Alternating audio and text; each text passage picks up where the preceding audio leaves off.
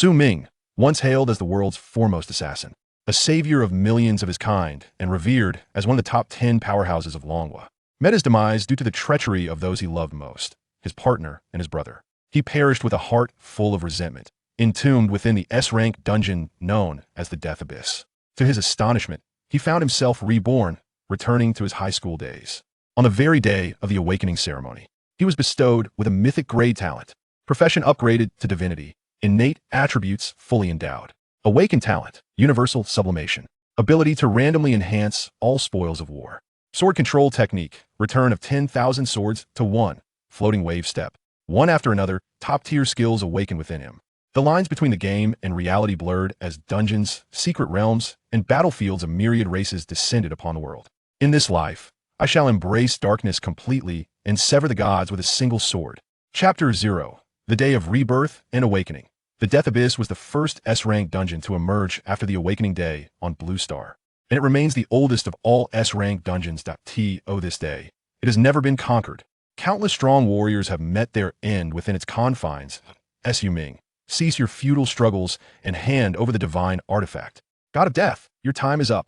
Su Ming, surrender. You are a hero of a human race, and I shall grant you a swift end. Reveal the location of the artifact you have hidden, and perhaps we will allow you to keep your corpse intact. Clad in a tattered black robe, hair disheveled, Su Ming stood at the precipice of the Death Abyss. Behind him loomed a pitch-black cliff, shrouded in swirling darkness, unfathomably deep, capable of engulfing the entirety of humanity. If one listened closely, one could hear ghostly wails emanating from within. Su Ming was drenched in blood, his body marred with wounds, resembling a dying beast, exuding an overwhelming aura. His eyes bore into the crowd with unwavering intensity. For a moment, none dared to take a step forward. One step back would plunge him into the Death Abyss, into the most terrifying S-rank dungeon known throughout history. The divine artifact would be buried alongside him.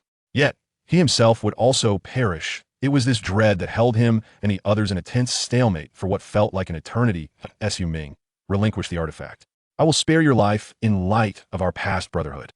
Zhang Tang stepped forward, one of Longwa's current top 10 powerhouses and a former friend of Su Ming. And instead, I shall merely strip you of all your powers. A sinister smile graced his lips, his gaze filled with mockery. Su Ming's expression turned frigid, teeth clenched, his heart ablaze with fury. Simultaneously, an overwhelming sense of betrayal coursed through him. From the age of 18, he had considered Zhang Tang a brother. They had fought side by side for many years. In every battle, he had stood forth, sharing half of all resources acquired. One could say that without Su Ming, there would be no Zhang Tang today. Yet now, Zhang Tang had orchestrated a betrayal, plotting against Su Ming for the sake of seizing the supreme divine artifact, the Reverse Path Divine Ring. This was the treasure Su Ming had risked his life to uncover within the Death Abyss, even slaying the strongest divine beast that had never before been defeated, resulting in this coveted prize. It was said to possess the power to reverse rules and even reshape one's physical form. Little did Su Ming know that upon obtaining the artifact and stepping out of the Death Abyss, he would fall into Zhang Tang's ambush, grievously wounded. Zhang Tang led the most formidable experts of the Zhang clan, launching a devastating assault that left Su Ming incapacitated. Several hero-level powerhouses were among them. Even with the agility of the world's premier assassin, he found himself unable to escape. Su Ming could feel the life force within him rapidly draining away. Before I die, I have but one question. Su Ming's eyes were sharp as he surveyed the surroundings, his voice trembling. Who leaked the information? He had confided in no one about this matter, save for his girlfriend. How did Zhang Tang come to know? At that moment, a figure in white stepped forth from the crowd. It was I, clad in a flowing robe. Her demeanor was striking as she spoke calmly. Upon seeing her, Su Ming's gaze jolted, waves of tumult surging within him. Ren Xiaoman, he gasped, nearly losing his voice. His beloved, who had stood by his side for over a decade. For all these years, Su Ming had bestowed upon her unconditional trust, devoting himself to her like a lovesick fool.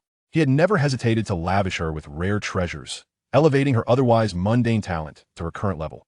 Yet, the one who betrayed him was indeed her. In the moments of their standoff, Su Ming had considered this possibility, but had dismissed it. How could it be her, of all people? In that instant, despair washed over him, his heart teetering on the brink of shattering. In a fit of rage and hatred, flames ignited in his eyes. Ultimately, he threw back his head and let out a mournful laugh. Ha ha ha! Reflecting on it now, he felt that all his years of devotion had been nothing but a farce, akin to a jester's folly. Su Ming, you still have time to turn back.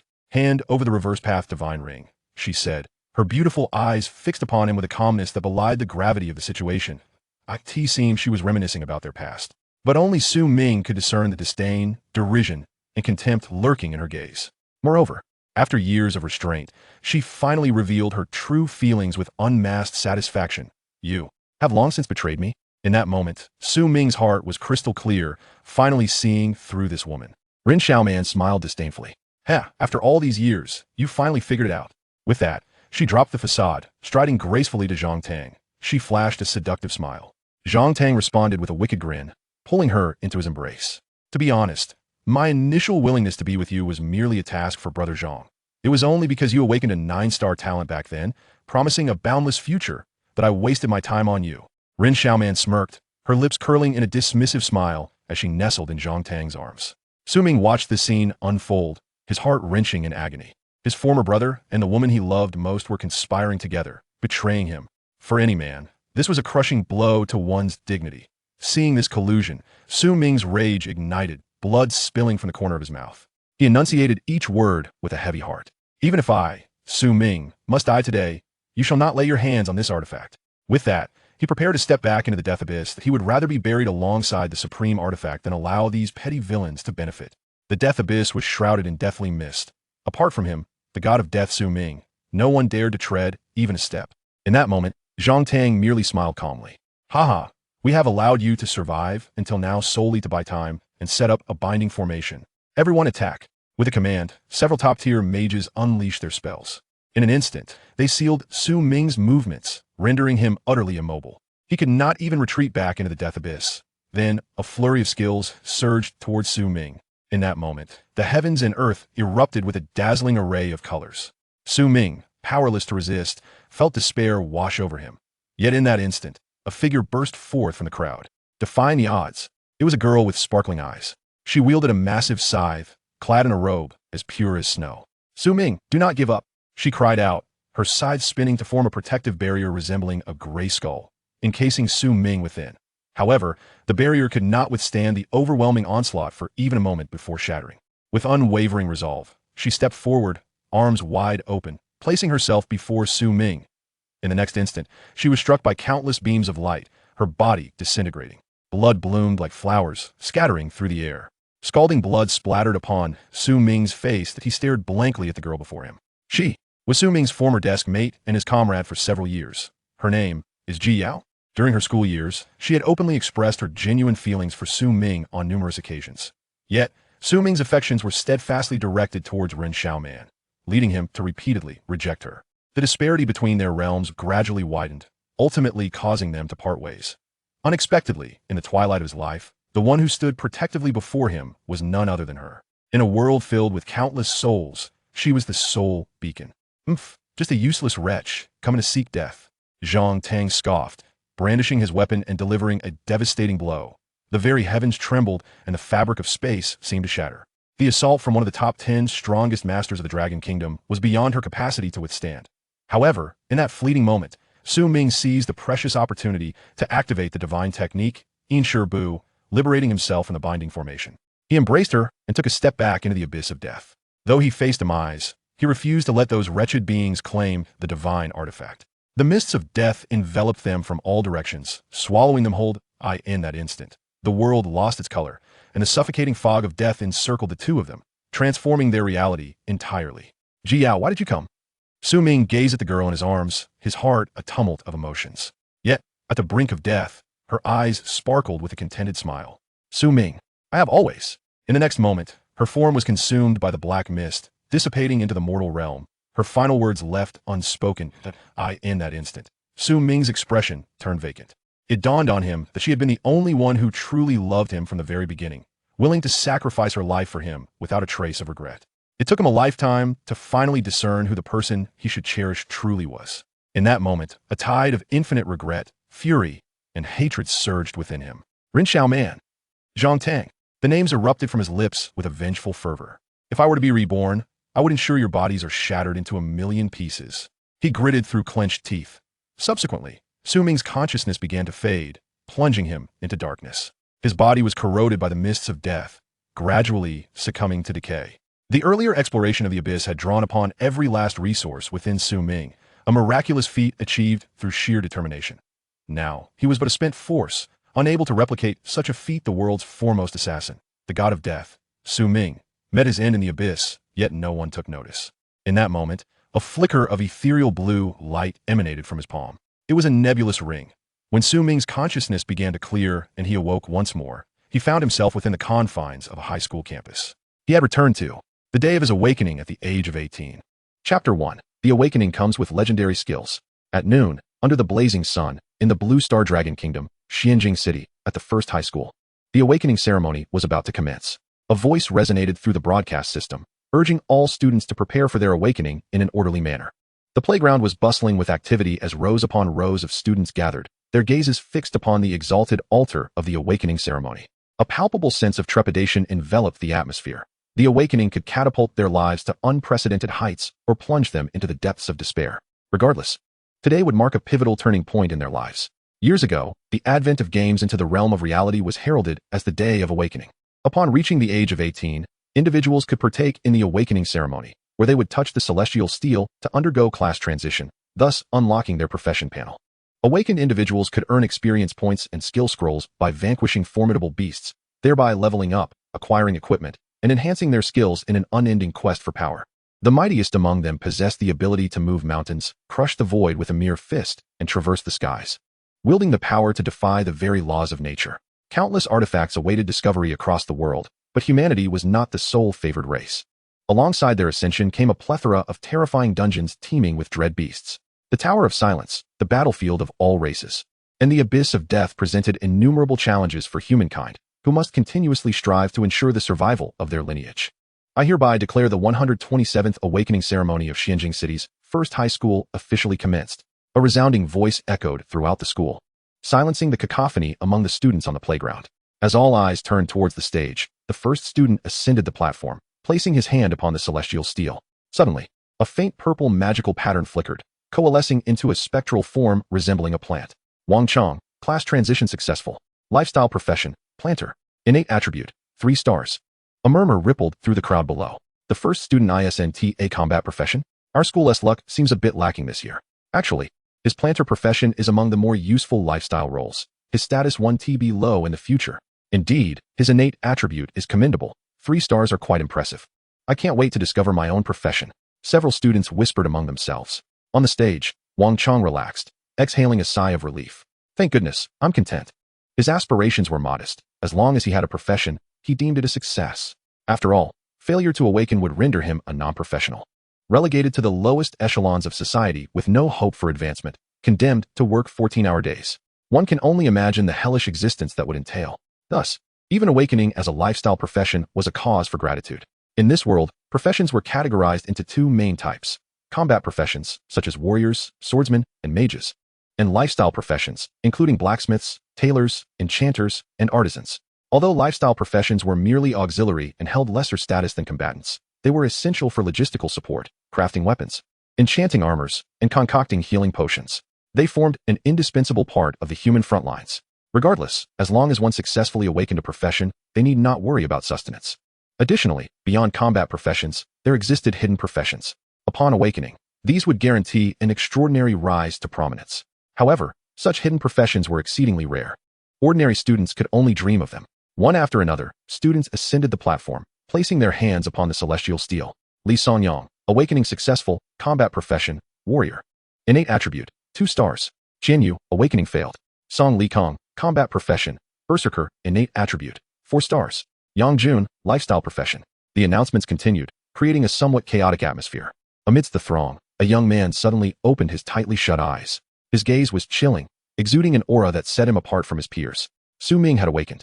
His eyes trembled as he scanned his surroundings in bewilderment. What is happening? Wasn't I doomed in the abyss of death? He realized that the environment here was distinctly different from the confines of the dungeon, yet oddly familiar. Wait, this is Xianjing City's first high school, my former school? He was utterly astounded. Is today the day of awakening? A torrent of memories surged forth, vivid and clear. The shock within Ming was beyond articulation. Had he truly been reborn? He raised his right hand and noticed a pitch-black ring adorning his index finger. It felt icy to the touch, inscribed with ancient divine patterns. Now faded. The reverse path divine ring? I somehow possessed this artifact and returned to my high school days? Ming's heart raced. Could it be that the reverse path divine ring truly had the power to reconstruct the body and reverse the flow of time? He bit down on his tongue. The sharp pain followed by the taste of blood confirmed his reality. This was not a fleeting illusion, nor a mere figment of imagination. Ming, have returned. He took a deep breath, suppressing the myriad thoughts swirling within, regaining his composure. To others, his inner turmoil was imperceptible. Since I have been granted a second chance, I shall rewrite all my regrets. Ming's gaze hardened, a steely resolve forming within. After the day of awakening, the first act he would undertake was to eliminate Zhang Tang and Ren Xiaoman, the treacherous duo, to avenge himself. In his past life, they had betrayed him, leading to his demise in the abyss of death. With this thought, his eyes turned icy as he glanced towards the adjacent Class S lineup. Ming's gaze, akin to that of a hawk, zeroed in on two figures amidst the crowd. Ren Xiaoman, his former infatuation, whom he had pursued relentlessly in school, had always met him with cold indifference. But in this life, Ming would no longer play the role of a desperate suitor. His feelings for her would now be solely driven by a desire for vengeance. Hostess murderous intent has reached a critical threshold. System binding in progress. The most powerful class transition, God-slaying system, binding successful. Initial lottery draw awarded. Would you like to use it immediately? His expression shifted slightly in surprise. If rebirth can occur, what is a mere system? His resolve was as steadfast as a mountain. After a brief moment of astonishment, he returned to normalcy. Use it immediately, he thought. In the next instant, a wheel of fortune materialized in Ming's mind, vividly displayed before him. Countless tiny squares adorned its surface, teeming with an array of treasures. A golden pointer, inscribed with divine runes, hovered among them. Skill transition books, skill experience points, artifacts, and equipment were all present, a dazzling spectacle. Bronze, silver, gold, platinum, diamond. Epic, ancient, legendary, mythical. Various qualities were represented. Ming even spotted the Godslayer class transition book, a legendary quality item. The Godslayer was the pinnacle of assassin special transitions, possessing a uniqueness unparalleled in the world. This meant that once he transitioned into a Godslayer, he would be the only one of his kind in existence. Typically, one would need to undergo numerous transitions to attain the Godslayer status. However, should he draw this transition book, Ming could bypass all intermediate stages, directly ascending from a non-awakened state to the Godslayer class. It was a meteoric rise. With a thought, Ming commanded the draw. Buzz. The wheel spun rapidly. He felt a surge of anticipation as he watched the pointer glide past countless extraordinary treasures. Finally, ding. Draw successful. The pointer landed on a golden segment. Congratulations, host. You have obtained the mythical talent, universal ascendancy. The sublimation of all things. Myth, you possess the ability to elevate the quality of any loot obtained from copies, such as skill equipment scrolls and the like. Any item may only be sublimated or indirectly sublimated once. Ming's expression was one of astonishment. This mythical talent could indeed elevate items at will. The potential for item upgrades seemed limitless. In other words, if fortune favored him, he could even transform a silver item into a mythical one in a single leap. How terrifying. Ming felt an overwhelming shock within. With each breakthrough of a significant realm, he could partake in a lottery. The system's voice was exceptionally melodious. He forced himself to maintain composure as he gazed ahead. There stood Zhang Tang and Ren Xiaoman. This pair of shameless lovers, engaged in whispered conversation within the front row of the class. As he scrutinized their silhouettes, Ming's brow furrowed. Indeed, reflecting on his past life, all pivotal changes began today. His successful awakening to the assassin profession, coupled with an innate 9-star attribute. The prospects were boundless. Thus, after tonight, Ren Xiaoman, the goddess of his past, would undergo a complete transformation in her attitude towards him. Such a sudden shift was orchestrated by Zhang Tang's machinations, as they had long been eyeing his future talent, forging an alliance solely for personal gain. As the saying goes, those in the game are confused, while bystanders see clearly. Today, as an observer, Ming finally realized how transparent everything was. How foolish he had been in his previous life, unable to see through it all. He closed his eyes and exhaled a deep breath of stagnant air. This shameless couple would meet their doom tonight, he scoffed. In that instant, a data panel naturally materialized in his mind. Ming. Profession, unawakened state.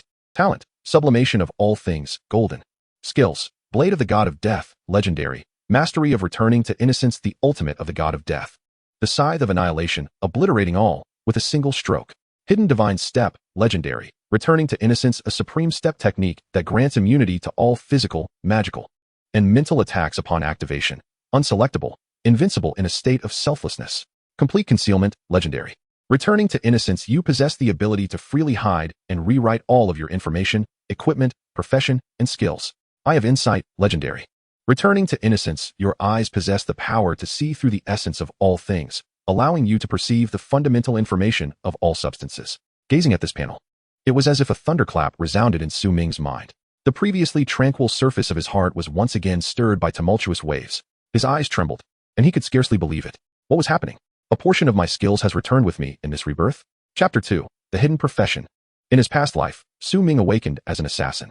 Through relentless effort and multiple transformations, he eventually ascended to the formidable 8-transformation God of Death. The Blade of the God of Death was the most terrifying skill he wielded. It was through this skill that he had slain the strongest aberration within an S-level dungeon, obtaining the Reversal Divine Ring. The Hidden Divine Step was also a unique skill of the God of Death profession. Once activated, it felt as though he vanished from the rules of this world, a skill that combined invisibility and unselectable movement. When executed, no material could harm him. There was no place in the world he could not reach. It was precisely through the activation of the Hidden Divine Step that he managed to survive the Abyssal Tomb. The Eye of Insight was no mundane skill. It was something Su Ming had obtained from an exceptionally high-level dungeon, possessing a uniqueness unparalleled in the world. However, these 4 skills all had substantial costs. In his past life, Su Ming endured bloody battles and ambushes, leaving him devoid of any stamina. Thus, he was unable to activate any skills, ultimately dying with resentment. What a joy it is not only to be reborn, but to retain these 4 skills. Yet, one must not be complacent. Although a portion of the skills remained, their levels were not preserved. Currently, this body of mine is too low in level and feeble. Su Ming muttered to himself. If I were to forcibly unleash the complete version of the Blade of the God of Death, I might perish from exhaustion before my enemy even fell. I had hundreds of skills in my past life, yet I have retained only these 4 most powerful ones. But I am content. This is sufficient. At that moment, a girl's voice called out from behind him. Hey, Su Ming, what profession do you think you will awaken to? The girl's voice was melodious and clear. Su Ming turned around, momentarily taken aback. A slender girl in white with a delicate visage stood behind him. Her voice was so endearing. She smiled softly, tilting her head slightly as she inquired. Just as he remembered, her eyes sparkled with light. It was none other than his deskmate, Ji Yao. Hey, I'm talking to you. Ji Yao reached out her delicate hand, playfully tapping Su Ming's shoulder as she leaned closer. A faint fragrance wafting towards him. Su Ming's gaze softened. In that moment, all his animosity was temporarily buried. My profession. Su Ming spoke slowly, looking at her. A multitude of thoughts swirled in his mind, with many words yearning to be expressed. Noticing the fervent gaze in Su Ming's eyes, Ji Yao's face flushed slightly. Why are you staring at me like that? She asked, a hint of shyness in her tone. She was boisterous by nature, yet being gazed at so intently made her feel bashful. She had long harbored feelings for Su Ming, having hinted at them multiple times at school. However, Su Ming remained oblivious. A pure, straightforward man. She understood that Su Ming only had eyes for the school beauty, Ren Xiaoman. Thus, over time, she had given up. Humph. You dense blockhead. Have you only just realized how beautiful I am? Let me tell you, it's too late, she said, hands on her hips, teasingly. In the sunlight, her face seemed to glow. Little did she expect that in the next moment, Su Ming would make an audacious move. He stepped forward and embraced her tightly. Ji Yao was instantly stunned, frozen in place. The surrounding classmates were equally astonished. Wow, Ming bro, impressive, exclaimed a chubby boy. He was Wang Chong, the first awakened professional in their class, an enchanter. Wait, did I just see correctly? Su Ming just snagged our class beauty. Whoa, Su Ming, take it easy. Don't let the teacher see. The classmates all began to cheer. A faint smile graced Su Ming's face. After gently releasing her, Ji Yao's delicate form quivered slightly, her eyes shimmering with a rosy hue, nearly losing her balance. What was that for? Ji Yao said, a mixture of embarrassment and annoyance in her voice. My awakening will be quite formidable, Su Ming replied with a calm smile, merely stating. After saying this, he turned away. He had 1,000 words to say, but ultimately, he chose to restrain them. The matter of his rebirth was something he would keep to himself. This girl had perished alongside him in the Abyssal Tomb to protect him. When the entire world had abandoned him, she alone had stood by his side. Having lived a lifetime, he had finally come to understand human nature. She was the one truly worthy of his protection. This time, he vowed to safeguard her. Ji Yao's face was flushed. Her head bowed slightly as she stole glances at Su Ming's back, momentarily dazed. Within Su Ming's eyes lay an unwavering determination as he gazed upon the awakening platform. Next, Zhang Tang. Hidden combat profession, Warhammer warrior. Innate attribute level, 8 stars. The awakening teacher's voice elicited a wave of gasps from the audience.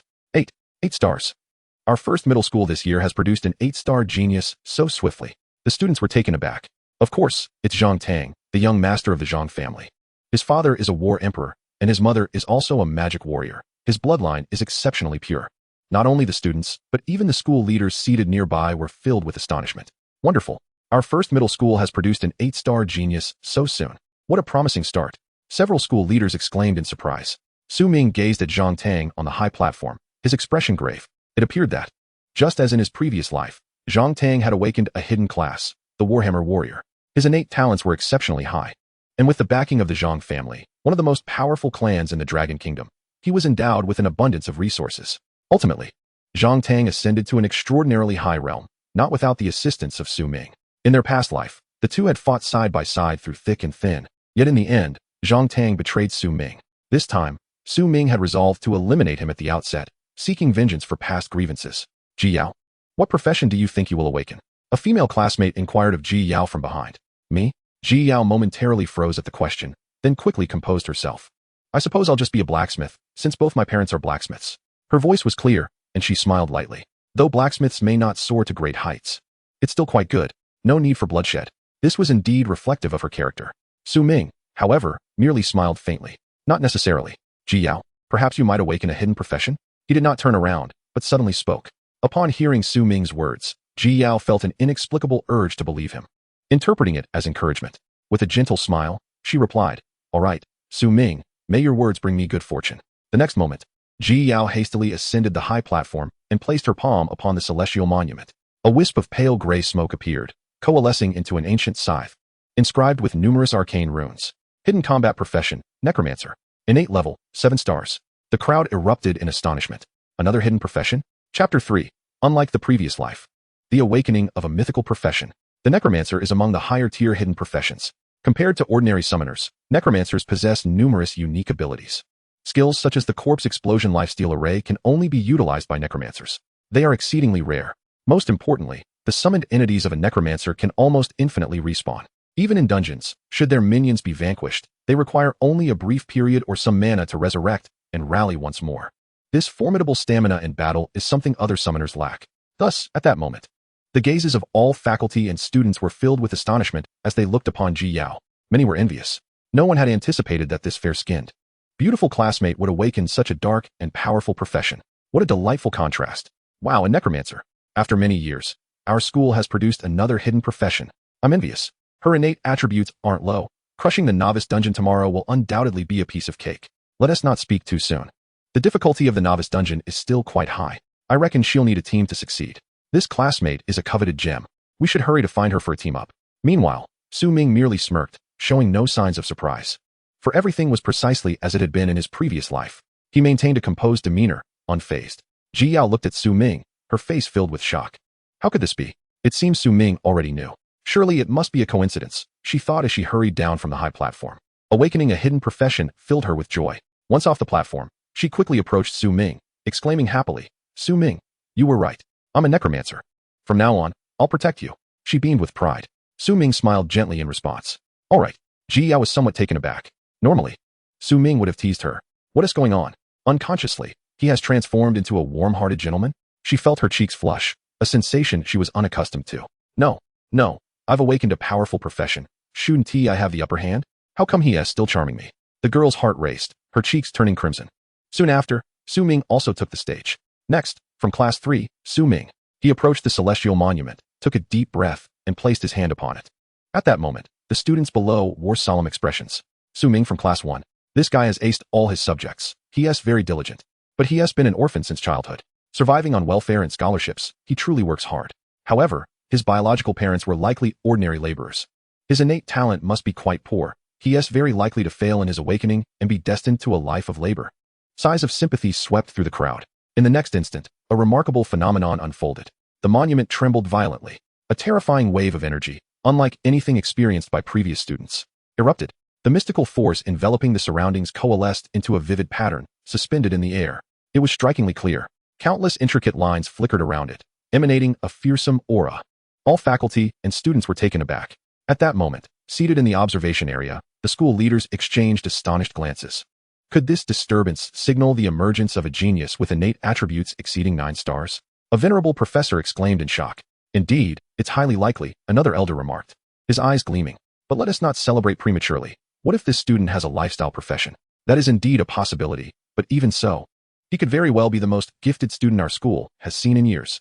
This year's qualification for the Tower of Heaven competition is secured. An excited director proclaimed. The higher-ups were thrilled. On the high platform, Su Ming's heart brimmed with astonishment. His expression was icy as he fixated on the celestial monument. What is happening? Wasn't he my initial class supposed to be an assassin? He wondered in disbelief. The current phenomenon was beyond the capabilities of a mere assassin profession.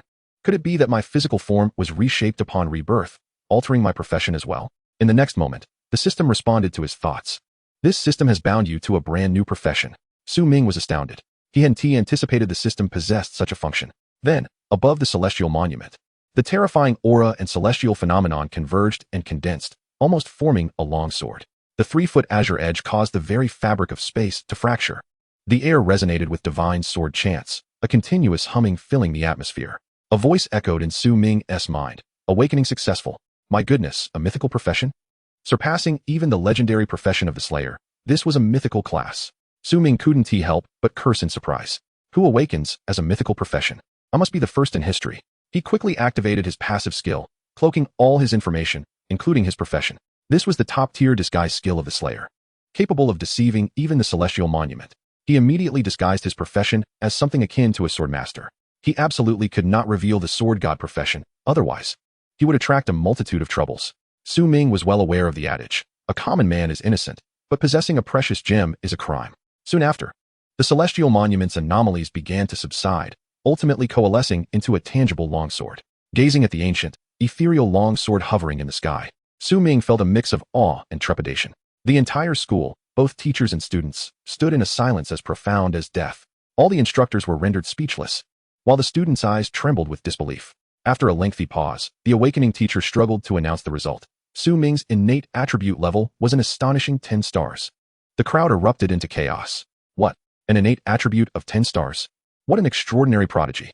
I thought Zhang Tang's 8-star Mage Hammer Warrior was already terrifying. Yet here comes a 10-star powerhouse. The students were all taken aback. Soon after, the teacher proceeded to reveal Ming's occupation. A hidden class, Swordmaster. At that moment, the hall fell into a brief silence.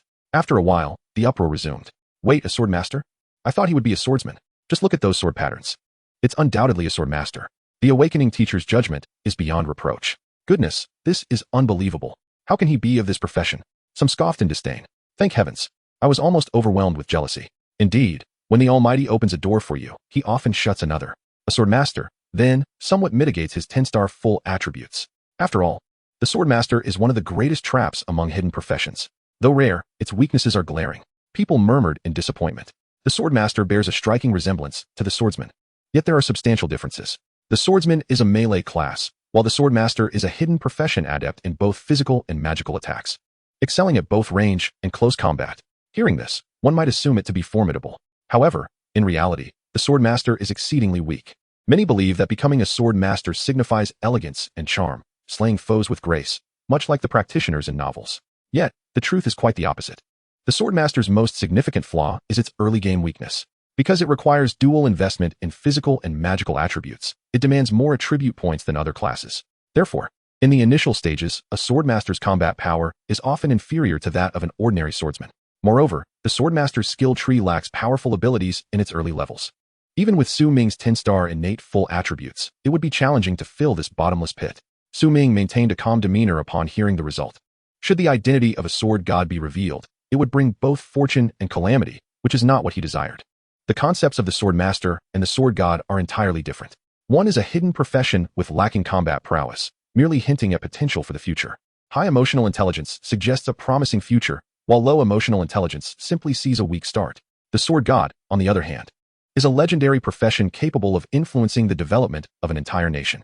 The sword god is the only one of its kind in the world, with no second to exist aside from Ming himself. If the sword god profession were to be exposed, it would not only attract national protection, but also the threat of assassination from rival factions. That would be a sleepless nightmare. Disguising himself as a sword master was his calculated choice after weighing the pros and cons. Chapter 4, Mythical Talent, Origin Sword Body. 10-star talent, yet the result is a sword master. How immense must this psychological gap be? Someone shook their head and remarked, you shouldn't speak too soon. The sword master can still be formidable in the later stages, especially with Ming's talent. I believe he will grow. Dream on. Whether a sword master can even clear the novice dungeon is questionable. Indeed, the sword master is far too weak. You all should cease your flattery. Even with 10-star talent, it doesn't hold much weight. The students were in disarray, endlessly debating amongst themselves. Meanwhile, from a distance at the leadership seats, the atmosphere was entirely different. My goodness, a hidden profession coupled with innate 10-star attributes. All the department heads spoke with trembling voices. An elderly professor slammed his hand on the table. When was the last time our school produced a student with a 10-star full attribute combat class? Another teacher interjected. Not just from our school. In the entire Xinjiang city, one like this has not been seen in years. The teachers were filled with awe. The other students were too naive, focusing solely on the present, unaware of what 10-star innate attributes truly signify. Even as a sword master, he can still achieve greatness. Yes. Although the sword master is indeed weak in the early stages, it can become quite powerful as time progresses. The principal, Wang Tingshan, wore a grave expression. The sword master is a dual attribute profession. This child will require a substantial amount of resources to achieve optimal growth.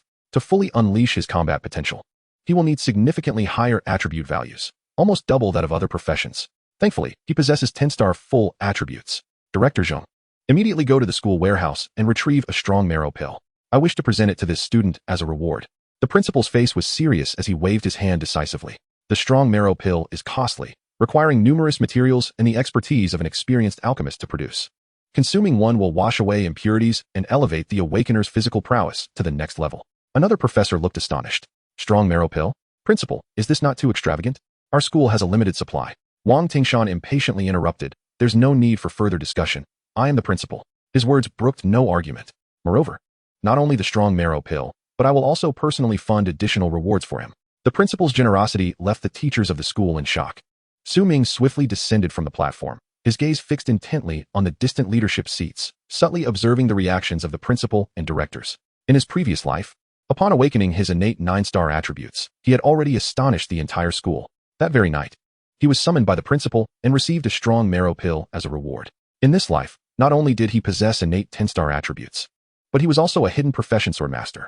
He wondered what gifts the principal would bestow upon him this time. A faint smile crept upon his lips, filled with anticipation. As he stepped off the stage, he caught sight of Zhang Tang and Ren Xiaoman from the adjacent class, staring at him in shock. Zhang Tang's eyes were particularly intense. His fists clenched, and his expression complex, a mixture of astonishment, hesitation, and envy. Being the young master of the Zhang family, he should have overshadowed the entire school with his talents, yet all the limelight was stolen by Ming. At that moment, his mood was exceedingly foul. Zhang Tang leaned slightly, whispering something into Ren Xiaoman's ear. Ah, young Master Zhang, are you sure you want to do this? Ren Xiaoman's face bore an expression of shock.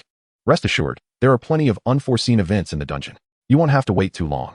Zhang Tang replied. In a few years, once we have extracted sufficient benefits from him, we can simply find an opportunity to eliminate him in the dungeon, and it will be done.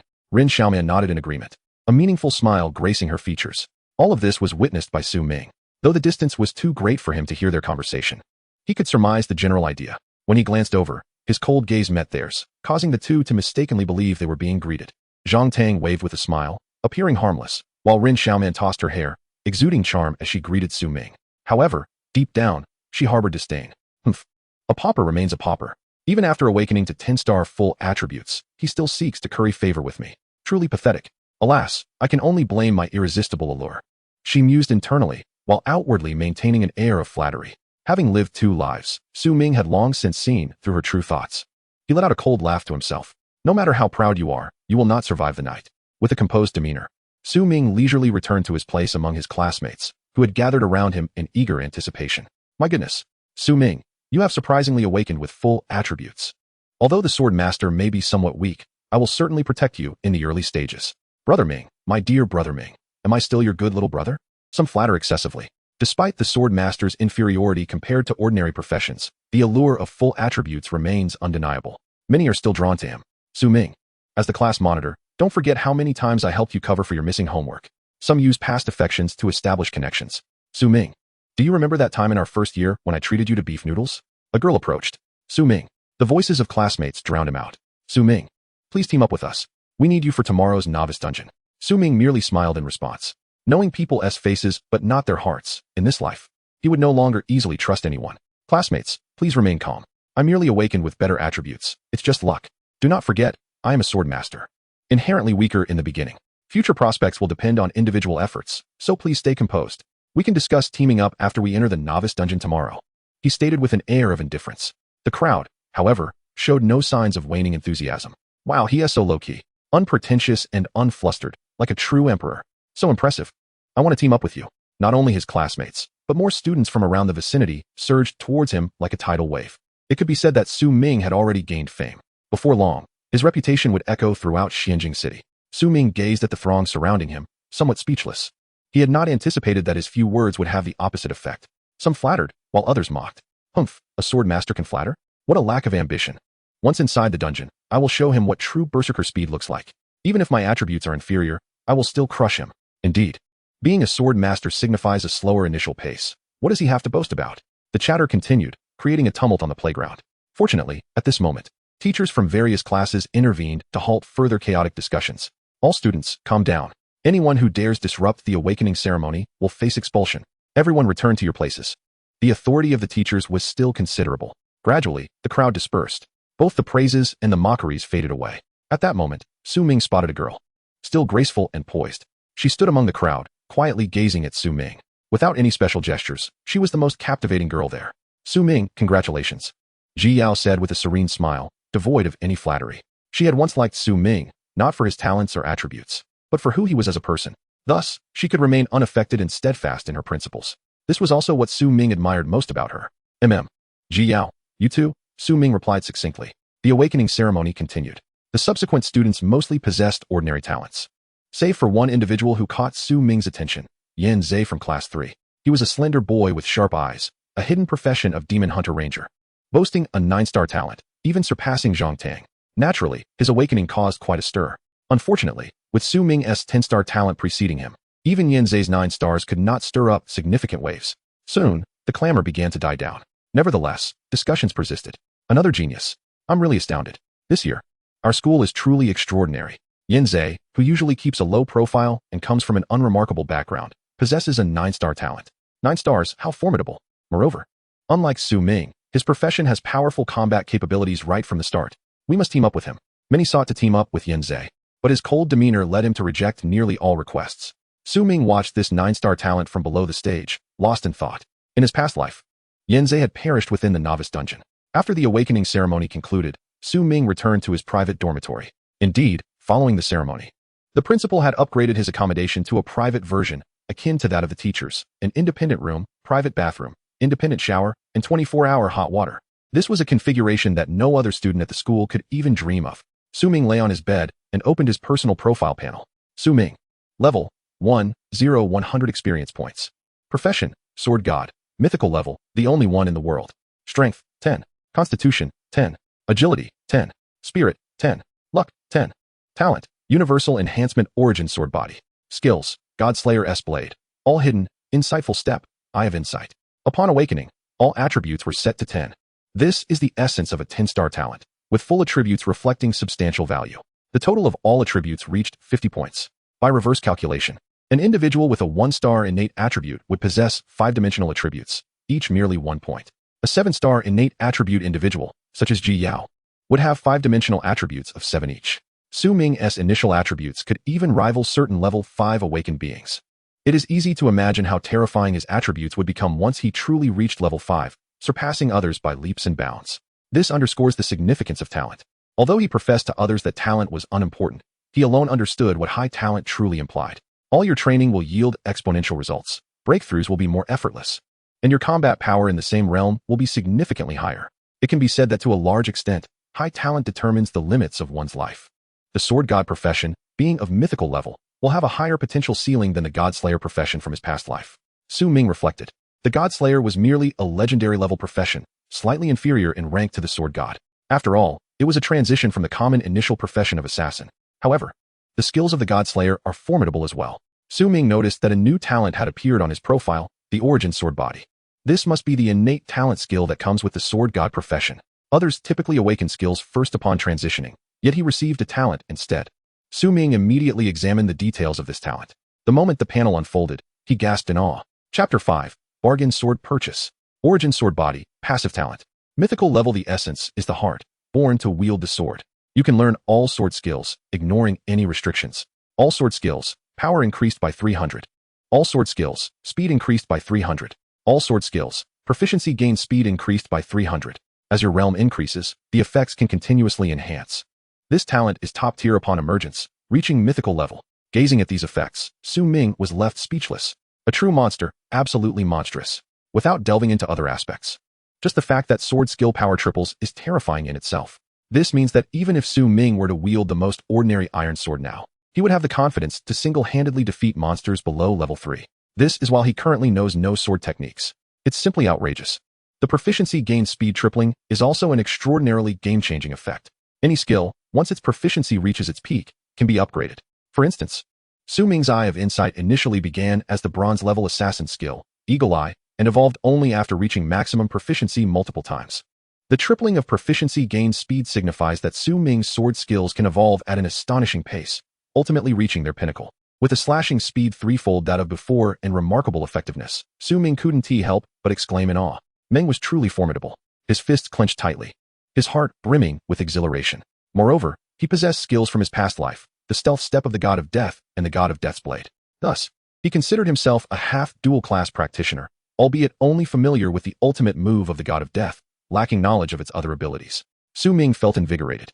If a situation arose where he found himself unable to best an enemy with a sword, he would simply draw his dagger. He stroked his chin, lost in contemplation, his gaze sparkling with determination. It seemed he could contemplate a challenge against the most formidable boss within the Novice Dungeon. The Novice Dungeon was the initial trial every 18-year-old new class changer must face. Early the following morning, the Novice Dungeon would manifest, or rather, it would draw in all those who had just awakened. There was no room for choice. Once one succeeded in changing classes, entry into the Novice Dungeon was inevitable after just one day. Newcomers could choose to team up or venture forth as lone wolves. The survival rate of a team would be significantly higher. It could be said that as long as one did not seek death, virtually no one would opt to go solo. The difficulty level of the Novice Dungeon was rated F, the lowest tier among the 7 difficulty levels: S, A, B, C, D, E, and F, with F being the easiest and S the hardest. However, an F rating did not imply simplicity. It was fraught with peril. Even first-turn practitioners at level 10 had perished within F-level dungeons, so no one dared to underestimate it. Although the Novice Dungeon was classified as F tier, its rewards were considerably more generous than those of standard F-level dungeons. Most importantly, this year's Novice Dungeon contained a hidden boss. This was information only Su Ming was privy to. The hidden boss was the most extraordinary creature within the dungeon, with an almost negligible chance of appearing. Its combat power was extraordinarily fierce, likely surpassing the current difficulty rating of the dungeon. Should it manifest and be vanquished, a reward far exceeding the norm would await. Each individual only had one opportunity in their lifetime to enter the Novice Dungeon. In his previous life, Su Ming had played it safe, only defeating ordinary bosses and completing the settlement, and even then, he had done so in a team. After all, at that time, he had just awakened and lacked many skills, so he certainly didn't dare to act recklessly. In his past life, he had chosen to avoid the hidden boss due to its inherent danger. But this time around, he was determined to give it a try. At this nascent stage, he needed to acquire every resource possible. For that, he was willing to take on some risk. Once the dungeon descended tomorrow, he would venture alone into that perilous area to hunt down the hidden boss. He had made up his mind. He was prepared not to team up, for he estimated that apart from himself, no one else would dare to enter such a treacherous zone. He had no concerns regarding Ji Yao.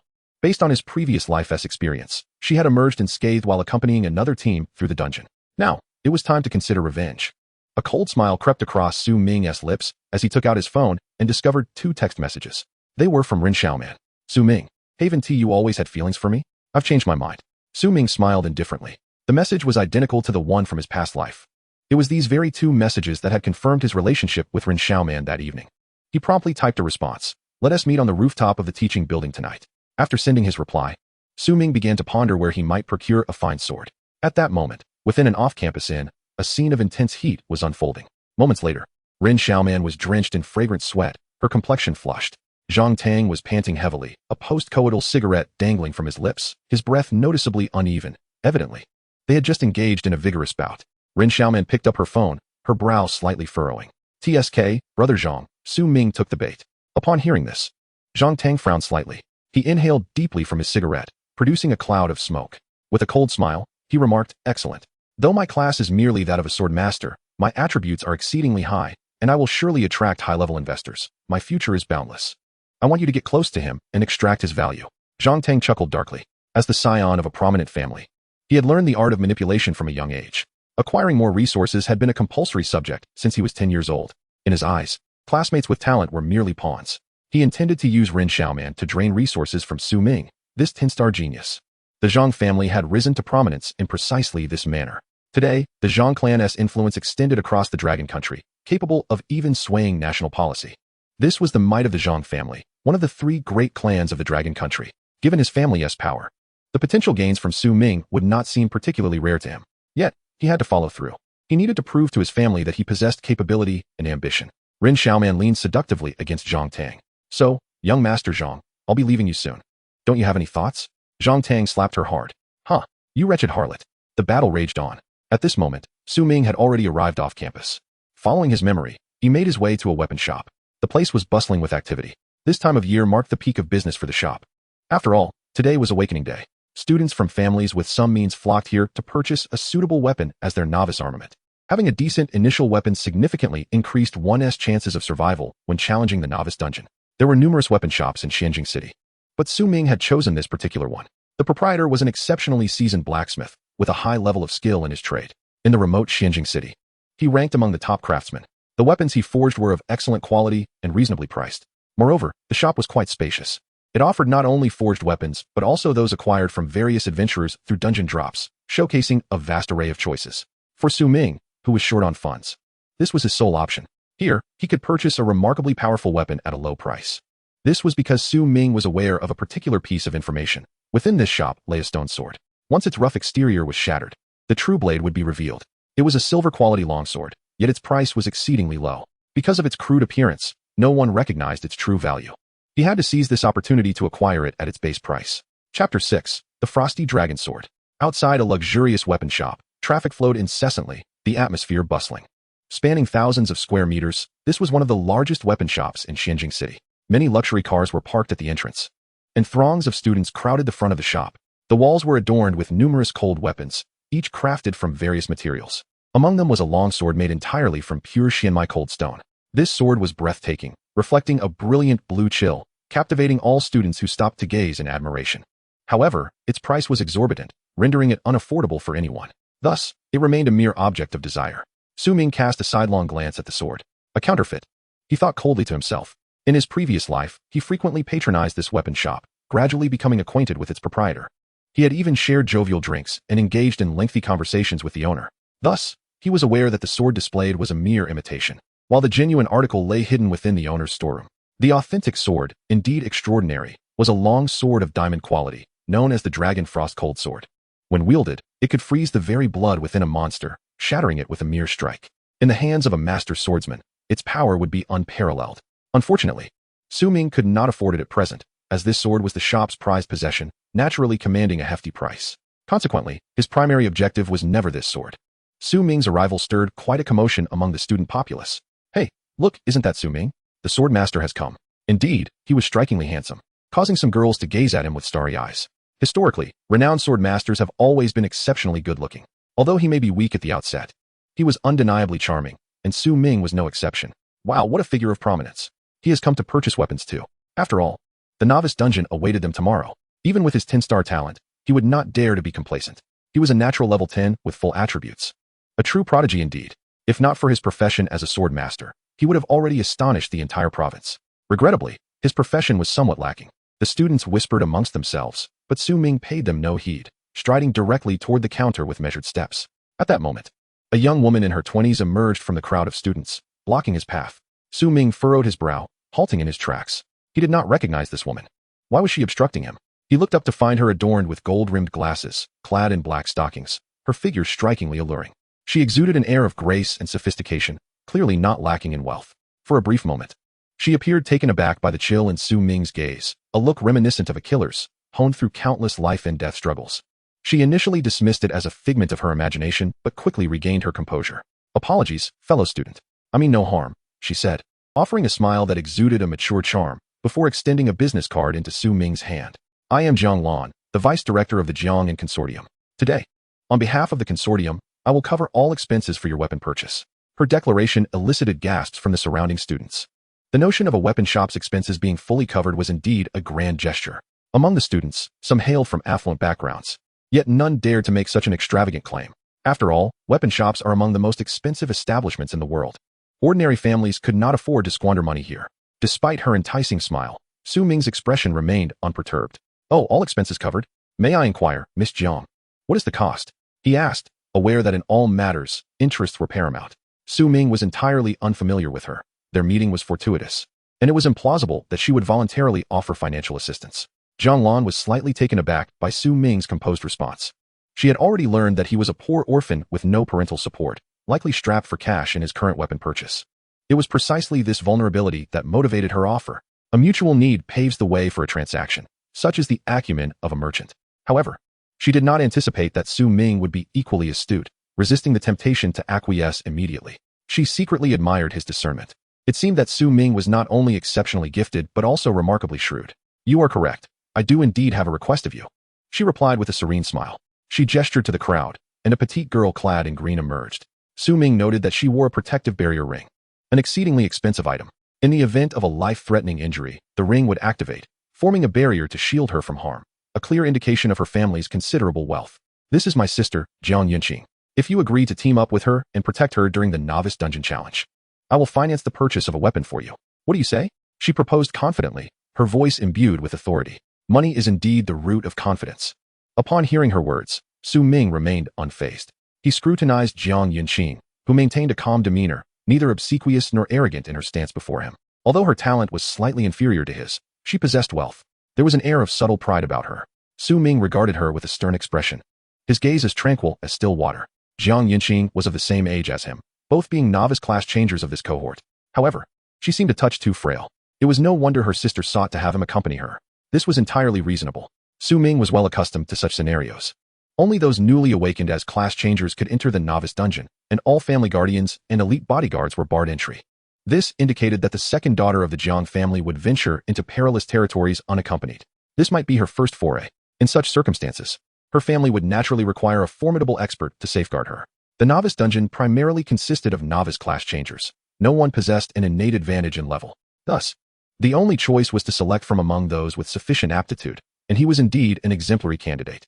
First, his innate talent surpassed that of the average individual. Second, his poverty made him susceptible to persuasion. Su Ming quickly deduced the rationale behind it all. Although his profession as a sword master rendered his skills somewhat lacking compared to others, his attributes were formidable. Moreover, among the novice talents in Xianjing City, he was the most easily swayed.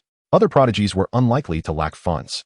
Rubbing his chin, he regarded Jiang Lan with an innocuous expression, smiling as he said, "Very well. I shall purchase the Dragon Frost Cold Sword." Chapter 7. Silver-ranked weapon, sword in the stone.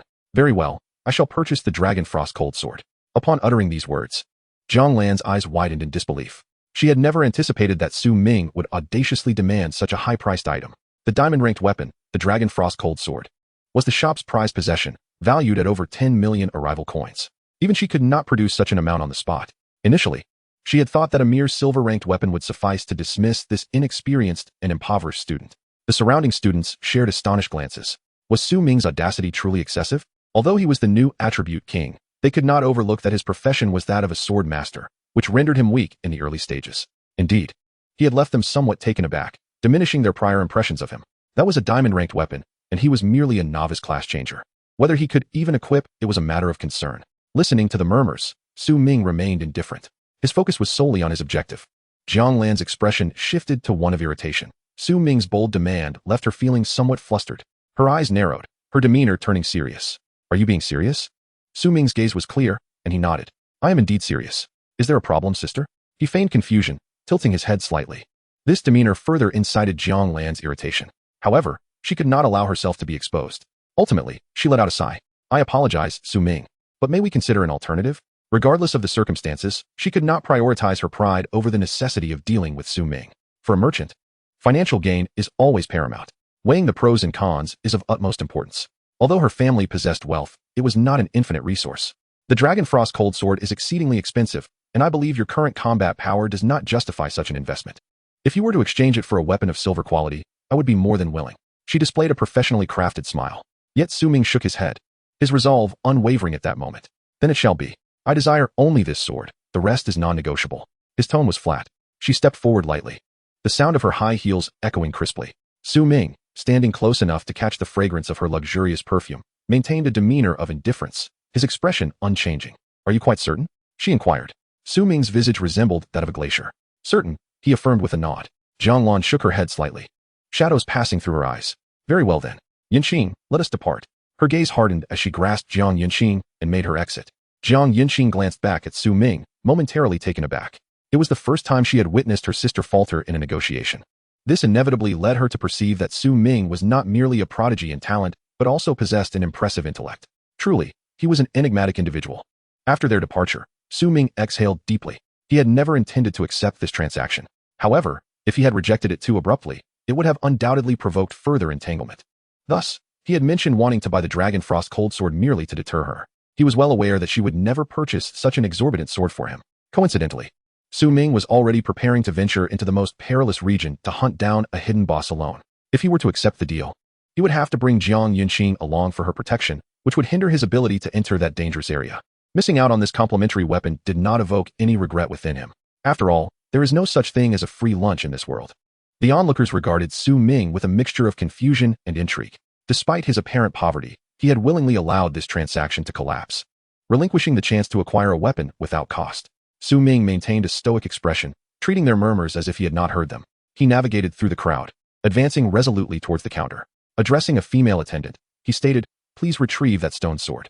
His demeanor was unruffled, yet his words were astonishing. The female attendant's gaze sharpened as she followed Su Ming's pointing finger to the high display.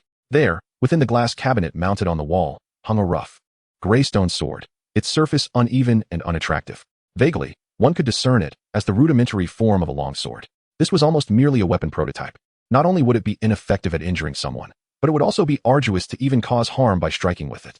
Would anyone truly purchase such a thing? The attendant was taken aback. "Are you certain you wish for this weapon?" she inquired, her lips parting. Aware of Su Ming's reputation as a 10-star sword master in Xianjing City, a prodigy from the prestigious high school, she certainly did not wish to sell him a worthless weapon that might lead to his demise in the novice dungeon. Thus, out of goodwill, she sought to confirm his choice. Su Ming remained resolute, nodding affirmatively. The attendant, left with no other option, proceeded to operate the screen in front of her. Soon, the glass cabinet opened automatically. With a delicate flick of her finger, the cabinet descended, presenting the stone sword before Su Ming. He grasped the stone sword, weighing it with a discerning hand. The heft was satisfactory. A fleeting glimmer of golden light sparkled in his eyes. In an instant, he activated his insight ability, scanning the stone sword's details. Weapon, stone prototype, silver. A reward dropped from a ferocious beast in an F-level dungeon, though it appeared to be an ordinary stone longsword. Shattering its rocky exterior would unlock its true form, revealing a sword of silver. Quality within this was indeed the sword. In his previous life, Su Ming had witnessed a fellow student acquire this very sword, only to inadvertently break the stone casing in the novice dungeon, unveiling its true appearance. Thus, he was privy to the sword's secret. "Very good, what is the price?" Su Ming inquired, clutching the stone sword with one hand. His strength attribute was a staggering 10 points, nearly 23 times that of other students. Thus, he felt no burden in wielding it. A transparent display panel appeared before the attendant. "According to our manager's policy, on the day of awakening each year, students can receive discounts based on their awakening level. Those with attributes exceeding 5 stars may purchase weapons at a price of 50. This stone sword, originally priced at 1,000 arrival coins, is now discounted to 500 arrival coins." Upon hearing this, Su Ming nodded slightly. He found the price agreeable and within his means. After all, other silver weapons typically cost around 10,000. Seizing this opportunity was fortuitous. Su Ming was acutely aware that if he were to shatter the stone seal, the sword's price would skyrocket by several multiples. His entire savings were less than 800. He was determined to acquire this sword. With a thought, his personal balance materialized before him. The entire blue star had long since been digitized, and transactions were conducted electronically. In the blink of an eye, his account balance was transferred. The transaction was complete. The sword immediately became Su Ming's possession. "Thank you for your purchase." The attendant bowed slightly, her expression a mix of forced politeness. Chapter 8. The Gamble of the Shattered Sword. With the stone sword in hand, Su Ming turned against the tide, making his way slowly towards the exit. All the surrounding students were utterly astonished at that moment. Was Su Ming truly out of his mind? Although this sword was inexpensive, could it really slay monsters? Alas, purchasing such a stone sword seemed tantamount to courting death. Surely, he did not believe that his innate attributes rendered him invincible? New transferees possessed only a single initial skill. What did high attributes matter in the grand scheme of things? Among the crowd, a bespectacled male student wore a grave expression. Such stone weapons often dropped in dungeons, and were typically useless, shattering with a mere tap. Yet, there existed an exceedingly slim chance that a sealed stone weapon could emerge, which would hold significant value. Was he perhaps contemplating a gamble? He pondered thoughtfully. This student's words stirred a great commotion. However, rather than calming the onlookers, it only incited further ridicule. Some students hastily arrived at conclusions. My father is a blacksmith. I know all too well how low that probability is." Others quickly chimed in. "Indeed, I dare say that all the stone weapons in this shop, if shattered collectively, would yield not a single good item. Not to mention, At least 999 out of 1,000 would be worthless. One individual narrowed his eyes and spoke softly. To wager 500 arrival coins on such a minuscule probability. I can only conclude he is a fool. Listening to the murmurs around him, Ming gradually halted his steps. A smile crept onto his lips as he spoke. Is there anyone willing to make a wager? His voice resonated throughout the shop as he raised the stone sword high. If I shatter this sword and unearth a fine weapon, grant me 3,000 arrival coins. Otherwise, I shall pay you 5,000 arrival coins. Who dares to take me on? Ming surveyed his surroundings. His voice echoed throughout the entire establishment. Even the few female attendants deemed him mad. Stone weapons are a common type of settlement reward within the dungeon. However, stone weapons are primarily consumables, shattering upon the slightest impact. Admittedly, certain high-tier dungeons may yield stone-sealed weapons with a minuscule probability, perhaps 1 in 1,000 or even 10,000. Did Ming truly dare to wager on such a meager chance? Even their seasoned store manager, an adept blacksmith, failed to discern any remarkable quality in this stone weapon. Yet, Ming appeared utterly confident. Consequently, it was not just the students, but even the staff members who yearned to partake in the wager. After all, it felt as though Ming was simply handing out money. No one present held any faith in Ming's success. In an instant, numerous students rushed forth, eager to join the betting, regardless of their financial circumstances. Ultimately, a burly male student was the quickest to act. He dashed to Ming's side, a look of exhilaration gracing his features, as if he had stumbled upon a fortune. I wish to bet against you, he exclaimed with a broad grin. Very well. Ming replied nonchalantly. In that moment, he employed his insightful eye to peruse the student's information. Yongding. Level 1, 0, 100 experience points. Class, Shield Warrior, Combat Profession. Strength, 9. Constitution, 9. Agility, 5. Spirit, 5. Luck, 7. The total of his 5 attributes sums to 35 points. Divided by 5. This translates to a congenital attribute rating of 7 stars, indicative of considerable talent. Upon observing him, Ming's gaze grew solemn. Yongding was a familiar face. He was a wealthy second-generation student known for his tyrannical behavior within the school, often bullying those less fortunate. In his previous life, Ming had fallen victim to Yongding's deception in the novice dungeon. Recognizing him now, Ming's eyes narrowed slightly. Truly, fate had a peculiar way of intertwining adversaries. He felt no remorse in outsmarting him this time. Let us formalize the wager, Ming thought, summoning a panel before him that detailed the terms of the bet. Bet agreement. Within this stone-long sword, does it contain a stone-sealed weapon? If so, Ming wins. If not, Yongding wins. Ming's stake, 3,000 ascension coins. Yongding's stake, 5,000 ascension coins. Once both parties sign, there shall be no turning back. Should Ming win, he would only receive 3,000, yet if he lost, he would owe 5,000. Moreover, the likelihood of obtaining a stone-sealed weapon was exceedingly low. From every angle, this appeared an inequitable wager for Ming. The students observed in astonishment. Wow, he's so serious, he even brought a contract? They murmured. If he loses and cannot pay, the interest will skyrocket. With a contractual obligation in place, no one could claim foul. Yongding studied the terms, initially hesitant, but soon resolved. With such favorable odds, how could I not bet? Moreover, 3,000 ascension coins is a trifling sum given my family's wealth. This wager was also an opportunity to diminish Ming's arrogance. He was one of the top talents in the current cohort, alongside Ming, Yinze, and Zhang Tang, all possessing 7-star innate attributes. He should have been basking in the limelight, yet Ming had overshadowed him entirely. With Ming's emergence, not even 8-star Zhang Tang or 9-star Yinze could compete. This had long irked him, and today he seized the chance to assert his dominance over Ming. He promptly signed the contract. Ming regarded Yongding with an impassive expression. The bait had been taken. Yongding crossed his arms, glaring at Ming, a smirk creeping upon his lips. Little did he know the fate that awaited him.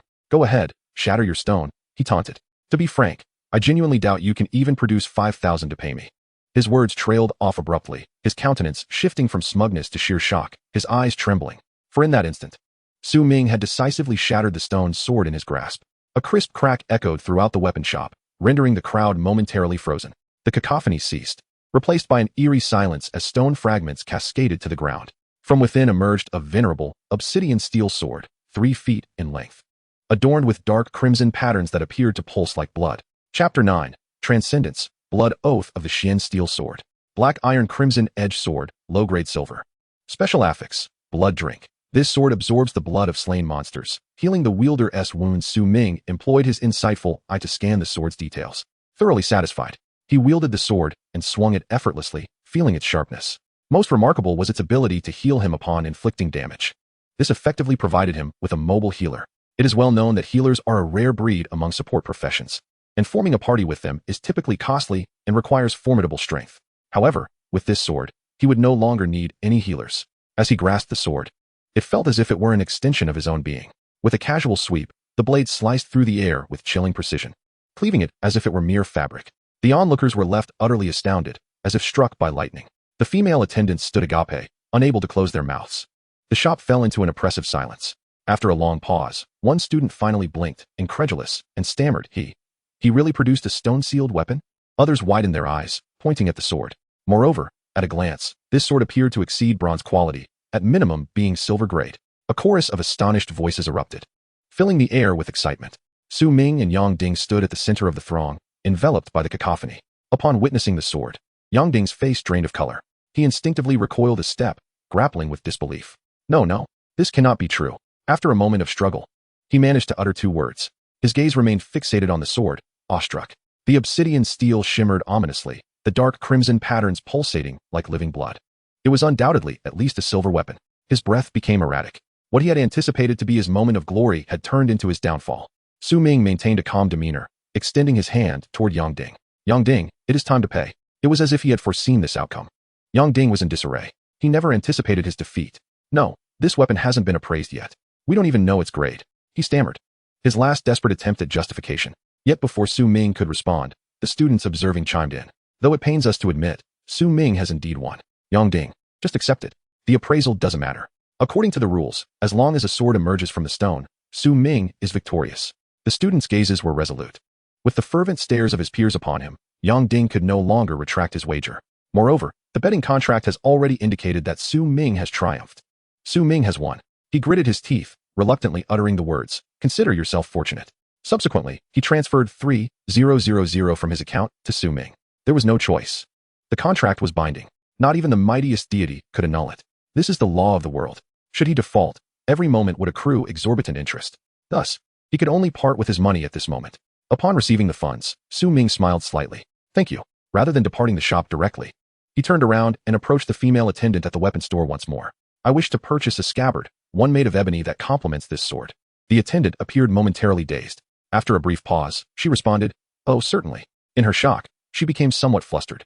She retrieved a precise instrument and began measuring the dimensions and weight of the black steel blood-drinking sword. A custom scabbard would be ready shortly. The cost for the bespoke scabbard was 1,000 descent coins. Initially, Su Ming could not afford it, but now he had the means. Witnessing this scene, the student crowd erupted in astonishment. Goodness, he received the money and immediately spent it on a scabbard. He.s. practically rubbing Yang Ding's face in the dirt. Isn't this the epitome of someone who takes advantage and then acts coy? How infuriating. The students clenched their fists, observing his demeanor. Could it be that he had known all along that there was a sword within that stone? Such a possibility did exist.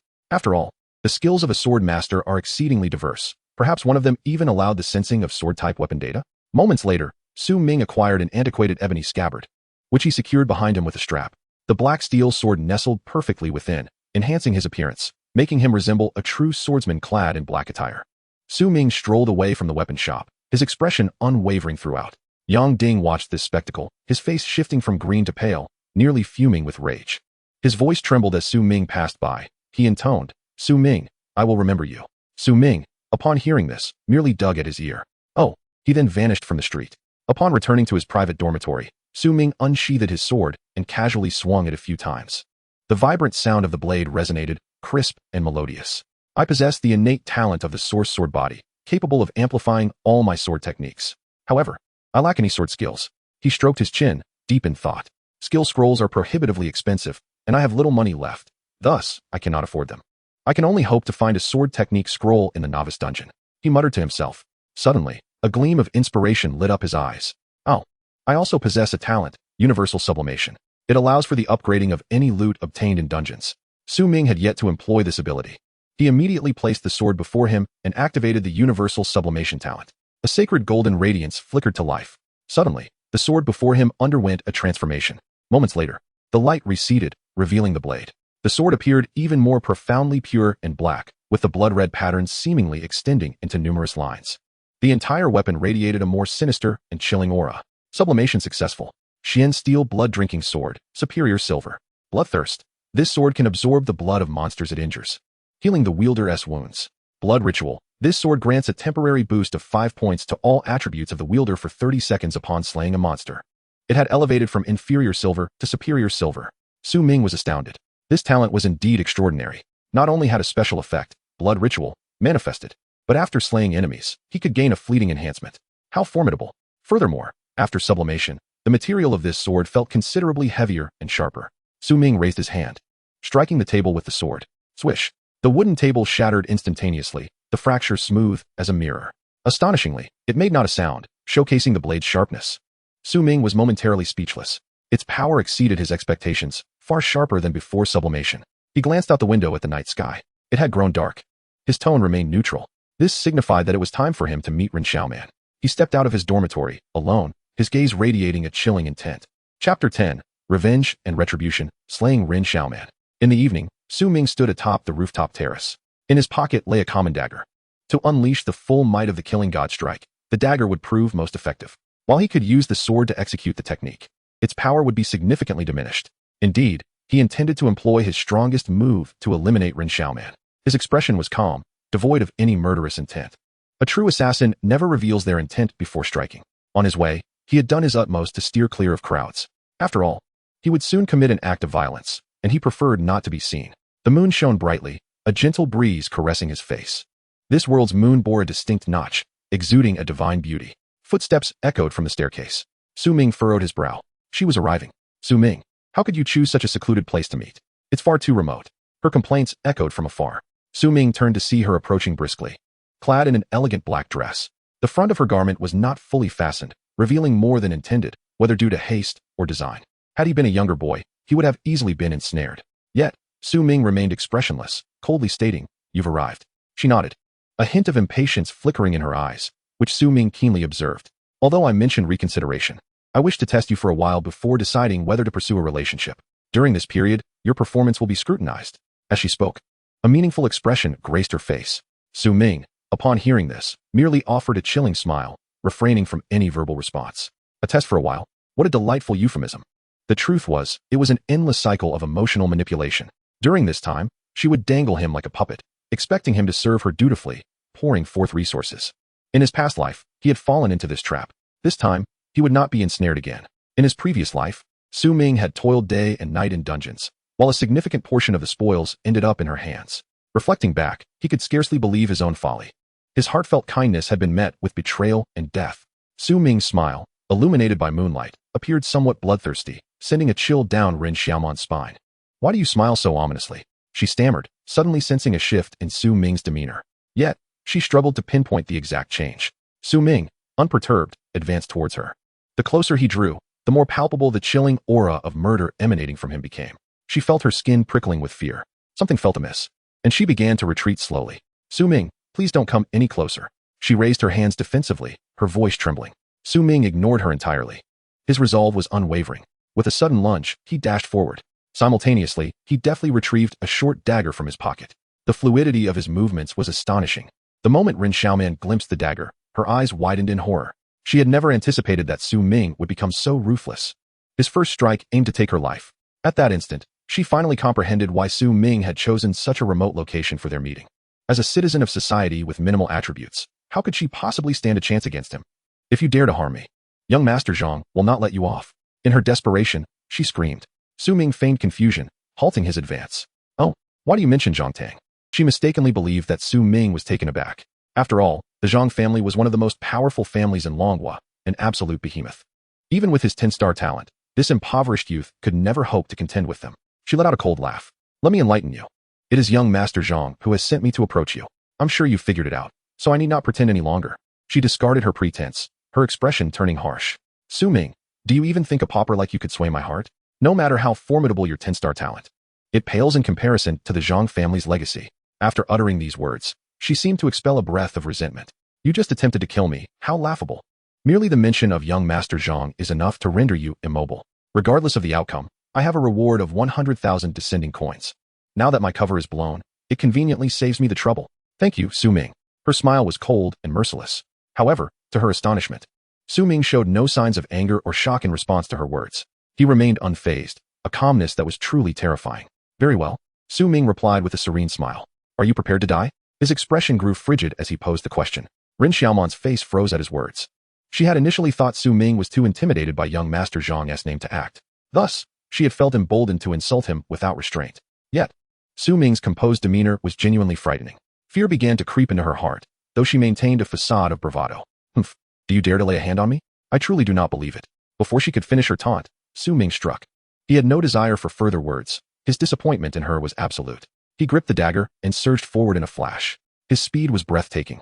The murderous intent in his gaze was chilling. In that moment, Ren Xiaoman finally panicked. She realized with chilling clarity that Su Ming was determined to eliminate her. "Wait, no, please," she screamed in terror. Su Ming's expression remained impassive as he pressed on. The blade of the killing god was unleashed. He transformed into a streak of crimson light. In an instant, a brilliant scarlet line slashed through the air, as if cleaving the night sky in two. The bloodstain etched by the blade lingered in the air, heavy and unyielding. An overwhelming aura of death surged forth, engulfing everything in its path like a torrential flood, consuming Ren Xiaoman entirely. In that moment, she felt as if she were immersed in a sea of blood and a mountain of corpses, surrounded by countless vengeful spirits wailing in agony. Su Ming appeared as a demonic deity, delivering a fatal blow. This strike, flawless in execution, severed her neck. Blood gushed forth. She stared blankly at Su Ming, shock etched across her face. The speed of this blow was astonishing. It was as if he had teleported. It completely surpassed her comprehension. She felt not only her body, but even her will being shattered by this strike. This was not a skill possessed by a mere level 1 novice. Her eyes brimmed with disbelief. All her earlier arrogance dissipated entirely. Her body slumped weakly. Blood poured from her neck like a fountain. Su Ming had cut her artery. Her death was instantaneous. For her, it was not a lengthy process, but long enough for her to savor her regret. Until her very last moment. Her eyes held an expression of profound shock, filled with resentment and unwillingness, tinged with hysteria. Su Ming flicked the dagger to rid it of the blood, then stowed it away in his personal space. Lowering his gaze upon her lifeless body, Su Ming's expression turned icy. He could not deny that this woman was indeed beautiful, as she was the school belle of the first high school. Her figure was alluring, her face radiant. Her skin as white as jade. Her attire was also tastefully elegant. It was no wonder that his former self had been utterly captivated by her. Alas, she was a beautiful shell, rotten within. A decayed heart rendered even the fairest visage meaningless. Vengeance had been fulfilled. Su Ming felt a surge of exhilaration within. However, simultaneously, he sensed a wave of weakness wash over him, his spirit wavering. This was the precursor to mental exhaustion. In this world, regardless of profession, the use of skills demanded mental energy. Whether it be a mage's fireball or a warrior's cleave, all skills required mental power to be unleashed. If mental energy was depleted, one would find themselves in such a vulnerable state, necessitating rest to recover. In extreme cases, even supplements might be required for complete restoration. The blade of the killing god had indeed drained an immense amount of energy. At his current level, he could not unleash its full potential. Su Ming's breath grew labored. After a considerable time, he managed to regain his composure. Now, if he were to wield the blade of the killing god again, he would instantly exhaust his physical strength, depleting his mental energy completely. This meant that this strike was his ultimate trump card. Should he unleash it, if his enemy did not perish, he would be left vulnerable. Although its power was not at its peak, it was still sufficient to dominate against lower-tier monsters and humans alike. Reflecting on the past, the true blade of the killing god could even shatter space, overcoming all forms of defense. It could slay even S-rank dungeon beasts. Now that was truly terrifying. However, Su Ming harbored no longing for his former life. In his previous existence, he had ascended to the 8th transition solely through his talent and effort, without relying on anyone. In this life, his future would undoubtedly reach greater heights. In the novice dungeon, even the boss should not withstand the might of his blade of the killing god. Su Ming gazed at the fading scar of the blade in the air, contemplating. Especially regarding the speed of his strike, it was unparalleled. This blow was so swift that virtually no one could evade it. One could say that Su Ming, at his current level, could point and kill anyone. What does point killing mean? It means that once he calls your name, you must die. A guaranteed kill. If Su Ming decides you must perish at dusk, you will not survive to dawn. The blade of the killing god possessed sufficient strength. This instilled in Su Ming the confidence to enter the dungeon tomorrow and challenge the hidden boss. He slowly crouched down and rummaged through Ren Xiaoman's pockets. Retrieving her phone, his first task was to delete all chat records between them, leaving no trace behind. Once he eradicated the evidence, Su Ming was about to destroy the phone when he suddenly stumbled upon Ren Xiaoman's conversation with Zhang Tang. Curiosity piqued, he opened the messages. June 7th, today. Ren Xiaoman, young Master Zhang, I plan to take down Su Ming tonight. Zhang Tang, excellent. Squeeze out all his value, and when he grows stronger in a few years, we'll find an opportunity to eliminate him in the dungeon. Regardless of whether this succeeds today, I will transfer 100,000 to your account. Ren Xiaoman, Zhang Ge, you are so extravagant, I absolutely adore it. This foolish boy still doesn't realize that I am merely interested in the advantages he offers. Unlike my unwavering devotion to you, Zhang Go. Zhang. Haha, you shameless creature. Once you're with him, don't forget to make time to communicate with me. Rin, of course. Zhang Go, your prowess in bed is unparalleled. That is precisely what I value in you. Their conversation was somewhat unseemly. Su Ming's wrist twitched. With a sharp crack, he crushed his phone. Zhang Tang, your days are numbered, he murmured. He then turned and left the rooftop. Chapter 11. The principal's gift. Su Ming's expression was grim as he hurried back to his dormitory. Tomorrow morning marked the arrival of the instance. He needed to seize the moment to rest. The campus was nearly deserted, offering a sense of desolation. Following the awakening day, many students had returned home, anticipating the imminent opening of the novice instance. Although the instance promised abundant opportunities and rewards, it also harbored the specter of death. The mortality rate for novice transmuters within the instance was alarmingly high. As such, many felt compelled to visit their parents, for it could very well be their last farewell. Su Ming found himself alone at the dormitory entrance when he suddenly spotted a box outside. It bore a letter with the principal's signature. Embracing the box, he entered his room and firmly shut the door behind him. This must be a gift from the principal, he mused as he opened it. Inside, he discovered two items, a sleek black wooden treasure chest containing a jade-colored elixir and a black garment. Strong marrow pill, mid-grade gold, a potion crafted from various materials that, when consumed, can cleanse the body and enhance physical attributes. Its value is considerable, and it can only benefit a person once. Current market price, 200,000 arrival coins. Serpent skin cloak, mid-grade silver. This black coat, fashioned by a master armorer, allows for silent movement. Made from mutated serpent skin, it boasts remarkable durability, capable of withstanding sharp attacks. Market price, 5,000 arrival coins. Su Ming's gaze sharpened. The principal indeed displayed generosity, bestowing upon him not only the strong marrow pill, but also a protective garment. Clearly, the principal aimed to safeguard this prodigy from premature demise within the instance. Instead of providing a weapon, he opted for defensive gear, prioritizing Su Ming's survivability. Regrettably, these items were crafted by living professionals, armorsmiths and alchemists, using various materials from Blue Star, and thus were not spoils from the instance.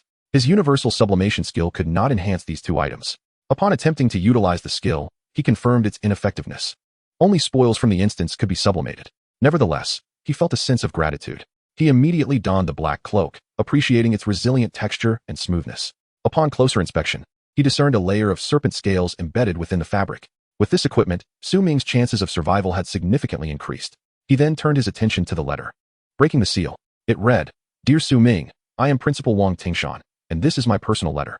First and foremost, congratulations on awakening your innate 10-star full attributes and on becoming a sword master. The box contains a strong marrow pill, gifted to you in the name of the school, along with a piece of mid-grade silver equipment bestowed upon you personally. I am aware of your humble living conditions and have taken the liberty of increasing your scholarship to 10,000 arrival coins, which has already been transferred to your account. You may one day occupy a position of great stature. However, please do not forget your alma mater when you achieve success. Wishing you a splendid future. The principal's signature flowed elegantly across the page. Su Ming promptly opened his personal profile, and indeed, the balance had swelled to over 12,000. Such generosity, he murmured. The value of these gifts was substantial, representing an investment. Principal Wang Tingshan's vision extended far beyond immediate gains. He anticipated the returns Su Ming could offer to the school in the future. In this regard, the principal truly exemplified his role, his foresight far surpassing that of the short-sighted Ren Xiaoman. A smile crept across Su Ming's face. Principal Wang, your investment is well placed. I shall repay all those who have aided me, while those who have wronged me will face retribution. With that resolve, he swallowed the strong marrow pill and settled cross-legged on his bed. After a moment's wait, he felt no excruciating pain nor the expulsion of impurities. After all, this was reality, not a fantastical tale. Moments passed, and he sensed a gentle glow emanating from his body, warmth enveloping him. Physical attribute, 10. Experience points, 100. Level up, second tier, transmuter. Gained, 10 free attribute points. Su Ming's eyes widened in astonishment. As a 10-star innate talent, all his attributes stood at 10, nearly reaching the limits for a first-tier transmuter. At this juncture, consuming another strong marrow pill would yield only minimal enhancement, merely 10 points in physical attributes, half of its usual efficacy. Fortunately, the World's rules converted the surplus attribute increase into experience, allowing Su Ming to level up without waste. Overall, he had still achieved a remarkable effect. With each level gained, he would acquire 10 free attribute points, freely distributable. Given his 10-star talent, he would receive 10 points per level. In contrast, a 5-star innate attribute would yield only 5 points. This disparity exemplified the significance of talent. Over time, the gap would only widen as levels increased. Su Ming rose, examining his profile. Let us allocate these points to agility, he declared, and immediately, his agility attribute doubled. He felt his mind clear and his body become more nimble. As a sword god, specializing in swift, ethereal movements, enhancing agility was paramount, reminiscent of the assassins from his previous life. Next, he reviewed his profile. Su Ming level 2. 200 experience points. Profession, sword god, mythical great. Unique in the world, strength, 10 points physique, 20 points agility, 20 points spirit, 10 points luck, 10 points talent. Universal sublimation origin sword body skills, god of kill. All hidden. Insightful. Su Ming nodded to himself, satisfied. He was now ahead of the majority. A seemingly small step that would grant him a significant advantage once he entered the instance. He began preparing for the instance scheduled for the next day. First, accessing his personal space, a feature available to all transmuters. He placed the Xian Steel Blood Oath sword from his desk inside, ensuring he could utilize it upon entering the instance. Indeed, the inverse Tao Divine Ring has aided me in reshaping my physical form. Can it be utilized once more? He was somewhat curious and probed into the past with his thoughts. The inverse Tao Divine Ring, the sole artifact of the mythical realm, fragments of eternal fate, have fallen, destined to unravel the decrees of heaven and the certainty of death. After being replenished by the power of time, it can reverse the path and reconstruct the body. Current status, charging. Su Ming's gaze flickered with surprise. It seemed that the resurrection function required some time to recharge before it could be employed again. The runes were now dimmed. Clearly, I must exercise caution. I cannot afford to gamble with my life. Chapter 12. The dungeon opens. Just as Su Ming was preparing to retire for the night, he suddenly noticed a text message had been sent to him. After awakening, everyone possessed a personal profile that integrated all functionalities, including remote communication, auctions, and personal spaces. However, as it was only his first day post-awakening, many still preferred using their mobile devices. Upon opening the message, he found it was from Zhang Tang. Su Ming, this is Zhang Tang. Your talent is exceptional. My family is in dire need of someone like you. Join me for tomorrow's novice dungeon. I am an 8-star Warhammer warrior. I can protect you in the early stages. Upon reading Zhang Tang's friendly words, Su Ming's expression turned cold. He merely replied tersely, I already have a team, my apologies. He subsequently closed his phone. At that moment, Ji Yao sent him a team invitation from her personal space. Su Ming, would you like to team up? She included a cute emoji. Su Ming smiled slightly, but declined. He intended to challenge a hidden boss, and bringing Ji Yao along would be too perilous. Sorry, Ji Yao, I prefer to tackle the dungeon alone. Oh, that's fine. If you change your mind, do let me know. Ji Yao responded. Following this, Su Ming immediately lay down on his bed, closed his eyes, and drifted into slumber. The encounter with Rin Xiaoman had consumed a considerable amount of his stamina, necessitating sleep to restore him to peak condition. In a hazy state, he felt a peculiar lightness. When Su Ming awoke, it was already the following morning. Upon opening his eyes, he was enveloped in a radiant blue light. The dungeon had descended. His expression turned solemn as he spoke. In the next instant, his figure vanished from Blue Star. The carnage across the realms was about to commence. To all the novice class changers of Blue Star, this is a realm rife with slaughter and opportunity, where you shall engage in fierce battles to complete challenges. To escape this place and reap rewards, there exists but one method, the death of a boss-level monster within the dungeon. Regardless of who slays the boss, the dungeon will undergo settlement. Each of you will receive rewards based on your contributions. A voice resonated within his mind. Upon reopening his eyes, he found himself in a dense forest. Lush greenery surrounded him, interspersed with blood-red vegetation. The landscape was awash in crimson hues. The grass was blood-red, oozing when trodden upon, reminiscent of fresh blood. The trees bore a similar hue, their leaves exhibiting a bizarre, colorful vein pattern, creating a disorienting effect. The ecological environment indicated that this place was entirely distinct from Blue Star, suffused with an aura of danger. Every year, the novice dungeon features a different map. Yet, given Su Ming's experiences from his past life, this was not his first visit. Even so, he did not presume to fully comprehend this realm. Numerous areas remained unexplored, rife with peril. Thus, he refrained from rash actions and promptly accessed his personal panel. At the bottom, he found the dungeon's information displayed. Raging Tide Forest, Novice Dungeon. Level F. A stench of decay permeates, and the air is thick with the essence of death. Subsequently, he opened the world chat channel. Therein, he observed many players lamenting their fates. My heavens, my spawn point is atop a tree, and down below are wild boars with steel spikes, charging at me. What should I do? Just wait to die, buddy. You're lucky. I'm facing a quagmire filled with maggots and the corpse of a decayed, mutated tiger. Forget that. What are your talents? Quickly, let us exchange talents to form teams. I'm a 5-star swordsman with a basic skill level /. I possess a 3-star innate attribute and a hidden combat class of forest shaman. As Su Ming surveyed the players' chat messages, his expression grew grave. The star rating was a shorthand for one's talent. He was a 10-star talent, classified as a sword god, hence referred to as the 10-star sword god. However, This nomenclature was primarily for novices. After reaching the 10th level and undergoing a class transition, the terminology shifted to first, second, and third transitions, with every 10 levels constituting a major realm. In the World Channel, someone continued to call out, "I'm Li De Biao, a 6-star berserker, quite robust. My initial skill is Berserker's Might, temporarily boosting physical capabilities. I can both tank and deal damage. Who wants to team up? My coordinates are 4234, 2371. First come, first served." A 6-star talent was already quite formidable. "I'm in. I'm a ranger. I want to join the team. I'm a fire mage. Count me in." Players eagerly signed up. "Wait a moment, a massive bloodthirsty rat just charged at me. I need to handle it," Li De Biao exclaimed. But in the next instant, a message flashed across the World Channel. "All players, freeze in shock. The first player has perished. Player, Li De Biao was devoured to death by a bloodthirsty rat." Then, the World Channel erupted in chaos. What just happened? How could a 6-star talent be killed instantly? Aren't bloodthirsty rats the lowest tier of monsters? This dungeon seems rather terrifying. Help! Who can escort me to safety? I'll reward you with 10,000 arrival coins once we're out. Brothers, I may not have much, but I do possess a bit of charm. My coordinates are seeking a strong protector. Players gradually began to realize that this dungeon was no mere game. It was genuinely lethal. They started to group together for warmth, instinctively forming teams. Yet, to Su Ming's eyes, they were merely foolish. The truly astute individuals had already gathered their companions before the dungeon commenced, forming small teams in advance. Thus, when they entered the dungeon, their spawn points would converge, allowing them to support one another.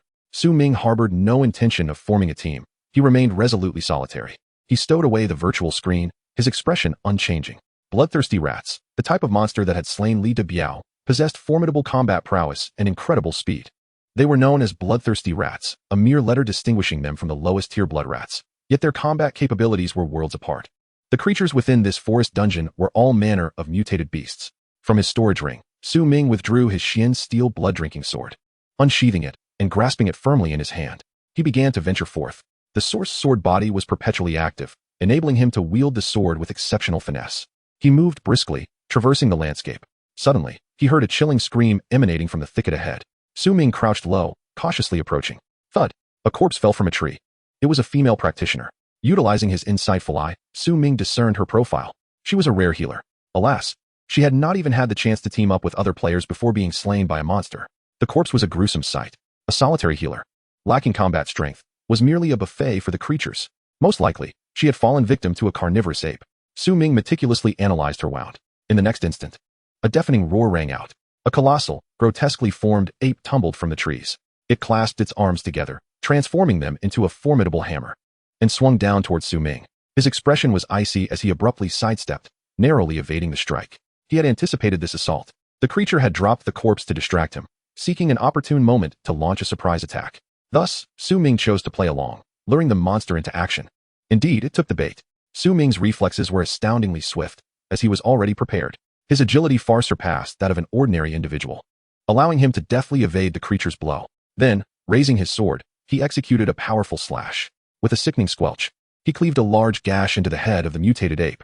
Blood gushed forth, yet it remained alive. Its hair was long and matted, and its face bore a ghastly resemblance to a demon.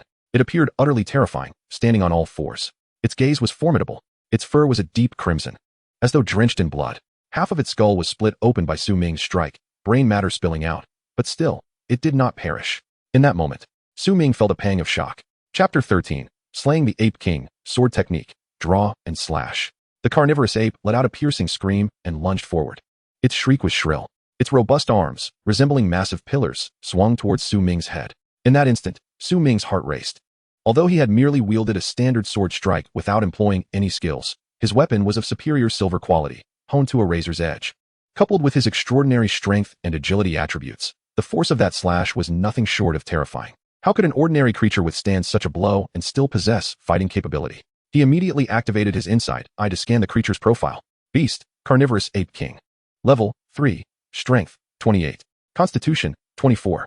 Agility 5. Spirit 6. Luck 4. Skills Slam. Realization dawned upon Su Ming. This was no ordinary carnivorous ape, but the king of apes. No wonder its size was so immense, towering over a typical carnivorous ape. The creature's eyes glinted a blood red as it struck. Yet, in that moment, Su Ming's form vanished. Silently, he transformed into a shadow, slipping out of the Ape King's line of sight. The next instant, he reappeared behind it. Stealthy steps. Even at his current level, This technique allowed him to enter a state of invisibility, achieving unparalleled speed. It enabled him to evade the vast majority of attacks. However, the sole drawback was its fleeting duration and substantial energy cost. Although he could have evaded without this technique, he opted for a more prudent approach to ensure his safety. While mental energy could be replenished, sustaining injuries could lead to complications. He materialized behind the Ape King and thrust his sword forward. With a sickening plunge, the blade pierced perfectly through the nape, entering the creature's brain, thus ending its life. The Ape King collapsed, sending dust swirling into the air. A screen materialized before Ming. Defeated beast. Loot, skill scroll, draw and slash, bronze quality. A skill scroll landed in Ming's hand. Quite satisfactory. Though it was of bronze quality, it was at least a skill scroll that aligned with his profession. In the next moment, a message appeared in the world channel. The Swordmaster player from the Dragon Kingdom has achieved the first kill. The player is awarded the title, First Blood. All players in the Dragon Kingdom receive a healing potion. In an instant, a bottle of healing potion materialized in the hands of every citizen of the Dragon Kingdom. The world channel erupted in excitement. What? This year, it was our Dragon Kingdom-esque class changer who achieved the first kill? Magnificent. How splendid. I was just injured. Finally, a healing potion. A Swordmaster? Could it be that Ming from the recent top-tier class? He seems to be a 10-star Swordmaster, causing quite a stir in Xianjing City. Yet, it could be someone else. There are several Swordmasters in the surrounding cities this year. How wonderful. Our Dragon Kingdom is leading the charge. Ming wore a solemn expression. In his personal profile, a title slot appeared. First Blood, permanent, all attributes 5. Ming's total attributes now reached 15 points, with agility soaring to 25 points. His combat prowess had increased slightly. He cast a glance at the skill scroll in his hand. Although merely of bronze quality, it could be elevated. What he needed most at this moment was a sword technique. With a flicker of thought, he invoked the power of elevation. The skill scroll in his grasp instantly transformed. It morphed into a silver quality skill scroll. Draw and slash, silver quality. Sheathing his sword, he focused his mind and prepared to unleash the technique. With a resonant hum, a crisp sound of the blade echoed as he transformed into a brilliant blue sword light, executing a horizontal slash. The speed of this strike was astonishing. Its power was terrifying, cleaving through the falling leaves within several meters, creating shallow grooves in the ground. Boom. Ahead, a massive tree with a diameter of half a meter crashed down, severed in two by the strike. Ming was somewhat taken aback. A typical silver quality skill could not possibly wield such tremendous power. After all, his attributes were not exceedingly high yet. Could this be the effect of the origin sword body? All sword techniques power and speed enhanced threefold. Truly remarkable. Ming was immensely satisfied. The skill's consumption was also manageable, allowing for multiple uses. Proficiency, 30. In the next moment, a voice resonated in his mind. Ming's expression turned grave. Having utilized it just once, his proficiency surged by 30 points. And this was without hitting a target. Merely an empty swing. If he were to use it dozens of times, wouldn't he easily surpass the maximum proficiency level? This was astonishingly potent. For an ordinary person, proficiency increases by mere fractions. Yet Ming's growth was tripled. He returned the sword to its sheath, carrying it on his back.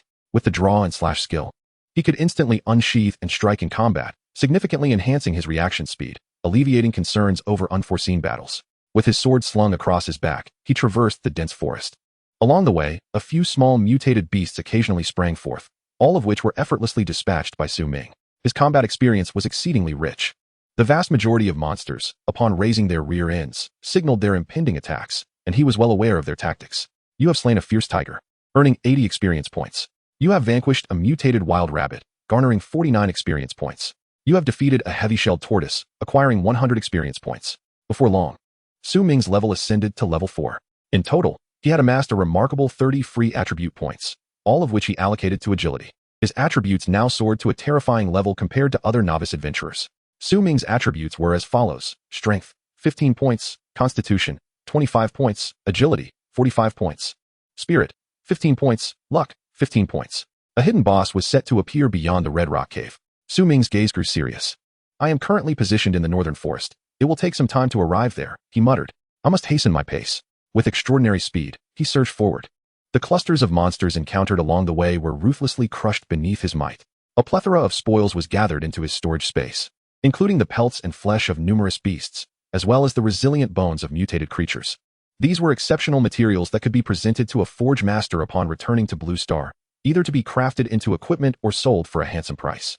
Ming understood that from the moment he departed the dungeon, poverty would no longer plague him. Chapter 14. Draw the sword and level up, flash. Ming raced ahead, his pace relentless. With each monster he slaughtered, his level continued to rise. In no time, he reached level 5. With a swift motion, He unleashed his sword technique once more. Furthermore, he acquired several brand new skill scrolls, one of which contained a basic sword technique. Basic sword technique, bronze low grade upon use. It randomly awakens a sword skill of level 110. Ming immediately employed the technique of transcendence to upgrade it. The transcendence was successful. Thunderbolt sword technique, silver mid-grade, emerged, a lightning attribute sword technique renowned for its ferocity and swiftness. This scroll had elevated to silver mid-grade, surpassing even the draw sword technique by a notch. It exceeded Ming's expectations by far. This would become his most formidable skill to date. A grin spread across Ming's face as he shattered the scroll. Suddenly, he fully comprehended the skill. With but a flicker of thought, a layer of lightning coiled around the Shintai sword in his hand. Crackling with power, its brilliance was dazzling. This elemental effect acted like an enchantment, instantly enhancing both the sharpness and might of Ming's blade to an extraordinary level. Just then, a gray-backed wolf emerged ahead, charging at Ming with reckless abandon. Clearly unaware of its impending demise, Ming raised his sword with a swift strike. In an instant, electric light surged forth, and before long, the creature was thoroughly slain. Its head tumbled down, and the wolf's corpse collapsed to the ground. You have slain a gray-backed wolf, earning 123 experience points. Just as Ming prepared to sheath his sword, a whiff of blood wafted from the depths of the thicket, accompanied by a chorus of howls. His gaze sharpened, and he tightened his grip on the sword. Upon closer inspection, a whole pack of wolves, dozens in number, surrounded him from all sides. They were all gray-backed mutated wolves. These ferocious beasts were alarmingly swift, and their claws could easily rend human flesh. Ming's heart raced with surprise, initially expecting only one. He was taken aback by the sheer number. This was undoubtedly a small-scale beast tide. He had not anticipated such dire luck. If an ordinary novice party were to encounter this wave of monsters, their demise would be all but assured. And if one were alone, the outcome would be even more grim. Should he employ the hidden step to escape? The activation of the hidden step would render him unable to be targeted. While the number of wolves was overwhelming, he was confident he could break through. Nevertheless, he was loath to part with so many wolves. Ming licked his lips, a glint of ferocity flashing in his eyes. He scanned the data of these wolves. Fierce beast, gray-backed wolf. Level, 5. Strength, 17 points. Constitution, 24 points. Agility, 25 points. Spirit, 8 points. Luck, 3 points. Skill, claw strike. The agility of these wolves was indeed commendable, yet still inferior to his own. Ming abandoned any thoughts of retreat. He resolved to confront them head-on. After all, he wielded the Shingang blood-biting sword. After defeating monsters, he could instantly recover his state. Additionally, he had a healing potion in his personal space. Thus, he felt confident as he prepared for battle. To him, these wolves were no longer mere beasts, but rather delectable morsels of experience points. If he could annihilate this pack, he would undoubtedly level up several times. I am a man destined to challenge the hidden boss. How could I possibly retreat now? Ming's expression turned icy as he steeled himself for the fight. Though perilous, the rewards were exceedingly plentiful. Come, he roared, charging forward. He sheathed his sword and activated the draw sword technique. The wolves, emboldened by their numbers, attacked in unison. In that moment, the forest erupted with the cacophony of wolf howls. Ming wielded his sword, entwined with lightning, moving at an astonishing speed. His swordsmanship was 3 times quicker than that of an ordinary human. While the wolves were swift, their movements paled in comparison to Ming's technique. The Thunderbolt sword technique could be activated simultaneously with the draw sword technique, amplifying his power exponentially. In mere breaths, he had dispatched several wolves. Bloodied corpses littered the ground, and severed limbs were strewn about. You have slain a gray-backed wolf. You have slain a gray-backed wolf. You have slain 3 gray-backed wolves with a single strike. Experience points, 150. Proficiency, 134. Experience points. Proficiency, continuously climbing. Ming's expression remained cold. His strikes were swift and merciless. In that instant, he resembled a relentless slaughtering machine.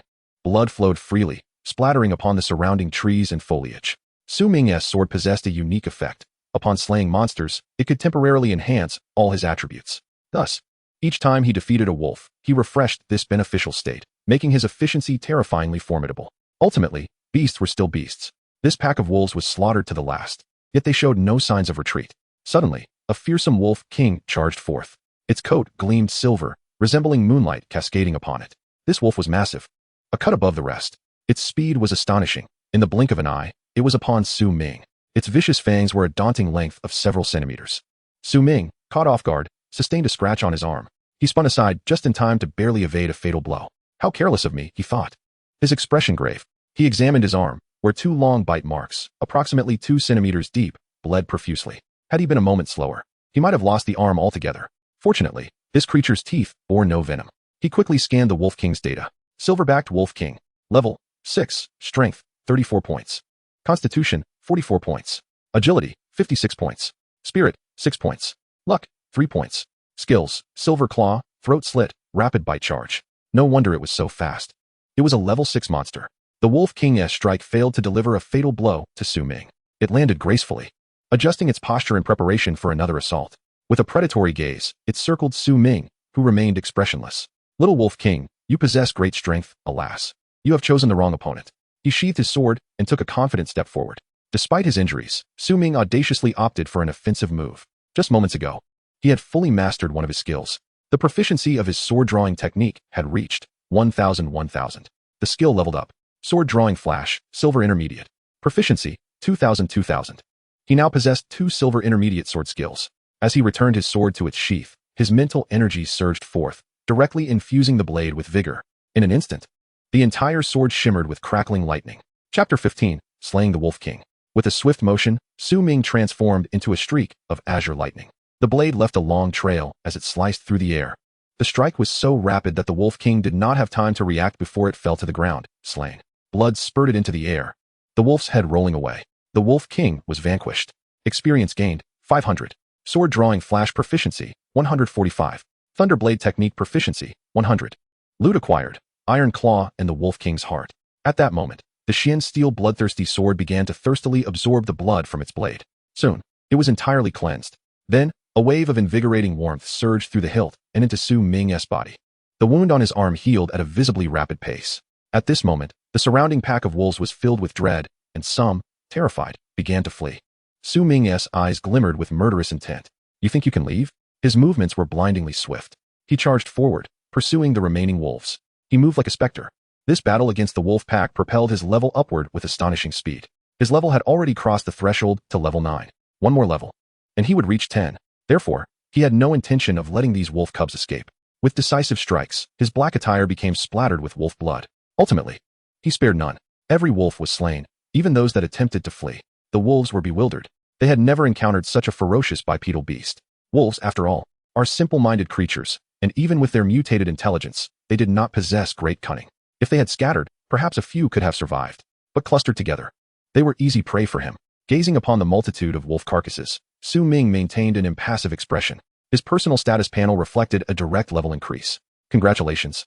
You have been promoted to level 10. A first-turn quest is being generated. Su Ming had swiftly ascended to level 10. He had slain far too many monsters. This rate of leveling was nothing short of invincible.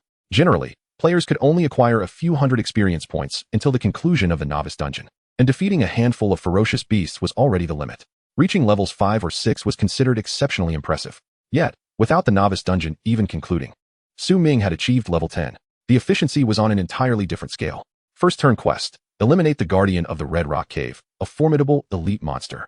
Reward, promotion to first turn sword god. Su Ming's expression grew serious. This first turn quest was excellent. He was headed to the Red Rock Cave. For ordinary players, completing a first turn quest would enable them to undertake their first job change. For example, among lifestyle professions, one could choose from various brewers, the most powerful being the poison brewer. For swordsmen, the first turn could yield choices such as sword and shield warriors, swordsmen, or sword technique masters. However, Su Ming, as a sword god, had already attained the pinnacle of profession. Thus, he could only advance along a singular path, first turn sword god to second turn sword god. He would not change professions, but instead enhance attributes to gain skill augmentations. With a light and agile form, he swiftly made his way. Simultaneously, he accessed his personal profile. Su Ming, level 10, currently completing a first turn quest. Profession, sword god, mythical grade, world unique. Strength, 15. Constitution, 25. Agility, 100. Spirit, 30. Luck, 15. Talent, universal transcendence, sword body. Skills, Godslayer's blade, all hidden, phantom step, eye of insight, thunderblade technique, sword drawing flash. Indeed, he had allocated the majority of his attribute points to agility. He also augmented his spirit attribute slightly, as releasing skills required mental power. Agility had surpassed 100. He received the sword god profession skill, sword mastery. Sword mastery, passive skill. Quality, low platinum. Proficiency, 0-100, 000. You can equip any level of sword type weapon, disregarding all requirements. Furthermore, all sword type weapons in your hands will have their sharpness doubled. Su Ming's eyes sparkled with excitement. This effect was rather potent. It meant he could directly equip the highest tier sword type weapons. Excellent. Now that he possessed several skills and his attributes were formidable, It was time to challenge the Red Rock Cave. Ming proceeded along the route etched in his memory. Once he defeated the hidden boss, the dungeon would conclude. Oh, but I must conceal my accomplishments. With this in mind, Ming activated his total concealment ability. He obscured his monster kill count and level entirely. Total concealment was also a skill of the legendary profession, Godslayer, and its effects were remarkable. Once activated, even the supreme rules of the dungeon could not account for him. This meant he would not appear on the leaderboard. For now, he did not wish to attract undue attention. However, regardless of how he concealed himself, when the conclusion came, his true ranking would inevitably be revealed. At that time, Ming's achievements would surely astonish the world. But for now, he needed to remain as inconspicuous as possible, for during the battle with the hidden boss, he could not afford any distractions. At this moment, within the novice dungeon, another team of job changers was gathering. They had just expended tremendous effort to slay 2 grayback wolves. These wolves are so fast, it was incredibly exhausting to kill them. The experience from these wolves is pitiful. Only 34 points? How is that possible? There's no choice. We're in a party, so the experience gets divided, which naturally results in less for each of us. A few of them were panting heavily, clutching their battered novice daggers, struggling to catch their breath. Yang was the leader of this group. He was burly, sporting several scars, and blood was streaming down his body. At that moment, his expression was icy as he gritted his teeth. You're all useless. I'm the one taking the brunt of the damage. And I still have to share the experience with you? I'm truly the biggest fool here. Yang reprimanded the group. The others clenched their fists, momentarily too intimidated to retort. After all, Yang was the most talented among them, the strongest in combat capabilities, and their big brother. No one dared to contradict him. Damn it.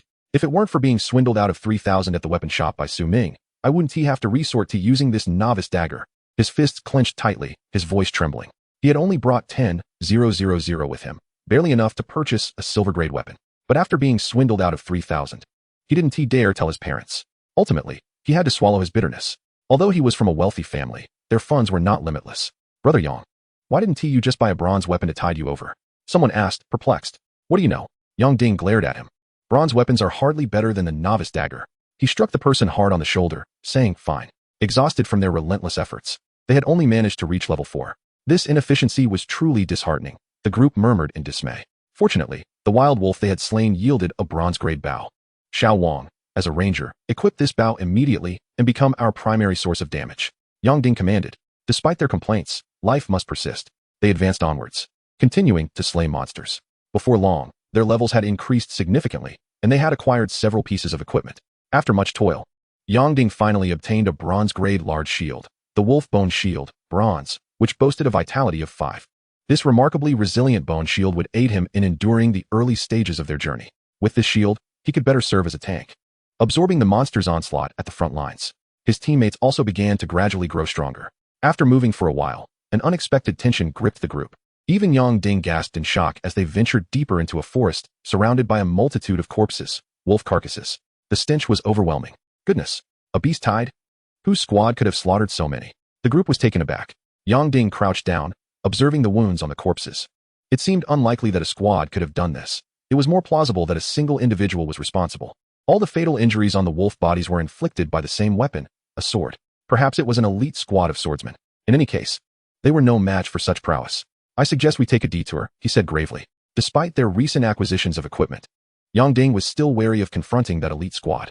Thus, they began to navigate a narrow path, anxious to avoid the swordsman's squad. Incidents of murder within dungeons were not uncommon, and they hoped to evade such a fate. Chapter 16, Elite Monster, Lizard Goblin Chief. Xianjing City, a high school conference room. Numerous senior officials from the school stood with solemn expressions.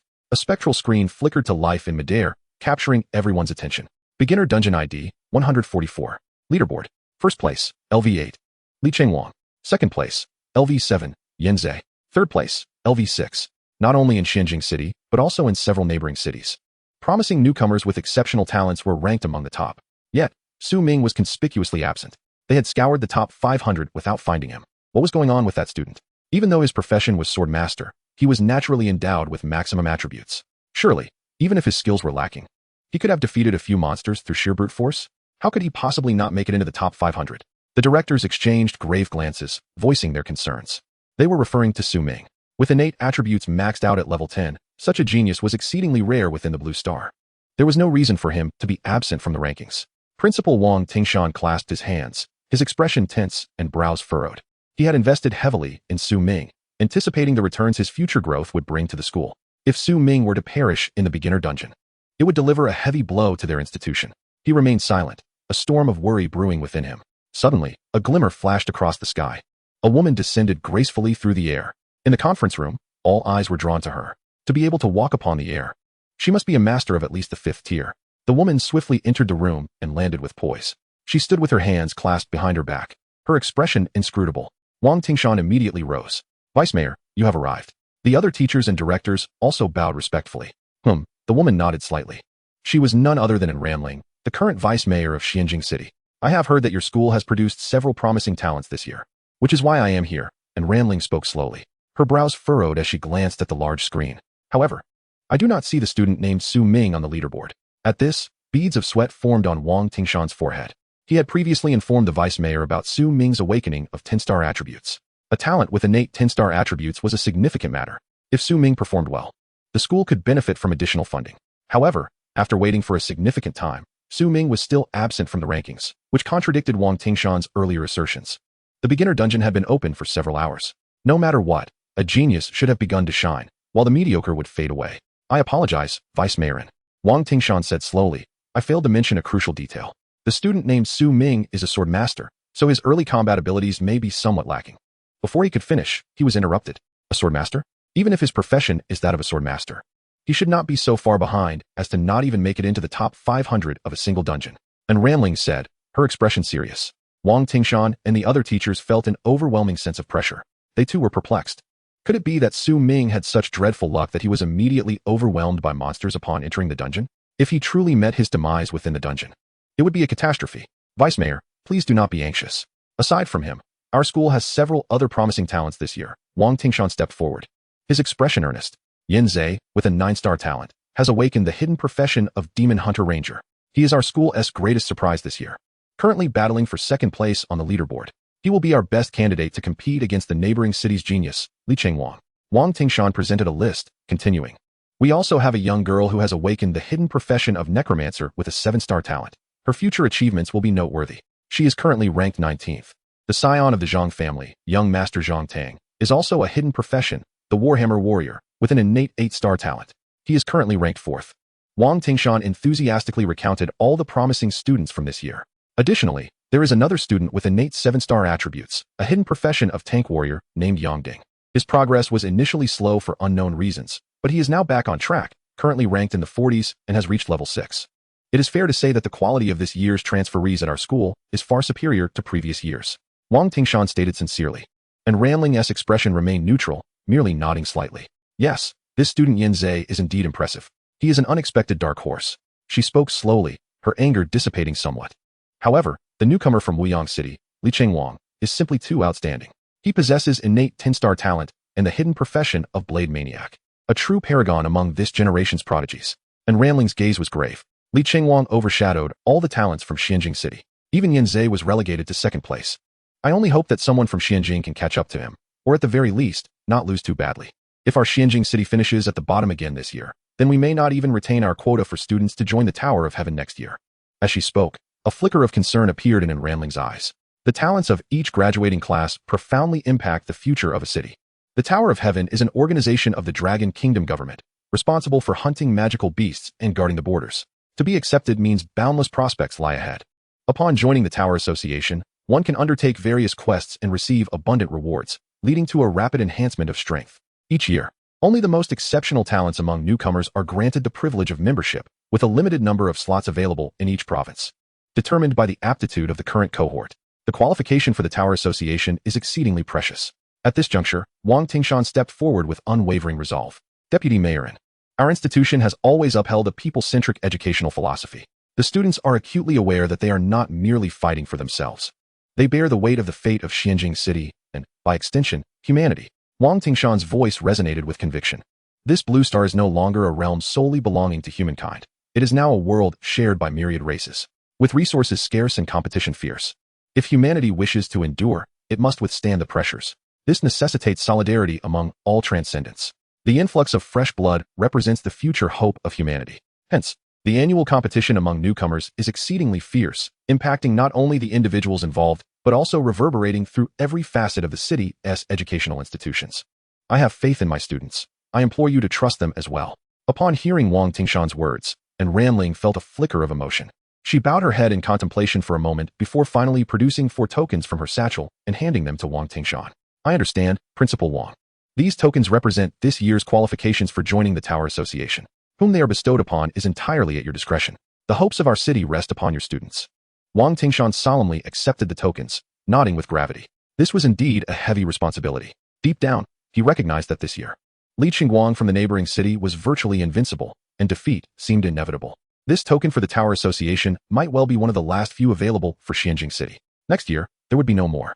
At that very moment, Su Ming was still immersed in battle within a dungeon. He raced with remarkable speed, ultimately arriving at the entrance of the Red Rock Cavern. It was a colossal mountain, its stones a deep crimson, exuding an eerie aura, resembling rocks formed from coagulated, otherworldly blood. Suddenly, a resounding crash echoed from the surroundings as several goblins charged from the cavern.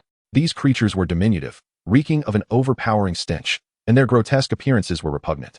Without hesitation, Su Ming unleashed a flurry of strikes, lightning crackling as he effortlessly obliterated the diminutive foes. Goblin slain x3. Experience gained 302. Su Ming understood that this was merely an appetizer. With a thunderous roar, a massive figure emerged from within the cavern. Towering over 2 men, it was immensely muscular, its skin a deep green reminiscent of moss. Dressed in tattered grass skirts that barely concealed its modesty, a description materialized before Su Ming: Lizard Goblin Chief, Elite Monster. Level 10. Strength 105. Constitution 102. Agility 25. Spirit 8. Skills: Heavy Club Assault, Intense Rage, Venom Spray, and Trample. A hybrid of lizard and goblin. Its formidable size allowed it to spit venom, though its intellect was inferior to that of a regular goblin. Chapter 17. Advancement to First Transition, Golden Sword Technique, Sword Control. Gazing at the grotesque visage of the goblin chief, Su Ming furrowed his brow slightly. Was its appearance not excessively hideous? Covered in fur and green filth, it incited an urge to strike. Grah! The goblin chief let out a horrific roar upon witnessing the lifeless bodies of the 3 goblins Su Ming had slain. As if mourning the loss of kin, its voice was deep and grating, resonating painfully in Su Ming's ears. He felt as though his head might explode. In an instant, the creature charged forward, wielding a massive club that swung like a crescent moon. Su Ming's expression turned grave, but he remained composed, utilizing his agility. He deftly evaded the onslaught. The Goblin King possessed staggering strength and constitution, making it highly resilient. He knew he must capitalize on his speed to wear it down in order to prevail. As the Goblin King continued its relentless assault, its club whipped through the air, sending debris flying. Massive trees were felled with each strike. Su Ming maintained his calm demeanor, evading effortlessly. His speed was overwhelming. No matter how the Goblin King attacked, it could not graze him, not even a hair. Gradually, the Goblin King's stamina waned. It panted heavily, noxious yellow fumes escaping its mouth. With a thunderous bellow, the Goblin Chief chose to unleash its skill. Saliva dripped from its maw as it began secreting venom. Possessing the bloodline of a mutated lizard, it could excrete toxins. Su Ming's eyes turned icy. In that moment, his hand gripped the hilt of his sword. Goblins were among the more intelligent monsters, capable of speech. But Su Ming was uninterested in understanding its words. Goblins were notorious for their brutality, relishing in the torment of others, and he harbored a profound disdain for them. There was no need for dialogue. The only course was to eliminate them. In the next moment, the Goblin King unleashed a torrent of venom. Its corpulent form twisted as a stream of deep yellow liquid erupted from its mouth. The venom was highly toxic, viscous enough to wilt trees and wither leaves, even corroding stone into gaping holes. The speed of the spray was astonishing, nearly impossible to dodge. Yet, Su Ming remained expressionless, channeling his mental energy. A surge of spiritual force enveloped the hilt of his sword. The entire blade of his Xian steel blood-drinking sword crackled with lightning. He initiated a swift strike, charging directly into the oncoming torrent, a seemingly suicidal maneuver. How could a mortal frame withstand such potent toxins? A grotesque smile twisted across the Goblin King's face, but it vanished in an instant. Su Ming's form miraculously pierced through the venomous deluge, as if he had vanished from existence. His body morphed into a blurred shadow, his garments billowing as he surged through the toxic stream. Utilizing the hidden god step, which was highly taxing, he typically could only employ it momentarily. Yet, that was sufficient. Once activated, it rendered him impervious to the vast majority of attacks from the standpoint of the world's rules. Thus, the venom essentially failed to strike him. His form sailed past the Goblin Chief, delivering a precise strike to its throat. The azure sword light carved a straight line, cleaving through the Goblin King's neck. The robust, fleshy green neck, layered with fat, was gashed open, blood gushing forth, revealing bone. Dark green blood poured out as the Goblin King collapsed, utterly vanquished by Su Ming's devastating blow. All sword techniques executed at threefold speed and power. What kind of monster can withstand this? Su Ming's expression turned icy as he violently swung his sword. The blood that clung to the blade dripped to the ground. He had just vanquished the elite monster, the lizard goblin chief. The first quest was complete, and he was elevated to the rank of sword god. All attributes increased by 10. Experience gained, 1000. Level up to 11. Talent. Origin sword body, mythical, effect amplified. Sword technique power increased, 10 times. Sword technique speed enhanced, 10 times. Sword technique proficiency augmented, 10 times. Reward acquired, 1 lottery spin. A flurry of notifications flooded Su Ming's mind, leaving him utterly astonished. The effect of the origin sword body had surged to an astounding 10 times. How ferocious. Had it been 10 times from the outset, he could have likely dispatched the goblin chief with a single strike. Loot acquired, goblin chief's treasure map, silver medium grade. Silver medium grade sword technique skill scroll, X1. Upon receiving this news, a parchment map fell into his grasp. Su Ming focused his gaze, surprised to discover the treasure map. Such maps were a rare reward in dungeons. By locating the treasure, one could reap rewards with relatively low risk. However, the chance of obtaining a treasure map was exceedingly low, making it a coveted item. Whether seeking the treasure himself or selling the map on the world channel, both options were quite favorable. Su Ming utilized the Transcend All skill to upgrade the treasure map. Success. Goblin King's treasure map, gold low grade. There are many goblin chiefs, but only one goblin king. Do you wish to claim my riches? I have buried them all in one location. Go forth and seek. The map marked a specific location. Su Ming's eyes widened in astonishment. It had directly upgraded to a gold quality treasure map. Clearly, a visit was in order. The coordinates of this treasure were located within the Red Rock Cave. He could conveniently acquire it on his way to slay the boss. He tucked the treasure map away. Additionally, the loot included a silver medium grade sword technique skill scroll. Without hesitation, he activated the Transcend All skill once more. Success. Acquired. Gold high grade sword technique skill scroll. Su Ming's eyes sparkled with astonishment. It had escalated directly to a gold high grade. Only one tier away from a platinum level sword technique. This would become his highest rank skill to date. Crushing the scroll. He learned the skill. Sword control, gold high grade sword technique. A smile graced Su Ming's lips as he felt immense satisfaction. He hadn't anticipated randomly acquiring this skill. It would perfectly assist him in masquerading as a sword master, rendering his disguise seamless. The sword control skill enables one to manipulate the sword with thought, levitating it in the air. Typically, only a sword master could learn such a skill. However, as a sword god, he could master all sword-related professions. Given the high tier of this skill, even a sword master would require considerable time to learn it, which explained their weakness in the early stages. Yet, here was Su Ming at merely level 11, already mastering this skill. He examined the skill's description. Sword control, gold high grade. Proficiency, 30,000. Control the sword with the mind, striking enemies from afar, severing heads from 1,000 miles away. To wield the sword at such a distance, one's mental power must be extraordinarily high. For now, that was a futile consideration. However, with his current level of mental power, controlling the sword within 30 meters was certainly feasible. With a mere thought, the Shin steel blood-drinking sword in his hand trembled as if responding to his mental influence. Subsequently humming and levitating, the blade gleamed coldly as it hovered beside Su Ming. With a swift motion, the sword sliced and rotated, akin to an extension of his own will. In mere moments, the goblin's corpse before him was reduced to a pulpy mass, remnants strewn about. Regrettably, while manipulating the sword to fly, he could not simultaneously execute the sword flash and thunderbolt sword technique skills, as both required him to physically wield the sword. Yet, he believed that in the future, he would be able to control the sword and unleash all sword techniques. As his proficiency increased, anything would become possible. Subsequently, Su Ming called upon the system in his mind. I wish to draw from the lottery. In the next instant, the familiar roulette appeared in his consciousness. Advancing to the first transition was akin to ascending a significant realm, thus granting him a lottery opportunity. The pointer began to spin rapidly. Ultimately, it landed on a legendary talent. Legendary, one tier below mythical, but still quite impressive. Acquired talent, automatic cultivation, legendary. All your skills will automatically increase in proficiency, gaining 1 level every minute. Sword flash proficiency, 102. Thunderbolt sword technique proficiency, 70. Sword mastery proficiency, 127. Su Ming's eyes widened in astonishment. This truly was a way to grow stronger effortlessly. Sheathing his sword, Su Ming let out a deep breath. In truth, he had contemplated finding Zhang Tang within the dungeon to eliminate him. However, the dungeon was vast, and he and Zhang Tang were not in the same area. Seeking him out would be akin to searching for a needle in a haystack, an exceedingly arduous task. Thus, Su Ming chose to set this matter aside for the time being.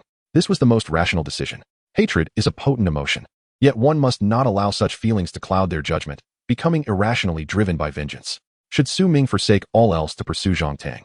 Neglecting to level up and enhance his strength, it would ultimately lead to his downfall. Only those who can transform their hatred into motivation are the true masters. One day, Zhang Tang will meet his demise, along with the Zhang family that stands behind him. Su Ming's gaze remained calm as he peered into the depths of the cave. He was ready to venture into the red rock cave.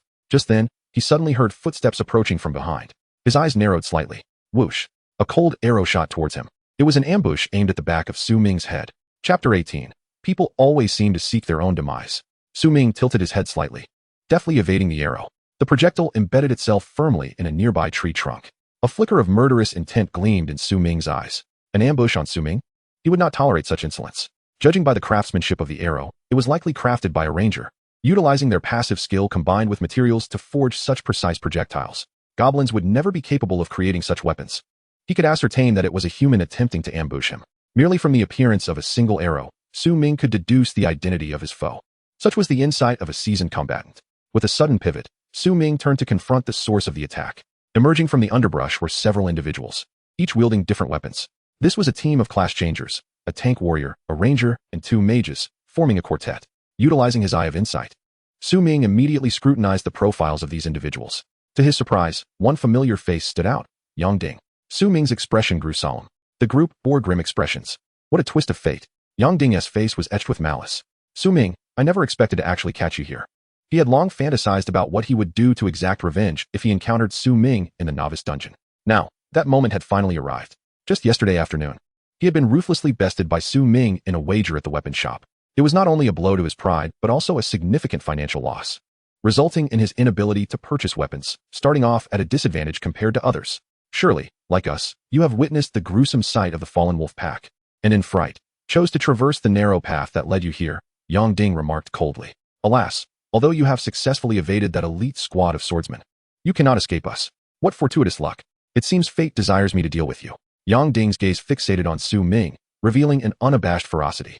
Eliminating you within this instance poses no breach of law, and it would be exceedingly difficult to trace. He let out a chilling laugh. His companions raised their weapons, assuming a combat stance. Surround him, 4 against 1. If this were an ordinary novice, he would have already been begging for mercy. In these instances, the infighting among humanity is all too common. Should one perish here, it would indeed signify death in reality. Do you truly believe that you few can bring me down? Su Ming surveyed his surroundings, his tone remarkably placid. His eyes remained as tranquil as a still lake, betraying no fear. Such audacity was indeed rare. Boss, he seems rather formidable, one of the female mages remarked, her voice tinged with trepidation as she swallowed hard. Fear not, Huame, he is merely posturing, retorted a nearby ranger with a scoff. Su Ming, cease your theatrics. To be frank, our brother Ding has reached level 7, having just vanquished a horde of monsters. We are all at level 5, each possessing 2 skills. You, alone and underpowered swordmaster at the onset, how do you intend to contend with us? A tall male mage, wielding a battered wooden stick, chimed in, his equipment the poorest among the group. It was evident that luck had not favored him, as he had failed to acquire proper gear and was still using a novice's branch. However, the requirements for a mage's weapon were not exceedingly high. As long as one could cast spells, their might could be formidable. Upon hearing their words, Su Ming merely smiled faintly, maintaining his air of nonchalance. You, a mere 7-star innate talent sandbag warrior, leading a band of petty thugs, presume you can eliminate me? As he spoke, a glint of cold light flickered in his eyes. Sandbag, you dare label my class as such? Yang Ding was incensed by this gross indignity. Once I reach level 10, I shall have 5 class options. Sword and shield warrior, shield attacker, muscle berserker, each far superior to your pathetic sword master. Yang Ding, recalling his role as a frontline tank throughout their journey, felt even more affronted. Yet, Su Ming, upon hearing his defense, simply cleaned his ears with indifference. Ah, sandbag, he remarked coldly, words that served only to stoke Yang Ding's fury. It appears only when faced with imminent death will you kneel and plead for mercy. Brothers, attack. Yang Ding bellowed. Though he possessed a 10-star talent, he was still a sword master. I estimate he has yet to slay many monsters. His level must be exceedingly low, the male mage asserted. We will undoubtedly dispatch him. With that, the class changers launched their assault. The ranger's attack was the swiftest. He notched an arrow, its shaft enveloped in a dark crimson glow, and released it with ferocity. Su Ming regarded the arrow, making no attempt to evade. For this was a skill-tracking arrow, one that would pursue him regardless of his movements. Thus, he simply swung his sword. Crack. To an ordinary observer, the arrow's strike was instantaneous, but for Su Ming, it unfolded in slow motion, every detail crystal clear. His agility was unparalleled. With a flash of cold light, his sword cleaved the arrow in midair, splitting it cleanly in 2, sending fragments flying apart. With a powerful stride, Su Ming surged forward. He would not hold back. Since they wished to kill him, he would retaliate. In truth, while they had attempted a surprise attack, Su Ming had already condemned them to death in his heart. With a swift motion, he summoned bolts of lightning in his palm, azure currents crackling in the air, arcs dancing brilliantly. This power rivaled that of ordinary mage skills. With this singular strike, he catapulted forward at an astonishing speed. Whoosh! Before they could react, Su Ming was upon the ranger.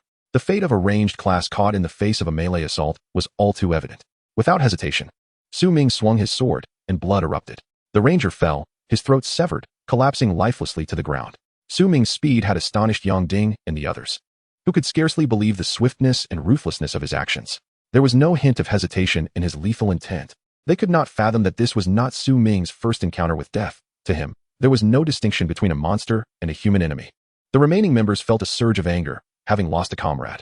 The male mage finally unleashed his spell, chanting fervently until a fireball the size of a basketball coalesced above, hurtling towards Su Ming. The acrid scent of burning filled the air, and searing heat rippled outward. Su Ming regarded this assault with utter boredom. It was far too weak. Engaging with them would only squander his time. His intent was merely to traverse the Red Rock Cave, to slay a hidden boss and remain unperturbed. Why do people insist on courting death? His expression icy. He sheathed his sword, the electric currents flickering. In a flash of steel, he drew his blade. In the next instant, he launched himself forward. The fireball was swiftly obliterated by his sword, which crackled with lightning. Without pause, his form transformed into a streak of azure, darting through the air. He closed the distance in an instant, penetrating the male mage's body with lethal precision. That strike sealed his throat, blood pouring forth. The mage's eyes widened in disbelief. He wished to cast another spell, but realized he was beyond the capacity to fight back. Life ebbed away rapidly. How is this possible? His final words were laden with shock before he crumpled, lifeless and unblinking. The female mage and Yang Ding were left utterly astounded. With a single skill, Su Ming had dispatched a fully healthy player. This required not only terrifying attributes, but also formidable skill capabilities. Throughout this confrontation, Su Ming had unleashed but 2 strikes, managing to slay 2 opponents, essentially 1 kill per swing. Such power was unfathomable. Could it be that Su Ming's level surpassed that of Yang Ding? Both were left grappling with disbelief. The Swordmaster class was notoriously weak at the outset, and Su Ming was alone. How could he possibly progress so rapidly? Huame, do not fear. It is merely the superiority of his weapon that allows him to fight so effectively. If I can withstand his blows in front, you can provide support. And he is as good as dead. Yang Ding roared, resolute in his conviction that their conflict could no longer be resolved through negotiation. Thus, they pressed on with their assault. His own words emboldened him. All right. Hua Yan nodded, raising her staff and summoning her mental energy. Ultimately, she formed a water spear, hovering in the air, poised for attack. Yang Ding advanced towards Su Ming, shield raised high. His formidable physique advanced, stirring up clouds of dust beneath his feet. In his grasp, he wielded a bone shield, forming a barrier that enveloped him. Simultaneously, his right hand clutched a novice's machete, measuring 50 centimeters in length. With a sudden ferocity, he swung it towards Su Ming. He charged forward, serving as a human shield. Su Ming, undeterred by the gleaming blade, remained steadfast as a mountain. With a slight bend at the waist, he evaded the strike. Subsequently, Su Ming pivoted, his sword extending gracefully in a swift arc. The counterattack was executed with breathtaking speed, akin to a flash of lightning. This prompted a shiver down Yang Ding's spine. In a frantic response, he raised his shield, bracing himself against Su Ming's strike. Though the blow appeared light, its force was astonishingly heavy, sending Yang Ding and his shield hurtling backward. What a terrifying attack. This was merely a standard strike, yet it severed a significant portion of his health. Yang Ding was utterly astonished. After all, he was renowned as a tank warrior, celebrated for his immense health. Moreover, Su Ming's strike had only collided with his shield. How could it possess such power? He pondered this mystery, ultimately attributing it to Su Ming's weapon. Surely, that sword was of superior quality, enhancing his attributes. Yang Ding gritted his teeth in frustration. Suddenly, he crushed a necklace resting against his chest. The necklace emitted a pure white glow, unleashing an arcane power that enveloped the blade of Su Ming's sword. Su Ming felt his sword slip from his grasp. The blood-oath sword of Xian's steel hovered ominously in midair, beyond his reach. Su Ming furrowed his brow. Was this a disposable accessory? Upon shattering it, it had unleashed a radiant glow that temporarily restrained his weapon. Such an extravagant piece of equipment was far beyond the means of an ordinary household. Yang Ding finally sensed the tide turning in his favor. A cold smirk graced his lips. Su Ming, you've truly compelled me to invest heavily. This necklace was a one-time use item. Even his family felt the pinch. Fortunately, its formidable effect allowed him to control your weapon for over 10 seconds. You are doomed. Huame, attack. His expression hardened as he issued the command to the female mage. Qian Huayan nodded and launched into action. In that instant, a fierce glint flickered in her eyes. The water spear hovering above shot forth with incredible speed. A powerful initial skill of the mage.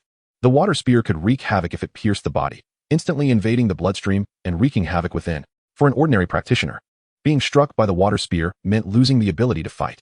Yang Ding's eyes gleamed with satisfaction, as if he already envisioned Su Ming's demise. However, in the next moment, whoosh, the sword suspended in the air trembled violently, emitting a clear ringing sound. Then, it slashed downward with ferocity, as if an invisible hand wielded it. The sword wind was blazingly swift, slicing through the water spear and reducing it to a splash of water that fell to the ground and merged with the soil. This attack was effortlessly neutralized. Su Ming stood tall, not even having moved an inch, his gaze merely shifting. The pitch-black blood oath sword of Xian steel suddenly spun and flew back to him. The 3-foot-long sword hovered before him, silently poised. The blade seemed to dance midair, subtly rotating in accordance with Su Ming's gaze. Witnessing this, both Yang Ding and Qian Huayan were rendered speechless, as if turned to stone. Controlling the sword? Yang Ding's voice trembled. This was clearly a late-game skill. How had Su Ming acquired it? Creatures of lower levels couldn't possibly drop late-game skill scrolls. Logically, in battles among early-stage practitioners, controlling one's weapon equated to seizing the initiative in combat. If a weapon was lost, there was virtually no room for resistance. Thus, his necklace, which could control an enemy's weapon for 10 seconds, was his strongest trump card for survival. He never anticipated that Su Ming had already mastered sword control. Reclaiming his weapon from midair, Su Ming's expression was icy as he pointed his sword at Yang Ding. Whoosh! The Xian steel sword transformed into a shadow, hurtling forth. The blade sliced through the air, producing a resonant cry. The sound of its passage reverberated. Yang Ding clumsily defended against 2 strikes before, thwack. A single stroke decapitated him. He fell lifelessly to the ground, his eyes remaining wide with shock even in death. This left the final female mage, Qian Huayan, utterly pale. She collapsed onto the ground, trembling with fear, too terrified to retaliate. A glance would reveal a stream of yellow liquid escaping her. She had wet herself in fright. Su Ming advanced slowly, the 3-foot-long Xian iron sword floating beside him. In that moment, he resembled a dark-cloaked sword master, radiating a palpable aura of menace. I was wrong. Su Ming, please, do not kill me. She stammered, gazing at him with fear. I beg you. I am willing to serve you. It was Yang Ding who compelled me to attack you. I am but his subordinate, unable to defy him. Chapter 20. The Girl in the Goblin Cave. Faced with the beautiful maiden, Su Ming merely shook his head slowly. Some transgressions leave no room for atonement. The moment you directed your hand against me, you sealed your fate. The Xian steel sword soared into the air, turning to descend into his hand. With a decisive motion, Su Ming delivered a swift and clean execution. He had vanquished a 4-member team. Experience gained, 2088. Loot acquired, wolf bone hair bow, low bronze. Fragmented wolf bone shield, low bronze. Bone staff, medium bronze. Illuminating necklace, low bronze. He leveled up to 12. Su Ming had now become a first-tier player. This progress far surpassed that of his peers.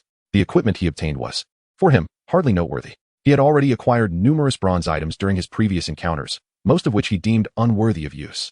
Among the loot, only one item caught his attention, the accessory that had dropped from the female mage. The illuminating necklace, low bronze. When worn, it illuminated the surroundings in dark areas. For Su Ming, who was about to enter the cave, this was a valuable asset.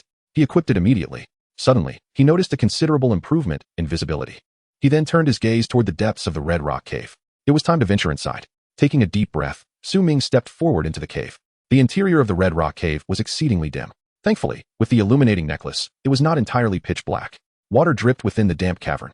Su Ming maintained a calm demeanor as he advanced at a measured pace.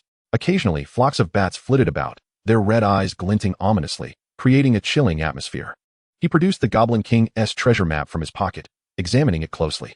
First, he would secure the treasure, and only then would he confront the hidden boss. Su Ming had already mapped out his course of action in his mind. Following the coordinates on the treasure map, he delved deeper. The narrow paths within the cave twisted and turned, with sporadic mutated frogs and dark-feathered mining chickens darting out, all of which Su Ming dispatched effortlessly. With a final strike, he dispatched the last dark-feathered mining chicken, and his level rose to 13. Su Ming allocated some of his attribute points to spirit, as well as distributing points to strength and constitution. His current attributes were as follows. Su Ming, level 13, 14, 555, 000 experience. Class, Sword God, Mythical, the only one in the world. Strength, 30. Constitution, 40. Agility, 110. Spirit, 70. Luck, 25. Talent, the source sword body of universal ascendance automatically cultivates. Skills, Godslayer's Blade. All hidden, Shadow Step, Eye of Insight. Thunder Sword Technique, drawing the sword in a flash. Sword Master S control over the sword. With his current attributes and skills, Su Ming is virtually unafraid of the overwhelming majority of monsters. The only attribute that is comparatively low is luck. This attribute affects the drop rates of all equipment and resources, and it also has a certain impact on critical hit rates. Were he a godslayer, Su Ming would undoubtedly prioritize investing in luck and agility. However, in this life, he is a sword god. Luck is not a core attribute of paramount importance to him.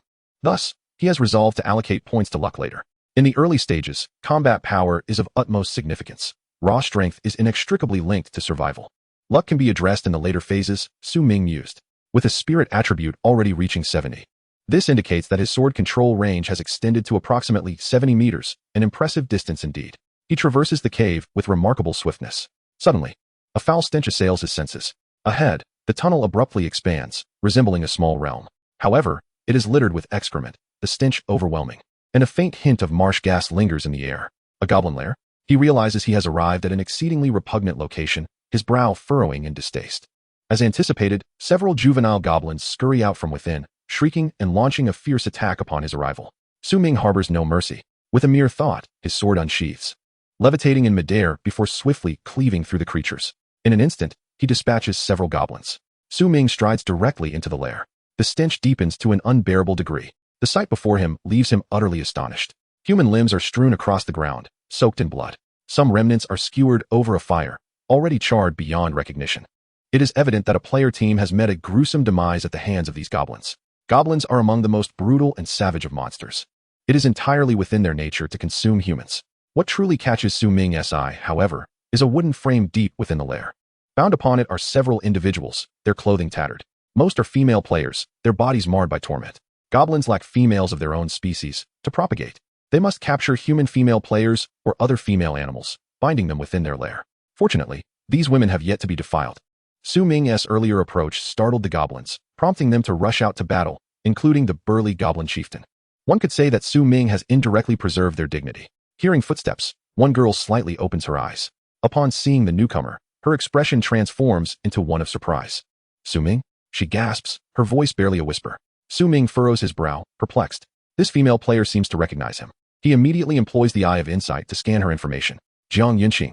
Level 5, 9-star talent. Class, Corpse Collector Healer, Hidden Combat Class. Strength, 9. Constitution, 9. Agility, 9. Spirit, 45. Luck, 9. Skills, Soul Drawing Healing. Soul Power, 0450, completely expended. She is none other than the second daughter of the Jiang Incorporation, Jiang Yunqing. Su Ming had encountered her previously. Her sister had sought to fund Su Ming's protection of her safety within a dungeon. He never expected to see her again in such a dire situation. Presently, she is in a wretched state, disheveled and covered in blood, bearing the marks of lashes. Thus, Su Ming did not initially recognize her. Fortunately, he possesses the Eye of Insight, which allows him to discern the details of all beings. I never imagined I would find you here, Su Ming remarks with a gentle smile, gazing at the pitiable girl. Su Ming, please save me, she implores, her eyes brimming with tears, as if she has glimpsed a savior. Her team has endured a bloody battle, and she has witnessed her comrades brutally slain by the goblins, leaving her as the sole survivor. Although she possesses numerous high-priced survival equipment, they shatter like glass before the goblin chieftain.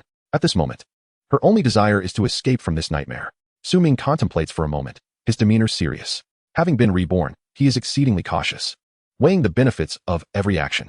She is a Corpse Collector Healer, a rare hidden class, a variant of a healer. She can draw upon the souls of fallen monsters to restore mental energy and heal her allies' wounds. She is a support healer. The impending battle against the hidden boss will be perilous. Having a powerful support would significantly increase their chances of success. Furthermore, her talent is exceptionally high, a 9-star rating. All in all, she is worth saving.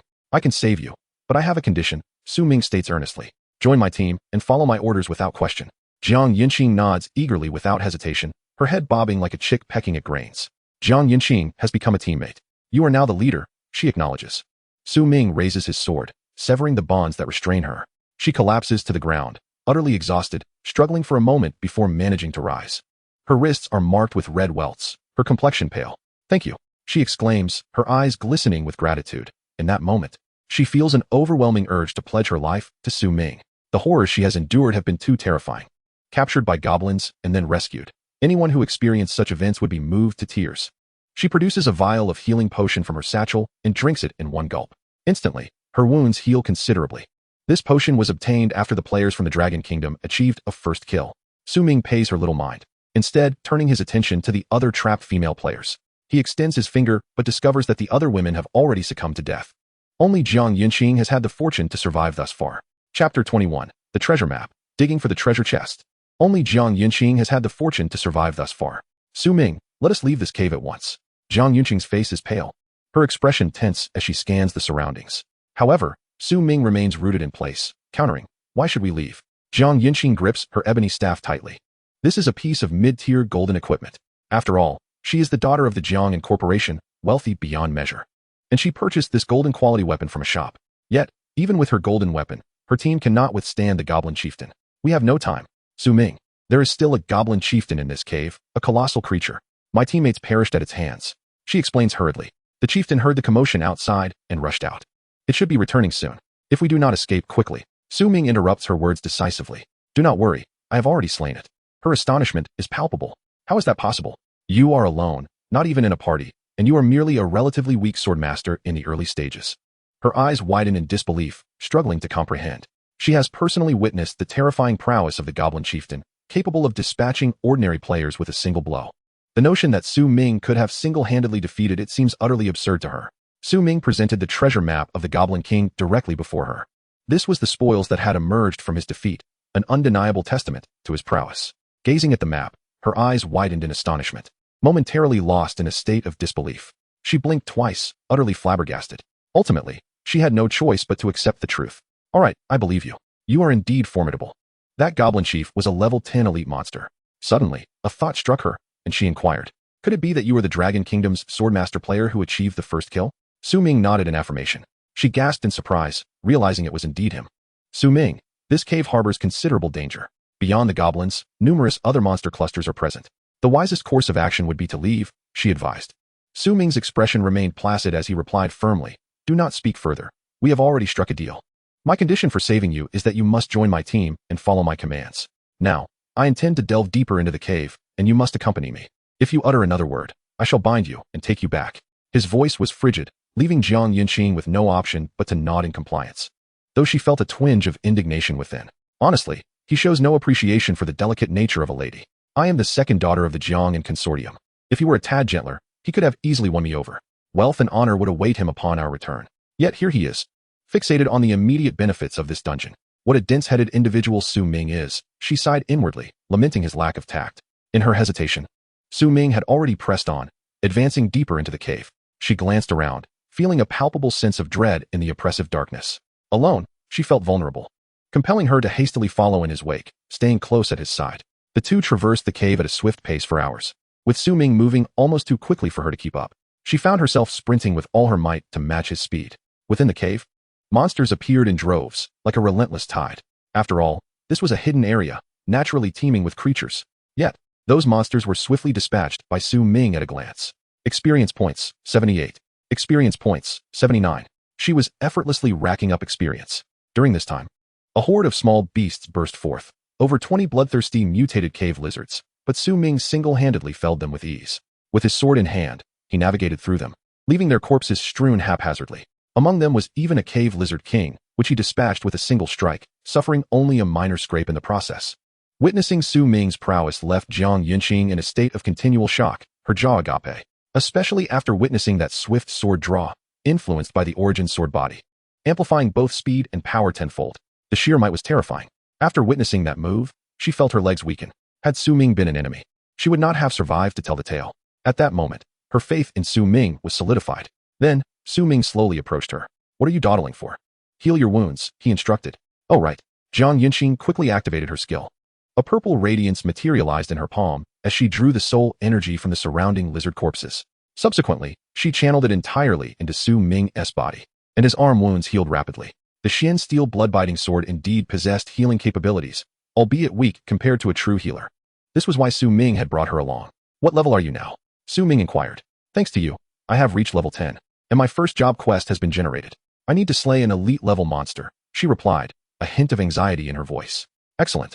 I will assist you in completing the quest shortly, allowing you to transition into a soul healer, Su Ming assured her. She nodded, surprised that he was so well acquainted with her class.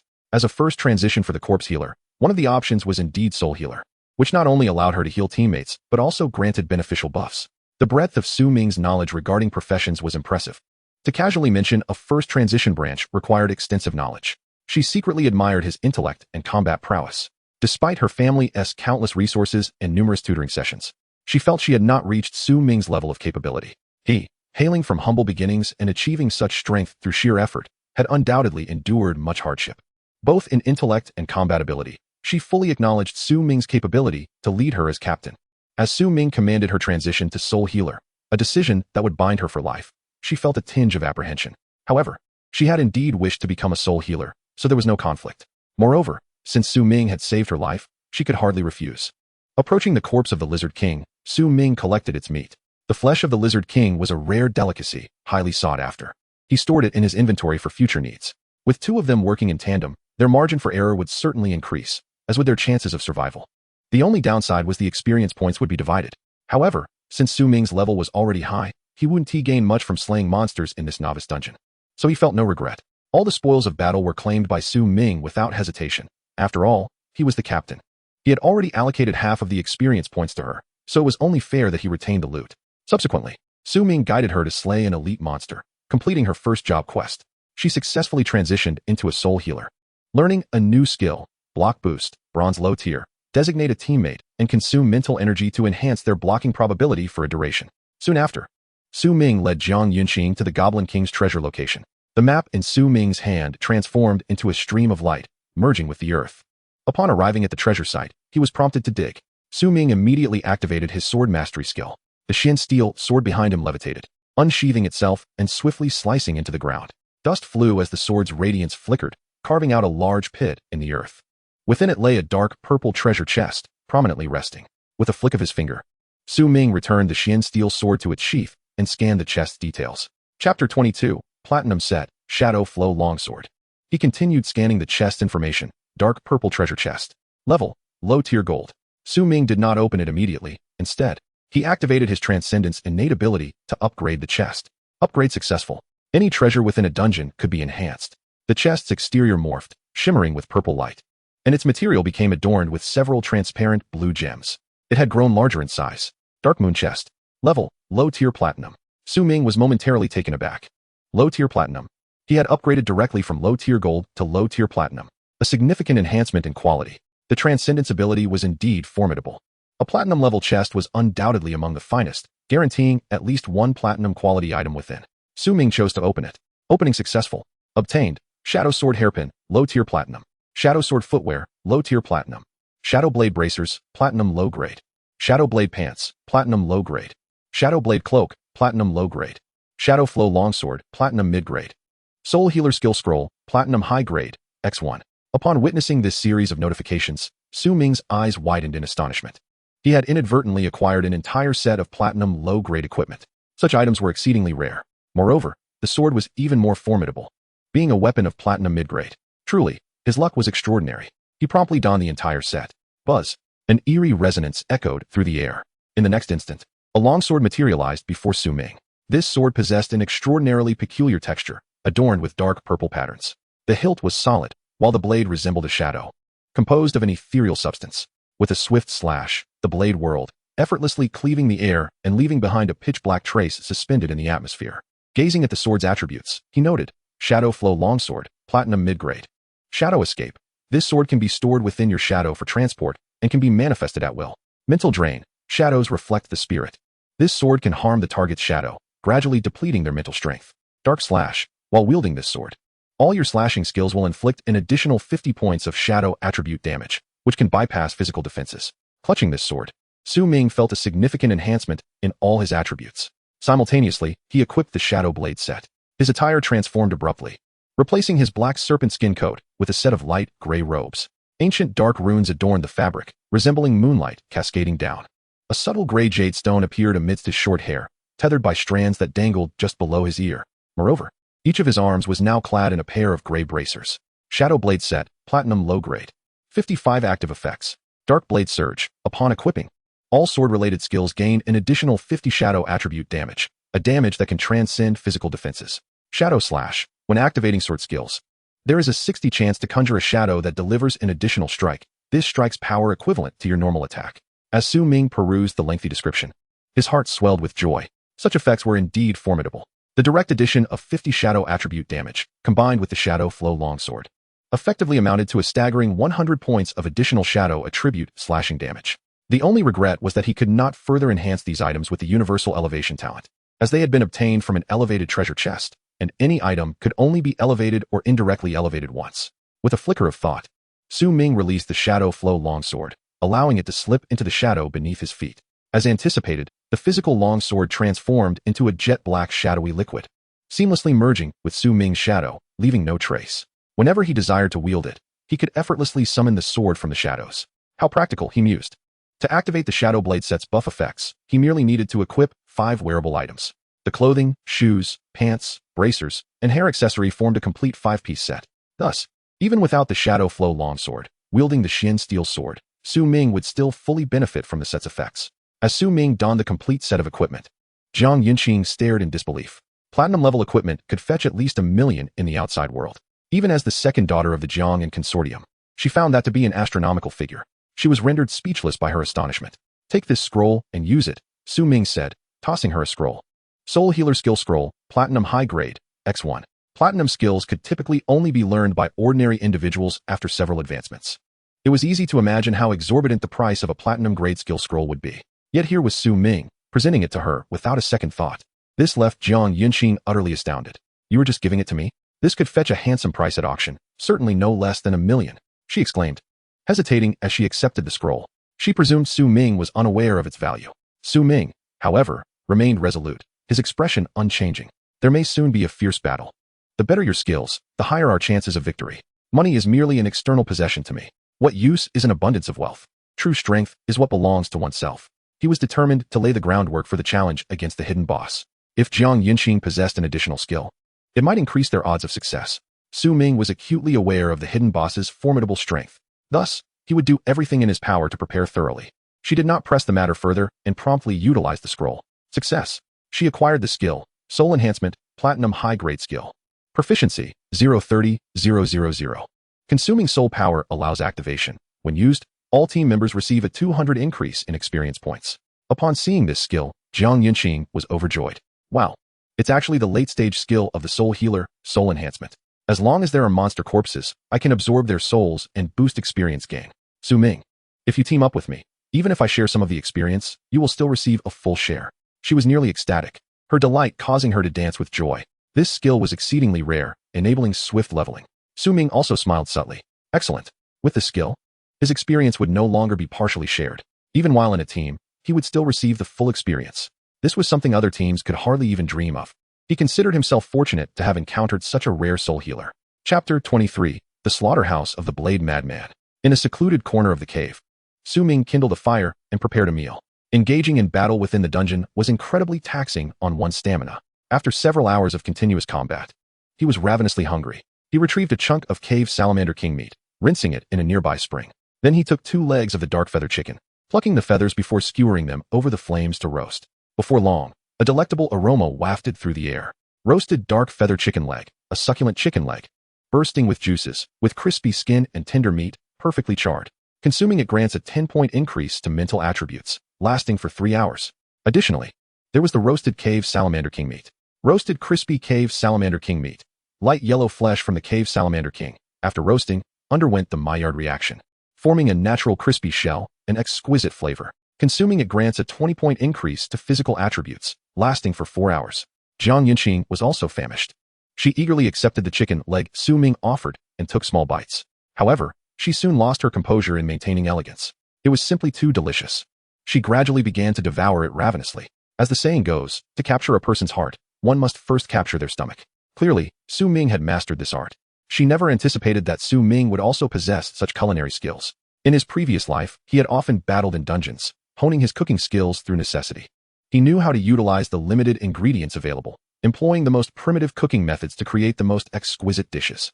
Without any seasonings, he relied solely on temperature to evoke the ingredients' inherent flavors.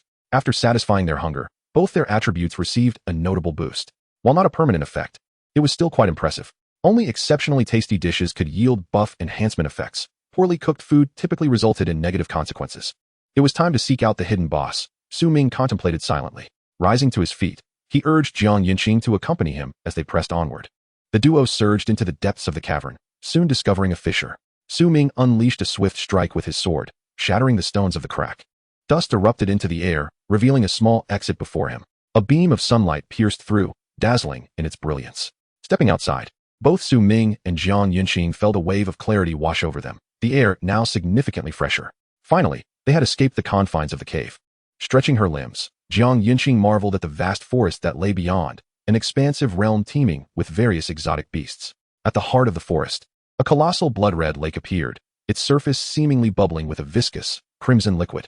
Gazing upon this spectacle, Jiang Yinqing couldn't help but express her astonishment. Su Ming's gaze remained stoic, yet an unbidden gravity settled upon his features. The moment to confront the hidden boss was imminent. Indeed, the Red Rock Cavern served merely as a shortcut. Exiting the cave led them into a new world. The hidden boss would manifest within this very area, with its emergence poised to occur at the center of that sanguine lake. Su Ming mentally counted down the moments. Approximately an hour remained until the hidden boss would appear. Terrifying in nature and of an exceedingly high level, its combat prowess could be deemed invincible. The Red Rock Cavern was not the sole entrance. It simply offered Su Ming the closest route. Other players inhabited this region as well. Su Ming's awareness of the hidden boss was rooted in memories from his past life. In that life, the strongest class changer from their school, Yanzei, had met his demise here. It was Yanzei who had discovered the hidden boss and, in his final moments, had communicated its location to Su Ming through the channel, warning him to steer clear of this peril. Tragically, however, Yanzei himself fell, not to the hidden boss, but at the hands of the prodigy Li Qingwang from a neighboring city. Su Ming recalled this incident vividly, and as such, he remained vigilant. The 10-star prodigy from Wuyin City was a ruthless individual.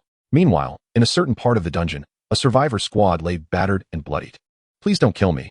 We are all of the human race," a male player exclaimed in terror. Yet, in the next instant, he was silenced by a single stroke, his head rolling away. "I beg you, take my equipment, spare my life," another female player pleaded. Before them stood a formidable class changer wielding a blade. Devoid of compassion and with an icy demeanor. "Two worthless wretches, your pleas are futile." With a swift motion, a crimson arc of the blade cleaved through the air, sharp as a razor. In mere moments, he had dispatched both players. Clad in a cerulean robe, his eyes glinted with a bloodthirsty glimmer. The weak are doomed to perish. Observing the lifeless bodies beneath him, he revealed a hint of exhilaration, as if the act of killing thrilled him. Gripping a narrow-bladed long knife with one hand, he exuded an aura of danger. This was Li Qingwang, the foremost expert of Wuyin City this year. His initial class was Blade Maniac, endowed with a 10-star innate talent, akin to Su Ming. Thus, upon his arrival, he quickly became a coveted prodigy. Within the dungeon, he unleashed a torrent of bloodshed upon players. Realizing that slaying high-level players yielded far more experience than vanquishing ordinary monsters. For the sake of efficiency in leveling and claiming the title of the best, he opted for the most experience-rich approach. As he traversed, no survivor remained in his wake, leading to an astonishingly rapid leveling pace, now reaching level 13. His first job change had already been completed, transitioning into a Blade Maniac. This powerful class allowed him to evolve further into Blade Enthusiast, Blade Master, Blade Cultivator, or Blade Demon, or to remain as a first-tier Blade Maniac, enhancing skills and attributes without changing classes, thus committing to a single path of mastery. However, upon reaching the third job change, he would encounter classes stronger than the Blade Maniac, necessitating a transition. At this moment, a young woman in white stood before him, wielding a massive scythe and leaning heavily upon it, gasping for breath. She was Ji Yao. A gruesome wound marred her chest, a testament to Li Qingwang's blade. 3 skeletal warriors, brandishing bone swords, stood guard before her, their forms battered and broken, marking the limits of her summonable companions. Li Qingwang's might was overwhelming. Having formed a small team with several classmates, Ji Yao had progressed swiftly, reaching level 7. Yet, just as they were preparing to vacate the area, they were ambushed by Li Qingwang. She witnessed her companions fall to his hands. In this moment, her heart swirled with rage and despair. Li Qingwang approached her, his expression impassive, gripping his long knife with deliberate steps. "You are Ji Yao from No. 1 High School, aren't you?" Upon hearing his words, Ji Yao's face grew cold. "How do you know my name?" Her lips were devoid of color, her stamina waning, yet she had never uttered a plea for mercy. "Heh, prior to the initiation of the novice dungeon, I obtained the list of all the prodigies from your No. 1 High School this year from the principal. I have studied your class talents. This dungeon is essentially my hunting ground." Li Qingwang sneered. The blade in his hand was a low-grade golden weapon, and his equipment was equally valuable. The Blade Maniac class, combined with his 10-star talent, made him exceedingly sought after. Thus, before entering the dungeon, he had secured investments from various parties, acquiring funding for equipment, skill scrolls, and more. Consequently, upon entering the dungeon, his strength far surpassed that of others. His ruthlessness transformed players into mere fodder for leveling, yielding an alarming efficiency. The students from Xianjing No. 1 High School, Nanjian City's major universities, and the institutions in Datong City are all worthless. You are disappointingly weak, unworthy of my time. You might as well become experience points, nourishing my ascent to the pinnacle. Li Qingwang's expression darkened as he drew nearer to her. He had already claimed many players' lives, not just from Xianjing City. The spirits of students from all cities had perished beneath his blade. For him, they were merely experience points. Ji Yao's frail form was marred with wounds. Her garments soaked in blood. The soul-healing potion she possessed had already been consumed. She was utterly depleted. Yet, Li Qingwang showed no signs of mercy. He brandished his blade before him, activating the blade maniac skill, Bloodblade Horizontal Slash, executing a precise strike. With a swoosh, a terrifying crimson streak manifested in midair. He lunged forward, intent on claiming her life. In that dire moment, however, Ji Yao remained remarkably composed. She summoned her final reserves of strength. One of the skeletal warriors before her transformed into ethereal blue soul fragments, swiftly moving to intercept the lethal blow. In the blink of an eye, she vanished from her original position. Utilizing the necromancer skill, Corpse Exchange, she swapped places with the furthest corpse. Li Qingwang's blade struck nothing but air.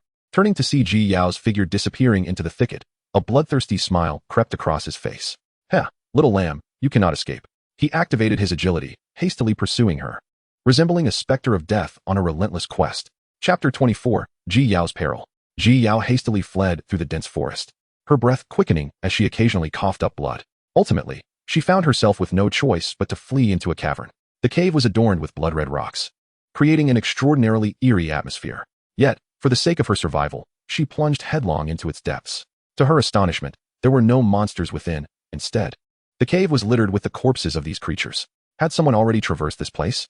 Who possessed such formidable strength? She was struck with disbelief. Even an elite team would scarcely be capable of vanquishing so many monsters, especially in such a dark cave. There was no time for contemplation. She sprinted with all her might. Faintly, she could still hear the footfalls of Li Qingwang behind her. Don't run. His voice reverberated through the cavern, echoing ominously.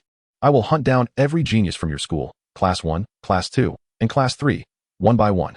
I shall ensure that your Xianjing City will never see another bright year. Forever left in desolation. Li Qingwang's voice was tinged with madness and intoxication, suggesting he relished the thrill of the hunt. As the sound grew ever closer, Ji Yao felt an increasing sense of despair. If he caught her, her demise was inevitable. Soon, his voice was almost upon her. Where are Su Ming and Yanzhe? I have heard of their talents. One a 10-star, the other a 9-star. Why do they not dare to confront me? But no matter. I shall drag these turtles out and slay them too. A bloodthirsty grin spread across his face. His speed was astounding. The distance between them dwindled rapidly. A chill ran down Ji Yao's spine as she realized he was closing in. Just when she felt she would be overtaken, a shaft of light broke into the cave. Ahead lay an exit. A figure emerged, blocking her path, grasping her and pulling her into the shadows. Ji Yao felt a trickle of sweat on her forehead. Everything before her blurred, and then she was whisked away from the cavern. It seemed as though that person had transported her several meters away, concealing her in a patch of grass. Upon focusing her gaze, she saw a young man clad in green. He bore a large bow on his back, with short, neat hair and an air of exceptional grace. Yanzhe, the 9-star talent from Class 1, second only to Su Ming. Although they were not in the same class, Ji Yao recognized him. You are Ji Yao from Class 1, the professional necromancer? Yanzhe inquired calmly. Ji Yao nodded, still somewhat dazed. Yes, thank you for saving me. No need for thanks. We are fellow alumni, and I could not possibly stand by and watch you perish, Yanzhe replied. Although his demeanor was cold, kindness resided within him. Yanzhe, how did you end up here? Ji Yao asked. Yanzhe's expression turned serious. That is a long story. I was originally part of a team, but upon returning from fetching water, I discovered that all my teammates had been slaughtered. It was Li Qingwang's doing. Analyzing the situation, I realized he was far too powerful. I deemed myself no match for him, so I have been lurking nearby, waiting for the right moment to strike. Ji Yao was taken aback by his revelation. You have been stealthily tracking him, hoping to ambush him? Indeed. As he spoke, Yanzhe drew a shimmering arrow from his quiver, holding it firmly. A glint of ferocity sparkled in his eyes. I have been observing Li Qingwang from the shadows. He is a psychologically deranged transferee, a blade maniac, or rather a hunter, treating this dungeon as his personal amusement park, mercilessly slaying his prey. And indeed, he possesses the strength to do so. Yanzhe's gaze reflected concern. If he is not eliminated, the casualties from our Class 1 will only grow more severe. Ji Yao pondered for a moment and concluded that Yanzhe's strategy was indeed the most prudent. He was a ranged class, a demon hunter ranger. Engaging in close combat with a blade maniac would almost certainly end in defeat for him. Thus, an ambush was their only viable option. What level are you now? Ji Yao inquired. Level 10, Yanzhe replied. I am currently undertaking a first transition quest, which requires me to slay a beast of elite rank or higher. Hearing this, Ji Yao was astonished. You are already at level 10. Such rapid progress. If it were you, you might truly be able to defeat Li Qingguang. I will do everything in my power to assist you and avenge my fallen classmates. A determined glimmer shone in Ji Yao's eyes as she spoke. All right, Yanzei responded. In unison, their gazes pierced through the grass, assessing the distance to Li Qingguang. Stop hiding. Come forth and meet your end. Li Qingguang's expression was frigid as he called out loudly. He scanned the surroundings, yet for a moment, he could not locate Ji Yao's position. Follow me. We must retreat for now. This is not a suitable battleground, Yanzei urged. He swiftly led Ji Yao away. As they escaped, Yanzei accessed his personal panel and sent a message to Su Ming. Su Ming, this is Yanzei from Class 4. Although I do not know you personally, as a fellow student, you are the most talented genius at our Xianjing First High. I cannot withhold this information. The blade maniac Li Qingguang from the neighboring city is hunting our school's students. You must avoid him at all costs. He is incredibly strong. He is currently in the Blood Forest Lake area. After sending the message, Yanzei promptly stowed away his panel.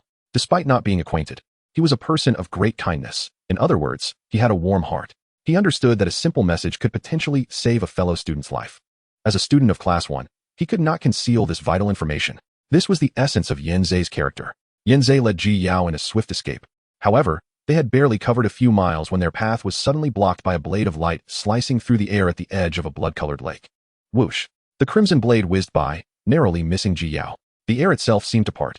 Had she been a moment quicker, she might have been pierced through by that gleaming edge. A chill ran down her spine. Turning to look, she saw Li Qingguang approaching, his expression devoid of emotion. Humph! Did you truly think I could not catch up? You are wounded by my blade, and I can track your position by the lingering aura. His face darkened as he fixed his gaze upon Ji Yao, the blood-red long knife in his hand gleaming ominously. It seems we cannot escape. Yanzei's brow furrowed deeply. His expression icy. He began to nock an arrow. Yanzei's great bow was a weapon he had crafted himself from blueprints and materials. A low-grade silver weapon known as the resilient bow. The arrows shot from this bow would carry enhanced physical damage and slightly increase his attack speed. Suiting his class as a demon hunter ranger, a profession adept in physical attacks, this class harbored a disdain for magic, as their skills predominantly dealt physical damage. Observing the bow and arrows in Yanzei's hands, Li Qingguang's eyes sparkled with intrigue. Oh, a demon hunter ranger, Yanzei? You seem rather excited. At last, I have found you, the 9-star genius from Class 1. He licked his lips, a fervent gleam in his eyes.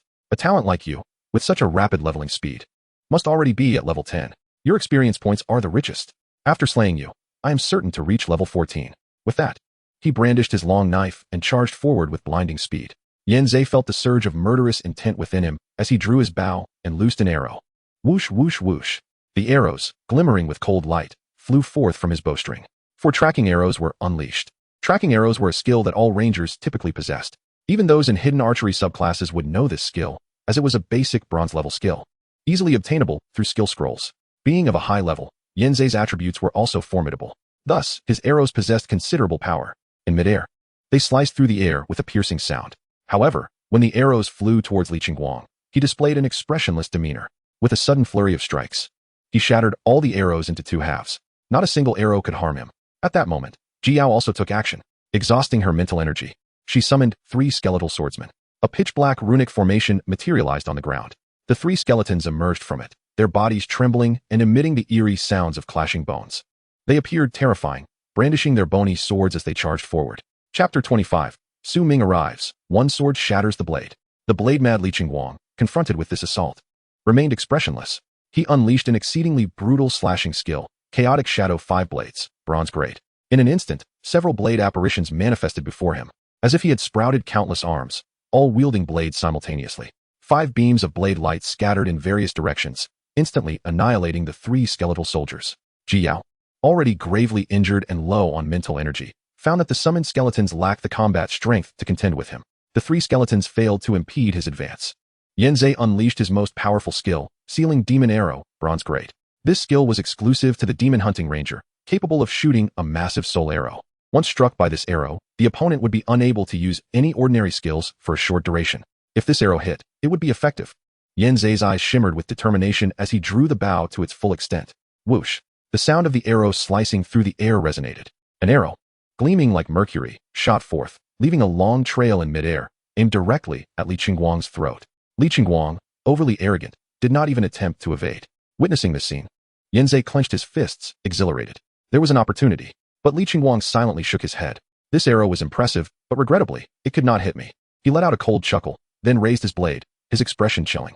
In the next moment, he transformed into a streak of light, slicing forward. Whoosh! The speed of this strike was astonishing. It whipped up a whirlwind on the ground. Crack! The blade light slashed horizontally, effortlessly cleaving the ceiling demon arrow in two, splitting it down the middle. The arrow disintegrated into specks of blue light. Yanzei was utterly astounded. This was his strongest skill, yet it had been so easily countered. Was the disparity between 10-star and 9-star talents truly this vast? He attempted to knock another arrow, but in the next instant, Li Qingguang had already closed the distance. Thud! Li Qingguang thrust his blade, piercing directly through Yanzei's chest. Blood flowed freely. Ji Yao, witnessing this scene, turned pale, her eyes filled with fury. Damn it! She swung her crescent scythe towards Li Qingguang. As a summoner, close combat was her weakness, and in this moment of rage, she had allowed her emotions to cloud her judgment. Li Qingguang pivoted and struck her shoulder with a single blow. Ji Yao managed to parry with her scythe. Yet she was still sent flying, blood gushing from her mouth, utterly incapable of continuing the fight. Li Qingguang casually flicked his blade, blood splattering forth. His expression was frigid as he glanced disdainfully at the fallen Yanzei and Ji Yao. Pathetically weak. Pathetically weak. I have heard that Xianjing No. One high school has several talented transmuters this year. I expected a worthy challenge, but it turns out they are nothing more than rotten fish. His arrogance knew no bounds as he regarded everyone with contempt. Even Yanzei, with his 9-star talent, posed no challenge to him. What a waste of my time. Now, you shall all perish. Li Qingguang's gaze turned menacing as he strode towards Ji Yao. A crimson glow flickered upon his blade. Ji Yao's health was nearly depleted. One more strike would surely spell her doom. In that moment, she bit her silver teeth, her eyes filled with rage. She did not wish to die. Yet, faced with such a formidable foe, she felt utterly powerless. She felt she had dragged her classmate, Yanzei, down with her, and her heart brimmed with guilt. At the last moment, she closed her eyes, the image of the one she had admired for years appearing in her mind, Ming. He hailed from humble beginnings but excelled in his studies, displaying unwavering tenacity. Ji Yao often found herself secretly watching him study earnestly. Regrettably, she would have no further opportunities, and her hard-working parents, left without her, would have no one to rely on in their old age. As these thoughts flooded her mind, tears streamed down her face. Li Qingguang raised his hand, a blade descending towards her. Despair took root in her eyes. Buzz! Suddenly, an incongruous sound pierced the air. The sound of a sword's chant echoed from afar. A pitch-black long sword of mysterious steel transformed into a streak of light, hurtling towards them. The sound of air being sliced was deafening. This sword moved with unparalleled speed. The air currents around it were cleaved apart, subtly forming two swirling vortices. The sword gleamed with a chilling light, captivating all who beheld it. In an instant, it pierced through, shattering the blood-colored blade light that Li Qingguang had unleashed. Li Qingguang himself was struck back by the immense force. His face reflected shock and disbelief as he staggered back 3 or 4 steps before managing to stabilize himself. To shatter his blade light head-on? This was nearly impossible among newcomers. His expression turned icy, eyes filled with incredulity. As the dust settled, a young man in a gray robe emerged from the forest, walking with purpose. He lightly curled his fingers. Whoosh! The black mysterious steel sword reversed course. Hovering beside Ming, the sword bobbed gently, emitting a series of crisp, buzzing sounds. It was indeed Ming, who had rushed here at full speed. His gaze was calm as he surveyed the surroundings, quickly assessing the situation. To his surprise, Ji Yao was also present. In his previous life, Yanzei had faced Li Qingguang alone and had been killed. He had not anticipated Ji Yao's appearance this time. Clearly, the events of this life would not mirror those of the last. Human relationships resembled an intricate web, interwoven and interconnected. The butterfly effect might lead to significant changes in what were once unrelated events. Ming stepped forward, gliding effortlessly to Ji Yao's side. He knelt down slowly. Ming. Ji Yao's voice trembled, her eyes glistening with moisture. She could scarcely discern whether she was dreaming. It is I. Ming reached out, gently wiping the blood from her face. Simultaneously, a glimmer of murderous intent flickered in his eyes. Ji Yao's injuries were severe.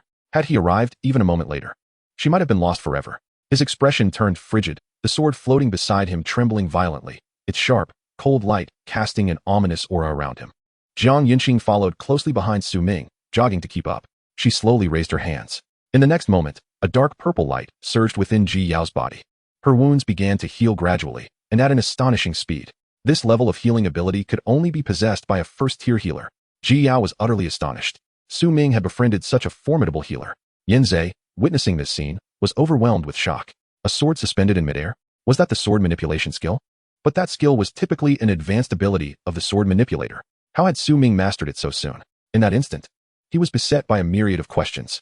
his expression contorted with pain as he clutched his chest, struggling to sit up. Just a mere few centimeters, ask you. And his heart would have been pierced through. One could say that his life was nothing short of a stroke of luck. Subsequently, he beheld Jiang Yunqing raising her hand from afar, astonishingly healing his wound slowly. His expression was one of shock. Could this healer truly treat two individuals simultaneously? Such a feat seemed impossible. Only a soul healer of the first rank or above could achieve such healing efficiency in the early stages. At this moment, Li Qingwang had already adjusted his stance. He gazed at Su Ming, his eyes now betraying a hint of gravity. All his previous arrogance and disdain had been reined in, for he had realized he was confronted by a genuine adversary. Just moments ago, he had taken Su Ming's sword skill head-on. The power of that strike was indelible in his memory. He slowly raised his weapon, revealing a notch on the blade. Chapter 26. A pitiful blade, crumbling with ease. A chill flickered in Li Qingwang's eyes. His weapon was of golden grade. To inflict a dent upon it required a terrifying force and an extraordinarily potent skill. What he did not know was that Su Ming's Xian steel sword was merely of silver quality. To inflict damage upon a higher grade weapon with a lower grade one demanded not only skill, but also a significant disparity in attributes. Had he been aware of this fact, Li Qingwang would have been even more astounded. So, you are the legendary 10-star sword master from Xianjing No. 1, Su Ming? I must concede, your prowess indeed surpasses my expectations. His gaze remained locked on Su Ming, his entire aura no longer concealed, erupting with overwhelming intensity. First rank blade maniac. He was already at level 13. And within this dungeon, his rank stood at the pinnacle. A murderous aura surrounded him as he raised his blade fiercely. In this dungeon, only you are worthy of being my opponent. But that is all. You shall undoubtedly perish beneath my blade. He let out a sinister laugh, pointing the tip of his sword at Su Ming, challenging him to battle. Swordmasters are not particularly formidable in close combat during the early stages.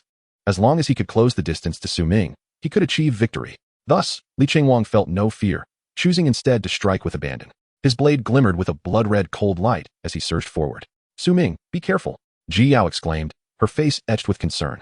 In the distance, Yan Zhe watched intently, his expression tense, harboring little hope for this battle. Although Su Ming had come to their aid, he was merely a sword master. His combat prowess in the early stages could not possibly compare to that of a blade maniac. Hence, both felt a profound sense of pessimism. Now, they were grievously injured, unable to assist, relegated to mere spectators. Su Ming regarded the incoming strike, his gaze calm. What a feeble blade, he mused genuinely. The moment these words left his lips, every onlooker was momentarily taken aback. Such audacity in the face of a 10-star genius from Wuying City was, without a doubt, rather brazen. Li Qingwang's expression darkened abruptly. His eyelids twitched involuntarily. In an instant, a murderous glint flickered in his eyes. Who dares to provoke him thus? It was tantamount to courting death. Along his journey, he had slain countless foes, treating students from various prestigious schools as mere wild monsters. He considered himself invincible. A mere sword master could never obstruct his path of carnage. Su Ming's words had evidently enraged him. He unleashed his full power. With an unstoppable momentum, he swung his blade, declaring, I shall cleave you in one strike, forcing you, a mere sword master, to recognize reality. His voice was icy, teeth clenched. Faced with the full force strike of the blade maniac, Su Ming stood resolute as a mountain. He neither flinched nor dodged, remaining steadfast in place. With an expression devoid of emotion, he slowly raised his hand, grasping the Xian steel sword that hovered beside him. In the next instant, thunder crackled. Furious lightning surged violently. The mystical sound of the sword resonated throughout the surroundings. Witnessing this scene, Li Qingwang let out a sinister laugh. Humph, foolish dog. As a sword master, you do not create distance, but instead choose to engage me in close combat. You are simply courting death. Swordmasters thrive on both ranged and melee capabilities. To win, one must exploit their long-range advantages. Yet, Su Ming had opted for direct confrontation. In close combat, how could he possibly rival a blade maniac? Thus, Li Qingwang had mentally condemned Su Ming to death. However, in the next moment, his expression froze in disbelief. For Su Ming had indeed drawn his sword. Buzz. In an instant, Su Ming unleashed a strike. His figure transformed into a streak of lightning, leaving a brilliant sword scar in the air. Swift, to an extreme degree. With the original sword body, he achieved tenfold power and tenfold speed. It was sheer obliteration. Within the same realm and with equal talent, it was utterly impossible to withstand. Li Qingwang remained unaware that he was not facing a mere sword master, but rather a sword deity. His countenance was one of horror, as he had yet to comprehend the situation. In the next moment, Su Ming was already in close quarters with him. Crash! A tremendous sound reverberated. The blade in his hand shattered in two, split by Su Ming's strike. Following that, a massive wound appeared on his chest. Su Ming's sword had torn through his torso. The sword energy pierced him. He coughed up a mouthful of blood. What manner of strike was this? So swift that his eyes could not even capture it. Astonishment flooded his gaze. He was sent flying, crashing violently to the ground. Blood erupted from his chest, gushing forth.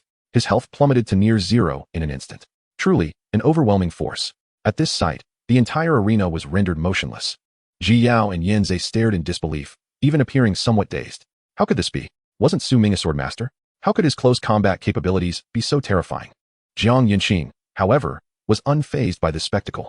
She had long witnessed Su Ming's terrifying strength. Throughout their journey, even against the beast tide, Su Ming had effortlessly vanquished foes. Li Qingwang lay on the ground, unable to rise, coughing up blood. He struggled to stand, shakily raising his blade, only to discover that his weapon was utterly shattered. He inhaled sharply, overwhelmed with disbelief. How could this be? Su Ming approached him slowly, frost swirling in his eyes. How could it not be possible? He retorted.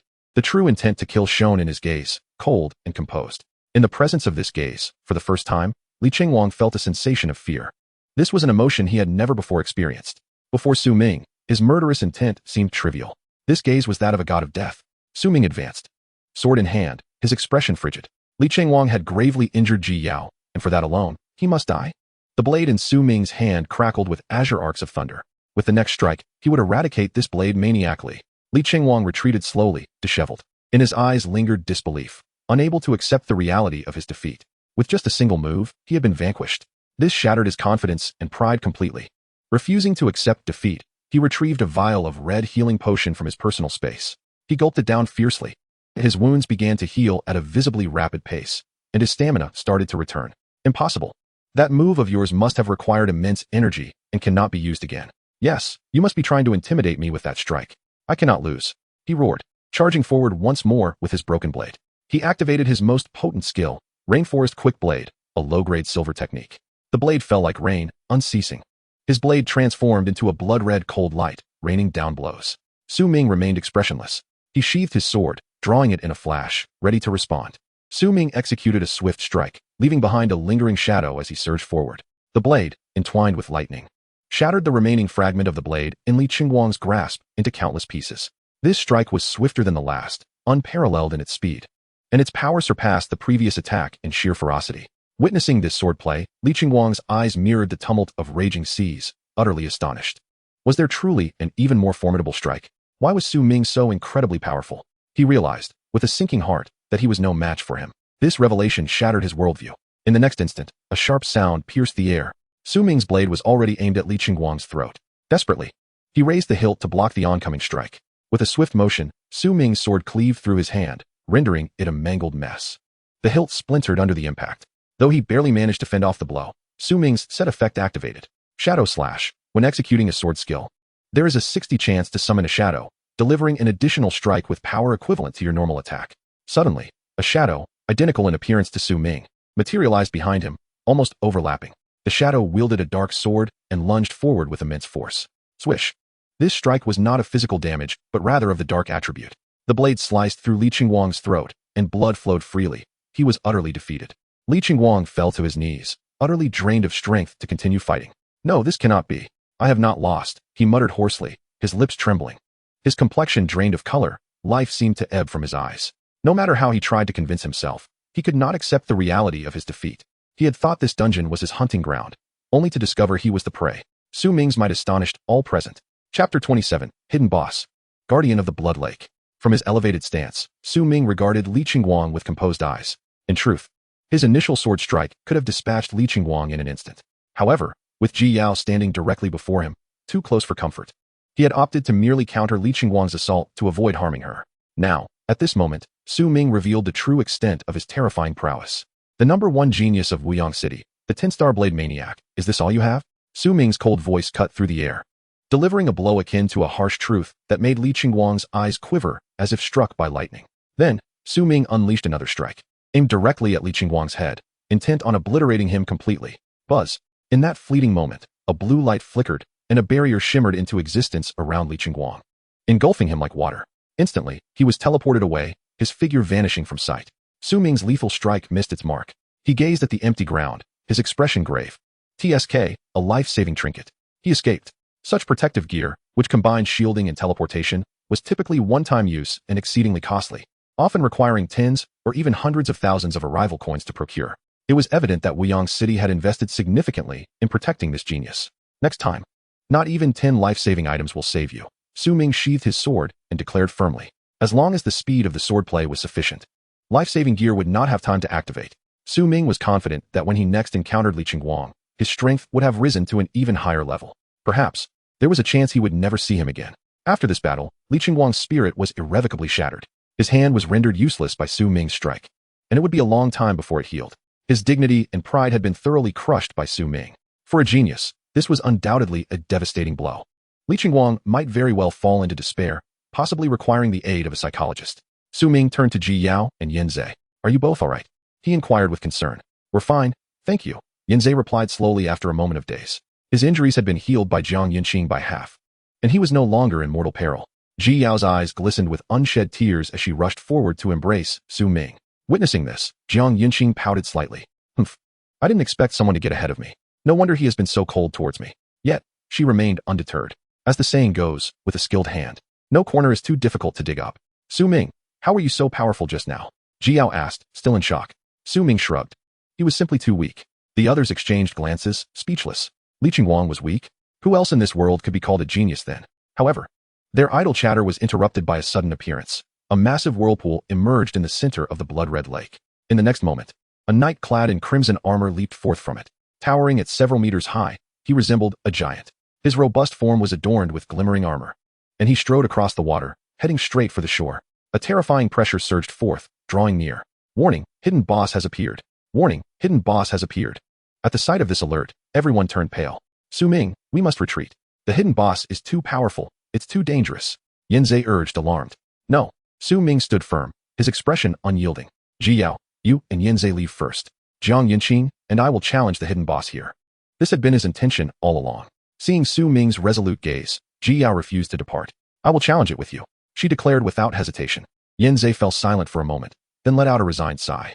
If we run now, it would seem rather cowardly. If you both possess such courage, I can only stay and fight too. Although confronting the hidden boss was perilous, the rewards were undoubtedly substantial. As the saying goes, the greater the storm, the more precious the fish. Ji Yao and Yin Zhe requested to join the team. Approved. Su Ming did not hesitate in granting their request.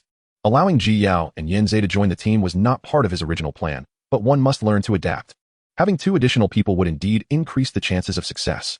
The blood-armored knight approached, his eyes gleaming with a fierce light, seemingly filled with wrath. In his hand, he wielded a massive sword, as large as a person. Who would not be dazed by such a sight?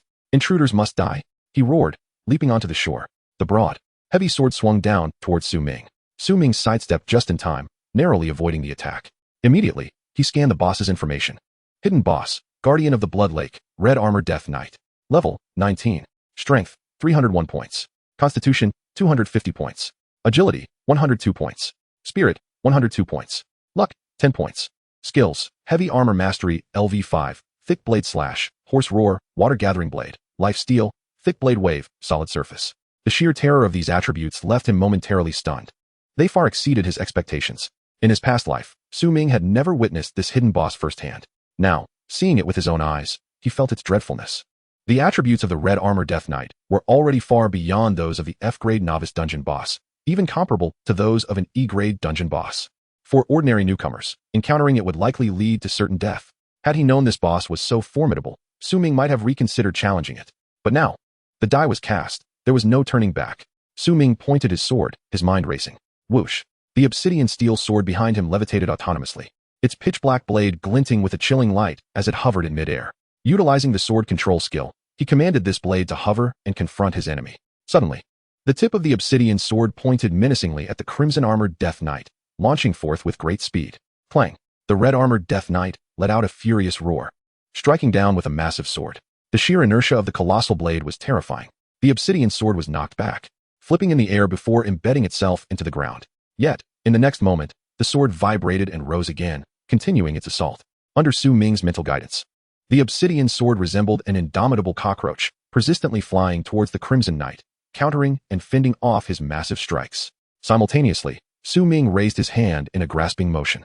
A long sword, as black as ink, surged forth from his shadow and landed in his palm. It was a platinum-grade weapon, the Shadow Flow Longsword. Upon witnessing its emergence, both Ji Yao and Yin Zhe were taken aback. This sword lacked a physical blade. Its edge seemed to extend like a shadow, appearing quite ethereal. The fact that Su Ming possessed such a weapon indicated a significant stroke of fortune.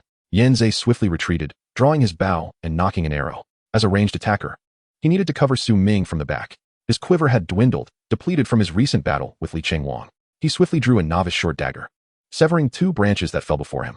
Then, with a flick of his wrist, he transformed the branches into brand new arrows, replenishing his quiver.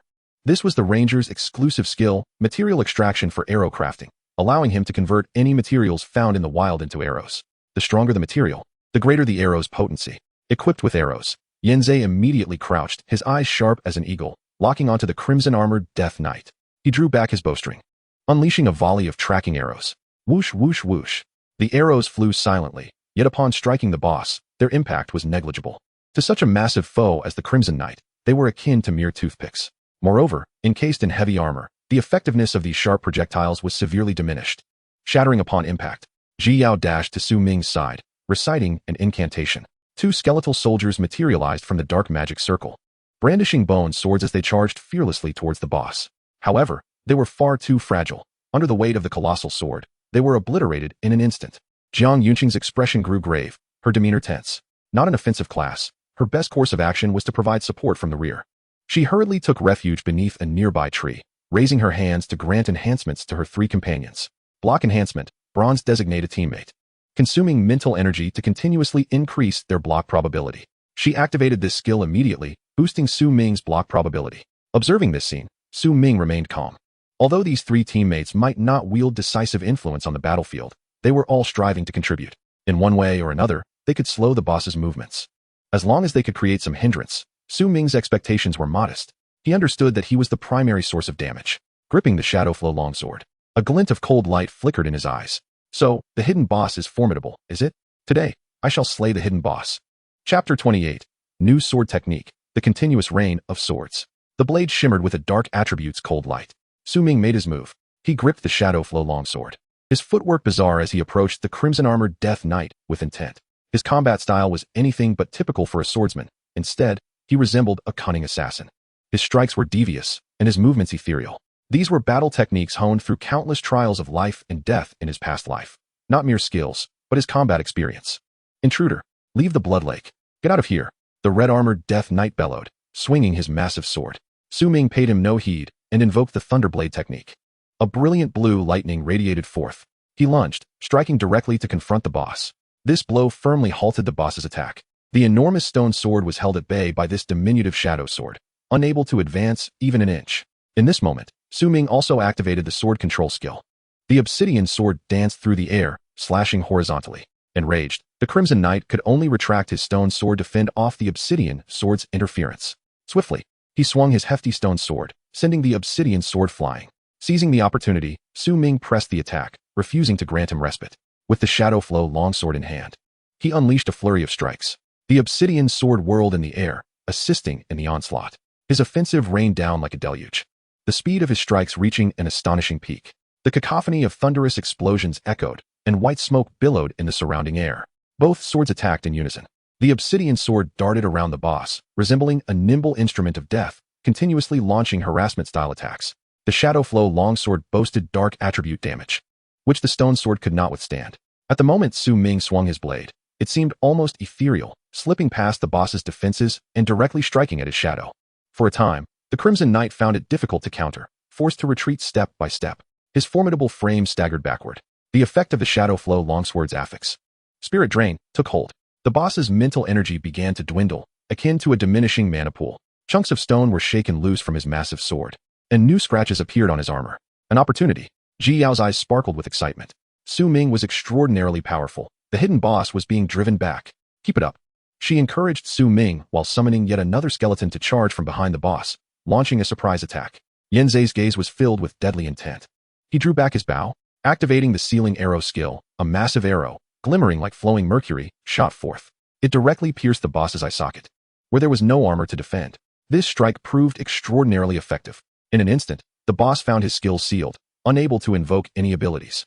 Seizing the moment, Ji Yao's skeleton launched a frenzied assault from behind, thrusting its bone sword and jolting the boss. Yet, it was soon met with the boss's wrath, who retaliated with a swift strike, obliterating the skeleton. Though Ji Yao's summoned creatures lacked stamina and were somewhat frail, they nonetheless contributed to diminishing the boss's power. Su Ming's advantage grew. The crimson-armored Death Knight, let out a pained howl, stumbling backward several paces. Excellent. If this continues, victory is ours. Yan Zhe's eyes gleamed with determination as he continued to rain arrows upon the foe. However, Su Ming's expression remained inscrutable, a stark contrast to the optimistic assessments of his companions about the situation. A lingering gloom clouded his mind. This won't do. The boss's health pool is too substantial. His defenses are formidable, and his steel armor is incredibly resilient. It feels as though I am merely scratching the surface. So far, the boss's health has only decreased by about 10. Yan Zhe's sealing arrows indeed had a remarkable effect, but they could not be used in succession. Once the effects of this arrow faded, the boss would surely be incensed. And as expected, in the next moment, the sealing effect dissipated. The crimson-armored Death Knight trembled with rage, his massive sword radiating a brilliantly blood-red light. All intruders shall perish. He had guarded this forest for centuries. His strength was indisputable. A true king of this realm. He swung his colossal sword, unleashing a formidable skill. Boom. A terrifying shockwave erupted from the blade. Su Ming hastily raised his sword to block. Bang. The boss's terrifying power attribute activated, sending Su Ming hurtling backwards. A vast expanse of turf was uprooted and shattered in the process, dust and debris swirling around. Su Ming furrowed his brow, adjusting his stance to barely regain his balance. He was already covered in dirt and grime. This hidden boss was, after all, a level 19 monster. The disparity in levels was simply too great, he mused. Although Su Ming had reached level 14 and was undoubtedly the fastest level up among novices, he was still far too low in front of this red-armored Death Knight. The strength and skills of this boss were exceedingly formidable. Thankfully, with the origin sword body, all sword technique speed and power were amplified tenfold. Otherwise, Su Ming feared he would have been instantly vanquished. Even ordinary dungeon bosses required teams of over 10 to take down after prolonged engagement. Not to mention, he had only 4 people in his group. Hence, the boss's health was depleting at an agonizingly slow rate, and Su Ming was finding the battle immensely challenging. Yet, he had never entertained the thought of surrendering. He took a deep breath, striving to manage his stamina consumption. Then, he focused intently and activated the Thunder Sword technique, charging forward to unleash a flurry of frenzied strikes. Su Ming's swordplay was exquisitely agile, and he could sporadically trigger set effects. Dark, inky shadows detached from his body, unexpectedly slicing through the air with several strikes. Shadow Slash. When activating sword techniques, there is a 60% probability of conjuring a shadow that delivers an additional strike, with damage equivalent to your normal attack. As long as the sword swinging speed was sufficient, the probability of triggering this Shadow Slash effect could be infinitely heightened. Thus, Su Ming understood that he must adopt an offensive strategy to secure a chance of victory. His sword strikes grew increasingly rapid and ferocious, akin to a tempest. Gradually, he sensed the emergence of a new sword technique. He comprehended a new skill, Torrential Rain Sword, Silver Grade. Proficiency, 0-2000. The sword's momentum resembled a torrential downpour. Relentless and overwhelming, capable of unleashing a multitude of strikes in a brief period, triumphing through sheer velocity. In an instant, Su Ming's sword prowess intensified. As long as he persisted in wielding his designated weapon, he would gradually attain mastery and occasionally grasp new skills. What he acquired was a silver skill. For other classes, newly comprehended skills typically began at the bronze level. Yet, he had jumped straight to silver. This sword technique was indeed ferocious, with a staggering number of strikes. The equipped Shadow Slash effect triggered with reckless abandon. The inky shadows followed Su Ming's swordplay, launching a tempestuous onslaught. At this juncture, the boss's health began to dwindle at a faster pace. Minutes later, its health fell below 60. Yes, at this rate, victory was assured. In the rear of the battlefield, Jiang Yunqing, responsible for support, clenched her fists in excitement. Excellent. Yanzhe narrowed his eyes, aiming and continuing to shoot arrows. But in the next moment, a roar erupted. The red-armored Death Knight unleashed a furious bellow. With a powerful stamp, a colossal shockwave radiated outward, momentarily pushing Su Ming back. Then, it struck down with tremendous force. The massive, thick-bladed stone sword shattered. To be precise, the outer stone shell fractured, revealing the massive blade within. This great sword appeared to be composed of flesh and blood, adorned with crimson barbs. This was the boss's true weapon, and one could even say it was a new form. Subsequently, the boss brandished this blood-soaked sword and charged at Su Ming. Beneath the armor, one could faintly discern its head, a grotesque mass of decaying flesh, with 2 rotting eyes glowing ominously. The boss's countenance was filled with wrath, brimming with murderous intent. Both its speed and strength had increased. Su Ming raised his sword to block. Bang! A resounding crash sent Su Ming hurtling away. He coughed up a mouthful of blood, struggling to rise. His expression turned frosty. Phase 2 then. He felt no fear. Instead, a somewhat manic smile crept across his lips. The stronger the boss, the greater the rewards. At that moment, he was filled with anticipation. Chapter 29, Slaying the Boss, shocking the entire server. Jiang Yunqing saw Su Ming injured and hurriedly provided him with healing. However, Having previously healed Yen Zhe and Ji Yao, she had expended a considerable amount of stamina. The remaining spiritual energy and the soul energy drawn from corpses were quite limited. With insufficient stamina, the healing effect was naturally weakened. Although she was anxious, she found herself at a loss for alternatives. Su Ming was aware of this as well. To expedite his recovery, he took a healing potion from his personal space and consumed it in one gulp. This potion could instantly restore a portion of his health and gradually mend the remaining wounds. After recovering sufficiently, Su Ming reinvigorated himself and re-entered the fray. His gaze fixed on the boss, his eyes gleaming with cold determination, revealing Phase 2 was, in fact, a fortuitous development. It signified that the boss had truly been provoked. The red-armored Death Knight, wielding its enormous sword, charged in a frenzied assault. It unleashed a ferocious boss skill, Thick Blade Charge. Raising its broad, blood-red sword high above its head, it stepped forward, preparing to smash down upon Su Ming. The blade glimmered with a crimson light, its power evident. The ground where the boss stepped cracked under its might, a testament to its ferocity. Su Ming's mind raced, summoning the Xian steel sword to intercept the blow. However, upon contact, the Xian steel sword was instantly sent flying. The gigantic sword was imbued with terrifying inertia and immense potential energy, likely possessing the force of 1,000 pounds. The very tip of the sword emitted a blood-red arc, hurtling towards Su Ming. His gaze icy, Su Ming sheathed the Shadow Stream longsword. He advanced, deliberately charging towards the incoming strike, an audacious move. He intended to use the draw and dash skill to confront it head-on. Typically, the red-armored Death Knight's movements were minimal, its armor fully encasing its form. The heavy steel armor rendered most attacks ineffective. Yet, when executing the Thick Blade Charge skill, its movements became rigid, making it challenging to evade all assaults entirely. At that moment, the boss was lifting its arms high, revealing flesh and blood at the joints of its armor. Su Ming had to seize this fleeting opportunity to inflict maximum damage. Although the risk was substantial, the potential reward was equally enticing. His body transformed into a streak of light, the sword scar cleaving through the air. Whoosh! This strike was incredibly swift. The draw and dash skill was activated with full force. The terrifying sword scar materialized as a shimmering flash, leaving a trail in the air. This strike created a sound that sliced through the air. Su Ming's sword passed the boss's form, his azure sword scar precisely slicing through the gap in the boss's arm armor. Splurt! Dark yellow blood gushed forth, akin to pus. The boss's health plummeted by more than half in an instant. Yet, Su Ming emerged unscathed, for in that fleeting moment, he had activated the concealed step. This unparalleled footwork made him seem to vanish, his form even appearing to lack physical substance, as he passed directly through the boss's blade. The red-armored Death Knight's voice trembled with rage. Its body was marred with wounds, its face contorted, and it began emitting a cacophony of cracking sounds. The blood-soaked sword in its grasp started to morph ultimately. It transformed into a massive hammer. The boss's voice twisted, unleashing a wretched, howl-like scream as it launched its final assault against Su Ming. Behind it, the blood lake surged as if boiling, the waters coalescing into monstrous waves that rose ominously. Countless crimson waters took the form of blade-like projectiles, dancing in tandem with the colossal hammer in its grasp. Su Ming's eyes widened in astonishment. He recognized this as the boss's ultimate skill, Bloodblade Convergence. As the boss swung its weapon, it drew forth an immense volume of lake water, transforming it into blood-soaked flying daggers aimed at Su Ming. Whoosh, whoosh, whoosh. A multitude of blood blades, numbering in the dozens, shot forth, leaving trails of crimson in their wake. Su Ming's expression grew serious. He moved with utmost caution in that fleeting moment. He activated his swiftest skill, the Rain of Swords. Suddenly, the Shadowflow sword in his hand unleashed a torrent of pitch-black sword lights. The incoming blood blades, formed from the lake's essence, were cleaved apart by Su Ming's strikes. Simultaneously, he summoned the Xian steel sword to hover beside him, slicing through the onslaught of flying knives. Yet, the sheer volume of blood blades was overwhelming. Originally designed as an area attack skill, it could easily dispatch a dozen players. No matter how formidable Su Ming was, he could not hope to fend off every single one alone. The number of flying daggers continued to swell, and gradually, Su Ming felt himself becoming overwhelmed. Damn it! He gritted his teeth and let out a low growl. His figure flickered, preparing to activate the stealthy step once more to evade. However, doing so would deplete his mental energy significantly. In a single battle, Su Ming could only utilize the stealthy step a couple of times at most. Should he expend it now, his mental reserves would dwindle, rendering the remainder of the fight exceedingly arduous.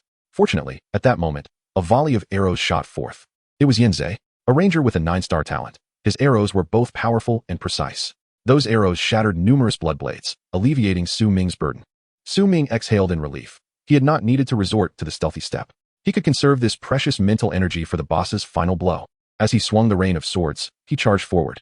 In that instant, lightning flickered along the blade in his hand. Simultaneously, he stepped forward. grasping the shin-steel sword that danced in the air. Murderous intent swirled in Su Ming's eyes as he held nothing back. With his left hand gripping the shin-steel sword, he executed the thunderclap sword technique. In his right hand, he wielded the shadow flow sword, employing the flashing blade technique. Two mid-tier silver sword techniques were unleashed simultaneously. A deafening resonance of sword cries reverberated around him, carving a chasm into the ground. Su Ming's figure transformed into a dazzling streak of thunderous sword light, slicing through the air. Thwack! The dual swords cleaved through the red-armored Death Knight's helmet, exposing its grotesque head to the world. It was a repulsively malformed mass, riddled with decayed wood and putrid flesh. This red-armored knight was merely a tormented soul, anchored here by a lingering wish, its body in a state of decay. Fundamentally, it bore no essential difference from the creatures summoned by necromancers. Its eyes glazed over as it fell to its knees, pus-yellow blood gushing forth like the lifeblood of a rotting corpse, merging with the blood lake behind it. Su Ming had triumphed. In that fleeting moment, a message echoed across the world channel. Announcement: Hidden Boss has been slain. A Swordmaster player has vanquished the Hidden Boss. The dungeon is now concluding. Congratulations to all players. Prepare for triumphant return. Instantly, a voice resonated in the minds of every player within the dungeon. The discussion erupted like a supernova. Impossible. A hidden boss.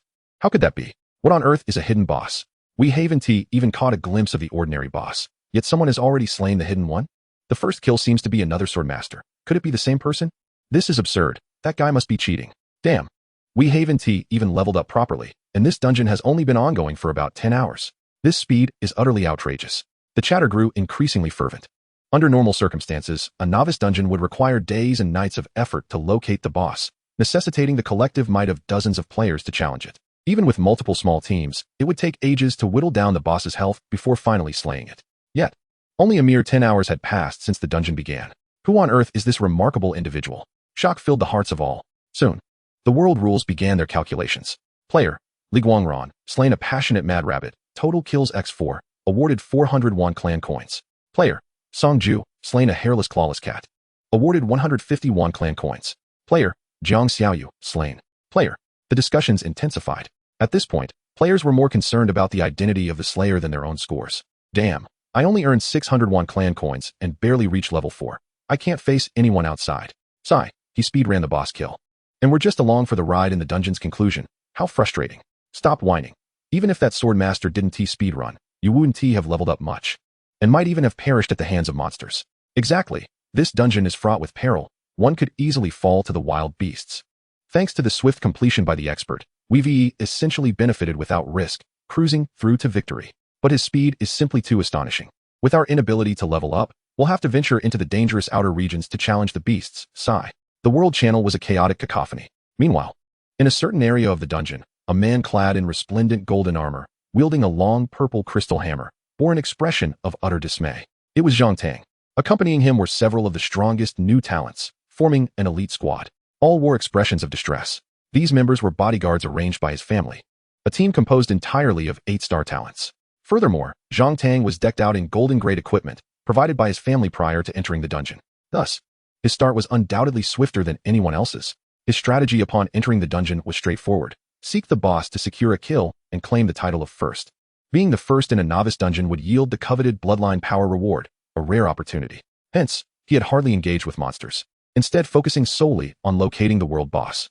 Yet, he hadn't even caught a glimpse of the boss before someone else took down the hidden one. The dungeon concluded, forcing him to exit without any reward. His rhythm was completely disrupted. He had been utterly confident in surpassing that so-called blade maniac, Li Chengwang. Although he was merely an 8-star talent, he had the backing of the Zhang family. Yet now, everything was in jeopardy. His plans lay in ruins. He was seething with rage. Damn it, how is this possible? Who on earth is it? His voice trembled with frustration. Simultaneously, another matter gnawed at his mind, causing him to feel both anxious and perplexed. Since last night, he had been unable to reach Ren Xiaoman. What on earth happened? Su Ming, however, had no time to pay heed to the discussions on the world channel. His mind was inundated with the sounds of the concluding announcements. Slain the hidden boss, red-armored Death Knight. All team members, each with an experience value of 6,292. Su Ming ascended 2 levels in a single bound, reaching level 16. Jiang Yinqing stood at level 13, while Yen Zhe was at level 12, nearly on the cusp of 13. Ji Yao exhibited even more astonishing growth, advancing from level 7 to level 10, a remarkable leap of 3 levels. Had she not been stymied by the first transition quest, she might have continued her ascent. Yen Zhe also completed the first transition quest, vanquishing an elite level monster, and thereby surged up by 2 levels. The sheer magnitude of experience gained was staggering. Both Ji Yao and Yin Zhe found themselves momentarily dazed. They had succeeded, yet the amount of experience was beyond comprehension. Ji Yao was thoroughly astonished. It was implausible for a 4-member team to accrue such a vast sum of experience from slaying a boss. At that moment, Jiang Yinqing stepped forward with a graceful gait, a subtle smile gracing her lips. My skill, Soul Benefaction, allows every team member to double the experience gained. Upon hearing this, Yin Zhe was taken aback. This skill was undoubtedly of platinum grade. Remarkably, Jiang Yinqing had mastered it during the novice dungeon phase, with the backing of a powerful family consortium. Her capabilities were indeed exceptional. However, Yin Zhe overlooked a crucial detail. Novices enter dungeons at level 1. At this level, the most formidable equipment they can wield is of golden grade. It was inconceivable for her to have obtained a platinum skill scroll before entering the dungeon. Typically, only certain artifacts lack level restrictions. Ji Yao remained momentarily speechless, overwhelmed by her significant level increase. Su Ming maintained a calm demeanor as he stepped forward, approaching the corpse of the boss. A plethora of items lay scattered about. Chapter 30, Dungeon Settlement, The Sword Tomb of Heaven Falls. Heavenly Stone Sword Skill Scroll, Lower Tier Platinum, Sword Technique. Corrupted Heart Necklace, Lower Tier Platinum. Blood Lake Corpse Rot Knight Summoning Technique, Upper Tier Golden Skill Scroll. Whispering Bone Bow, Lower Tier Platinum. 40,000 Multiverse Coins. Most rewards were of platinum grade. As the team leader, Su Ming possessed the authority to distribute the loot. He deliberated briefly before promptly allocating the multiverse coins equally among the team. After all, each member had contributed. Each received 10,000. Multiverse coins serve as a currency governed by world rules, usable not only in Blue Star, but also in the Multiverse Dungeon Shop. It is the most potent divine currency in circulation. In the Multiverse Shop, one can procure virtually anything imaginable: rare bloodlines, ancient mythical beasts, extraordinary skills, and abundance of treasures. One could say that multiverse coins are the universal currency of this realm, distributed by world rules, both precious and scarce. Additionally, multiverse coins can be exchanged at a rate of 1 to 10 for the arrival coins utilized in human transactions within Blue Star. Arrival coins can also be exchanged back for multiverse coins at a rate of 10 to 1. Subsequently, Su Ming employed the talent of universal sublimation on all the spoils, initiating a wave of enhancement. The enhancement was a success. Sword Tomb of Heaven Falls Skill Scroll, Middle Tier Platinum, Sword Technique. Soul Heart Necklace, Middle Tier Platinum. Blood Armor Undead Knight Summoning Technique, Upper Tier Platinum Skill Scroll. Spirit Draining Bow, Middle Tier Platinum. Nearly all items upgraded to Middle Tier Platinum. The Blood Armor Undead Knight Summoning Technique, in particular, ascended to Upper Tier Platinum, marking the highest enhancement among them. This item, initially of golden grade, had soared to platinum, an extraordinary transformation. It could easily fetch millions in arrival coins. Su Ming's expression turned solemn as he scanned the details of these items. The Soul Heart Necklace boasted formidable effects, enhancing the upper limit of soul energy storage and absorption efficiency. Soul energy, a vital resource for professions, is akin to a blue mana bar. Taking Ji Yao and Jiang Yunqing as examples, one is a necromancer while the other is a soul healer. Their skills require soul energy to unleash their full potential, which can only be harvested from corpses on the battlefield. Su Ming promptly allocated this necklace to Jiang Yunqing. As a healer, she would benefit immensely from the continuous consumption of soul energy. While Ji Yao also required soul energy, her reliance was primarily on summoned creatures, resulting in minimal personal energy expenditure. Though Su Ming favored Ji Yao, he understood the principle of optimal resource allocation. Currently, as they formed a temporary team, he bore the responsibility and could not be negligent in distribution. Next, Su Ming entrusted the Blood Armor Undead Knight Summoning Technique, Upper Tier Platinum Skill Scroll, to Ji Yao. This skill could only be wielded by her profession, so it was only natural for him to bestow it upon her.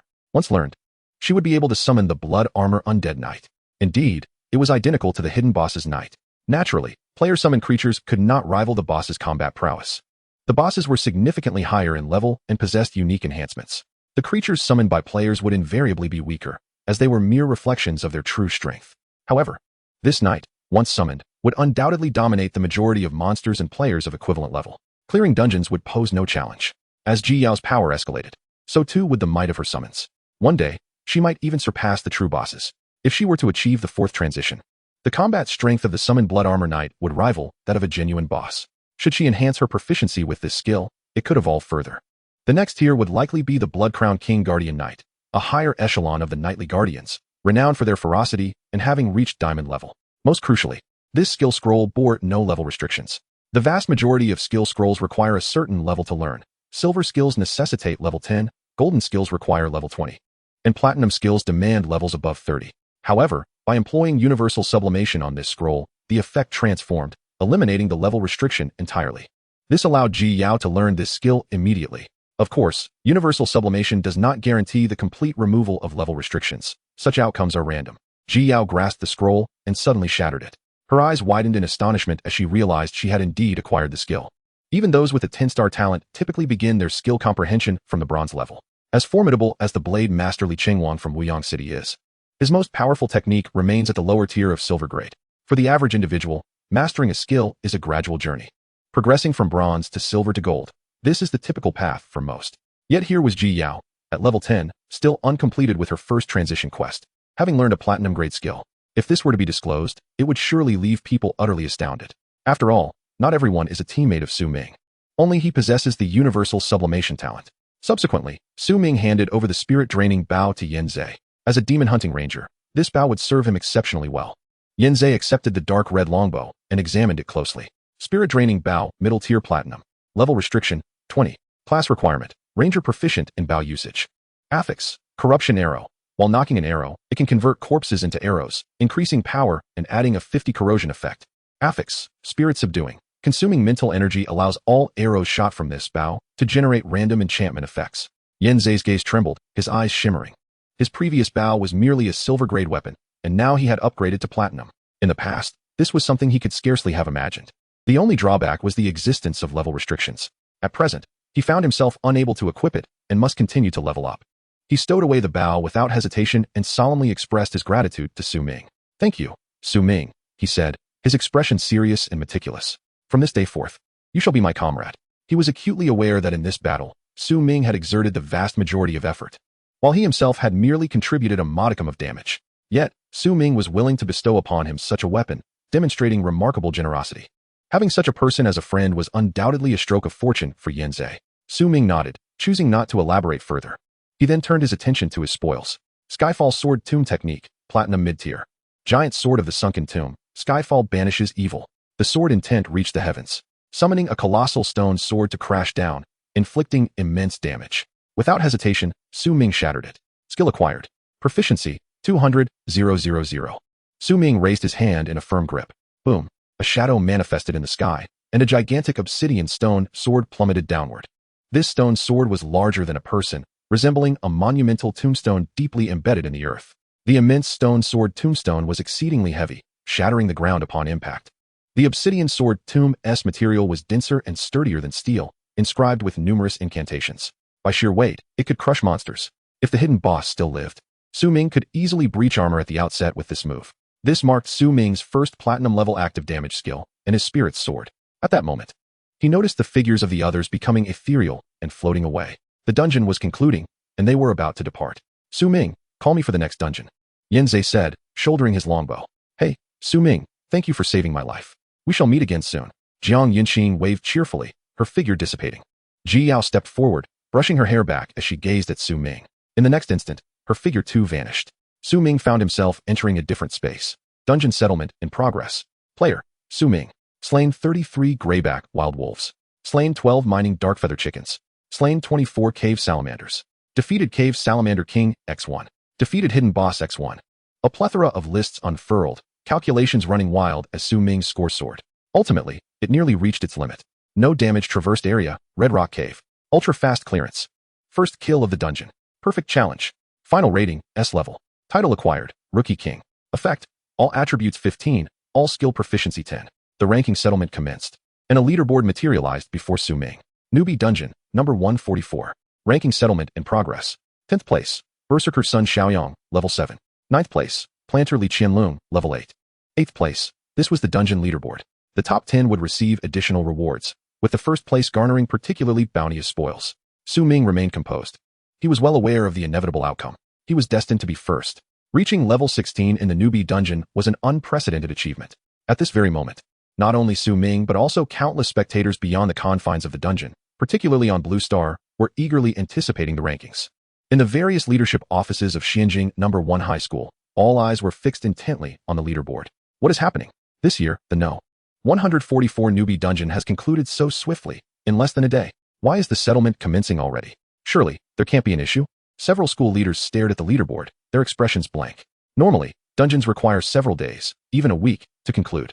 Yet this newbie dungeon had been open for less than 24 hours, an astonishingly rapid clearance. Before the gathered school leaders, there was not only the leaderboard but also several rows of ethereal large screens displaying the leadership of numerous universities from surrounding cities, dozens of individuals in total. Each year, the newbie dungeon essentially serves as a grand competition. Educators from the surrounding cities congregate to observe. From one of the screens, a cold laugh echoed from a university in Wuyang City. Heh, esteemed teachers of Xianjing No. 1 High, there is no need for such astonishment. The expeditious conclusion of this year's dungeon is entirely due to our genius, Li Qingwang, from Wuyang No. 3 High. With a 10-star talent and the profession of Blade Maniac, he is undeniably invincible this year. I suggest you in Xianjing City cherish the remaining resources because next year, your tower conference quota is likely in jeopardy. The speaker was none other than the principal of Wuyang No. 3 High, Xie Shulong. The cancellation of the tower conference quota would mean that the city would no longer receive funding from the Dragon Kingdom government, leading to a deprivation of resources and a decline in the emergence of talented students, a vicious cycle that would render resurgence nearly impossible. Upon hearing the mockery from Xie Shulong, the teachers of Xianjing No. 1 High wore expressions of indignation, yet they were powerless to refute. They had to concede that Li Qingwang was indeed formidable. It was virtually a foregone conclusion that he would claim first place this year. Not only Xianjing City, but also the 5 surrounding cities had no genius capable of competing with him. While a 10-star talent was remarkable, the most terrifying aspect was his profession as a blade maniac, one of the most formidable hidden classes in the early stages, with ferocious combat prowess. Wang Tingshan, however, maintained a calm demeanor. He was not perturbed by Principal Xie Shulong's derision, remaining unfazed. Regardless, they could not afford to lose their momentum. His gaze steady. He addressed the screen, his voice resonant. Principal Xie, the situation is far from conclusive. There is no need for such brazen proclamations. The swift conclusion of this year's dungeon may not solely be attributed to your school's blade maniac. We have an abundance of talent this year. Just in the neighboring Nanyan City, there is a 9-star healer girl. In Songyu City's 3rd high school, there is an 8-star enchanter, along with many other high-talent students. Our school also boasts a 9-star demon hunter, Yanzei, and an 8-star magic hammer warrior, Zhang Tang. At this juncture, Wang Tingshan paused momentarily, and a 10-star swordmaster, Su Ming. Su Ming had yet to appear on the leaderboard. Thus, he speculated that Su Ming was either deceased within the dungeon or had hidden himself, too afraid to confront the monsters. Either scenario implied that Su Ming's future was bleak. Nonetheless, he felt compelled to mention him, as Su Ming was a 10-star talent, the only student with a talent level comparable to Li Qingwang's, thereby serving to bolster the school's morale. Rankings could be lost, but momentum must not falter. In previous years, any one of these students would have rightfully claimed first place. Yet this year, something extraordinary had occurred, an explosion of top-tier talented students. The competition was exceedingly fierce, and their strength surpassed that of previous years. Swift clearance was entirely reasonable. To hastily attribute all credit to the students of Wuyang No. 3 High seemed rather devaluing. Wang Tingshan's eyes narrowed slightly, his words sharp and incisive. As the principal, his foresight regarding the situation was commendable. His remarks immediately garnered nods of agreement from the teachers and principals of other schools displayed on the screen. Principal Wang is correct. I concur. Several principals promptly rallied behind Wang Tingshan. However, upon hearing their words, Xie Shulong merely offered a cold smile. Regardless of what Principal Wang may assert, the first place unequivocally belongs to our Wuyang No. 3 middle school. Not only Li Qingwang, but our institution boasts 2 other students with 9-star talents and several with 8-star abilities. His words brimmed with confidence and pride. Wuyang City, being a first-tier metropolis, has more resources than Xianjing, and thus, this year, it has produced even more prodigies. Let us cease this futile debate, esteemed principals. High talents and promising prospects are a boon for our human race. There is no need to quarrel over such trivial matters, remarked an elderly professor from another city. Let us continue to observe the leaderboard. Principal Wang Tingshan nodded, his gaze fixed upon the rankings. On the surface, he remained steadfast, his words sharp and incisive. Yet internally, he harbored a tinge of apprehension. This year, it was imperative for a student to secure a position in the top 3. Only then would Xianjing City have a glimmer of hope for the future. We must achieve a top 3 finish. He began to silently pray. The teachers from Xianjing City were equally filled with trepidation. Chapter 31, The Contest Among Principals. 7th place, Necromancer Ji Yao, level 10. The name appeared on the leaderboard. The teachers from Xianjing No. 1 were momentarily taken aback, followed by elation. This is astonishing. This young lady, a necromancer with a 7-star talent, may not have been particularly exceptional this year, yet she has triumphantly secured 7th place. They exclaimed, "What a remarkable achievement for our school. This girl must have worked tirelessly to slay monsters, to reach level 10. The collective imagination began to concoct tales of Ji Yao's relentless efforts. However, unbeknownst to them, it was Su Ming who had vanquished a hidden boss, propelling her directly from level 7 to 10. A teacher from the finance department adjusted his glasses and boldly declared, "This year's third-class scholarship shall be awarded to her." Several professors focused intently on the screen. Meanwhile, the principal of Wuyang No. 3, witnessing this scene, could not suppress a derisive smirk. "Ah, they are so pleased over a mere 7th place. Xianjing No. 1 has truly fallen from grace," Xie Shulong remarked with a slow shake of his head, mocking. His scornful words provoked ire among the other principals, who glared at him with clenched fists. Many wished to retort, but found themselves at a loss for words. This year, Wuyang City had produced a Li Chengwang, and thus Xie Shulong had become insufferably arrogant, belittling other schools. His hubris was reaching new heights, inciting widespread discontent. Several principals had long harbored grievances against him, yet, alas, no student had yet managed to surpass Li Chengwang. In the adult world, one's words must be backed by strength. Without capable students, they could only watch him flaunt his arrogance. 6th place, Sand Controller Wei Sha, level 11. 5th place, Demon Hunter Ranger Yanzhe, level 12. Upon seeing these rankings, the teachers in Xianjing No. 1 were overjoyed. "Wonderful. Our school has 2 students in the top 10. Fantastic news. Yanzhe is in 5th place. Splendid." The teachers were elated beyond measure. Yet, Wang Tingshan's expression darkened upon witnessing this. It signified that their qualifications for next year's Tower of Trials were in jeopardy. Yanzhe was practically his sole hope. This student possessed a 9-star talent and was a hidden class Demon Hunter Ranger, excelling in both class and talent. It was unexpected that he could not break into the top 3. "It's all over," Wang Tingshan thought, his demeanor growing increasingly grim. At that moment, Xie Shulong seized the opportunity to deliver a biting taunt. "Heh, Principal Wang, it seems the situation is rather bleak, doesn't it?"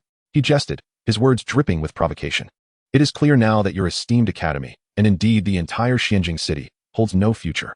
Next year, all the qualifications for the Tower of Trials and government funding shall be bestowed upon us in Wuyang City. We shall effectively possess double the resources." He beamed with delight. The more resources they had, the stronger students they could cultivate, thus maintaining their dominance. As the saying goes, those in drought perish from thirst, while those in flood perish from water. Wang Tingshan's countenance turned ashen as he absorbed Xie Shulong's words, but he found himself unable to retaliate. The other principals from various cities were equally displeased, unable to bear the spectacle. Yet no one could speak on his behalf.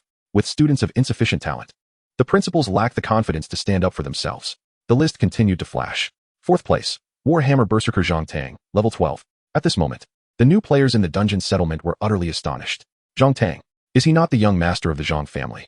One of the 3 great families of the Dragon Kingdom? You are correct, it must be him. After all, he possesses an 8-star talent. Gasps of surprise filled the room. Wang Tingshan's expression turned icy as he beheld this name, delivering a final, crushing blow to his hopes.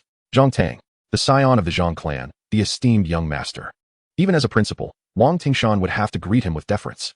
This illustrates the terrifying power of the Zhang family. With their immense wealth, they could afford him the finest equipment. Indeed, it was conceivable that Zhang Tang entered the dungeon equipped with an entire set of gold-grade gear. Gold equipment represents the pinnacle of what a novice can wield within level restrictions. It is a force to be reckoned with. Given the Zhang family's support, it was entirely reasonable for Zhang Tang to surpass Yanzhe. Yet, he too only managed a 4th place. This was undoubtedly the last straw that crushed Principal Wang's hopes. Zhang Tang had failed to secure a position in the top 3. Alas, Xianjing No. 1's most gifted students have already been revealed. Wang Tingshan lamented, his heart bleeding. Utterly despondent. As for Su Ming, his name had yet to appear on the leaderboard. Wang Tingshan had relinquished all hope for this student. Meanwhile, Xie Shulong was reveling in his delight. The leaderboard flickered once more. 3rd place, Soul Healer Jiang Yunqing, level 13. Haha, 3rd place belongs to our Wuyang No. 3's prodigy, Jiang Yunqing. This girl is the 2nd daughter of the Jiang Incorporation. Her talent needs no further elaboration. This provided Xie Shulong with even more audacity to gloat. Alas, it appears that this year's top 3 will be entirely claimed by Wuyang City. He exclaimed with glee. Wang Tingshan gritted his teeth, his fists trembling with rage. Soon, the 2nd place was announced. As everyone beheld this name, their eyes quivered in disbelief. 2nd place, Li Chengwang, level 14. The moment this name appeared on the leaderboard, a considerable commotion erupted in the world channel. Li Chengwang, the blade-wielding prodigy from Wuyang City. What is happening? How is he only in 2nd place? No way. With the Hidden Blade Maniac class and a 10-star talent, how could he only be 2nd? I recall him being 1st just moments ago. How did he suddenly falter? Come on, don't just focus on the ranking. Even though he's only 2nd, he's already level 13, which is utterly terrifying. I've only just reached level 5. The disparity in talent was glaring. However, if he was level 14 and merely 2nd, then what manner of monster was in 1st place? The discussions continued unabated. Inside the conference room, all the principals and teachers wore expressions of shock, especially Xie Shulong, whose astonishment knew no bounds. How can it be that he is only in second place? He harbored high hopes for Li Qingguang, who, in turn, had garnered an abundance of resources. Entering the dungeon with a golden tier weapon in tow, how could he have settled for merely second place? No matter how he pondered, it eluded his understanding. Upon witnessing Li Qingguang's placement as the runner-up, numerous educators and principals from various esteemed institutions began to engage in fervent discussions. Chapter 32, A-Class Bloodline. Could it be that there exists a hidden master this year? Surely not. Could there be a student's talent surpassing that of Li Qingguang? Several principals found this notion hard to fathom. Xie Eng's expression darkened. At that moment, some began to openly mock him. Ah, Principal Xie, it seems this year. Your Weiyang number 3 High School 1TB sweeping the top 3. Taunted the principal of Nanyan City's Warrior Vocational Academy. His words pierced Xie Eng's heart like needles. His face turned ashen as he gazed incredulously at the leaderboard, eager to uncover who had claimed the top position. Someone who could overshadow his pride, the Blade Master Li Qingguang. Soon, the next ranking was revealed. First place, Sword Master Su Ming, level 16. The name of Sword Master Su Ming echoed like thunder in the minds of all present. The hall fell into a profound silence. Only the global chat channel buzzed with frantic discussions among players of the dungeon. What the hell? How is this possible? The Sword Master, the weakest class in the early stages, only marginally stronger than lifestyle professions. Wait, Su Ming. He actually claimed first place? He must be cheating. Rematch. This guy isn't some noble. He lacks the familial backing to acquire divine artifacts. His profession is subpar. So how did he manage to secure first place? Don't you know? He is a sword master with a 10-star talent, just like Blade Master Li Qingguang. Please, don't joke around. A 10-star talent sword master and a 10-star talent blade master cannot be equated. The blade master can slaughter sword masters at will. Yet the blade master secured second place while the sword master took first. Who would believe that? But the supreme rules of the dungeon world do not lie. This is the truth. It is simply too incredible to grasp. In the conference room, all the principals and professors were left in stunned silence for a prolonged period. Everyone's countenance was one of utter astonishment. Particularly Xie Ling, who appeared to have transformed entirely, his eyes filled with disbelief. The arrogance he had previously exhibited vanished without a trace. Wang Tingshan fixated on the leaderboard screen with unwavering intensity. His astonishment surpassed even that of Xie Ling. He was most privy to the circumstances surrounding Su Ming. Although endowed with 10-star talent, his profession was too weak, and thus, no significant power was willing to equip or invest in him. Only he, as the principal, had provided him with a piece of silver-quality equipment. Under such circumstances, how could Su Ming possibly emerge as first? What extraordinary opportunity or strength must he possess? Wang Tingshan stared at the scene, lost in thought for an extended moment. Eventually, he roused himself from his state of shock. His fists clenched until they bled, his heart brimming with excitement. Wonderful, splendid, he exclaimed, clapping and laughing heartily. As he scanned the leaderboard, his emotions fluctuated like a roller coaster. Initially, he believed that this year, Xianjing one high school would not have a student in the top 3, sealing their fate. To his astonishment, it was Su Ming who provided him with an immense surprise. Not only did he secure a place in the top 3, but he also claimed first, achieving what even Yan Zhe and Zhang Tang could not. Xianjing one high school, with a history spanning 50 years, had never before produced a student who topped the novice dungeon. The novice dungeon is akin to a college entrance examination, marked by fierce competition. Given that Xianjing City is a relatively small locale with limited educational resources, it is naturally challenging to cultivate prodigies. Yet Su Ming did it. He successfully heralded a future for Xianjing number 1 high school and the entire city of Xianjing.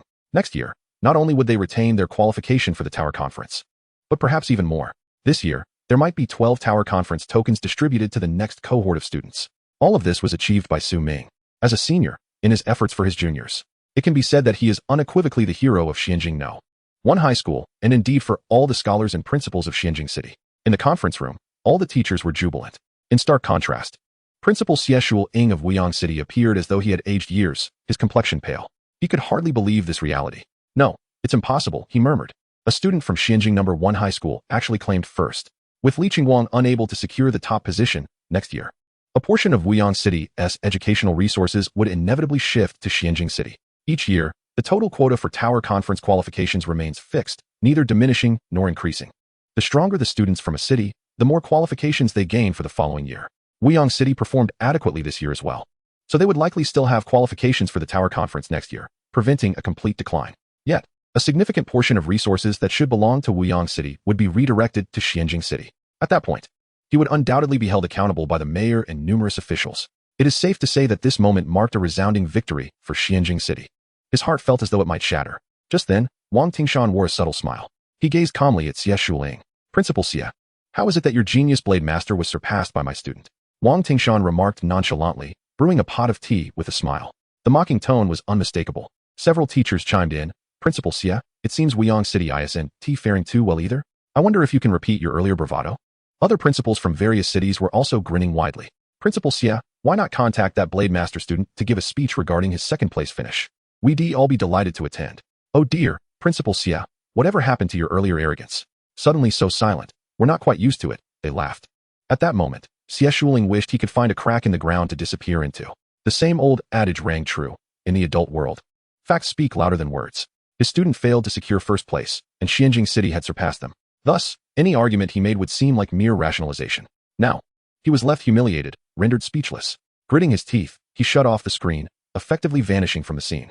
He simply fled. It was a disheartening retreat. Weiyang City had not suffered significant losses. After all, it was an illustrious city with a rich history, consistently producing talent. Even if they only secured second place this year, their educational resources would not diminish significantly next year. A portion would merely be redirected to Xianjing City, which was a normal flow of resources, as the teachers discussed. He simply felt an overwhelming sense of shame, as the stark contrast between his previous arrogance and his current humiliation was too great to bear. The oppressive atmosphere dissipated entirely. It was all thanks to Wang Tingshan that the principals from all cities could breathe a sigh of relief. This year, Weiyang City had been excessively dominant, leaving all other schools gasping for breath. Thankfully, at this moment, a child from Xianjing No. 1 High School had claimed first, tempering their fervor. Principal Wang, what is the background of your swordmaster student? Indeed, he seems rather formidable. We've never heard you mention him before. Wang Tingshan merely offered a knowing smile. Haha, esteemed principals need not inquire further. I shan't divulge any details. This student has surprised even me, he stated. His words clearly did little to convince the crowd. Their smiles faltered slightly, as they felt Wang Tingshan had anticipated this outcome all along. It seemed he had deliberately hidden this trump card. TSK, Principal Wang. You actually concealed a talented student. You've rarely mentioned this student. I shall exchange for students of the 7 Stars talent for the transfer of Su Ming's academic registration to my institution, proclaimed a group of principals. Wang Tingshan merely smiled faintly, took a gentle breath from his teacup, sipped, and remained silent, embodying the essence of humility and discretion. The conference room buzzed with lively discussions. Meanwhile, Su Ming, gazing at the panel before him in the settlement page of the dungeon, found himself ranked first. The rewards were as follows. An opportunity to purchase low-tier items at a discount from the 10,000 Races Store X1, a custom title card X1, 10,000 Races coins, and a random Bloodline Blessing X1. In an instant, a resplendent light coursed through Su Ming's being. His eyes shimmered with a myriad of colors. Bloodline. This was a formidable and rare power. To his astonishment, the reward bestowed upon him was a randomly granted bloodline power. What could it possibly be? Characters danced vividly in his mind. Newborn Vampire, E-Class Bloodline. Wound Cell Reshaping, A. Dragon Clan Orphan, S. Earth Spirit Root Cultivator, E. Zombie Body, F. Human Sacred Body, S. An overwhelming array. Ultimately, the bloodline settled upon a dark blue character, completing the random selection, Blood of the Lobster Man, C. This bloodline was an evolutionary offshoot of humanity from eons past, now long extinct on Blue Star. Within your bloodline flows the genetic expression of the immortal creature, the Lobster Man, granting you the ability to shed your skin every decade to restore youthful flesh, though your lifespan remains akin to that of ordinary individuals.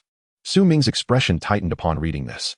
The notion of binding to the Lobster Man bloodline, potentially altering his appearance to resemble that of a lobster, was a source of great concern.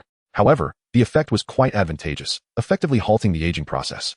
This ability was indeed powerful, allowing him to rejuvenate his physical form every 10 years. Without hesitation, Su Ming utilized the essence of all things to elevate this bloodline. Any reward from the dungeon could be enhanced. Success. Immortal Body, A.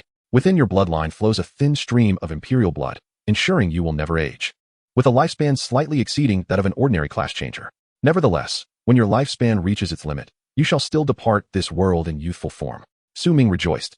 Fortunately, after the enhancement, he was no longer a lobster, and the shedding of skin was no longer a concern. In the next moment, a tremendous surge of searing power enveloped his being, lingering for a brief moment before dissipating. Clenching his fist, he felt no discernible change. His attributes remained unaffected. While he had achieved immortality, he had not attained true longevity. He murmured to himself, recognizing that this bloodline offered little in terms of combat utility, hence its classification as A-class. Yet, he felt a sense of contentment. Decades hence, all would succumb to the ravages of time. Even the mightiest of professionals would weaken, while he would remain steadfast. Alas, his lifespan still paralleled that of ordinary folk, meaning that when his life reached its limit, he too would face death. With the settlement rewards complete, Su Ming's personal space now boasted an additional 10,000 races coins, alongside a custom title card. This card allowed him to assign himself a pseudonym for public recognition. Such title cards were extraordinarily precious, fetching exorbitant prices of up to 1,000,000 descendant coins on the market. Though Su Ming had once struggled financially, he found himself in a position of abundance now. Thus, he opted to use it for himself. He selected a simple name, God of Death. In his past life, he had been the God of Death. In this life, that title would serve him well. Upon equipping this title, it did not interfere with the properties of his other titles. From henceforth, all his actions within the dungeon would be conducted under this moniker, concealing his true identity, even during the settlement phase. This approach allowed him to remain low profile and safeguard himself. Su Ming glanced at his personal profile. Su Ming. Title, God of Death. Active title, First Blood Newcomer King. Level, 16. Experience, 24, 558,000. Profession, Sword God. Mythical level, unique in the world. Strength, 50. Constitution, 60. Agility, 130. Spirit, 90. Luck, 50. Bloodline, Immortal Body, A. Talent, Essence of all things, automatic refinement of the sword body. Skills, God of Death's Blade, Hidden Goddess Step, Insightful Eye, Thunder Sword Technique, Flashing Blade, Sword Mastery. Continuous Rain of Swords, Swordfall, Sword Tomb. Su Ming had meticulously allocated his attribute points.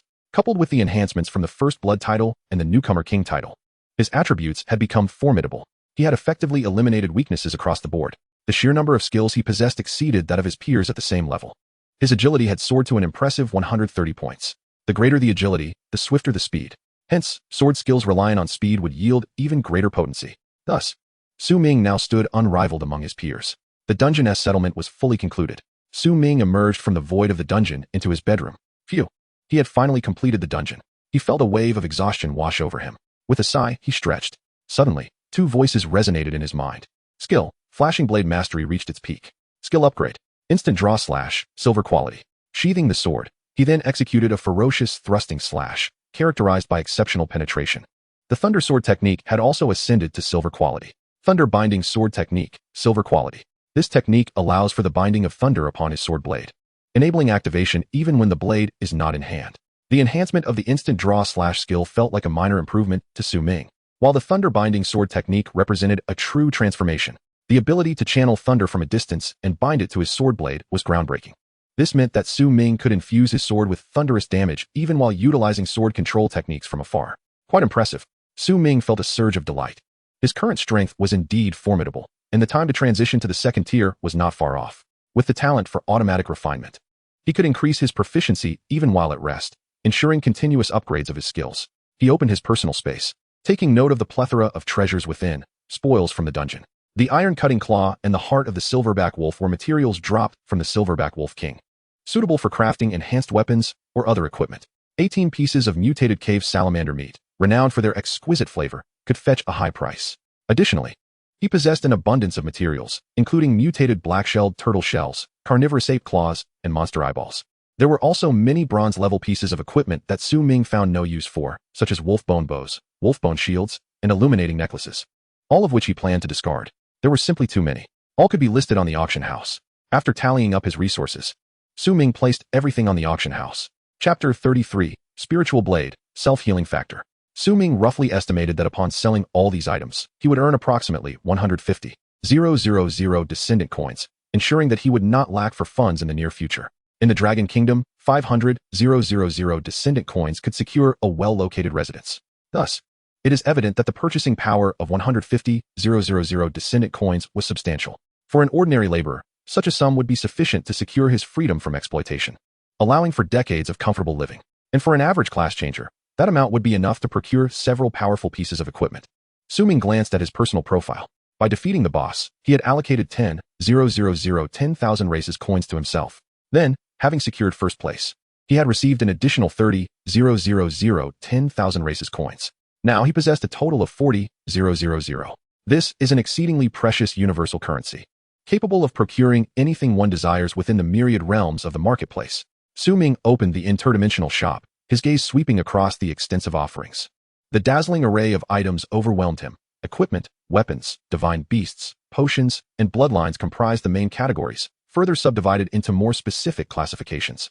Under the weapon category, one could find an elaborate list detailing swords, daggers, axes, throwing darts, staves, and more. All types of weaponry for various professions were available, ranging from the most basic white-quality weapons to legendary-grade armaments, showcasing a rich diversity. Additionally, there existed firearms, yet post-arrival day, the laws of physics had been altered, rendering many of humanity's former firearms obsolete. Weapons such as missiles, guns, and nuclear arms were entirely inoperative, having long been abandoned. The contemporary firearms were primarily crafted using a certain thermal energy crystal to provide kinetic energy, embodying a postmodern technological evolution. The materials comprising the gun bodies and ammunition were typically derived from the bones of various magical beasts. The ammunition consumed by these firearms was quite costly, rendering them unaffordable for the average individual. The creation of firearms also necessitated the expertise of a blacksmith who possessed the requisite skills. The majority of transmuters primarily utilized cold weapons. Presently, Ming possessed an entire set of platinum equipment, which, given his current level, was more than sufficient for his needs. Even if he were to purchase diamond-grade equipment, he might not be able to equip it. Ming stroked his chin, muttering contemplatively. As he lacked for weapons and gear, he refrained from further browsing the weaponry section, instead directing his attention to other offerings. The shop's inventory was indeed vast. After a cursory examination, he stumbled upon some intriguing magical beasts within the divine beast category. A living mutated venomous python egg, F grade, requires 90 days to hatch into a juvenile, mutated python. The mutated python is a relatively common magical creature, not limited to dungeons, but also found lurking in the forests outside human cities.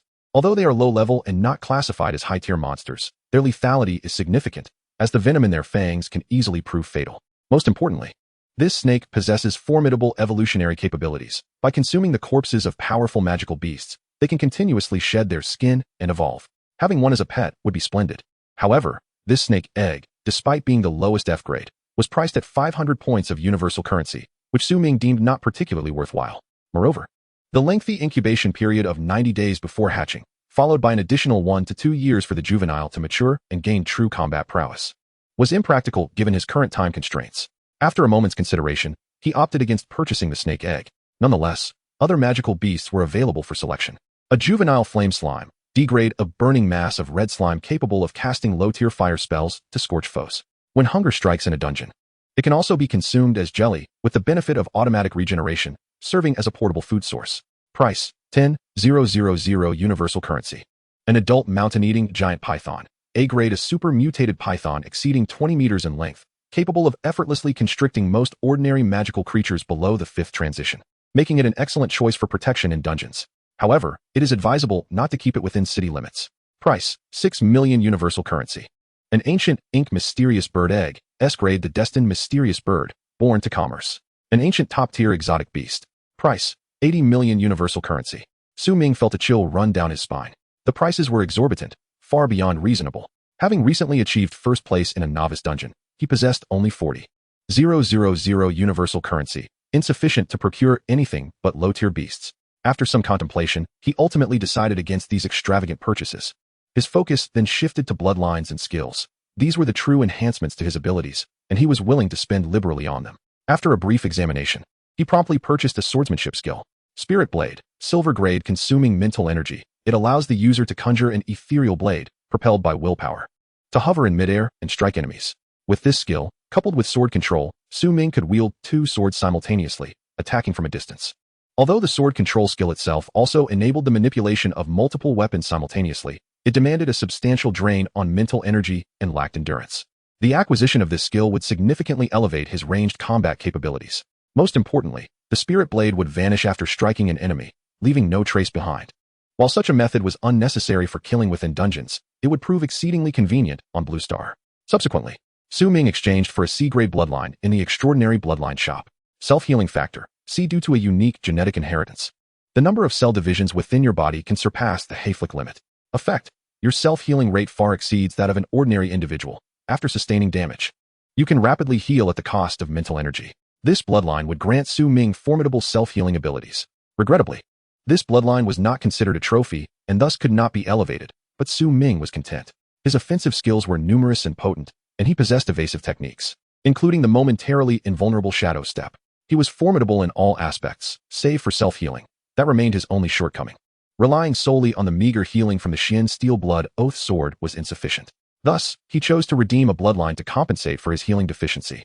Numerous bloodlines could enhance bodily healing capabilities, yet many were either too expensive or bore negative attributes. For instance, vampire-type bloodlines allowed for healing post-blood consumption, boasting rapid recovery.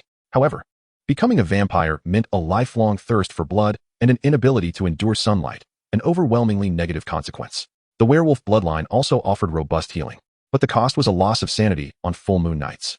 After much deliberation, Ming ultimately redeemed the most practical self-healing factor, enabling rapid recovery at the cost of mental energy, devoid of side effects. This would save him a considerable quantity of healing potions. His universal currency was now entirely expended, perfectly depleted.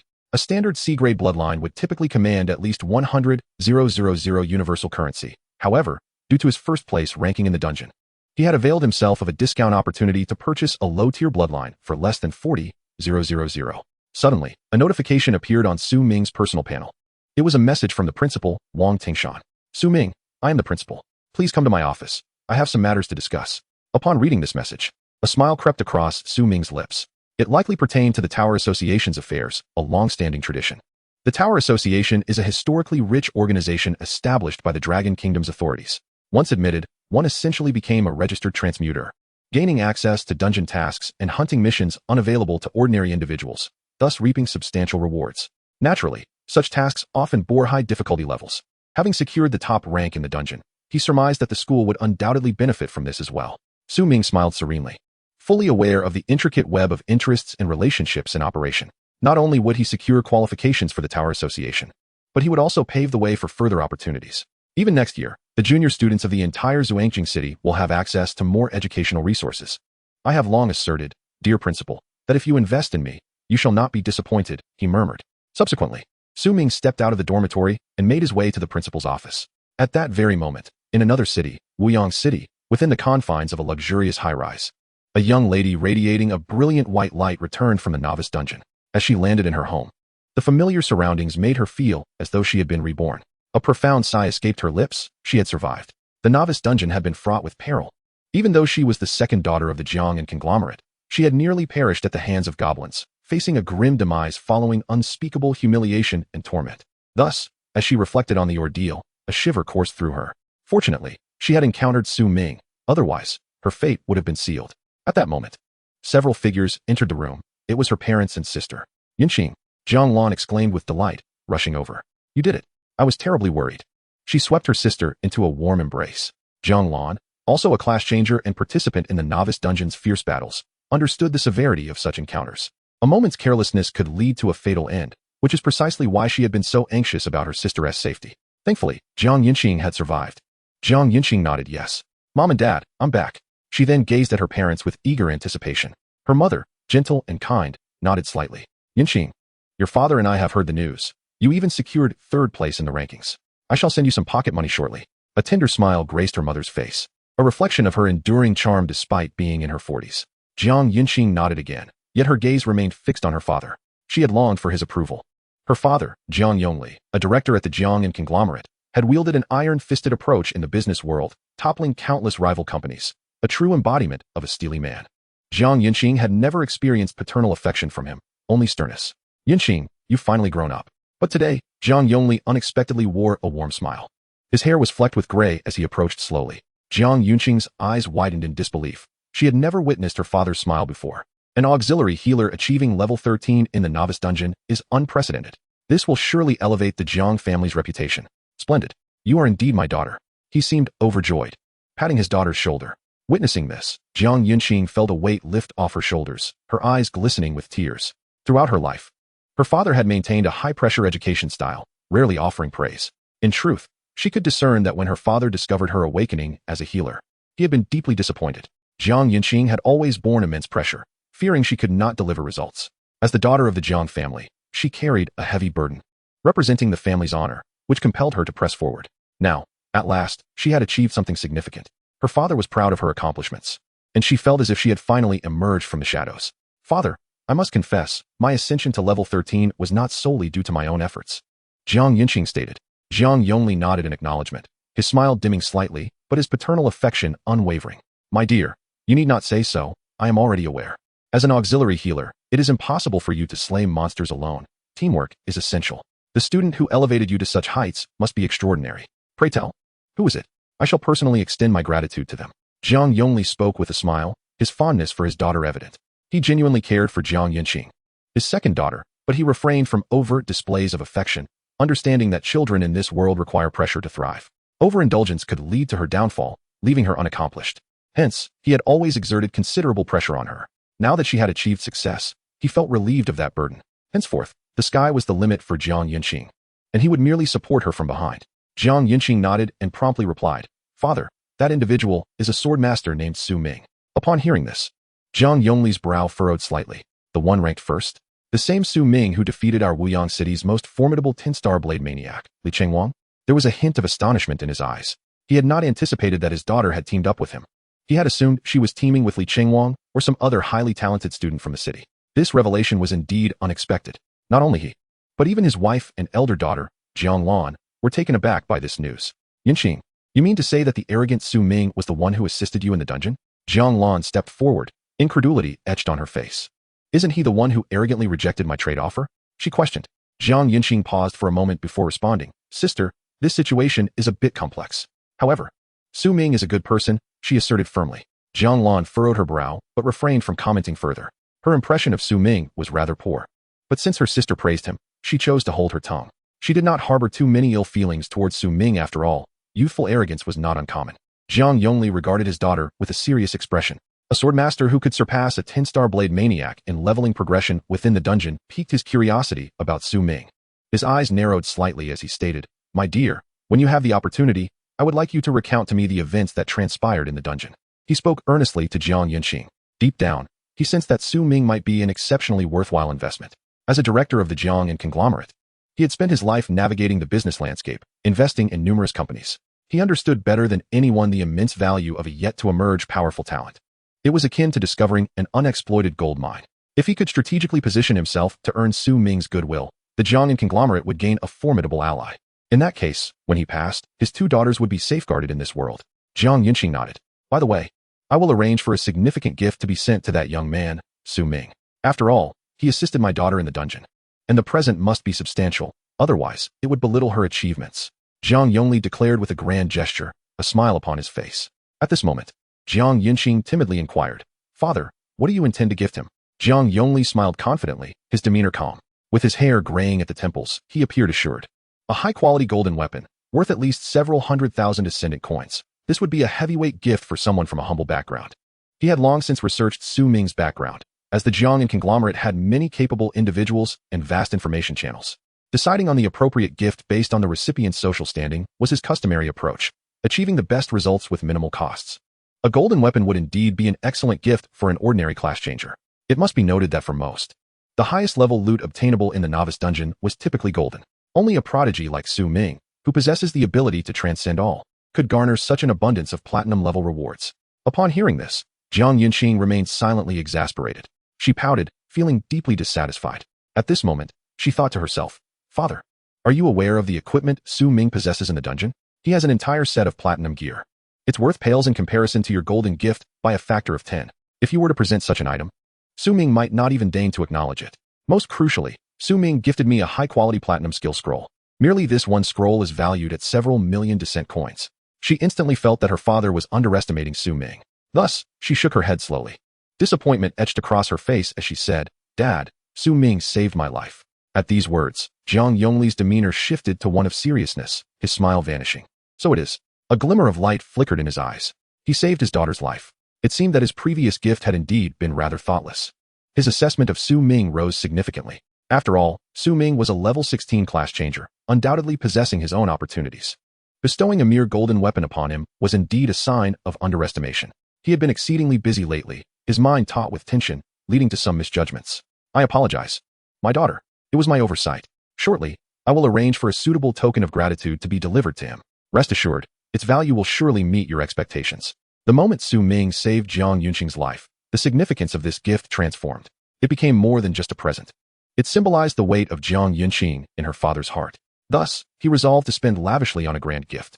Just then, an elderly gentleman dressed in a suit, exuding an air of distinction, approached and gently rapped on the door. "Chairman, there is an important meeting." Jiang Yongli nodded. "Yinqing, I must attend a meeting shortly. Please rest at home and inform me if anything arises." He then turned and left, closing the door behind him. "Old Lei, What meeting is of such urgency? Jiang Yongli inquired as he walked, his expression grave. The elder, known as Lei Chun, a fourth-tier class changer, served as his personal secretary and bodyguard, as well as the financial steward of the Jiang and consortium. He had already communicated that if there were no pressing matters, interruptions were not to be tolerated. However, old Lei had still interrupted, indicating the severity of the situation. With a serious countenance, the steward activated a panel before him. Chairman, this matter is of great consequence. The Zhang family has recently been targeting our crystal mining and sales business nationwide. They are vying for market dominance, even resorting to illicit violent methods. Numerous executives and wholesalers from our subsidiary companies have been eliminated by assassins from the Zhang family. Upon hearing this, Jiang Yongli's expression darkened. The Zhang family had become increasingly brazen. A cold glint flickered in his eyes. The Jiang and consortium was among the top financial magnates in the Dragon Kingdom. He would not tolerate such affronts. A clandestine battle between a major consortium and a prominent family was quietly brewing. Chapter 34. Joining the Heavenly Tower Society. In Xianjing. At Yizhang School, Su Ming stepped into the conference room, where the principal and several teachers had been awaiting his arrival. Besides him were Zhang Tang, Ji Yao, and Yin Zhe. As the teachers spotted Su Ming, their smiles were impossible to contain. Su Ming, come quickly. Su Ming approached Ji Yao. Zhang Tang regarded Su Ming. A shadow passing through his eyes. He had deduced who was responsible for slaying the world boss.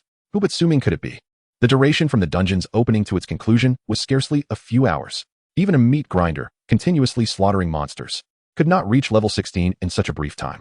The only possibility was that Su Ming had vanquished the world boss. He had disrupted Zhang Tang's plans, robbing him of his rightful first place. Zhang Tang clenched his fists, a storm of resentment brewing within him. This novice dungeon represented a crucial opportunity for him to prove himself to his family, an exceedingly rare chance. Yet, it had been thwarted by Su Ming. In that moment, his heart brimmed with envy. It is worth noting that while the Zhang family wielded immense power and had profound roots, they were not monolithic. The internal dynamics were complex.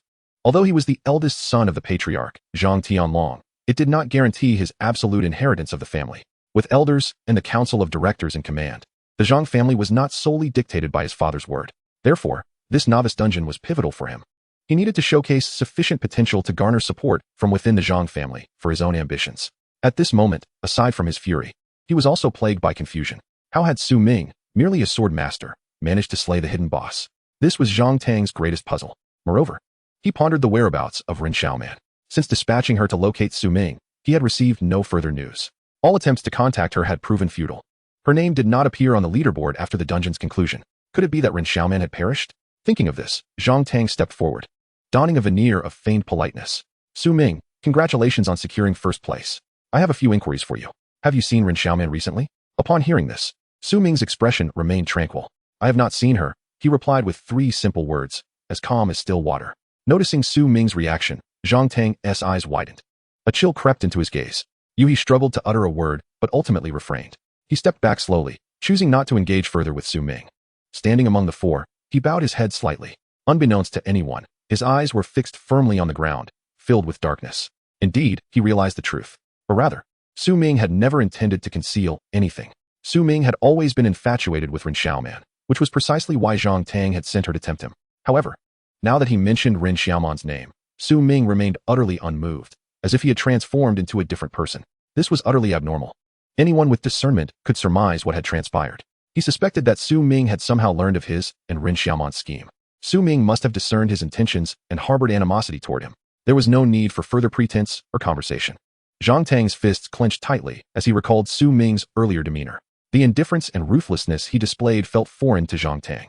He even began to suspect that Su Ming had killed Ren Xiaoman. This was not beyond the realm of possibility. Su Ming had once been a mere impoverished youth, yet had risen to become the first in the dungeon. This indicated that he was not as harmless as he appeared. Observing Su Ming's seemingly omniscient gaze made it difficult for Zhang Tang not to speculate that Su Ming was, in fact, a meticulous strategist who had been biding his time for years. Such individuals were the most fearsome. The more Zhang Tang contemplated, the deeper his murderous intent grew. If someone like Su Ming were allowed to develop unchecked, he would pose a significant threat to himself and, indeed, to the Zhang family. A genius who could not be utilized was a foe that must be eradicated. Otherwise, he would undoubtedly face retribution from Su Ming in the future. He resolved firmly in his heart to find an opportune moment to ensure Su Ming's demise. A faint, sardonic smile curled at the corners of his mouth, revealing his lack of concern regarding the matter at hand. Though Su Ming had momentarily surprised him, it was a fleeting impression. A genius? The Zhang family had little to fear from such individuals. The profound heritage of an entire family could effortlessly extinguish this fellow, akin to crushing an ant beneath one's heel. Su Ming, with his peripheral vision, observed Zhang Tang, maintaining a tranquil demeanor. He could surmise the thoughts swirling within Zhang Tang's mind, yet he remained indifferent. Truth be told, had circumstances permitted, Su Ming would have unleashed his sword technique, dispatching Zhang Tang in an instant. However, he was restrained. There were far too many witnesses present, including teachers and the principal. More critically, Su Ming was uncertain of the life-preserving artifacts Zhang Tang might possess. The Zhang family's resources were formidable, even overshadowing colossal entities like the Jiangnan Consortium. Zhang Tang undoubtedly possessed powerful protective gear. Given Su Ming's current strength, a rash attack might not guarantee success. Thus, he chose to remain composed. What he sought was a decisive strike. If that proved unfeasible, he would await another opportunity. Su Ming had time aplenty. At that moment, Wang Tingshan approached the crowd with a beaming smile, clearly in high spirits. Ji Yao, Zhang Tang, Yin Zhe, and fellow classmates Su Ming, you are the pride of No. 1 High School. I have summoned you today to announce a matter of great significance. With a wave of his hand, Wang Tingshan beckoned several teachers who approached, each carrying a lavish brocade box. As Su Ming opened the box, he discovered a jade-white token within, intricately embossed with the image of a 100-fold golden pagoda, the emblem of the Tian Tower Association. This is the token of the Tian Tower Association. Each year, several slots are available, and this year, our number 1 high school has secured all 4. I shall now distribute them to you, Wang Tingshan proclaimed, his smile radiating joy. It was evident to all that he was in excellent spirits. We thank you for your valor in the dungeon. From this day forth, you are officially graduated. The Tian Tower Association represents a significant responsibility, embodying boundless potential. Shortly, a senior from the association will escort you to the initiation ceremony. As he spoke, Wang Tingshan's gaze lingered on Su Ming, for it was he alone who had single-handedly turned the tide, rescuing Xianjing number 1 high school. Admiration gleamed in his eyes as he eagerly anticipated Su Ming's future ascent. At that moment, several young individuals clad in modern, high-tech gear approached with measured steps. Each bore a Tian Tower Association token at their waist, unmistakably the seniors sent to escort them. Please, follow us, they instructed, tapping their tokens. Instantly, they vanished, stepping into a dimensional space. Ji Yao expressed her surprise, having not anticipated the token's teleportation capabilities. Yin Zhe mimicked their actions, and in the next instant, he too disappeared. Zhang Tang and Ji Yao followed suit. Su Ming lightly tapped his token, and in the blink of an eye, they all found themselves in an extraordinary realm. They emerged in a vast city, its architecture imbued with an ancient elegance reminiscent of the bygone eras of the Dragon Kingdom. Yet, the heavens above were awash in a golden glow, devoid of sun, moon, or stars. The streets bustled with figures clad in black robes, each adorned with a token of the Tian Tower Association. These individuals carried an array of weapons and equipment, exuding a palpable urgency. In the distance stood a colossal tower, soaring into the clouds, seemingly comprising hundreds of floors. Welcome to the headquarters of the Tian Tower Association, the Tian Tower Realm. The seniors guiding Su Ming remarked. All present here are members of the Tian Tower Association. You may only enter by tapping your token when not engaged in combat and within a safe area for humanity. Combat situations and dungeons preclude entry. This space is a self-contained realm, remarkably stable. The guide continued. Now, please follow me to complete your initiation ceremony. Su Ming, Ji Yao, Zhang Tang, and Yin Zhe hastened to keep pace. Along the way, they encountered many other prodigies from various provincial schools, all newly inducted into this generation of excellence. This world was vast and replete with diverse facilities, auction houses, blacksmiths, and equipment fabrication shops. It was a one-stop universal world where one could procure virtually anything desired. Yet, the primary function remained the acceptance of quests. The essence of the Tian Tower Association was akin to a bounty guild. Soon, they traversed the streets and arrived at an opulent hall. Inside, numerous teams were engaged in accepting quests. The walls were adorned with a plethora of bounty postings. Su Ming's expression remained composed, devoid of surprise. In fact, he was quite familiar with the process. In his previous life, he too had joined the Tian Tower Association. In Chapter 35, D-Class Tasks, several seniors responsible for their orientation led Su Ming and the others to the innermost area. This lavish hall featured several maidens standing beneath a large screen, ready to assign initiation tasks to the newcomers. The guiding senior brought the 4 to the front and spoke. Very well. A striking woman, displaying a professional smile, swiftly gestured. The immense screen immediately illuminated with various task options. New Hunter Initiates, please select your task. Completing any one of these will officially grant you membership in the Tian Tower Association. Her enchanting smile was matched only by her captivating words. To formally join the Tian Tower Association. These 7 words carried unparalleled allure. Among the millions of transmuters each year, only a few tens of thousands could secure membership in the Tian Tower Association, which symbolized immense glory, a dream cherished by all students. Tasks were categorized from low to high, F, E, D, C, B, A, with S being the pinnacle. As newcomers, you must undertake a task and complete it to achieve membership. Your initial hunting rank will be determined by the task you accomplish. Now please choose your tasks, she urged, her voice laced with a subtle temptation. At that moment, the guiding seniors turned to address them. Dear students, we recognize your exceptional talents and commendable achievements in the novice dungeon. Otherwise, you would not have qualified for membership. However, do not let pride cloud your judgment, for it can lead to dire consequences. Even the most elementary F-class tasks demand your utmost effort. We have witnessed countless deaths during our time in the Tian Tower Association, and we hope for your longevity. A senior with an unkempt beard spoke gravely. Now, it is up to you four to decide whether to team up or tackle the tasks individually. Upon completion, return to the Tian Tower realm to submit your results. Our guidance concludes here. May we meet again under favorable circumstances. The seniors stated calmly before turning to depart. For them, this was merely a procedural obligation, and once their responsibilities were fulfilled, they left. Time was a precious commodity for members of the Tian Tower Association. Ming, his expression serious, gazed up at the task menu displaying numerous assignments. At that moment, the servicewoman smiled. Dear students, as newcomers, I recommend accepting the lowest F-class task to secure your evaluation and increase your chances of survival. Of course, if you wish to challenge more difficult tasks, that is also an option. Completing a D-class task will elevate you to the status of Platinum Hunter. Upon the completion of an E-level task, you shall be designated as a Golden Hunter. Even the most rudimentary F-level task, upon successful execution, will elevate you to the status of a Silver Hunter. The Tower Association does not recognize a bronze tier. The choice of tasks is entirely at your discretion. Ming gazed at the list of tasks, lost in contemplation. F-level task: hunt the corpse-munching squirrel. Eliminate 3 corpse-munching squirrels in the forest outside Xianjing City. Reward: low-grade bronze skill scroll X1. E-level task: slay the bone copper statue. Destroy 10 bone copper statues wreaking havoc outside Xianjing City. Reward: high-grade bronze weapon X1. E-level task: collect corpses. Retrieve 5 corpses of Tower Association members who fell in battle deep within the wilderness, ensuring they do not lie exposed. Reward: 1,000 universal coins. D-level task: hunt the Inferno giant bear. Slay a mutated white bear terrorizing the village outside the city. Reward: 10,000 experience points, 3,000 universal coins. To him, none of these tasks posed a challenge. The Tower Association offered generous rewards, along with a substantial amount of universal coins and numerous additional spoils. The higher the initial task level completed, the greater the hunter's rank and privileges, thus providing a significant advantage from the outset. Once the initial assessment was completed, ascending to a higher rank would become a slow endeavor. Therefore, Ming resolved to accept the highest level task available to newcomers. Without hesitation, he stepped forward and addressed the woman. I wish to undertake the D-level task in the 3rd row. Upon hearing his words, the attendant's gaze sharpened. D-level task: subdue the Python King. Hunt a Python King in the wilderness forest of the South District. Reward: 10,000 universal coins, 1 random platinum skill scroll. Was this task truly feasible for a newcomer? The Python King was a fearsome creature, and many had ventured to challenge it, only to return in defeat.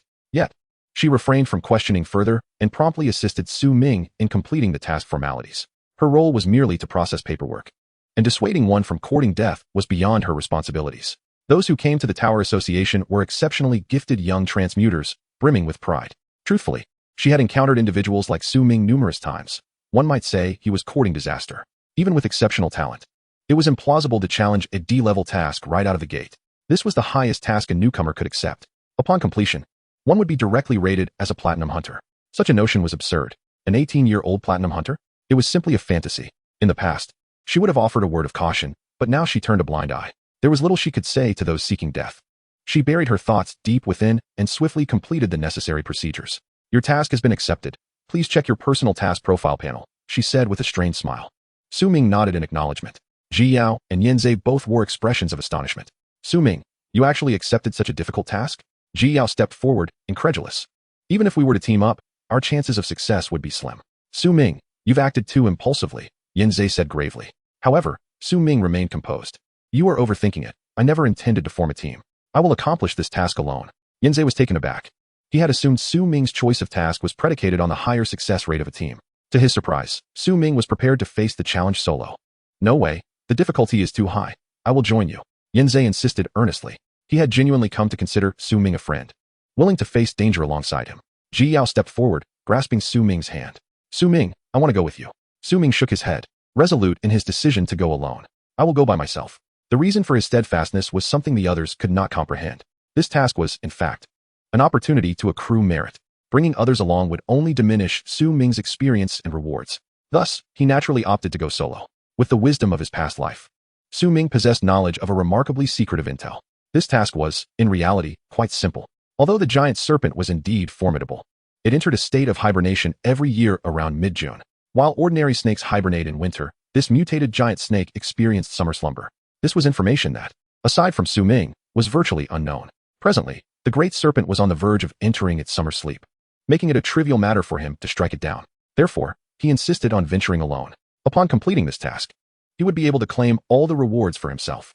Ji Yao's mouth parted slightly, as if she wished to persuade him further. Yet, Su Ming raised a finger to her lips, silencing her words. Her cheeks flushed instantly. This matter need not be debated further. There will be many opportunities for teaming up in the future. I have made my decision, Su Ming said, his brow furrowed. He then addressed the two. Ji Yao, Yanzhe, you two should find Jiang Yunqing and form a team with her. Although she is from Wuyang City, she has likely also obtained a Tower Association token. As he spoke, Jiang Yunqing appeared in the distance, jogging toward them, a Tower Association token hanging at her waist. Su Ming, Ji Yao, Yanzhe, she called out cheerfully from afar, waving. She approached them at a brisk pace. I too have obtained a Tower Association token to participate in the novice task. How about we team up? She said, beaming at them. Yanzhe stepped forward and recounted the events that had just transpired. Upon hearing about Su Ming's task, Jiang Yunqing did not attempt to dissuade him. Her eyes sparkled with understanding. Su Ming, if you insist on going alone, then so be it. Surprisingly, she did not urge Su Ming to reconsider. Turning to Ji Yao and Yanzhe, she continued, Ji Yao, Yanzhe, let us team up. Allowing Su Ming to go solo, we will take on an E-level task and aim to be rated as Golden Hunters. She spoke to them with clarity. Fully aware of Su Ming's combat prowess, perhaps even better than Ji Yao and Yanzhe, her trust in Su Ming was unwavering. If he was determined to tackle a seemingly impossible task alone, she believed he had his reasons. She did not wish to disrupt his plans. This was an embodiment of absolute trust. Ji Yao was finally swayed by her words. She nodded in agreement. All right then, we also need some genuine experience. In previous encounters with hidden bosses, Su Ming had been the primary force while we merely followed along. Yet we have ascended to such high levels. We may possess levels, but our combat experience and skills are insufficiently robust. Thus, teaming up might hinder Su Ming. Let us three form our team first. Ji Yao concurred. Yanzhe, albeit reluctantly, nodded in agreement. Su Ming smiled faintly, addressing Jiang Yunqing. Very well. I shall take my leave now and will contact you after the assessment. With that, he departed briskly. At that moment, Zhang Tang, who stood nearby, was slightly taken aback. However, soon after, a cold smirk crept across his lips. He had not anticipated Su Ming would undertake such a high-level task. D-level. For a newcomer without any backing, accepting such a task was tantamount to courting death. Su Ming lacked any support or influence, leading Zhang Tang to believe that he was far too arrogant. He considered that Su Ming had grossly underestimated the difficulty of D-level tasks.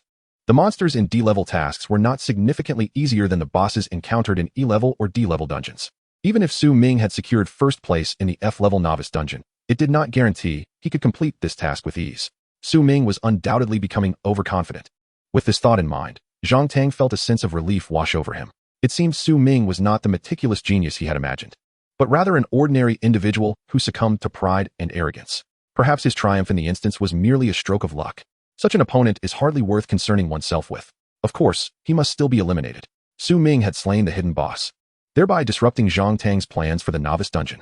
For this alone, Zhang Tang was determined to eradicate Su Ming. With this thought in mind, Zhang Tang discreetly accessed his personal panel and sent a message to several trusted bodyguards within the family. Eliminate one individual, Su Ming. He has accepted a D-rank task and will be heading to the Python King's lair in the South District. You are to lie in wait there. He shall arrive within 10 days. Zhang Tang's loyal subordinates were all experts of at least the second tier.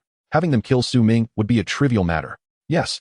Understood, came the reply. Truth be told, even without an ambush, Su Ming was quite likely to be devoured by the Python King, thus negating the need for intervention. However, to be on the safe side, Zhang Tang issued the order. He was a man of great caution. Young Master Zhang, you have arrived, a voice suddenly called from behind. Zhang Tang turned to see a middle-aged man. Zhang Fenglu, a third-tier wandering sword master, an elder of the Zhang family, and one of Zhang Tang's personal bodyguards. Zhang Tang nodded. I wish to accept the D-rank task to complete the evaluation for the Tower Association, he stated. Zhang Fenglu's expression remained calm as he nodded in acknowledgement. Standing with poise and exuding an impressive demeanor, his combat prowess was formidable. Very well, as long as it is a task of C rank or lower. I am confident I can ensure your safety, he replied with a slight smile. A glimmer of ambition flickered in Zhang Tang's eyes. For Su Ming to undertake a D-rank task was tantamount to courting death. Yet, For Zhang Tang to accept the D-rank task was simply a matter of course, entirely ordinary. Why? Because he was the heir of the Zhang family, with the family backing him. The novice dungeon could not accommodate family elders. Thus Zhang Tang had to rely on his own strength. The evaluation task for the Tower Association was different, however. It permitted any choice of teammates. Therefore, Zhang Tang could accept the most challenging tasks while allowing the family elders to carry him to victory. It was both secure and would classify him as a platinum tier hunter.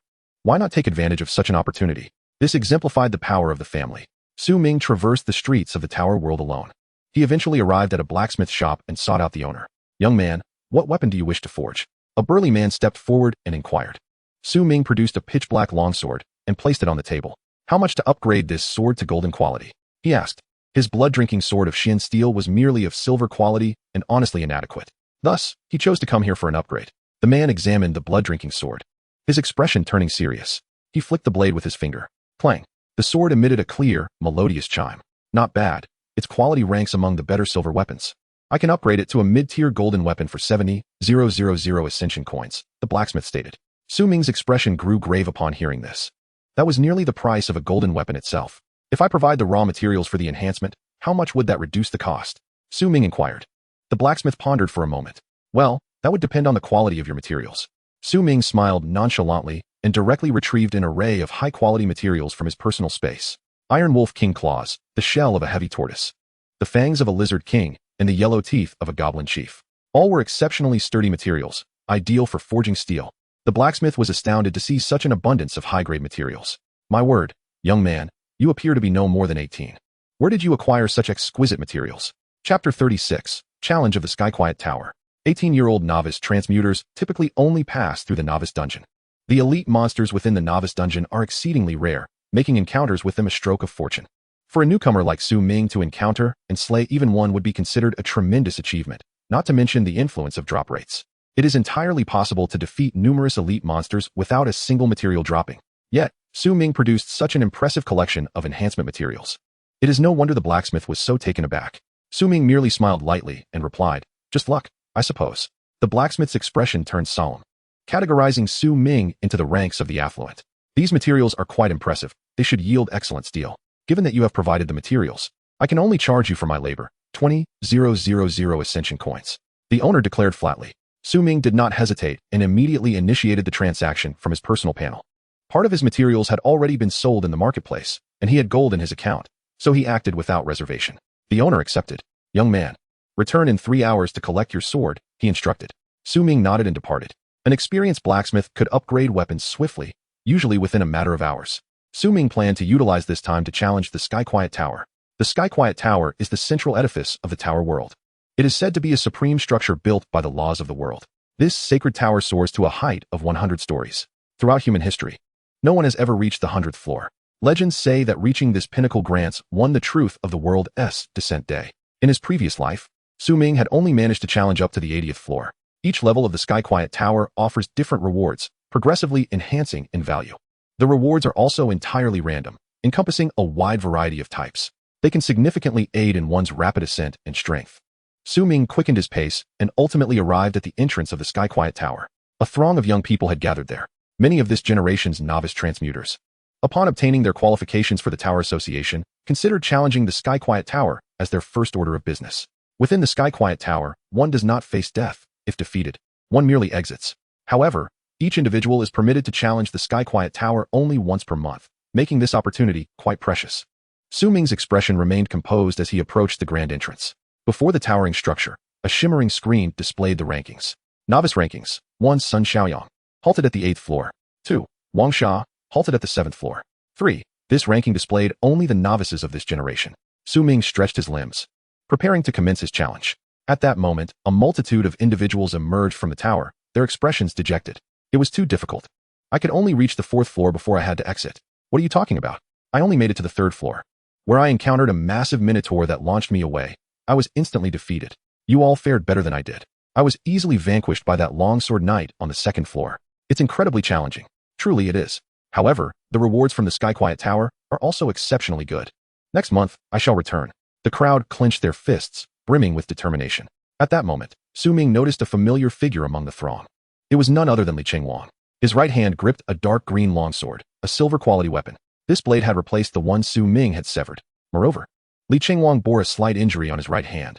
2 of his fingers had been severed. The way he wielded the sword appeared distinctly unnatural, and his eyes were filled with a vengeful fury. With resolute strides, he advanced towards the Tower of Celestial Silence. He yearned for strength, he sought vengeance. After losing his first rank, various factions expressed their utter disappointment in him. Numerous investments were abruptly halted. The principal of Wuyongno 3 Middle School faced severe repercussions from these factions, nearly losing his position, and is now merely the vice principal. This left Li Qingwang with the bitter sensation of having plummeted from grace. He attributed all his misfortunes to Su Ming. This seething hatred ignited a fierce rage within him. Thus, upon receiving the qualification for the Celestial Tower, he hastened to this very place in search of an opportunity to grow stronger. The appearance of Li Qingwang elicited astonishment among the surrounding players. Some approached him to greet him, eager to form alliances. They sought to curry favor with him, for he was, after all, a talent of 10-star caliber, albeit now ranked second, overtaken by Su Ming. However, their attempts at camaraderie were met with indifference from Li Qingwang. He ignored everyone, resolutely making his way into the Tower of Celestial Silence. While some sought to befriend him, others took the opportunity to mock. "Oh, isn't this the first prodigy, Li Qingwang?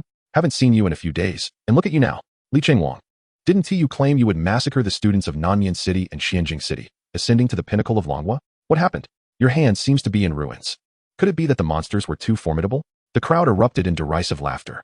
Li Qingwang had previously basked in glory, single-handedly overshadowing all other students. Moreover, the principal of Wuyong No. 3 Middle School was a figure who incited hatred, notorious for his arrogance and disdain towards other schools. Now, all of that had turned against him. Thus, Li Qingwang found himself in a dire predicament, surrounded by envious onlookers eager to witness his downfall. He had become a tiger fallen from grace, his past splendor now transformed into the envy of those around him. "Li Qingwang, I recall you boasting about treating students like wild beasts to level up. What happened to you now? Your hand is ruined?" One keen observer pointed out the injury on Li Qingwang's hand, delivering a precise blow. The crowd, unaware of the true source of his injury, harbored a morbid curiosity. In days gone by, such taunts would have driven Li Qingwang into a furious rage, compelling him to retaliate. Yet now, his expression remained dark and composed. His thoughts were solely focused on Su Ming. He was determined to surpass Su Ming and eliminate him. Beyond this singular goal, nothing else occupied his mind. He strode steadfastly into the Tower of Celestial Silence, his figure vanishing from sight. Su Ming, having observed quietly from the sidelines, remained inconspicuous among the crowd, ensuring that Li Qingwang did not detect his presence. A heavy intent to kill lingered in Su Ming's gaze. Yet, regrettably, the constraints of this small world forbade any acts of murder. Su Ming felt a twinge of disappointment. Otherwise, the moment he laid eyes on Li Qingwang, he would have struck him down and vanished without a trace using his stealthy abilities. Shaking his head, Su Ming dispelled all extraneous thoughts. He approached the entrance of the Tower of Celestial Silence and stepped inside. As he did so, the world around him transformed instantly. The interior of the Tower of Celestial Silence was completely isolated, capable of accommodating countless challengers simultaneously without their actions influencing one another.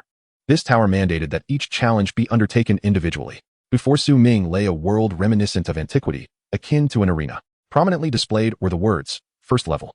Monster, purple-haired ferocious tiger."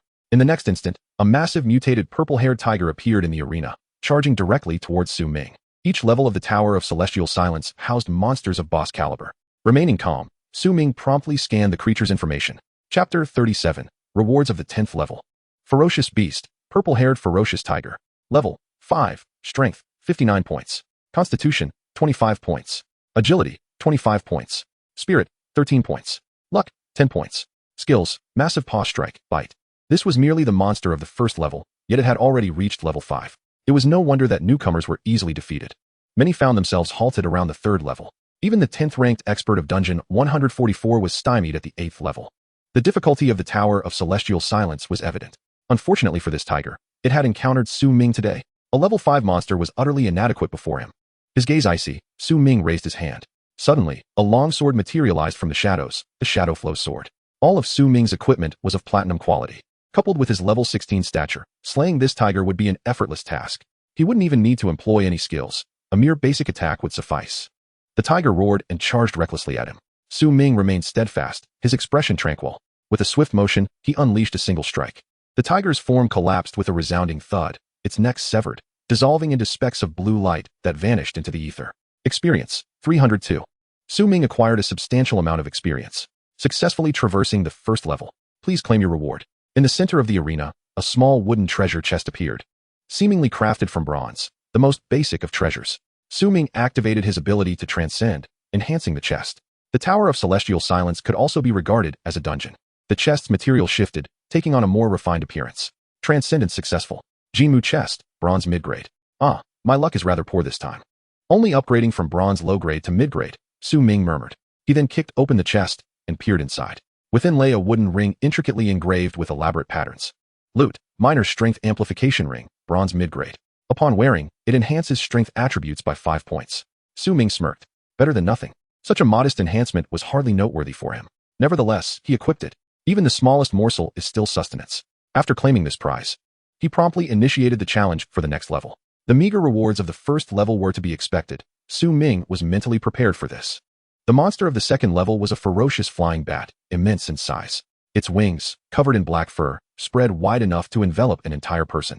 Its fearsome fangs glistened, and its eyes glinted with a red hue as it soared through the air, occasionally unleashing ultrasonic waves to attack Su Ming. This was a widespread, indiscriminate assault that drained health persistently. However, for Su Ming, it was merely a minor inconvenience. He didn't even furrow his brow. With a swift slash of his sword, the blade shimmered. Su Ming effortlessly dispatched the creature, even to the extent of achieving a one-hit kill. The rewards for this challenge materialized before him as well. Once more, it was a bronze low-grade chest. Without hesitation, Su Ming activated his ability to transcend. Upgrading it once again. Transcendence successful. Entide chest. Quality, gold upper grade. This time, fortune smiled upon him, elevating the chest directly to gold quality. Su Ming approached, opened the chest, and retrieved the spoils within. It was a skill scroll.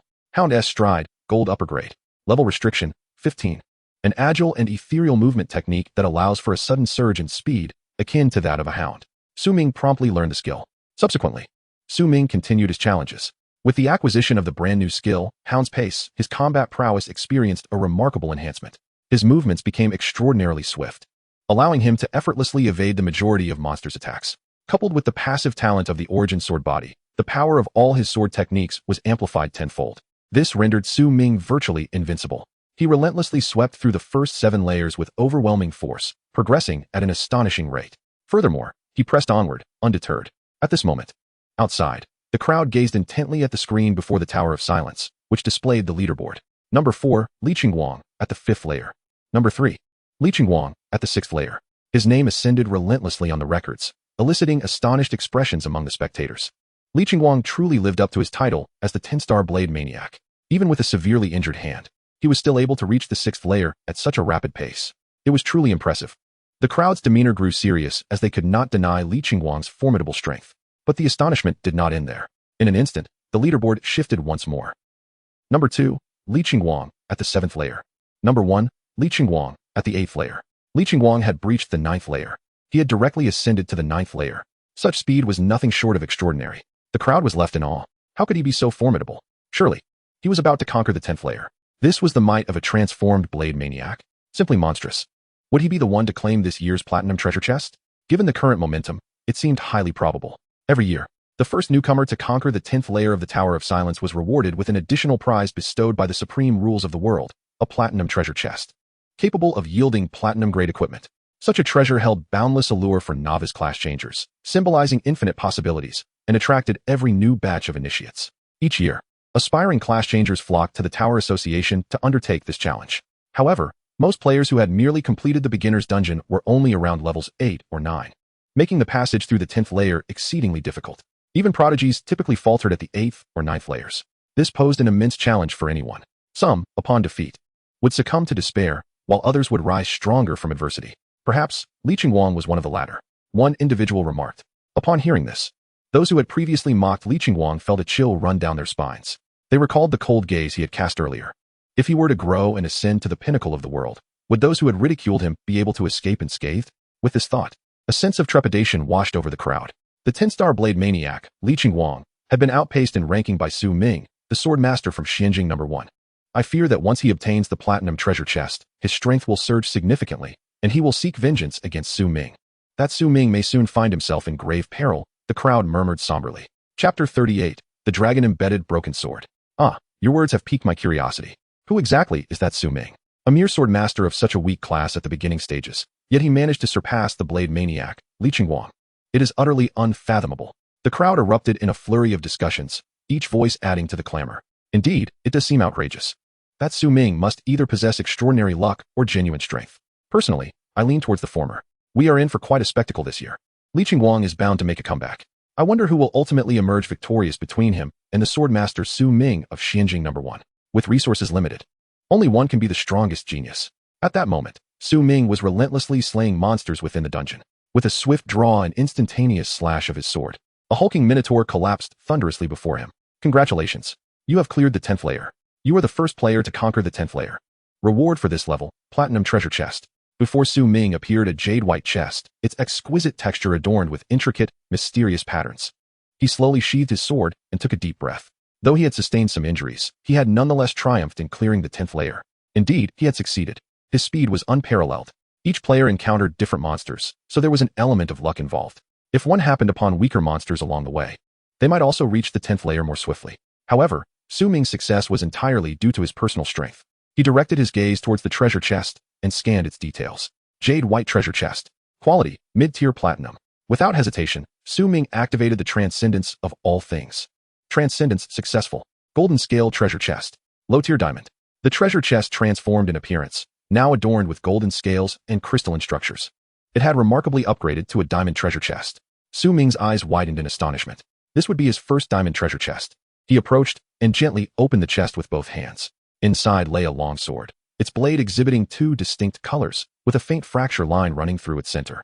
Dragon-embedded broken sword, longsword and shortsword dual-class weapon. Quality, low-tier diamond. Level requirement, 4th transformation. Once a longsword, it was shattered during battle, split in two. It was subsequently reforged by a craftsman using a precious dragon scale as the core, restoring this sword to its former glory. This sword is exceptionally sharp and can carry formidable killing intent. Affix, fire scale. The center of this broken sword is embedded with a fire dragon scale, granting an additional 200 fire attribute damage. Severing edge. The sword's blade can detach and transform into a flying sword. Driven by the owners will slay enemies from the air. Broken blade. This weapon was once a complete longsword, thus classified as a sword-type weapon.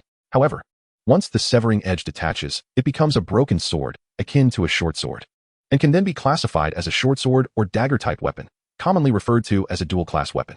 To possess a diamond-grade sword was beyond Su Ming's expectations. Moreover, it was a dual-class weapon. This meant that the sword could benefit from the augmentations of his origin sword body. Once the blade was activated and transformed into a flying sword, its essence would revert to that of a broken sword, akin to a dagger-type weapon. In such a scenario, he would be able to unleash the Killing God Slash. The Killing God Slash is a skill belonging to the Killing God class, requiring a dagger or short sword to unleash its full potential. With this sword, Su Ming would be able to seamlessly switch between two forms of skills. His combat power would make a significant leap forward. Su Ming felt a surge of excitement. He immediately grasped the sword in his hand, holding it before his eyes for careful examination. The texture was cool, yet it emanated a subtle warmth. The blade was adorned with vividly etched dragon patterns, while the portion near the hilt shimmered with a golden radiance, and the tip boasted a rustic gray hue of mysterious steel. The sword required a 4th transformation for use. But Su Ming's passive skill, Swordmaster, allowed him to disregard any restrictions, enabling him to wield any sword type freely. With a focused thought, Su Ming commanded, "Crack." The golden crack in the middle of the sword trembled violently. The elongated blade portion shot forth, transforming into a flying sword that danced gracefully in midair. The effect is remarkably akin to that of the Sword of the Divine, yet it is not a skill. Rather, it is an attribute conferred by this weapon.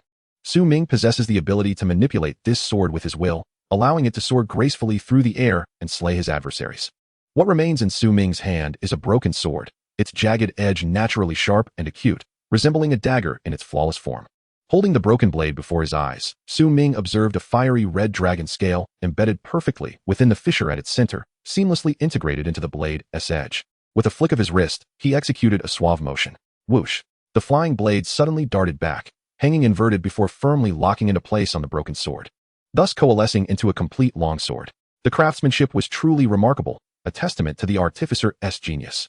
As the dragon scale served as the linchpin that fused the flying blade with the broken sword, Su Ming could not help but marvel at the profound wisdom of the blacksmithing profession. Dragons, being among the most formidable of creatures, are notoriously fierce, and their scales are exceedingly rare materials. Thus, the presence of a dragon scale within this sword undoubtedly elevates its quality to an exceptional standard. As Su Ming swung the sword, flames flickered along its edge, imparting fiery attribute damage. Excellent. A slight smile graced Su Ming's lips as he gripped the sword and descended to the next level. He would not rest until he surpassed the 10th tier. At this moment, within the confines of the Tower of Tranquility, at the 10th level, the blade maniac, Li Chengwang, gasped for breath after cleaving the armored knight before him. He was gravely wounded and had utilized his most powerful skill, barely managing to prevail. Congratulations, you have successfully passed the 10th level. The words of the world's rules elicited a sinister grin upon his face. Haha, I've conquered the 10th level. Splendid, this year's platinum chest shall be mine. Each year, the first newcomer to breach the 10th level is awarded a platinum chest, a lofty reward for novices. Securing it would guarantee his rise to prominence. Recalling the humiliation he endured in the dungeon, Li Chengwang's heart brimmed with darkness. He sought vengeance. Su Ming must perish. Soon after, glimmers of blue light coalesced before him, ultimately forming a superior silver treasure chest. Li Chengwang stared blankly, somewhat dazed. Why is it a silver chest? Where's my platinum chest? His voice trembled as he looked up, yet no one answered. The world's rules do not heed the plight of mere mortals. Could it be that someone else had outpaced him and conquered the 10th level first? He struggled to believe it.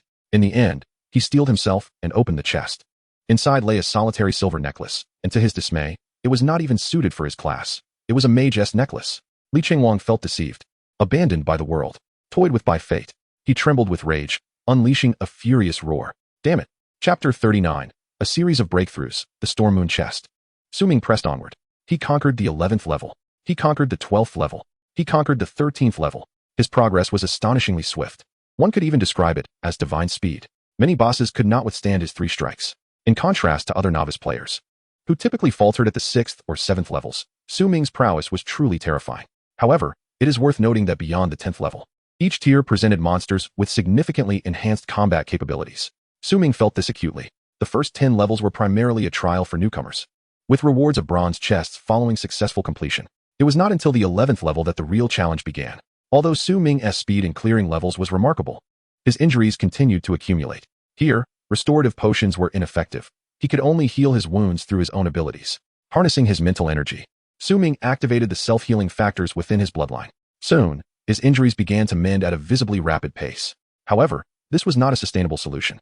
His mental energy had been depleted by more than half. He needed to conserve it. Su Ming resolved to only heal himself to a moderately satisfactory state, avoiding complete recovery to conserve mental energy for future skills, allowing him to advance further.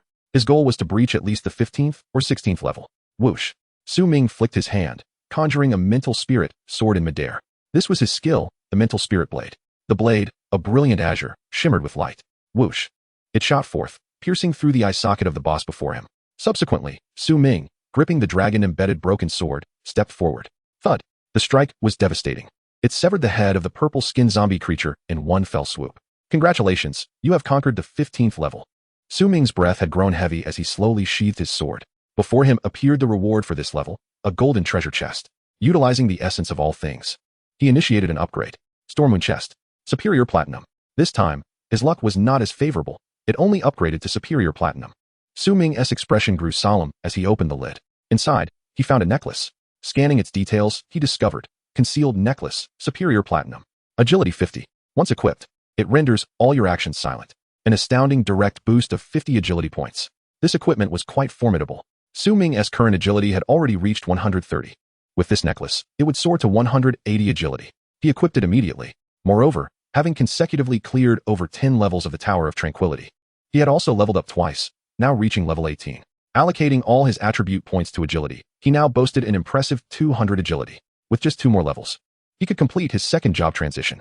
Additionally, Su Ming had opened numerous treasure chests, amassing a wealth of spoils. However, many of these items paled in comparison to his current Shadow Blade set, rendering them primarily useful for selling or later disassembling into basic materials to enhance his weapons. Within the Tower of Tranquility, experience was abundant. I've ascended to level 18 so swiftly. Though the monsters grow increasingly powerful, I feel a tinge of fatigue. Yet, I cannot relent. Su Ming gripped his sword, his gaze resolute. With only a month to challenge this tower, I must not squander this opportunity. I must push myself to the limit. Outside the tower, a crowd of onlookers fixated on the leaderboard. Li Chengwang had reached the 9th level, igniting great anticipation among the spectators. Everyone awaited to see if he could breach the 10th level. Suddenly, a name surged to the forefront. Like a dark horse, it charged forth, rapidly ascending from the depths. In no time, it surpassed Li Chengwang. The name was Killer God. Player, Killer God has cleared the 8th level. Killer God has cleared the 9th level. Killer God has cleared the 10th level. The title of Killer God eclipsed Su Ming's name, surging through the ranks with unprecedented speed. It seemed as though, in the blink of an eye, Ming was on the precipice of reaching the pinnacle. It was akin to riding a rocket. The crowd rubbed their eyes, incredulous. What in the world is happening? Everyone was left dumbfounded. Is there another expert? Who is this person? Who can explain how one can ascend the tower so effortlessly? Is it a bug? This person is not climbing the tower. They are soaring like a rocket. Killer God? Who is Killer God? Do not mention places such as Xianjing City, Wuyang City, or Nanyan City, even within our entire province. There is no record of this Killer God. I have never heard of this name. Have any of you? We have never encountered this name either. Could it be from another province? The crowd was left in a state of shock, exchanging glances filled with astonishment. They initially believed that Li Chengwang's ascent from the 1st to the 9th floor in a mere 10 minutes was an extraordinary feat, yet, to their amazement, the very next moment, a more formidable individual made their move. All eyes were raised in disbelief at the spectacle before them. Ming's speed was simply astonishing. He surged forward with relentless vigor. Who, exactly, is this formidable figure? The onlookers found themselves momentarily stunned. Upon reaching the 10th floor, the Killer God showed no signs of slowing down. Mere seconds later, he ascended to the 11th floor. This indicated that the player known as the Killer God was annihilating monsters with ease. To defeat the boss of the 11th floor in a single encounter is nearly impossible for newcomers. Even the blade-wielding Li Chengwang struggled for an extended period at the 9th floor before barely making it through. Could it be that this Killer God is not a novice? Someone inquired. It is virtually impossible. The records of the Tower of Tranquility are preserved. If an individual has previously challenged it, their progress would carry over to the next month. This means that a powerful transmuter cannot repeatedly challenge the earlier floors. Moreover, this is the newcomer leaderboard. Only those who have awakened in our current cohort can be listed. Thus, it is undeniable that this Killer God is indeed a monster. The expressions of the crowd shifted to one of apprehension. Is this person truly human? At that moment, Li Chengwang's name appeared on the leaderboard. Player, Li Chengwang, cleared the 10th floor, ranking 2nd. This revelation no longer sparked excitement among the crowd, as the platinum treasure chest had already been claimed by the Killer God. Li Chengwang must feel quite the mix of emotions now. After all his struggles to breach the 10th floor, he did not obtain the reward. If it were me, I would surely be driven to madness. Some began to revel in his misfortune. Chapter 40, the 20th floor boss, the Lava Knight. As the crowd remained in shock, Ming's ranking continued to rise. Player, Killer God cleared the 12th floor. This announcement sent shockwaves through the audience, causing them to collectively gasp in disbelief. No one expected him to continue his ascent. Most terrifying of all, he had not taken long to do so. This signified that the player known as the Killer God was still dispatching bosses with astonishing swiftness, even in the high difficulty zones beyond the 10th floor. This was truly alarming. Player, Killer God cleared the 13th floor. Killer God cleared the 14th floor. Killer God cleared the 15th floor. The relentless stream of notifications left the onlookers in a state of numbness. In an instant, the previously raucous atmosphere outside fell into an eerie silence. Their voices trembled, leaving them utterly speechless. At this moment within the tower, Ming had reached the 19th floor. The boss here was a colossal amethyst dragon blood rhinoceros. Beast, amethyst dragon blood rhinoceros. Level, 23. Strength, 320 points. Constitution, 300 points. Agility, 25 points. Spirit, 15 points. Luck, 3 points. Skills, dragon blood regeneration, crystal horns ruthless pounce, and fearsome roar. This rhinoceros creature, infused with ancient dragon blood, boasted a lineage that mixed dragons and rhinoceroses. Although the dragon blood had become diluted over generations, it still remained. Upon reviewing the creature's attributes, Ming's expression turned cautious. This monster's strength matched that of the hidden boss in the novice dungeon, the Blood Lake Guardian, making his challenge formidable. Yet, Ming did not entertain thoughts of retreat. He raised his hand and unleashed the Skyfall Sword Tomb. Boom! A resounding sword cry echoed through the heavens as a massive stone sword tomb plummeted down. The rhinoceros bellowed and charged forward. The sword tomb crashed down, obliterating half of the dragon blood rhinoceros' waist into a bloody pulp, intestines spilling forth, blood gushing towards the sky. The power was immense. However, it did not align with Ming's initial expectations. The creature moved too swiftly and managed to evade the attack. Ming's expression grew grave as he contemplated the situation. He had intended to strike its head. The Skyfall Sword Tomb was his most potent sword skill, and a successful hit to the head might have dealt a severe blow, perhaps even slaying the beast instantly. Alas, regardless of the setback, he was determined to kill. The rhinoceros charged at him, its massive amethyst horns gleaming ominously, propelling forward with astonishing speed. Ming swiftly sidestepped the attack while taunting, "Dragon blood rhinoceros, I have no idea what extraordinary dragon your ancestor was. But how could such a creature, rolling in the mud, produce a hybrid like you? It's laughable, ha ha ha." Ming's voice dripped with sarcasm, a tactical ploy. He never hesitated to employ any means necessary to secure victory. Provoking the enemy verbally could effectively disrupt their rhythm and plans. He was uncertain if the creature could comprehend human speech, yet he felt compelled to taunt it. It was worth a shot. Moreover, this beast boasted a spirit attribute of 15 points, surpassing that of many humans. Su Ming surmised it was quite likely capable of understanding him. Indeed, upon hearing Su Ming's mockery, the rhinoceros was consumed by rage, charging forward with a thunderous roar. Its solitary amethyst horn sparkled with blinding light before erupting. A beam of deadly energy surged towards Su Ming. He sneered coldly. Huh, so you are indeed a beast, falling for such an obvious provocation. It had unleashed its most powerful skill. With this knowledge, Su Ming could now confront it without restraint. He activated the fleeting shadow step, evading the beam of light, then raised his hand with a powerful tremor. Crack! The dragon-inlaid broken sword shattered, its fragments flying forth to pierce the rhinoceros's eye, blinding it in one eye. Su Ming then maneuvered into its blind spot, gripping the broken sword at an angle. In this moment, the broken sword transformed into a short blade. He was ready to execute the killer goddess slash. This strike must be delivered with utmost swiftness. A glint of pure, merciless killing intent flashed in Su Ming's eyes. Swish! This strike was imbued with an ocean of murderous intent, surging forth. Witnessing this strike, the enormous mutated amethyst rhinoceros displayed a flicker of fear. This was a legendary skill, enough to instill terror. The blood-red slash swept through the air in an instant. Plop! The massive head of the rhinoceros tumbled to the ground, its amethyst horn shattering into pieces. The killer goddess slash was overwhelmingly powerful. Congratulations.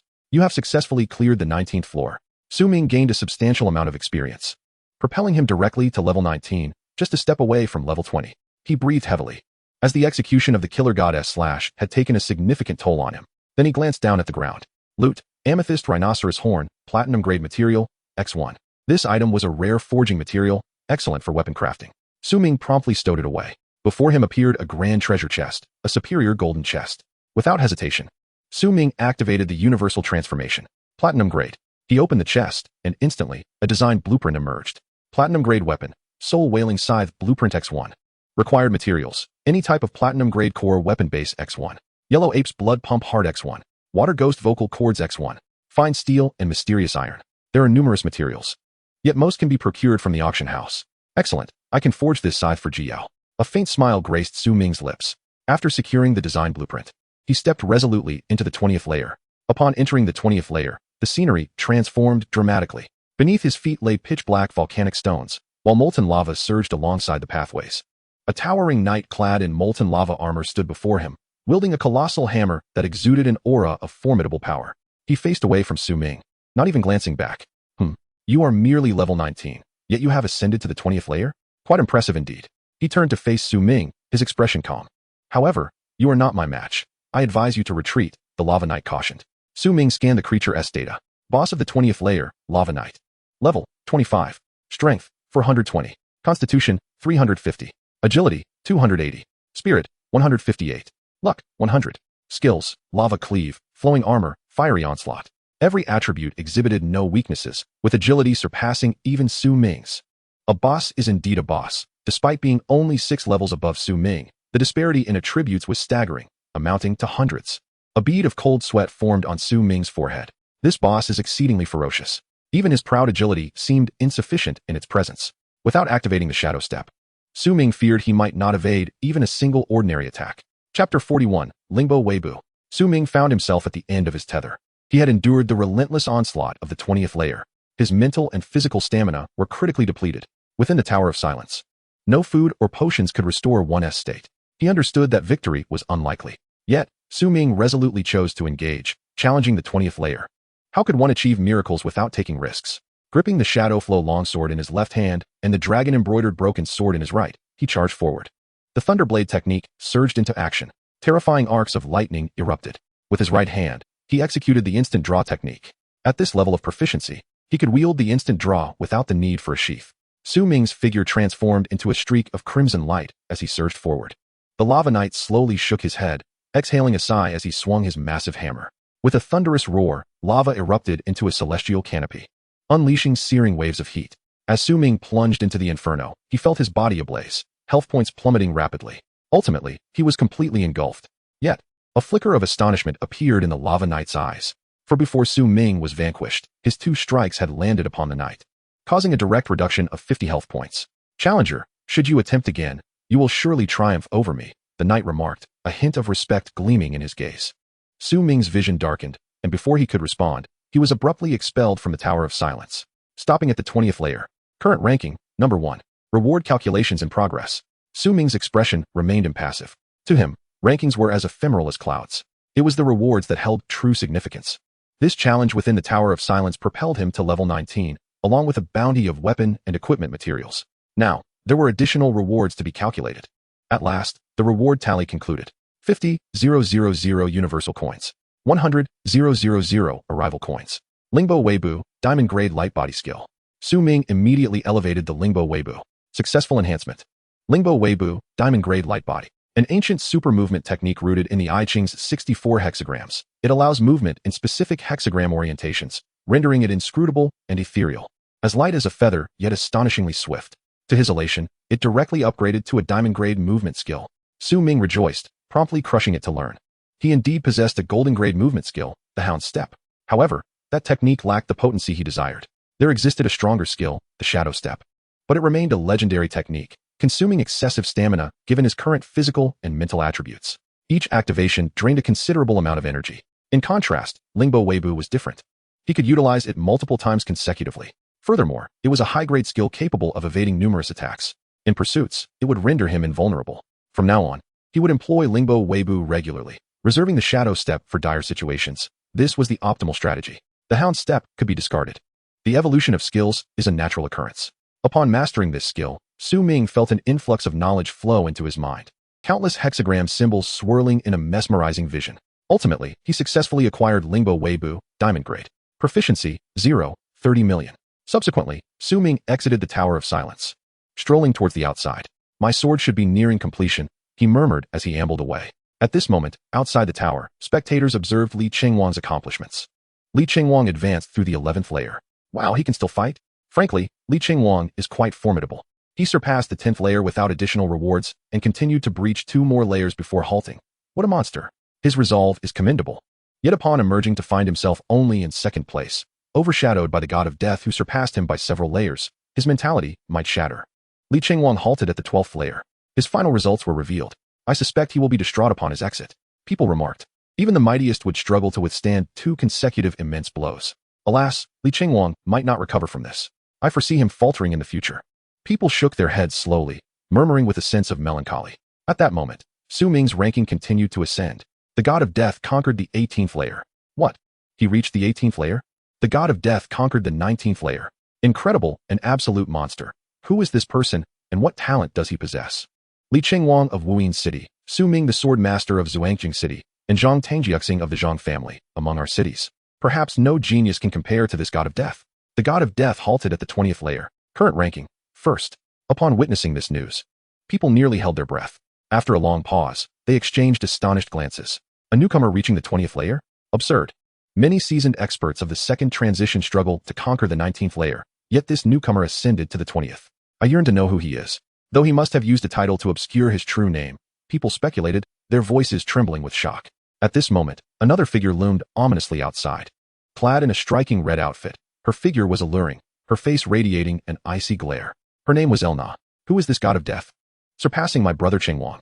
She clenched her silver teeth, seething with resentment.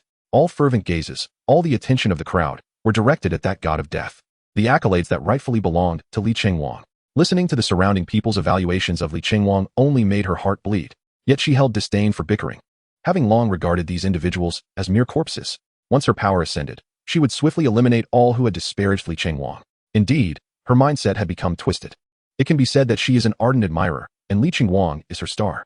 Liu Na, a student from Zhuangjing City, does not attend the same school as Su Ming, but rather studies at a vocational high school. At this moment, her fists are clenched, and her heart is filled with hatred.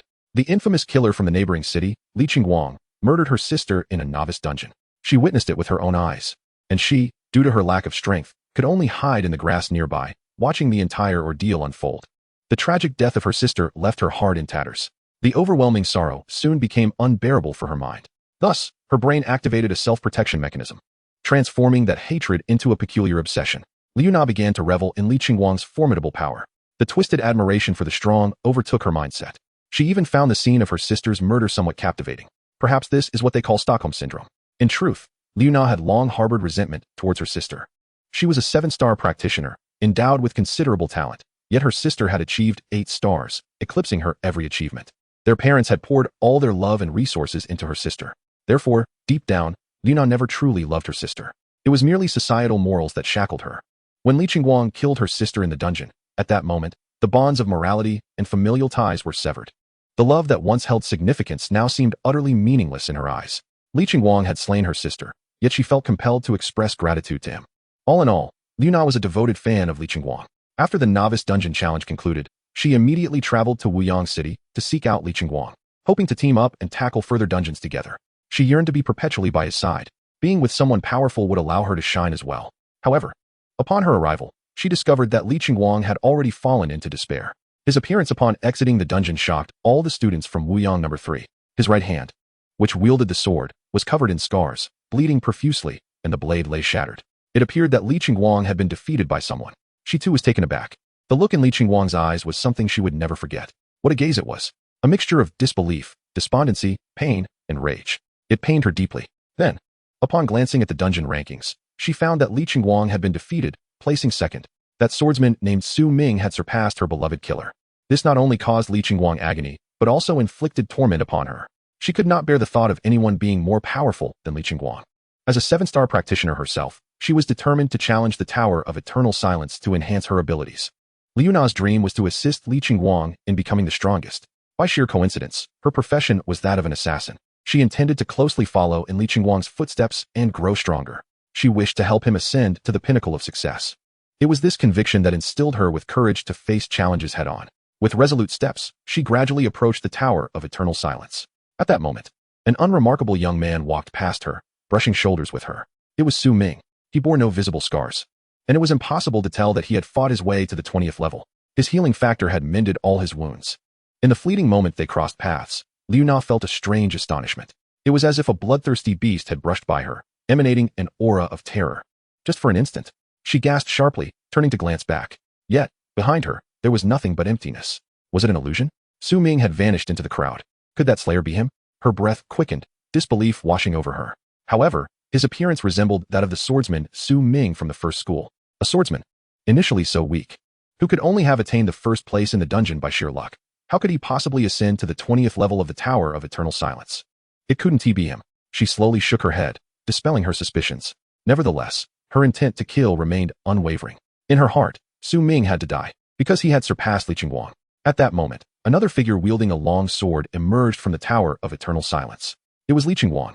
His gaze was vacant, even somewhat dazed. He staggered out of the tower, as if he were a mere shell of a human. Liuna's eyes sparkled with excitement, as if she were gazing upon her idol. She rushed forward. Li Qingguang. Yet, he seemed oblivious to her presence, brushing past her. I didn't lose. I didn't lose. She could hear him mumbling with his pale lips. Liuna was momentarily stunned, her heart bleeding for him. He had endured a tremendous blow. She quickly supported Li Qingguang and guided him outside. Upon seeing the rankings outside the tower, Li Qingguang trembled all over. His eyes quivered. The god of slaughter, first place. 20th level. His voice was filled with extreme shock and disbelief. It was acceptable for someone to surpass him, but to surpass him by so many levels. This shattered his worldview completely. Li Qingguang lost his balance and collapsed to the ground, kneeling. His sword fell to the ground with a crisp sound. Then he laughed. Ha ha. His laughter was somewhat deranged. The surrounding crowd, witnessing this scene, no longer mocked him, for it was simply too tragic. Once a hero, now utterly defeated. Su Ming walked slowly toward the blacksmith shop, simultaneously opening his personal profile.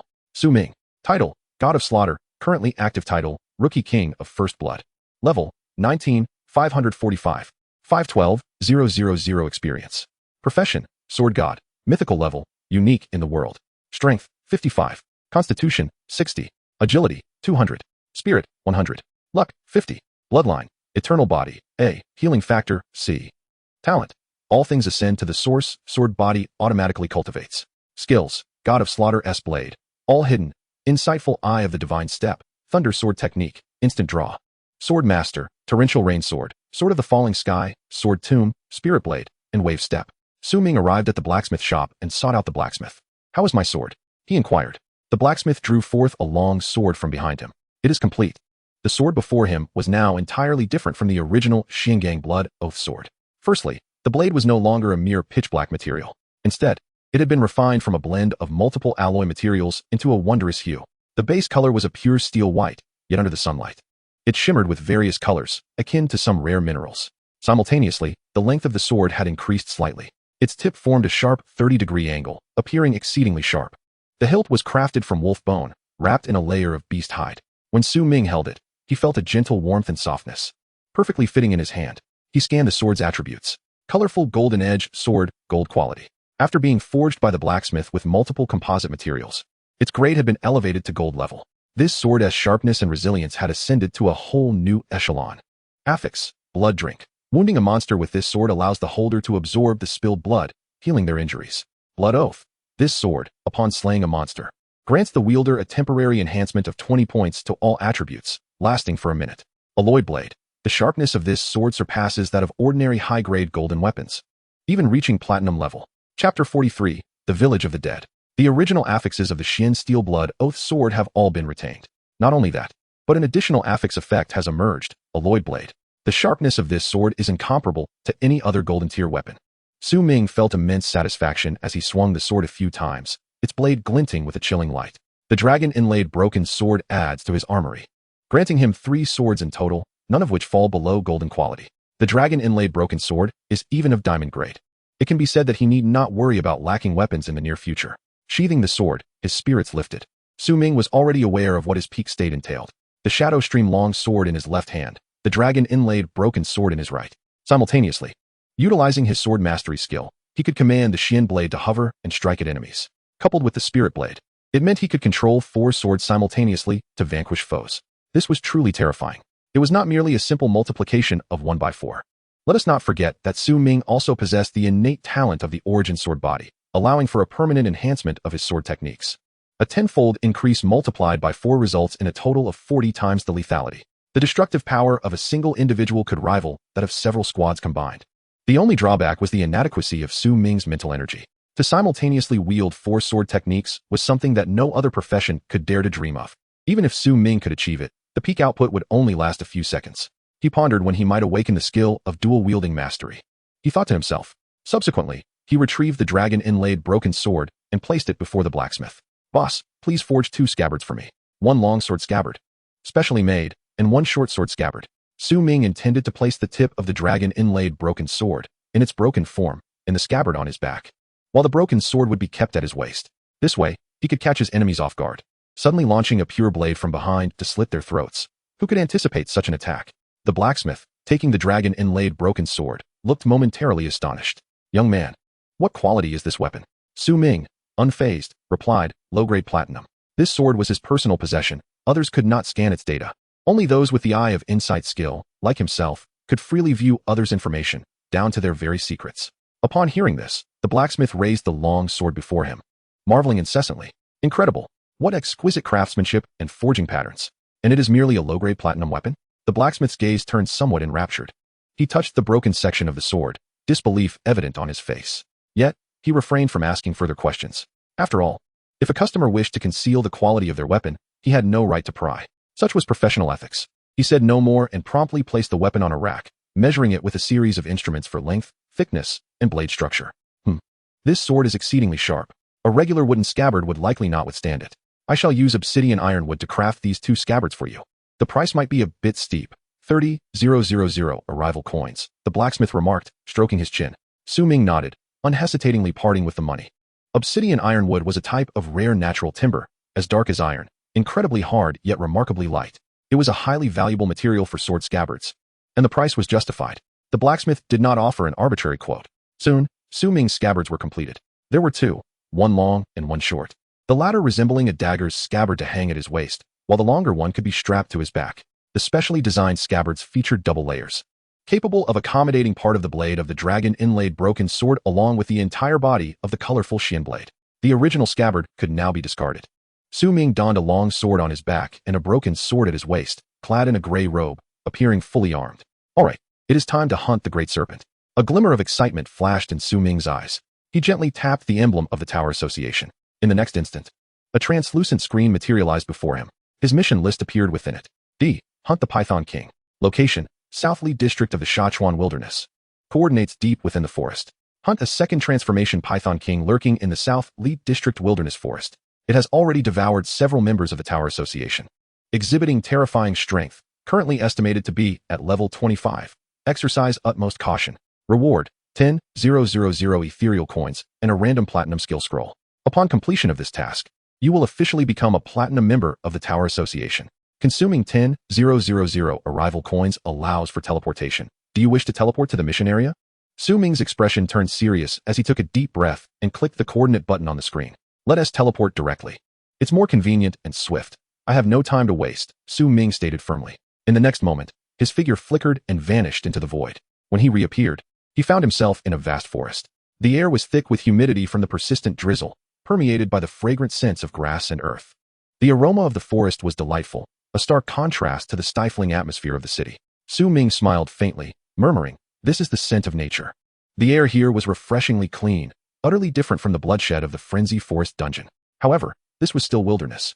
Presently, mutated ferocious beasts roamed all over Blue Star, and a moment's negligence could lead to a grim fate. Only within cities could one find a semblance of safety. Thus, the danger level here was hardly lower than that of a dungeon. Su Ming furrowed his brow, advancing cautiously. He opened the virtual map and proceeded towards the mission target location. After walking for about 10 minutes, Su Ming arrived at a village in the wilderness. Those who had not awakened their professions among humanity, if they remained in the cities, would be condemned to a lifetime of labor and evasion. Many unclassed individuals chose to escape to the wilderness, establishing villages to live. However, such a lifestyle, though liberating, was fraught with peril. One could easily fall prey to wild beasts at any moment.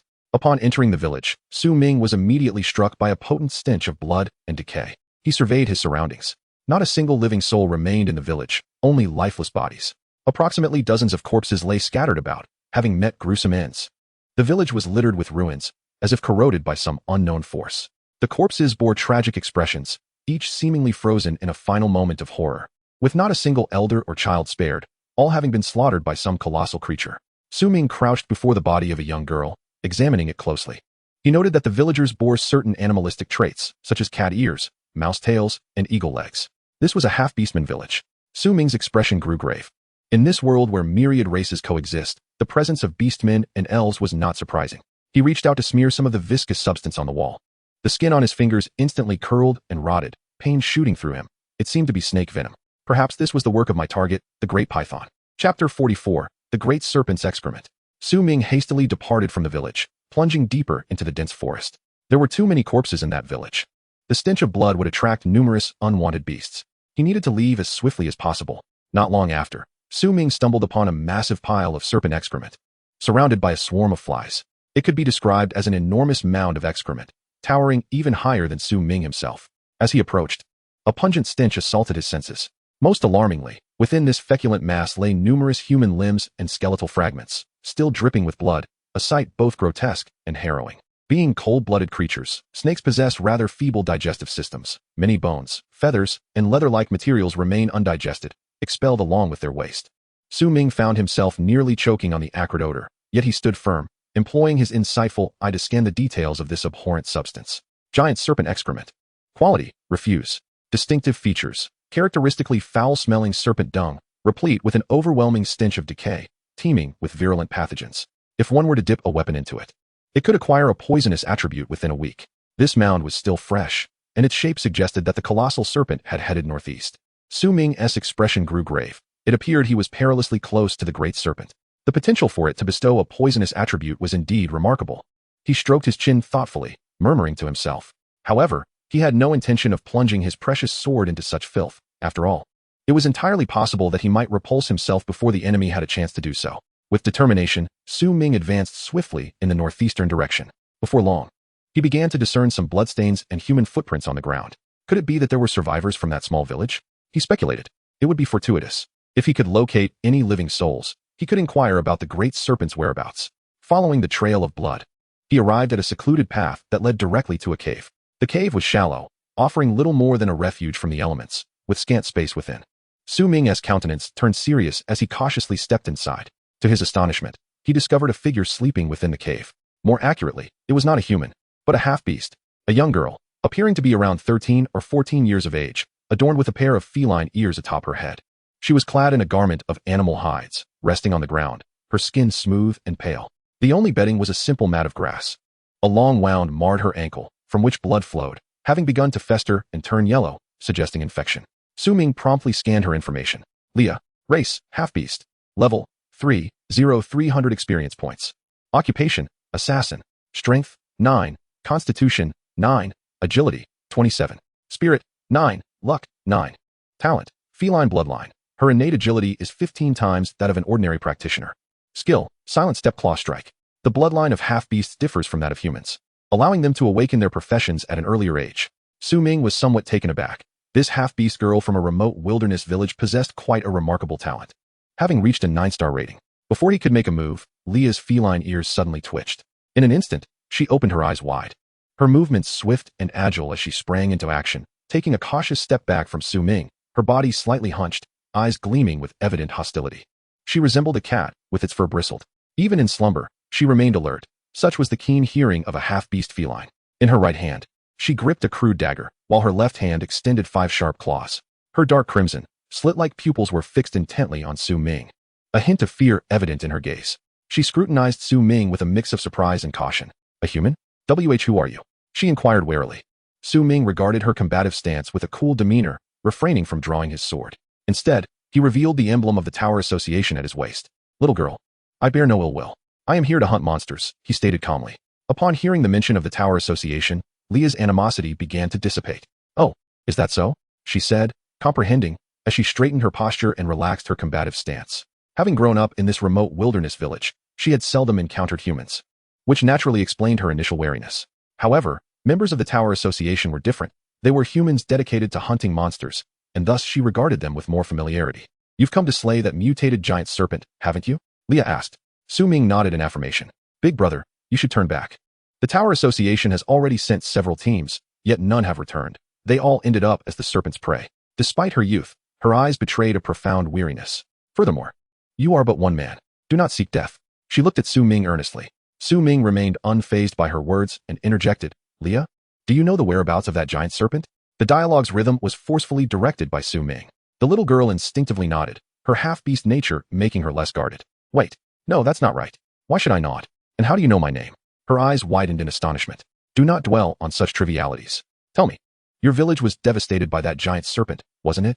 Ming inquired. Leah nodded, a flicker of sorrow illuminating her eyes. Yes, indeed. I am the only survivor from my village. Her ears drooped, her spirit clearly heavy with grief. Half-beasts exist in tribal clusters, and though their concept of family is somewhat nebulous, she still felt a deep sadness. After all, these were her fellow villagers with whom she had shared her days. She had witnessed the serpent's brutality firsthand, spending days weeping in the cave, unable to recover from the trauma. Do you seek revenge? Ming asked. Yes, she replied, recalling the friends and elders from her childhood, her heart swelling with resentment. I want revenge, she declared resolutely, her silver teeth gritted, her emotions skillfully channeled by Ming. Little girl, lead the way, and I shall assist you in avenging your kin, Ming said with a gentle smile. His hand resting casually on the hilt of his sword, exuding an air of confidence, as if the situation were entirely within his control. The little girl observed Ming's demeanor with intrigue. Big brother, are you truly confident? She asked, still harboring some trepidation. Trust me, I am far stronger than those previous members of the Tower Association. I can slay that great serpent, Ming assured her, stepping forward with a serious expression, his promise unwavering. Upon hearing his words, Leah clenched her small fists tightly. Ultimately, she acquiesced. Very well, I will take you there. I know where its lair is. Chapter 45, Sword Mastery Against Enemies. I will take you there. I know where its lair is, Leah declared.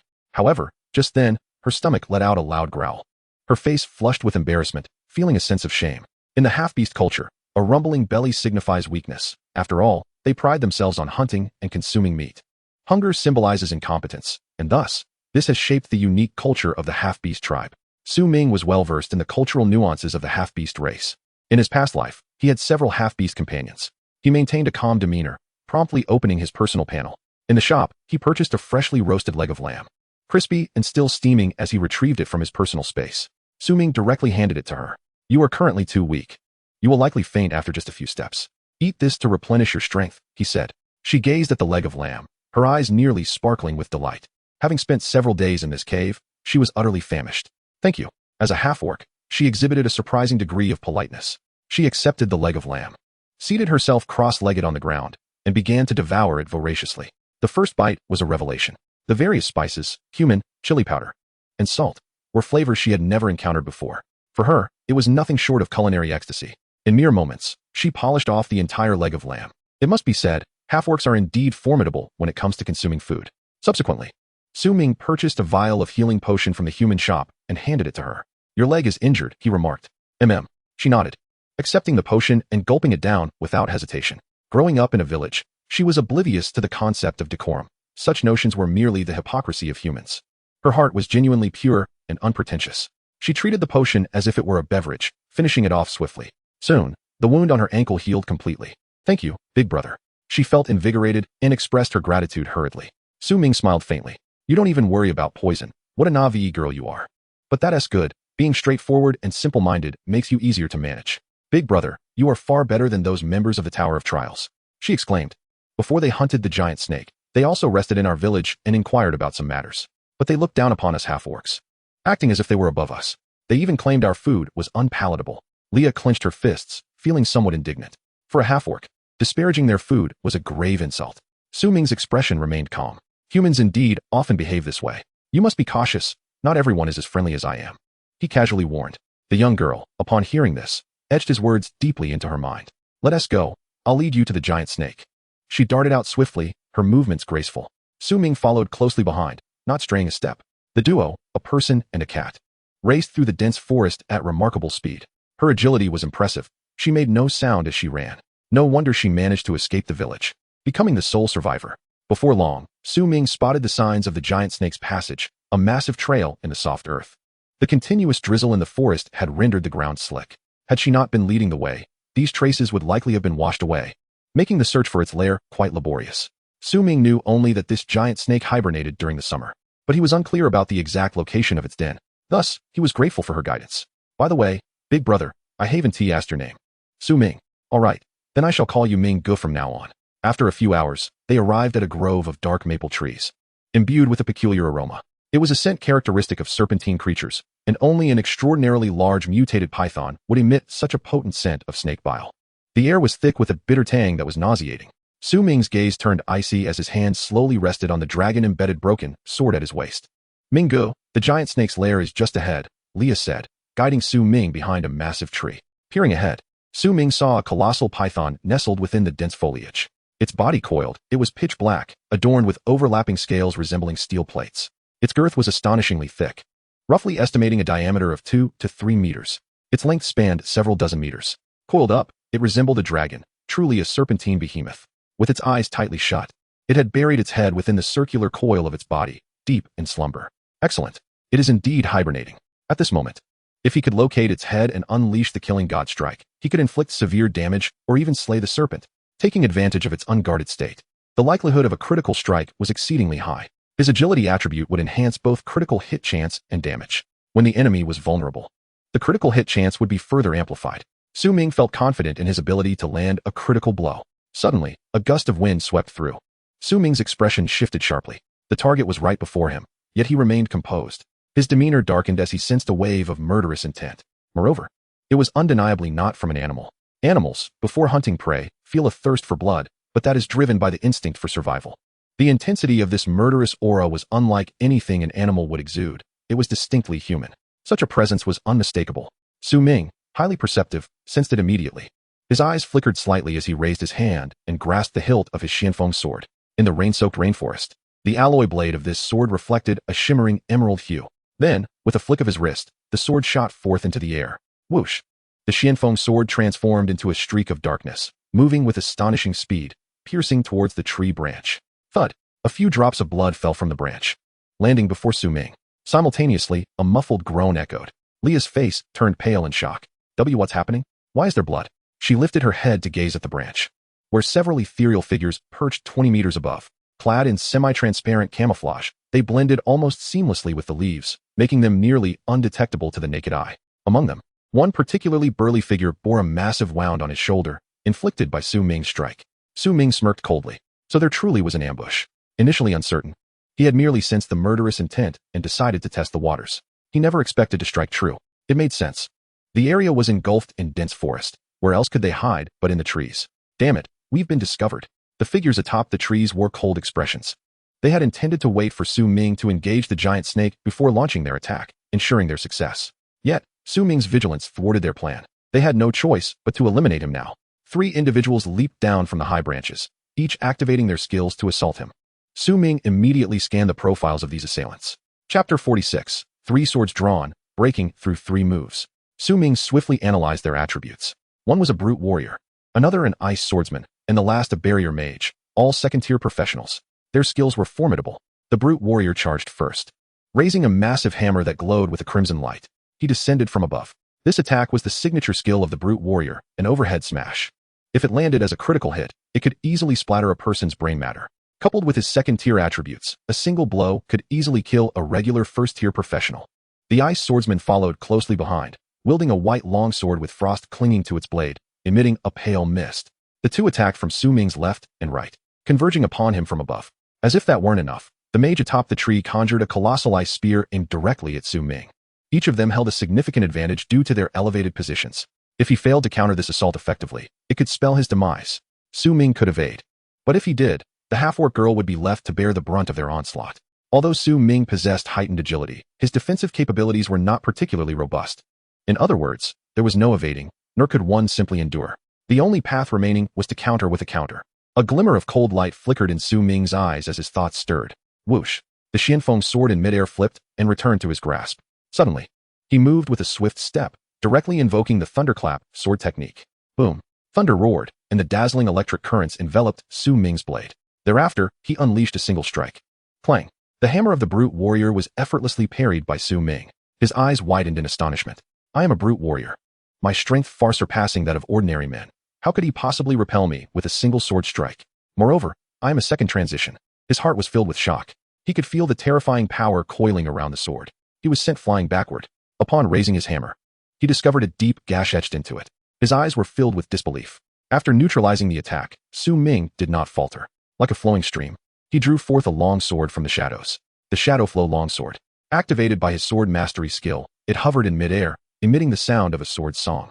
In the next instant, it vanished into thin air, piercing directly towards the Frostblade's swordsman. The soaring Shadow Flow longsword left behind a dark streak in the air, ascending from below. The blade seemed like a materialized shadow, capable of penetrating physical defenses, appearing both profound and terrifying. The Frostblade swordsman was struck by sheer horror. He had believed victory was assured, that he would certainly be able to slay Su Ming. With the brute warrior launching an attack in front, how could Su Ming possibly unleash a second strike so swiftly after deflecting that hammer? This was utterly inconceivable. The Frostblade swordsman's expression turned icy as he gripped his sword tightly. Humph, even if he can unleash a second strike, what of it? I am a second transition. I can directly suppress your sword and slay you. He bellowed, twisting his wrist. A layer of icy shell enveloped his blade, enchanted with frost attributes capable of freezing enemies. A glimmer of murderous intent flickered in his eyes, as he felt victory was in the bag. At that moment, he even began to contemplate how much reward he would receive from young Master Zhang after slaying this brat. Would it be enough to amass his retirement fund? He grinned, licking his lips with a bloodthirsty smile. Whoosh! Yet soon, his smile vanished. His expression froze completely, for when his sword met Su Ming's, it undoubtedly shattered into pieces. Subsequently, the Shadow Flow longsword accurately pierced through his chest. A surge of agony struck him, causing him to spew forth a mouthful of blood. His health plummeted drastically. He crashed heavily to the ground, landing before Su Ming. His eyes were dazed, struggling to comprehend. Both of us are swordsmen. Yet, I am a second transition. Regardless of attributes or skill quality, I should be superior. How could I possibly be defeated by such a novice? At that moment, the mage perched atop the treetop also realized she had encountered a formidable foe. She gracefully wielded her staff, summoning her most powerful skill, pouring all her mental energy into it without holding back. This brat could neutralize both of their killing moves. That must be his limit. This strike must either kill you or leave you severely injured. Her expression was devoid of emotion as she spoke. After all, Su Ming had already unleashed 2 sword strikes. Yet, to her astonishment, the ice spear hovering in the air suddenly shattered. No, this cannot be. As she focused her gaze, she discovered that her deadly ice spear had been pierced by a cerulean spiritual blade, formed purely from condensed mental energy. In an instant, Su Ming had employed 3 sword strikes, neutralizing all their killing moves. How could a first transition sword master emerge unscathed from the skills of 3 second transition professionals? She stood atop the treetop, her face filled with terror. She began to realize that something was amiss. This brat's true combat power was far from that of a mere novice. However, before she could launch her next move, Su Ming was already in motion. Whoosh! The spiritual blade sliced through the air, darting towards her throat. Damn it! This brat's swordsmanship is terrifying, even more potent than that of a second transition. It can effortlessly shatter my ice spear. If I am struck by this attack, I fear I will be severely wounded. Gritting her teeth, she had no choice but to abandon her offense and activate her defensive skill. Shield. Buzz. A translucent magical barrier appeared before her, encasing her within. Su Ming's spiritual blade struck with ferocity. Crack. The spiritual blade lodged itself firmly at the edge of the barrier, unable to advance further. She sneered coldly. Humph, after all, a first transition is still a first transition. My mental energy is so abundant. As long as you cannot kill me, I can wear you down indefinitely. Moreover, we have 3 on our side while you stand alone. Below, Su Ming remained expressionless. Oh, is that so? Su Ming lightly flicked his fingers. Whoosh. The force of the spiritual blade suddenly intensified. The origin sword body operated without reserve. Tenfold power. The might of the sword technique is inherently enhanced by agility attributes. Although Su Ming's strength attribute is not high, making him weaker in direct contests of strength, the power of his sword technique, under the exceptional enhancement of his agility attribute, combined with the origin sword body, reached a level comparable to a nuclear weapon. Crash. In an instant, Su Ming's spiritual blade shattered her protective barrier. The barrier crumbled. The cerulean spiritual blade pierced through her neck, exposing a portion of bone. Blood spurted forth. Her eyes widened in utter horror as she gasped sharply. How could this be? She muttered, and in the next moment, she unleashed an escape skill, fleeing for her life. She landed 10 meters in front of Su Ming, panting heavily. The mage's teleportation skill in the early stages has a short range, and even as a second transition, she could not escape too far. Fear filled her eyes. Her health was nearly depleted. She hastily drank a potion, barely managing to recover. The 3 of them gazed at Su Ming, their hearts brimming with shock. You are definitely not a first transition novice. Damn it. We have been deceived by young master this time. They gritted their teeth in frustration. Chapter 47. Instantaneously slaying 3. Uprooting with ease. Su Ming, expressionless, having neutralized the 3 killing moves, did not even draw a heavy breath. With a casual flick, he elegantly sent the shadow flow sword spinning back to orbit around him for protection. Subsequently, the spiritual blade also soared to his side, swirling around him in a dance. Observing this scene, Leah was left spellbound. This human is remarkably powerful. In fact, he is somewhat handsome. According to the half-orc aesthetic, a man must be stocky and robust, resembling an ox, to be considered handsome. Su Ming, lean and slender, appeared far removed from the notion of being handsome among half-orcs. Yet, after seeing Su Ming, she felt her aesthetic sensibilities shifting. How can you be so strong? She was utterly astonished, then quickly followed up with another question. Who are these people? And why do they wish to attack you? She cautiously ran behind Su Ming for cover, glancing at the others. Why are you all fighting amongst yourselves? Aren't you of the same race? Su Ming remained silent, offering no reply. Internal strife. Perhaps, this is the very essence of humanity. You mentioned young master earlier. So, they are assassins sent by Zhang Tang? Su Ming surveyed the group with a cold voice. As he spoke, he forcefully stepped forward, planting his foot squarely on the face of the Frostblade swordsman, driving his head into the muddy earth. The swordsman grimaced in agony, his fury surging as he gritted his teeth, striving to rise. After all, he was a second transition warrior. Yet, grievously wounded, he found himself unable to break free. Ultimately, he could do naught but endure being firmly held down by Su Ming. He yearned to retrieve a potion to tend to the injury on his chest. However, a swift crack echoed as the spirit blade shot forth, shattering his healing potion. He was utterly incapable of mending his wounds. Following the piercing of his chest by the shadow flow longsword, his mental energy began to dissipate at an alarming rate, rendering him unable to unleash any skills. The brute warrior bore a wound upon his shoulder, inflicted earlier by Su Ming's Xianfeng sword. Su Ming faced 3 adversaries alone, untouched, and severely wounding all 3 second transition assassins. The fluidity of his movements suggested he was effortlessly in control. Such power filled them with astonishment, yet also instilled a deep-seated dread within their hearts, causing them to regard him with a wary gaze. You indeed possess some strength, but we were merely careless moments ago. Do you truly believe you can take on 3? The female mage, her face marred by desperation, lifted her gaze towards Su Ming, her eyes aflame with murderous intent. She had been grievously injured by a single strike from Su Ming, teetering on the brink of death. Thus, she hastily consumed her most precious healing potion, valued at 100,000 ascension coins, capable of instantaneously healing most injuries.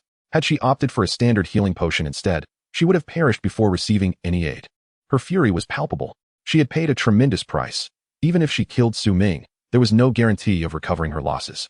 Therefore, in her quest for vengeance, she was resolute in her intent to slay Su Ming. With a gesture, she summoned a green barrier, enveloping the Frostblade swordsman within its protective embrace. As a barrier mage, her expertise lay in spells of protection. Be it defensive barriers, healing barriers, or confinement barriers, she could employ them to both shield her allies and restrain her foes. The verdant barrier immediately separated the soles of Su Ming's feet from the swordsman's face and began to gradually heal his injuries. The swordsman, named Song Buqing, possessed remarkable attributes, primarily focusing on agility with a secondary emphasis on strength. Alas, after sustaining grievous damage from the Shadow Flow longsword, he had long since lost his strength, thus enduring the humiliation beneath Su Ming's foot. Su Ming gazed at the barrier, a flicker of calm malevolence igniting in his eyes. He had not anticipated that Zhang Tang would be so impatient. Barely having completed the novice dungeon, he had already dispatched individuals to eliminate him. With an expression devoid of emotion, Su Ming thrust out the Shadow Flow longsword. Plunge. The blade pierced through the healing barrier, subsequently impaling the Frostblade swordsman's skull. This strike was definitive. Song Buqing departed this world with unclosed eyes. The female mage and the brute warrior's expressions shifted in disbelief. One strike shattered Wang Yu's barrier. This was inconceivable. A mere level 25 individual, nearing their third transition, could not achieve such a feat only a single strike. The brute warrior's face turned pale, a flicker of fear blossoming within his heart. In that moment, he was certain that this individual was no ordinary first transition practitioner. It was entirely possible that he wasn't even a part of this year's new recruits. Zhang Tang's assignment of this assassination mission was, in truth, a death sentence. Gazing upon the lifeless body of his comrade, a sense of panic began to swell within him. In times of alarm, one's judgment in battle inevitably falters. Yet, Su Ming excelled at seizing such opportunities. His countenance remained icy as he raised his hand, gripping the sword hilt firmly. Then, he stepped forward. The ripple step unfolded in its entirety. His movements were so swift that they seemed almost preposterous, leaving behind afterimages in their wake. The torrential rain swirled around him, whipped into a frenzy. It almost formed a rudimentary diagram of rainwater divination. The ground beneath his feet rippled gently. In the blink of an eye, Su Ming had closed the distance, standing before the brute warrior. The brute warrior stared in horror at the proximity of Su Ming, his mind racing with disbelief. What manner of movement is this? How can he be so quick, nearly akin to teleportation? I must activate my iron skin ability at once. Otherwise, I will not withstand his strike. In that instant, three thoughts flashed through his mind. He lifted his hands, channeling the iron skin ability. Crack. Su Ming's sword met the flesh of his neck with a resounding clang, the sound reverberating in his ears. Fortunately, he had managed to defend himself in time. A breath of relief escaped him. Had Su Ming's strike landed unopposed, he would have perished. Yet Su Ming remained unfazed, his gaze steady. Iron skin? He had anticipated this. With the eye of insight, he had discerned the skills of all present, granting him eternal dominion over the battlefield. Severing through iron was no challenge for Su Ming. With a flick of his wrist, he unleashed the Thunderblade technique with full force. Whoosh. Coupled with the unique properties of the Shadow Flow longsword, capable of bypassing physical materials to strike at the essence, inflicting shadow damage, the effects of the brute warrior's iron skin were minimal. The blade sliced through his throat. Yet no blood gushed forth. Instead, a dark liquid flowed from the wound as his bodily fluids underwent a transformation during the activation of iron skin. The brute warrior stood in a daze, unable to comprehend that he had been fatally slashed. His health plummeted by 60 points. No, I cannot die. I still possess defensive skills, and I have healing potions. Yes, I have allies. Wang Yu's barrier can surely save me. He turned to look, only to find that the female mage, Wang Yu, had long since fled. Su Ming's next strike swiftly followed. Or rather, it was not merely his next strike, but the Shadow's Blade. Su Ming activated the effect of the Shadow Blade set, unleashing an additional strike from the shadow. Whoosh. One swift decapitation.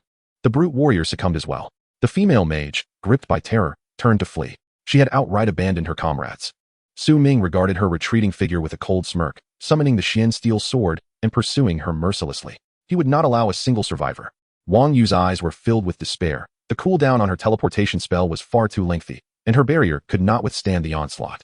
With no funds to acquire proper protective gear, she found herself facing certain death. Chapter 48, The Awakening of the Great Serpent. Su Ming soared through the air, wielding his sword with unparalleled speed, slicing through the rain as he pursued her. The colors of the Xianfeng sword reflected in the air. Wang Yu turned her head to look, her expression one of utter hopelessness. She understood that escape was futile. In this moment, a torrent of vengeful thoughts surged within her. Regret and fury intertwined. Curse you, Zhang Tang. She clenched her fists tightly, vowing within her heart. I, Wang Yu, was once the pride of Xianjing, a 6-star talent. The belle of the school. Yet I have squandered my finest years on you, Zhang Tang. The meager rewards of the past 2 years amount to nothing more than a paltry 100,000 ascension coins. An insult. In the end, I am sent to execute a suicide mission. The 2 family assassins accompanying me, while capable, pale in comparison to Su Ming, they are merely fodder. This Su Ming before me is no mere sword master. He is a monster. Zhang Tang must either hold Su Ming in contempt or have intentionally set me up for demise. Despair and collapse consumed her. Suddenly, a glimmer of realization sparked in her eyes, and a wicked smile crept across her face. Ha ha ha, even in death, I shall drag you down with me. She bellowed, raising her hand to summon a spell. In a moment of desperation, she unleashed the spell, Flame Barrier, igniting the colossal serpent's tail that lay sprawled in the distant lair. Indeed, she chose to awaken the great serpent in her final moments, believing it would ensure Su Ming's demise alongside her own. Her frenzied actions sent chills down Leah's spine, who had grown up in a village where all the half-orcs were gentle and uncontentious. Witnessing the brutal struggle among humans for the first time, she grasped the true meaning of cruelty and madness. Even in death, she sought to drag her kin down with her. The depths of human savagery astonished her, leaving her spine tingling with fear. Reflecting on her past, when she had unhesitatingly taken Su Ming's belongings to indulge herself, she realized how naive she had been. Glancing at Su Ming now, a flicker of wariness emerged in her eyes. At that moment, the half-orc girl had truly matured. With a swift motion, Su Ming's blade pierced through her heart, and she fell lifeless to the ground.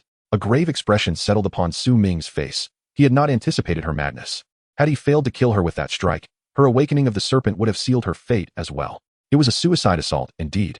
In the next instant, a voice echoed in the air. Slaying a 2-turn, 3-member team. Wang Yu, Barrier Mage, level 21. Song Buqing, Frostblade Duelist, level 23. Li Meng, Might Warrior, level 24. By overcoming opponents of a higher level, he gained experience. Experience gained, 13,000 points. Immediately, Su Ming's level surged to 20. He promptly allocated all his attribute points to luck. His agility was already sufficient. It was time to prioritize the luck attribute.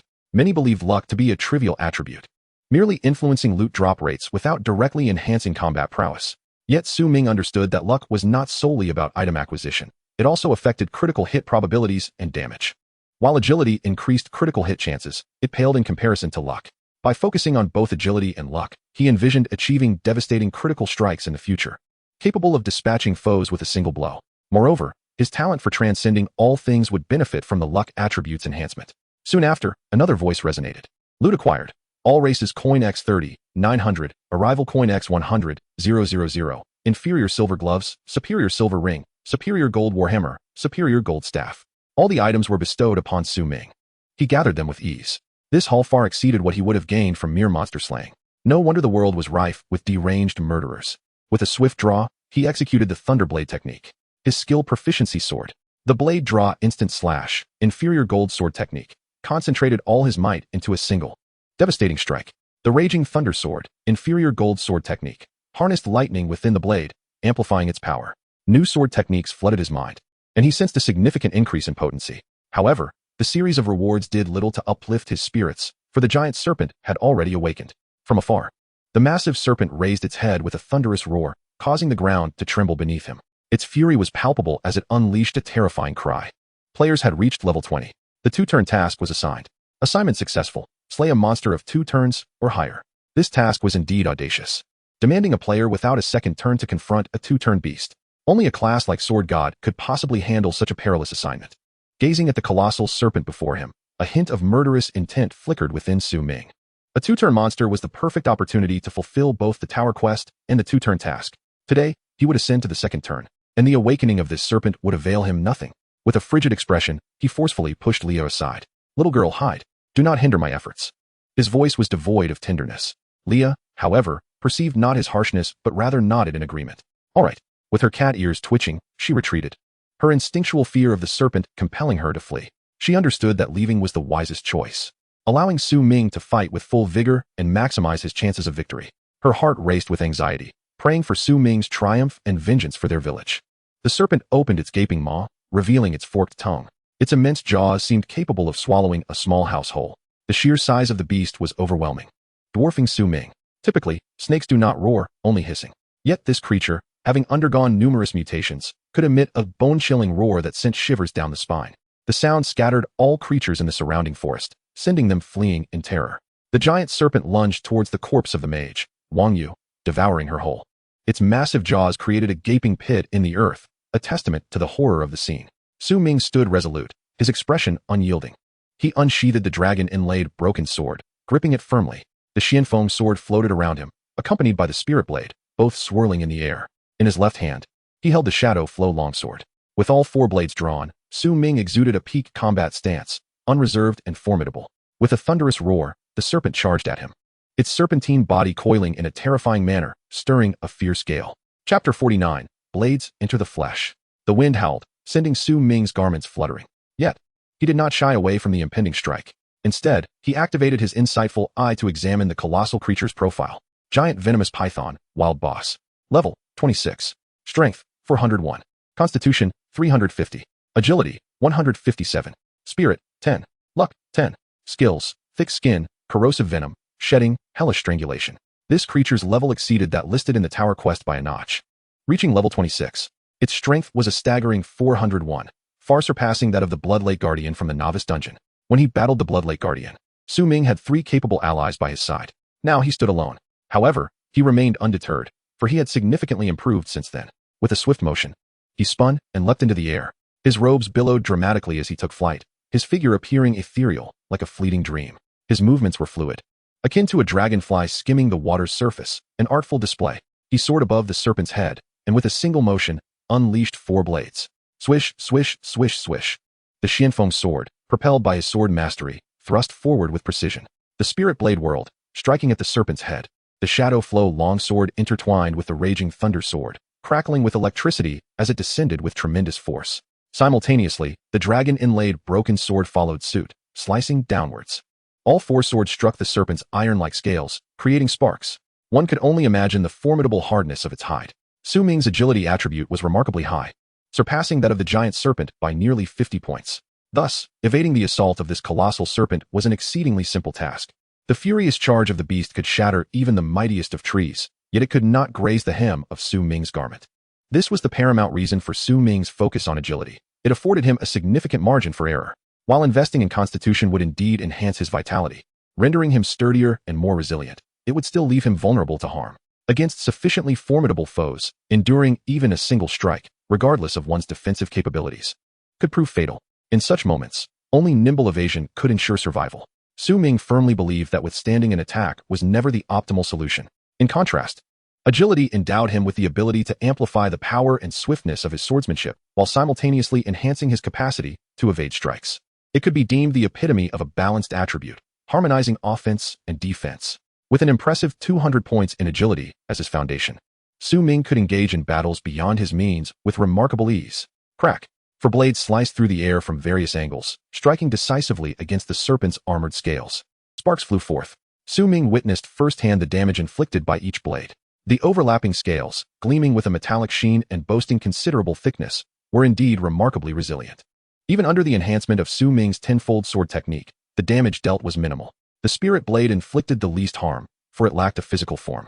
Being merely a sword conjured from Su Ming's mental energy, barely breaking through a single layer of the serpent's scales. The Xianfeng sword penetrated approximately 5 centimeters deep.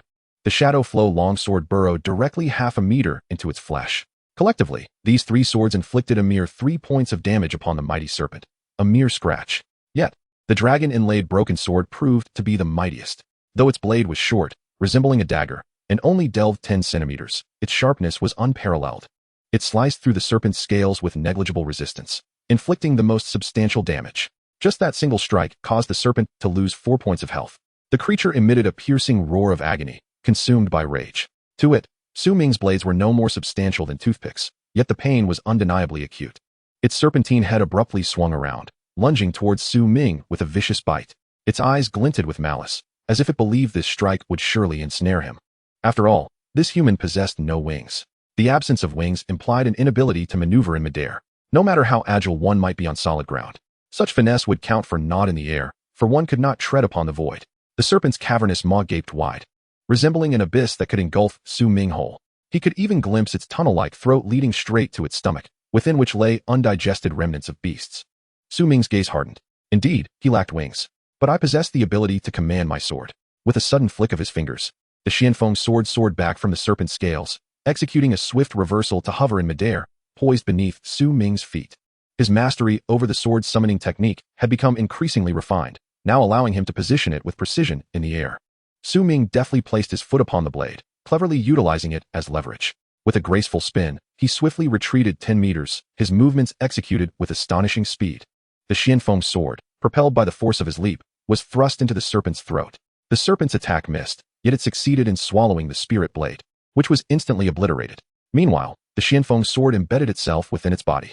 The serpent's gastric juices could indeed corrode the intangible spirit blade in an instant, but they could not dissolve the Xianfeng sword so readily. Thus, The sword rampaged within its innards. After narrowly evading the serpent's strike, Ming landed on solid ground. Swiftly regaining his stance, his eyes glinting with determination, the Xianfeng sword began to twist and slash within the serpent's body. The serpent was immediately struck by a wave of excruciating pain. Inside its belly, the Xianfeng sword wreaked havoc, spinning and slicing with the ferocity of a meat cleaver. The serpent let out a chilling scream, its head crashing violently to the ground. Boom! Dust and debris erupted. Its massive form fell, crushing numerous trees and leaving deep gashes in the earth. Its eyes burned with fury. Born with an immense size, it was the undisputed king of the forest. Countless human anomalies and beastly transmuters had perished within its gaping maw. For years, it had incessantly devoured, drawing upon the flesh of its prey to attain such a titanic stature, coiling like a dragon. It seethed with rage, for no human had ever dared to inflict such harm upon it. Ming observed its agonized visage with a tranquil gaze. The serpent's scales were indeed formidable, yet its internal defenses were still lacking. No matter how tough the scales, I shall attack your belly from within, he mused coldly. Thus, the serpent's evolutionary armor became utterly meaningless. Chapter 50, Hell Strangulation. The serpent writhed in torment upon the ground, its gargantuan body thrashing violently. A cloud of dust enveloped the area within 100 meters, reverberating with thunderous sounds. Wherever the serpent's tail swept, trees shattered and fell, leaving deep furrows in the earth. Ming retreated, coldly observing the scene. Simultaneously, he continued to command the Xianfeng sword to mercilessly slash within the serpent's belly. To the outside world, none could discern the chaos unfolding within. Yet only the serpent understood the utter mayhem wrought by the Xianfeng sword inside its abdomen. Still unsatisfied, Ming raised his hand and invoked the heaven's fallen sword tomb skill. A colossal stone sword plummeted from the sky, crashing down and reducing a portion of the serpent's body to a gruesome pulp, shattering its scales. After all, this was blunt force damage. Even ironclad scales struggled to withstand it. Soon, green blood began to flow from the serpent's maw. Its health plummeted rapidly, dipping below 70. In the distance, Leah trembled in astonishment. Concealed behind a boulder, she was bewildered. How could her frail brother, Ming, contend with such a fearsome serpent? He was single-handedly taking it on, and not at a disadvantage. She was both amazed and perplexed. Ming's prowess surpassed anyone she had ever witnessed. Even the village chief, a second-tier adept, had perished within the serpent's jaws. Could this older brother truly be a third-tier master among humanity? She was profoundly astonished by Ming's strength. With rapt attention, she observed his every move, yearning to learn from him. She too wished to become formidable, to protect herself and her friends. At that moment, a seed of desire for power took root in her heart. Roar! The serpent's deafening roar pierced the air. Suddenly, it glared furiously at Ming and charged forward. Its maw gaped wide, revealing two fangs that spewed forth putrid, corrosive fluid. Two streams of dark green venom surged towards him like lasers. Once contaminated, they could utterly dissolve a person's entire body. This venom was no ordinary neurotoxin or bloodborne toxin, nor was it purely cytotoxic. These three types of toxins constituted the primary venomous varieties found in all serpents. In that instant, Ming utilized his insight to scan the properties of the venom. He discerned that this was a hybrid toxin, amalgamating the traits of all three primary toxin categories. It could ravage cellular muscle tissue and corrode blood. The moment a single drop touches the skin, it will instantly permeate the bloodstream, circulating throughout the entire body. In an instant, one would succumb to death from within. This strike must be evaded. His mind stirred, and a cerulean spiritual blade coalesced once more before him. The sword halted in front of Ming, rapidly spinning around its center. Whoosh, whoosh, whoosh. Gradually, the sword transformed into a protective shield, akin to the blades of a helicopter, deflecting two streams of venom and dispersing the toxic liquid to either side. However, the corrosive nature of this venom was exceedingly potent.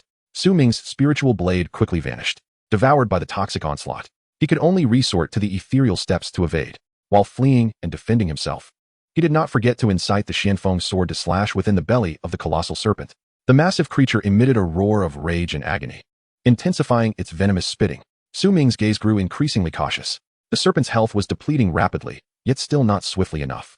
He could even feel his Xianfeng sword gradually succumbing to the serpent's corrosive venom. The Xianfeng sword was a superior weapon of golden quality, indeed quite robust, forged from a myriad of alloys. However, this did not imply it could withstand prolonged immersion in the serpent's venom.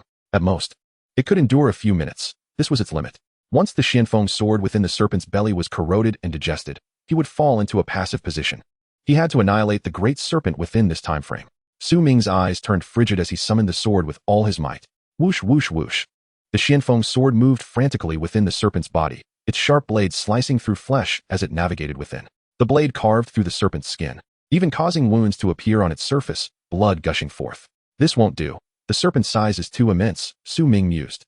My Xianfeng sword is akin to a toothpick in its vast body, having roamed within for so long without locating a vital spot. Searching for the heart within such a colossal serpent is like finding a needle in a haystack. As the saying goes, strike the snake at its vital point. Yet this serpent's heart is neither 7 inches nor located in the chest cavity. It has likely shifted due to mutation. At this rate, he would not have the time to slay it. Su Ming had also contemplated driving the Xianfeng sword into its head to mush its brain, but that was utterly unfeasible. The serpent's skull encased its brain entirely. That skull was exceedingly resilient. The Xianfeng sword could not penetrate it. Su Ming raised a hand and flicked it. The only organ that could directly access the head was the eye. Therefore, I shall target your gaze, Su Ming declared coldly. Whoosh. A broken blade shot forth from the sword sheath behind him. The tip of the dragon-embedded broken sword spiraled out. Whoosh. This elongated blade, devoid of a hilt, was sharp to an extreme. It soared forth, guided by Su Ming's will, directly piercing towards the serpent's eye. In that instant, the serpent abruptly closed its eye. Its eyelid bore a layer of scaled armor, hard as steel. Alas, faced with the diamond-grade dragon-embedded broken sword, how could such a thin eyelid hope to resist? The dragon-embedded broken blade struck with unparalleled precision, piercing through the eyelid and cleaving through the steel-like scales. Blood gushed forth. The blade, accompanied by a spray of sparks, penetrated the serpent's eye. Moreover, this strike dealt a critical blow, inflicting terrifying damage. It caused the serpent to lose 20 health points, with an additional 200 fire attribute damage. The serpent's single eye ignited in blazing flames, scorching half its face to a charred ruin. The serpent, in excruciating pain, could not even expel venom anymore. Then, Su Ming maneuvered the dragon-embedded blade, driving it deep into the serpent's brain. He aimed to obliterate its mind with this dragon-embedded broken sword, striking it down in one fell swoop.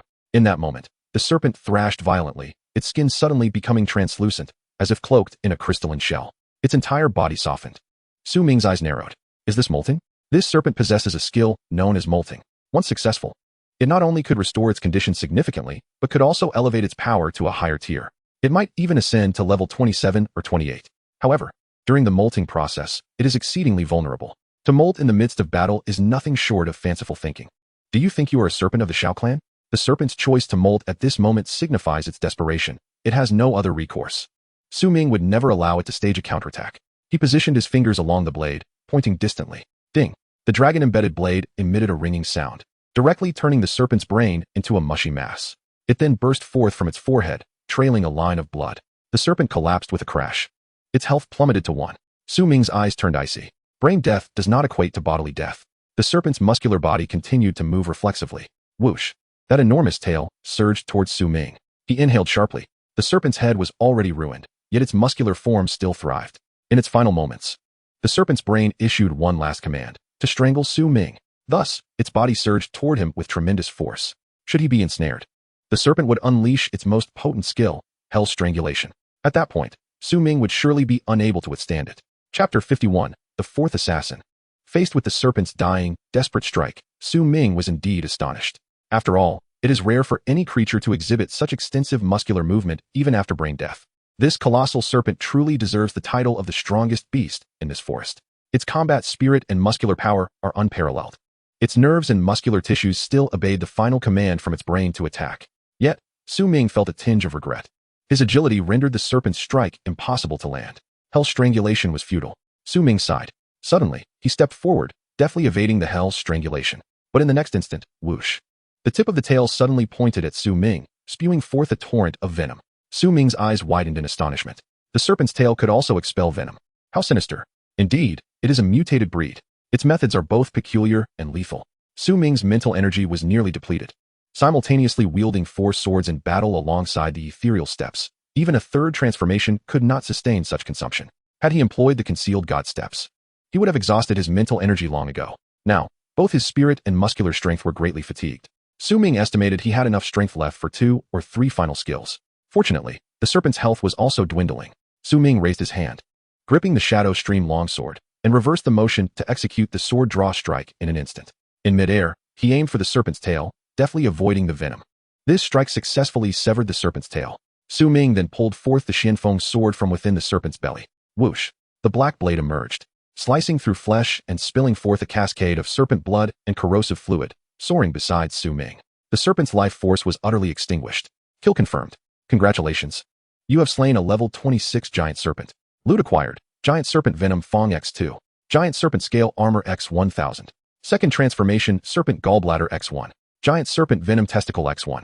Second Transformation Quest completed, promoted to Second Transformation Sword God.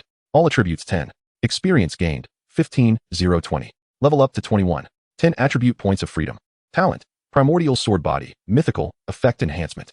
Sword Technique Power increased, 20 times. Sword Technique Speed increased, 20 times. Sword Technique Proficiency increased, 20 times. Reward obtained, 1 lottery spin. He has been promoted to the second tier Sword God. Ming sensed a restoration of his strength. However, before he could revel in the joy of victory, he was suddenly gripped by excruciating pain. Upon closer inspection, he noticed a drop of snake blood on his arm, splattered without his awareness. This snake's blood exuded an intensely searing quality. Despite his numerous precautions, he had failed to guard against this. The blood of the serpent was laced with potent venom. Ming had done his utmost to avoid contamination, but the gargantuan snake was too massive, and the blood splattered abundantly, making it nearly impossible to evade entirely. In a decisive act, he swung his sword and severed the affected portion of skin, exposing flesh down to the bone. The pain was still unbearable, and the toxin seemed to have already infiltrated his bloodstream. This venom was a mixed variety, capable of eroding nerves. Ming could feel his mental acuity rapidly diminishing. Teetering on the brink of collapse, his muscles began to succumb to paralysis. His expression turned grim. At that moment, he was startled to see the corpse of the giant serpent slowly writhing. Its crystalline skin appeared to be undergoing a metamorphosis. Could a creature even shed its skin after death? Ming had not anticipated this. In the face of mortality, life could unleash boundless potential. At this instant, he felt a twinge of respect for the snake's will to survive. If the shedding was successful, perhaps this colossal serpent could be revived? It must be stopped. Ming raised his hand and commanded the dragon-inlaid sword blade back to him, directing it straight downwards. The chilling tip of the sword plunged toward the serpent's head. This was his last strike before exhausting his mental strength. He had to ensure the complete destruction of this great serpent. Suddenly, a ghostly figure materialized behind Ming, accompanied by a palpable aura of malice. His eyes narrowed. He turned to find a man, gaunt and clad in a black robe, with a sinister smile on his face. A long scar marred his countenance, rendering it exceedingly grotesque. He wielded a dagger, lunging towards Ming's neck. Another assassin? Had he been lurking nearby all along? Ming's heart raced. In this critical moment, his strength was already waning. Only 2 choices lay before him: to use the dragon-inlaid sword to slay the serpent, or to defend against the lethal strike from this man behind him. The snake venom had nearly paralyzed his entire body, leaving him unable to multitask. He could only choose one. With gritted teeth, he resolved to withstand the man's attack. It was his sole option. If he perished, he would lose everything. He swung the broken sword in his right hand, channeling the thunder sword technique to intercept the incoming strike. Boom! Lightning flashed. This sword shattered the man's blade along with it. The dragon-inlaid sword was too sharp. The man's expression shifted to one of surprise. After battling such a fearsome beast, he still had the strength to shatter my attack? It appears I may have bitten off more than I can chew. He scoffed, visibly displeased yet unafraid. It was evident that this man possessed formidable strength, far superior to the Zhang family's second-tier assassins he had faced earlier. At that moment, the corpse of the giant serpent behind Ming emitted a series of writhing sounds, seemingly nearing completion of its shedding. The dragon-inlaid sword blade, devoid of Ming's mental command, began to helplessly descend. It was in free fall. This strike, relying solely on inertia, would lack the power to slay the shedding serpent. Should it revive, Ming would be caught in a pincer attack. With the snake venom paralyzing him, he had only enough strength left to activate one final skill. Trapped in a highly disadvantageous situation, he realized that if the serpent revived, he would face a dual threat. But if he focused on slaying the serpent, who would confront the assassin before him? In this moment of dilemma, a petite figure burst forth from the surrounding thicket. She leapt into action, her steps light, soaring high. Her delicate hands gripped the dragon-inlaid sword blade tightly, instantly drenched in blood. Though her face reflected agony, she refused to relinquish her hold. She descended abruptly, driving the sword blade deep into the giant serpent's skull.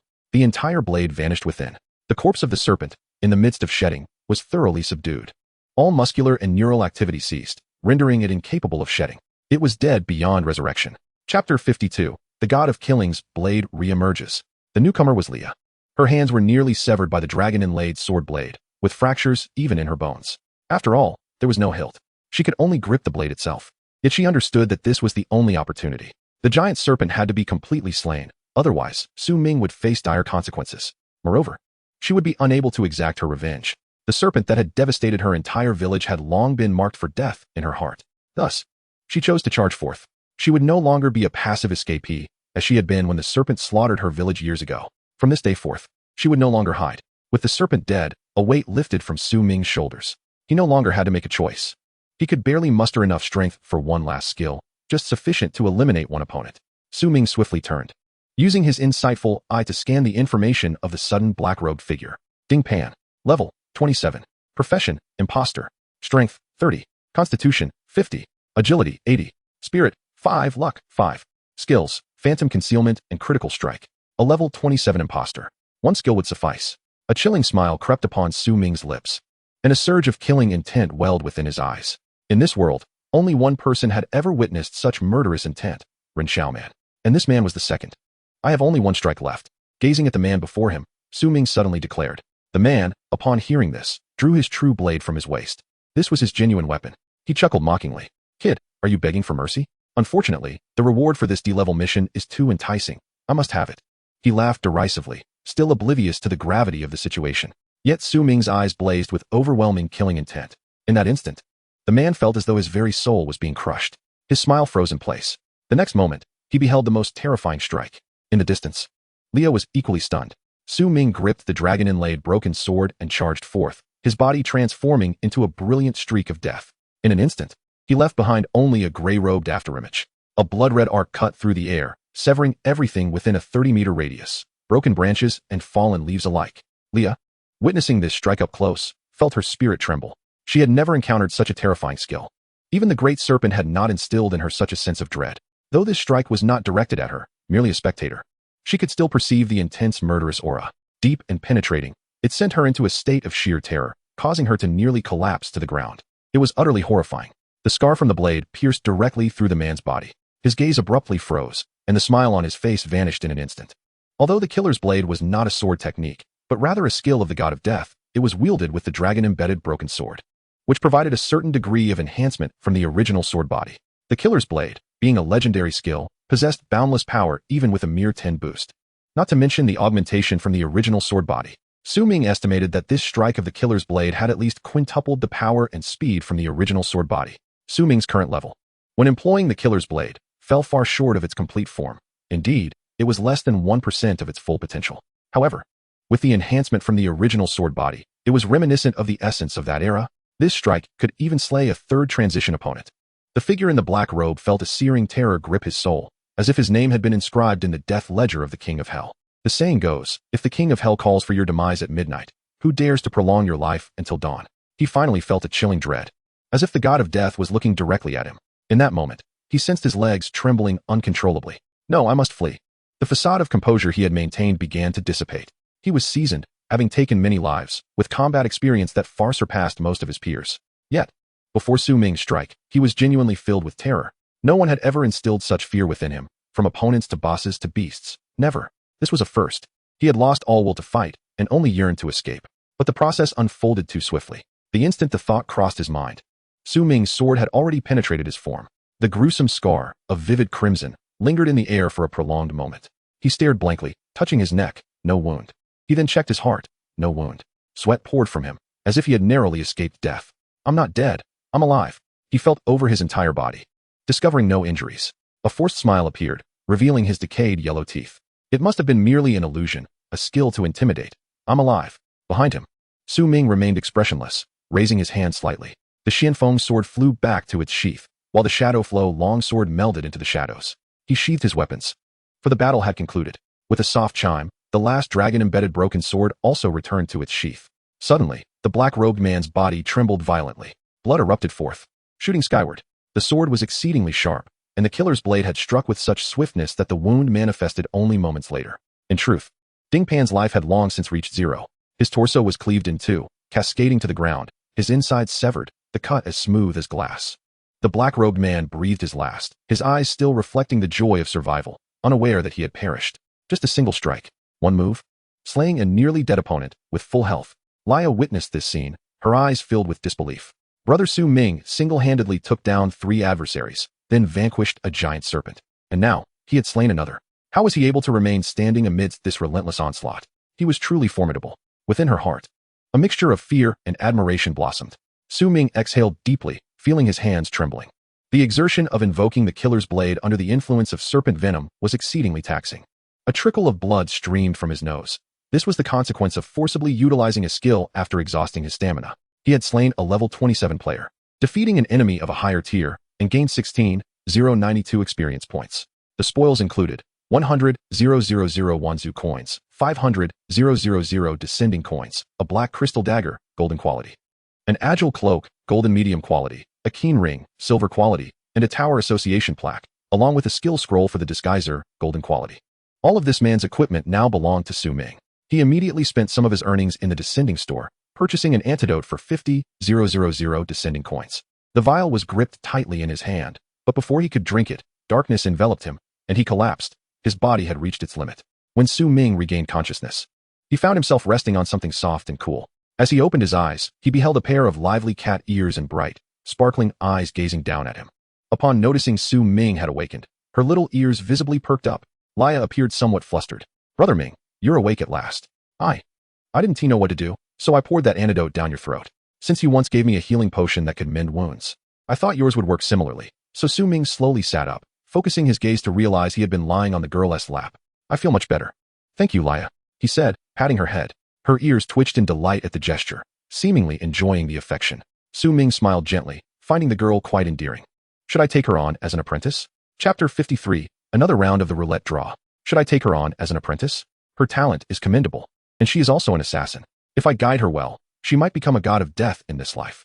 The god of death is a legendary class, just one tier below the sword god. One must reach the 8th transition to ascend to the god of death. This unique profession can only exist once in the world. In other words, if my apprentice becomes the god of death, there will be no second one in existence. This would effectively restrict one of the most formidable combat powers in the world under my wing. Su Ming had not yet considered forming a faction, but what if the need arose in the future? He fell into contemplation. If Laya hadn't administered that antidote, perhaps he would have truly slipped into eternal slumber. She is a good child, both in talent and temperament, worthy of consideration. However, after much deliberation, he ultimately decided against it. Su Ming believed he lacked the time to provide adequate instruction. He was hardly able to level up himself, so he let the thought go. "How long was I unconscious?" Su Ming inquired. "A few hours, I reckon," she replied, counting on her fingers. At that moment, Su Ming noticed the bloodstains on her fingers, along with deep wounds that exposed bone. It was clear she was still enduring pain from the dragon-embedded blade's laceration. "You were incredibly brave back then," Su Ming praised. "You helped me immensely," he said with a serious expression. She nodded, her gaze suddenly resolute. "When one truly becomes brave, that's when they grow up. That's what the village chief told me in my childhood. I know it's time for me to grow up too." Her eyes sparkled with a fervent desire for strength. She had bravely slain the corpse of the giant serpent, even if it yielded no rewards or experience. That act of courage was the most precious loot for her. With the first time, there will surely be a second. Su Ming purchased 2 healing potions and poured them over her hands. Soon, the wounds began to heal. He then proceeded to sort through his loot. He placed all of the man's equipment on the auction house. After all, it was a blade, and he was not accustomed to using one. The total value amounted to several 100,000 descending coins. How could this man possess such an abundance of fine items? He was exceedingly wealthy. It was truly baffling. Su Ming's expression grew grave. What intrigued him most was that this black-robed man possessed a staggering 100,000 Wanzu coins, a sum greater than his own. The Wanzu coin was the sole currency accepted in the Wanjia store for purchasing items. The priority of the universal currency surpasses that of the human realm's arrival coins. Moreover, it stands as the sole currency shared among all races. This implies that races such as half-orcs, orcs, and elves also utilize this universal currency for transactions. Astonishingly, this individual possesses a staggering sum of 100,000. It is truly alarming. How could a mere level 20 individual amass such wealth? Su Ming found himself perplexed. Subsequently, he rapped on the man's Tower Association token. The virtual screen unfurled before him. Upon glancing at it, he was taken aback. The man's Tower Association token boasted dozens of completed historical missions.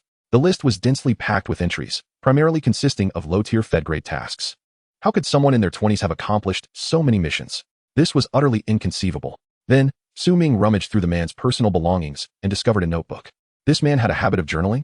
Su Ming immediately deduced that he was not a respectable individual. A person of integrity would never keep a diary. Flipping it open, Su Ming soon realized that it was not a diary at all, but rather a ledger of crimes. Each page meticulously detailed his targets. In January of a certain year, target, a 19-year-old student, a greatsword fighter. His task from the Tower Association was to eliminate a newborn-level vampire that had been poisoned. In a desolate wilderness, an ideal setting for an ambush. Note, success. In December of the same year, target, a 21-year-old job changer. His mission involved exterminating a mutated giant mosquito in the wilderness, with a reward of 40 million universal currency. Note, success. In June of this year, target, An 18-year-old student, Su Ming, a key observation subject, a 10-star talent sword master, accepted a D-grade task alone in the wilderness, a perfect opportunity for an ambush. Su Ming's expression hardened. It turned out this man in the black robe, Ding Pan, was a criminal who roamed around killing and seizing rewards. He stalked lower-tier members of the Tower Association, following them to complete tasks, and then emerged in the final moments of their battles with monsters to slay both the targets and the beasts, seizing their spoils while simultaneously completing his own missions. This was a quintessential example of opportunistic behavior. In a certain sense, he was a criminal genius. With such a mindset, it was no wonder he had amassed such wealth. Su Ming initially believed he was the fourth assassin sent by the Zhang clan. However, it now appeared that he was unrelated to the Zhang family, merely a murderer who roamed about, intercepting mission rewards. It was just unfortunate luck that he had set his sights on Su Ming. Given the number of individuals this man had killed, the Tower Association and the state must have already taken notice of him. He might very well be on the wanted list. Su Ming carefully stowed away the token. If this man was indeed a fugitive, he could claim the bounty with his token. The reward for eliminating this individual might even exceed that of the task to slay the Great Serpent. It would be a substantial bonus indeed. Su Ming also donned one of the man's pieces of equipment, a keen ring, which heightened one's senses and enhanced combat perception. A person has 10 fingers, theoretically allowing for the simultaneous wearing of 10 rings. However, doing so would severely hinder the feel of wielding a sword. Therefore, Su Ming refrained from wearing too many. He removed the ring that granted an additional 5 points to strength and placed it on the auction house. That minor boost was negligible for him, but the ring could fetch a decent sum. Next, Su Ming activated the lottery wheel. His source sword body now wielded 20-fold power. His capabilities had undergone a qualitative transformation. A further round of draws could elevate his strength to an entirely new echelon. As the lottery commenced, the golden pointer spun ceaselessly, ultimately halting at an epic grade segment. 1000-year purple vein spirit mushroom, epic quality. Consuming it randomly enhances all attributes. Su Ming's eyes widened in astonishment. The 1000-year purple vein spirit mushroom. It could significantly augment all attributes, and the increase would be substantial. The enhancements would be permanent. It was akin to a top-tier essence pill. While essence pills could enhance attributes, they were merely of golden quality. The reason? Their effects were relatively weak, but most importantly, they could only be effective once. In contrast, the 1000-year purple vein spirit mushroom could be utilized indefinitely, with effects magnitudes greater than that of the essence pill. This meant that, should one possess ample resources and channels, they could acquire multiple 1000-year purple vein spirit mushrooms and continuously fortify their attributes. Of course, such treasures were priceless, with scarcely any found across the entire blue star, making them unattainable even for the wealthiest. This was merely a dream. To possess even one was already a considerable fortune. He swallowed it whole. Chapter 54, Epic, Ancient Serpent's Toxic Gall. Suddenly, a searing energy coursed through Su Ming's body. He could feel his limbs and bones igniting with intensity. After a considerable time, the power was fully absorbed. He had successfully assimilated the 1000-year purple vein spirit mushroom. His strength, physique, agility, spirit, and luck attributes received comprehensive enhancement. Su Ming immediately accessed his personal profile. Su Ming. Carried title, God of Death. Active title, First Blood New King. Level, 21, 1, 945, 521, 000 experience. Profession, Sword God. Mythical grade, World Unique. Strength, 80. Physique, 80. Agility, 240. Spirit, 150. Luck, 90. Bloodline, Immortal Body, A. Self-healing factor, C.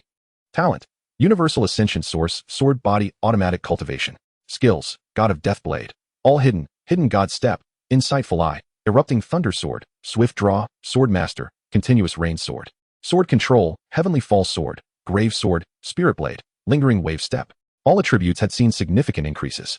Su Ming could distinctly feel his strength surging. His agility attribute, already far surpassing that of ordinary individuals, now matched the strength attributes of warriors of the same level. This was truly terrifying, rendering him a versatile prodigy. The host has advanced to the second transition. The Universal Ascension talent has unlocked hidden functions. Any dropped loot can be upgraded or indirectly enhanced once.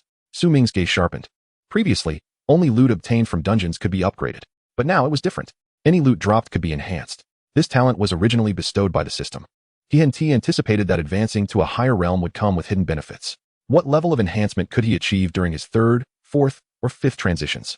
Su Ming couldn't help but feel a surge of anticipation. At that moment, a voice echoed in his mind. Mastery capped, Spirit Blade skill upgraded. Spirit Blade, golden low quality. Mastery, 30,001. Its power had increased once more. With the automatic cultivation talent, Su Ming's skills could perpetually improve. All he had to do was wait for the harvest. Then, Su Ming meticulously cataloged all his possessions. Time to upgrade the loot, he thought. With the enhancement of his luck attribute, The effects of the Universal Ascension talent also saw a slight improvement. The probability of items being upgraded to higher qualities was noticeably increased. Giant Serpent's Poison Fang upgraded. Corrosive Source, Platinum High Quality. A material capable of continuously producing venom, seemingly still alive. It could be embedded into equipment, permanently adding a poison attribute enchantment, or forged into a weapon. Giant Serpent Scale Armor successfully upgraded. Diamond Low Quality. The superior forging substrate can be molded into extraordinary soft armor, effortlessly resisting the majority of blade cuts, and even possessing self-healing properties. Ming resolved to retain both items, as they might prove useful for crafting equipment in the future, given their high quality. Subsequently, he commenced the sublimation of the second-tier Serpent Gall. The sublimation was successful. The Ancient Serpent's Poison Gall, Epic, Low Grade. Its deep, dark emerald hue is crystalline and translucent, capable of neutralizing a myriad of toxins. This advanced detoxification material requires merely a single drop to eliminate the vast majority of toxins within the body, granting a temporary state of high-level immunity to poison. If consumed whole, it can instantly nullify all poisons in existence. Ming's eyes widened in astonishment. Among all the items, the sublimation of the Ancient Serpent's Poison Gall astonished him the most. It had astonishingly been elevated to the epic level. This marked his first acquisition of an epic-grade item. A single drop could detoxify, implying repeat usability. Consuming the entire gall would eradicate all poisons in the world, a truly life-saving artifact. Ming clutched the dark serpent gall in his hand, feeling a surge of excitement. He raised it to his lips, squeezing out a drop. The dark green gall, as translucent as jade, slid down his throat, smooth and icy. And bitter, exceedingly bitter. True to its nature, even Ming, with his considerable resilience, nearly retched. Yet, once he endured the initial shock, a sense of calm comfort enveloped him. All the heat and toxins within his body were expunged. With a tranquil heart, Ming's demeanor transformed into one of serene composure. He realized that the antidote he had hastily purchased from the shop was of a rather low grade, and there might still be some residual toxins within him. However, after consuming this gall, he felt entirely at ease. This serpent gall was something he would undoubtedly keep for himself. He had no intention of placing it in the auction house. In critical moments, it could prove invaluable. He continued to elevate other spoils. He had sublimated nearly all the items from the black-robed figure Dingpan. Notably, there was a skill scroll among them. The Deceiver Skill Scroll, Golden, High Grade, was successfully sublimated. Blood Surge Strike, Deceiver Skill Scroll, Platinum, Low Grade. Required level, 20. This stabbing technique, when wielded with a dagger, enhances the critical hit rate. Upon striking, the enemy will bleed profusely, unable to staunch the wounds, inflicting immense damage. Ming was not a deceiver. Hence he could not utilize this skill scroll. He pocketed it for future use. Items he deemed unnecessary, he planned to auction off. Dingpan possessed a wealth of assets. A rough estimate suggested that upon selling everything, Ming could amass around 1 million arrival coins. 1 million arrival coins, when converted to myriad races coins, would amount to 100,000. This was no small sum, sufficient for any citizen of the Dragon Kingdom to live comfortably for the rest of their lives. Ming's expression grew grave as he opened the myriad races shop. Adding Dingpan's funds, his account now boasted a staggering 170,000 myriad races coins. Among his peers, he was already considered quite affluent. Ming initially contemplated purchasing something, but after browsing for a moment, he ultimately closed the shop interface. His ambitions had grown too grand. He no longer desired low-tier bloodline talents. Ordinary items failed to capture his interest. He aimed for at least a B-grade item before he would consider exchanging. Yet, B-grade items required no less than 500,000 myriad races coins. He would need to save for some time before he could afford such luxuries. At that moment, Ming rose and glanced at the young girl. "Leah, I must take my leave." Upon hearing this, her once bright eyes dimmed slightly with disappointment, her cat ears twitching ever so slightly. "All right," she replied, understanding that separation was inevitable. After all, they belonged to different races. She made no attempt to retain him.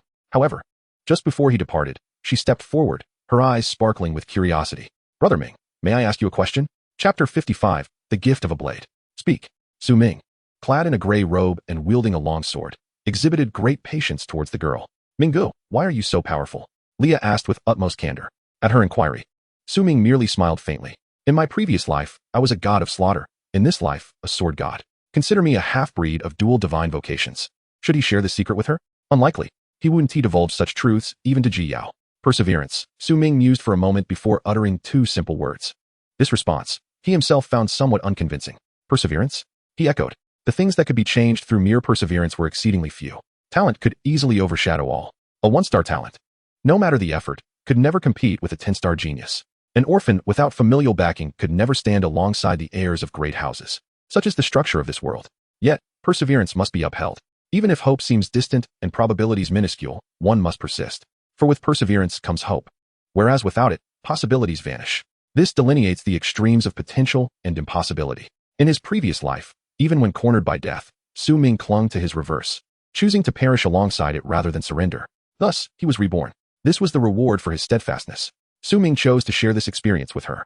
Perhaps these two seemingly insignificant words would not yield immediate results, but upon hearing them, she nodded earnestly, seemingly committing them to memory. Had she been human, one might have assumed Ming was merely offering a vague response. Indeed, he himself entertained such thoughts. However, for the innocent and pure half-beast girl, her mind was unclouded by convoluted interpretations. Leah naturally accepted these two words as Ming's genuine answer, and therein lay her strength. Leah found the concept somewhat profound. Her expression was earnest, yet she appeared to grasp it only partially. She understood that it might take her many years to truly comprehend the essence of perseverance. Once, her village had been slaughtered, leaving her homeless and drifting aimlessly each day. Yet now, she had a direction to pursue, no longer lost. I understand. I will strive towards the direction you mentioned. Her cat ears twitched as she seemed invigorated, standing upright. Lastly, I have one more thing. She suddenly bowed deeply. Brother Ming, take me as your disciple. I want to become as powerful as you and learn your skills. Especially that sword strike you used to slay the black-robed human. It was simply magnificent. As she spoke, her eyes sparkled with desire, as if the technique were a delicacy. Ming chuckled lightly in response. Take you as my disciple? Certainly. But I must caution you. Humans can be quite wicked. We consume various creatures. His smile grew increasingly sinister, reminiscent of a devil drawing near. The pressure he exuded intensified, sending shivers down Leah's spine. Brother Ming, please don't scare me, she exclaimed, a hint of fear creeping into her voice. Ming, however, remained earnest. I am not jesting. Humans are terrifying. We even eat half-beasts. Your kind is particularly favored among our species. He began to rattle off dish names: braised duck neck, crispy cat ears, roasted hawk legs, spiced chicken feet. As she listened to these culinary names, the gruesome preparation processes flashed vividly in Leah's mind. Her eyes reddened in fright. How terrifying, she exclaimed. The giant snakes devouring half-beast villagers. There's no cooking involved at all. The horror was overwhelming. I shall no longer seek a mentor. It is far too terrifying. I refuse to venture into the realm of humans. The forest is where I truly belong. Her voice trembled, laced with the thread of tears. Ming, suppressing his amusement, felt an overwhelming sense of joy at teasing the young girl. Yet, his words carried a kernel of truth. In the human world, half-beasts were met with disdain. If he were to take her back, she would undoubtedly face scorn and myriad troubles. Furthermore, there were indeed some depraved individuals among humans who had a penchant for consuming half-beasts. Though such cases were rare, they existed. Should he bring her into that world, her worldview would undoubtedly shatter, tainting her innocent soul. Ming, not wishing to court such complications, had employed this method to deter her. However, he was not entirely devoid of compassion. From his personal space, he retrieved the disguiser's scroll along with the black crystal short dagger belonging to the cloaked man. I cannot be your master at this moment, but I bestow upon you this skill scroll and dagger, Ming declared as he handed them over. Leah had indirectly saved her own life by slaying the corpse of the giant serpent. It was only fitting she was acknowledged. One could not overlook the kindness of the innocent. Moreover, this could be viewed as an investment. The principal of his school had gifted him a potent essence pill and a set of serpent skin attire, a mark of his investment in Ming. Now that he possessed resources, why should he not invest as well? Ming had transformed into an investor. Leah was a promising seed. Should she flourish into a formidable assassin, she would become a powerful asset on his side. This was, in essence, a gamble. The black crystal dagger, originally of superior gold quality, had been upgraded by Ming to a medium-grade platinum weapon, now named the Silent Stone Dagger. Moreover, it bore no level restrictions. Leah accepted it, her eyes gleaming as she scanned it. Platinum grade, she exclaimed, brimming with excitement. Ming nodded in affirmation. Indeed, this dagger is remarkably sharp. So exercise caution in its use. As for this scroll, it requires a level of 20 and the ability to become a disguiser. Should you achieve the second transition, you may take on the role of a disguiser. If you master this skill, it will signify your true perseverance. Perhaps we shall meet again. Ming paused, uncertain if they would cross paths once more. Yet Leah, filled with unwavering trust in his words, clasped the scroll and dagger tightly, her eyes alight with determination. Yes, I will persevere. I shall make you proud, Brother Ming.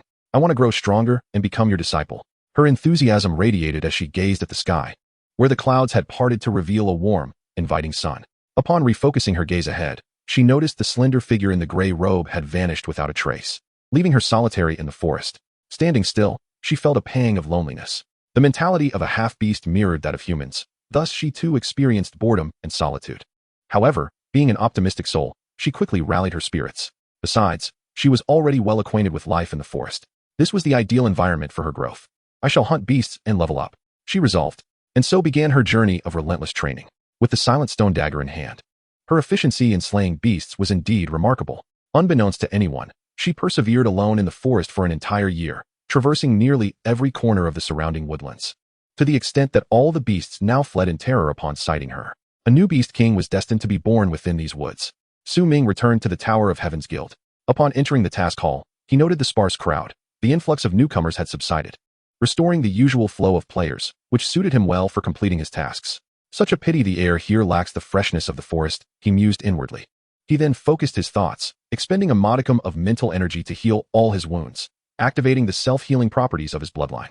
After being poisoned by the serpent, he had severed a piece of flesh from his elbow, but now the flesh was visibly regenerating at an impressive pace. Soon, he was completely restored. The power of his bloodline functioned autonomously, yet deliberate activation expedited the healing process. The gray robe of the Shadow Blade set provided formidable defense. Its only drawback was that it did not cover him entirely, leaving him with some injuries. Nevertheless, the majority of the venomous fluids had been thwarted by the Shadow Blade's outer garment, which explained his relatively light injuries. He was grateful for this platinum-grade equipment. Had he donned a regular suit, the serpent's poison would have easily corroded him. He hastened towards the task hall, arriving at the window for task acquisition, his expression neutral. I wish to conduct business, he stated. A few player teams lingered in the hall, their members casting curious glances in his direction. Is that Ming? The swordmaster of Xianjing City, renowned for his 10-star talent? I hear he has undertaken a D-grade task. Upon completion, he will be a platinum-grade hunter. Indeed. I witnessed it with my own eyes. Several small teams whispered among themselves.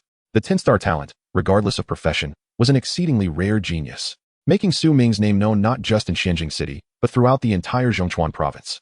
Many were astonished, a newcomer daring to accept a D-grade task without a team.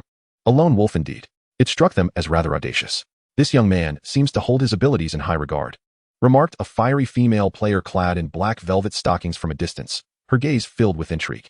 Her words elicited agreement from those around her. Miss Mo makes a valid point. I concur, the onlookers nodded, their expressions serious. He aspires to leap to platinum-grade hunter status, which is quite ambitious, I must admit. I admire his spirit, a young man in a white robe with a cold demeanor remarked. I look forward to the day he leaves an indelible mark in the annals of Longwa's history. As he spoke, a hint of hidden gravity flickered in his eyes. Perhaps one day, he too would face Ming in combat. He harbored no desire for infighting. Rather, he wished to slay the demonic beasts and expand Longwa's territories. His ambition was to lead the human race to strength, to protect the weak. Yet, he understood the limitations of resources. The human race was caught in the crossfire of the myriad clans, and their current situation was precarious, with Longwa's resources being scant, for geniuses seeking to grow stronger. Continual conflict for resources was inevitable. It may not be a life-or-death struggle, perhaps merely a contest in a grand tournament, but conflict was inevitable. He did not wish to be defeated. May glanced at him, a faint smile gracing her lips, her allure unabashedly evident. Oh, Shinbai, you jest. With your prowess, I doubt I could withstand even a few of your strikes. Ming's ascent to level 16 in the novice dungeon is undoubtedly due to his own skills, and his strength is not to be underestimated. Such an achievement is unprecedented. However, rapid leveling does not equate to combat prowess. Profession is the foundation of everything. The sword master, in the early stages, stands in stark contrast to your exorcist, with a power disparity akin to the heavens and the earth. She exudes an alluring fragrance, possessing an innate charm. Moreover, she is a 7-star prodigy, backed by a formidable family lineage. Yet, within her words lies a subtle implication of yielding to Shunbai. Surrounding them, no one dared to voice dissent or astonishment, for Shunbai's talent is notoriously terrifying, a truth universally acknowledged. Even without her admission, it is evident to all that May cannot best Shunbai. He is indeed deserving of the title. As a 10-star exorcist, his talents and profession allow him to dominate effortlessly in the early stages. All the geniuses of Zhongchuan province fade into insignificance before him. He is of the caliber of a provincial champion. Upon hearing her words, Shunbai maintained a stoic expression, showing no inclination to respond. His gaze was as steadfast as iron, deep in contemplation. Opportunity? How laughable. May, with her lofty pedigree, is overly fond of underestimating others. She has never endured hardship. Her life meticulously orchestrated by her family. How could she possibly fathom the immense struggles faced by an ordinary person striving for recognition? Take Ming, an orphan without a family, who managed to ascend to level 16 within the novice dungeon. What relentless perseverance! What suffering and obstacles must one endure to achieve such a feat? While fortune may play a role, it is not the sole factor. Although Shunbai is the strongest in this realm, he is also the least dismissive of Ming. Their similarities evoke a sense of mutual respect within him. It is this steadfastness, cautiousness, and acute awareness of the situation, combined with his innate talent, that has shaped him into Shunbai. He possesses an extraordinary clarity of mind, with insights far surpassing those of his peers. Mo Mei, with a captivating smile, spoke softly. Though Su Ming is handsome, time will reveal if he is merely a pretty fade. There is no need for such haste in regarding him as a rival. Shunbai, you have garnered many enemies. It would be prudent to focus on the present. If it comes to that, you may seek refuge within my family. I can provide you with some shelter, haha. She moved closer, jesting towards Shunbai. In the novice dungeon, he had slain numerous monsters. Yet he had also attracted the ire of many elite heirs from prominent families, as they often sought to seize the spoils of ordinary newcomers. Shunbai, with his righteous demeanor, thwarted their attempts, resulting in a plethora of adversaries without any allies. He now walked the precipice of an abyss, where a single misstep could lead to calamity. Nevertheless, when Mo Mei, the daughter of the Mo family, extended an olive branch, Shunbai paid her no mind. His countenance remained frosty as he departed, a lone wolf. His true name is Shunichi.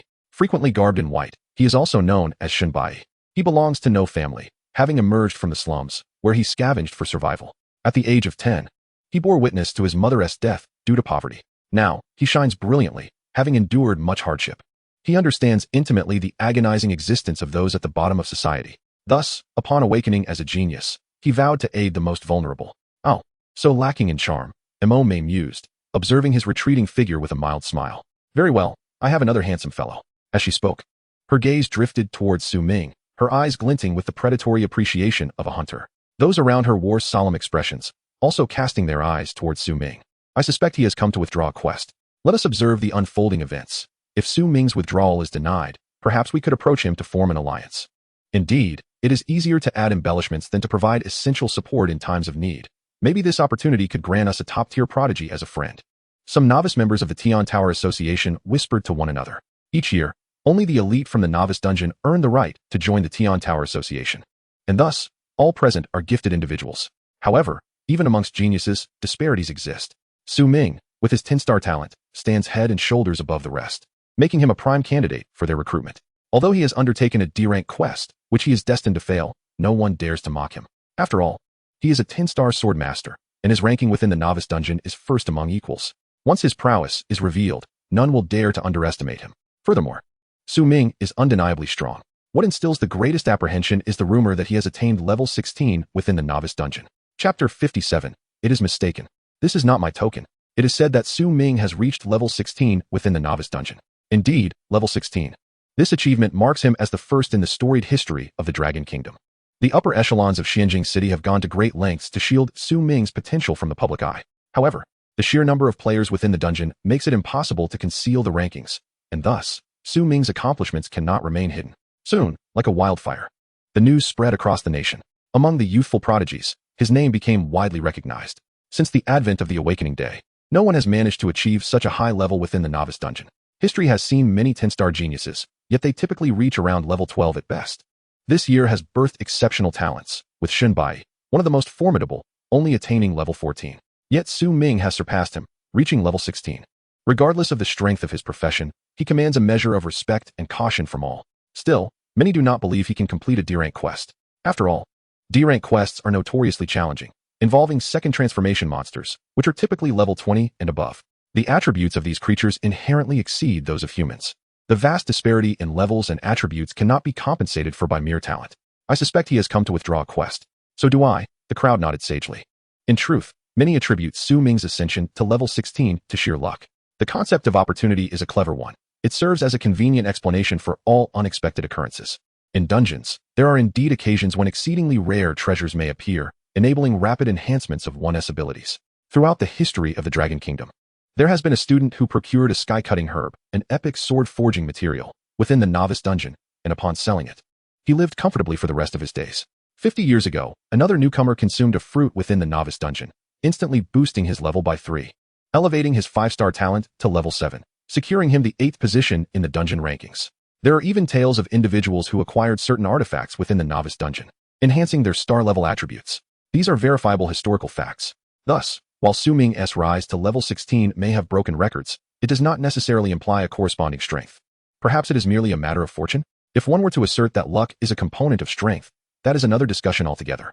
When purely considering actual combat prowess, people are more inclined to categorize Su Ming as a genius slightly above the average, placing him in the upper echelons of talent, perhaps on par with Mo Meizhong, if not stronger, yet still falling short of Shunbai.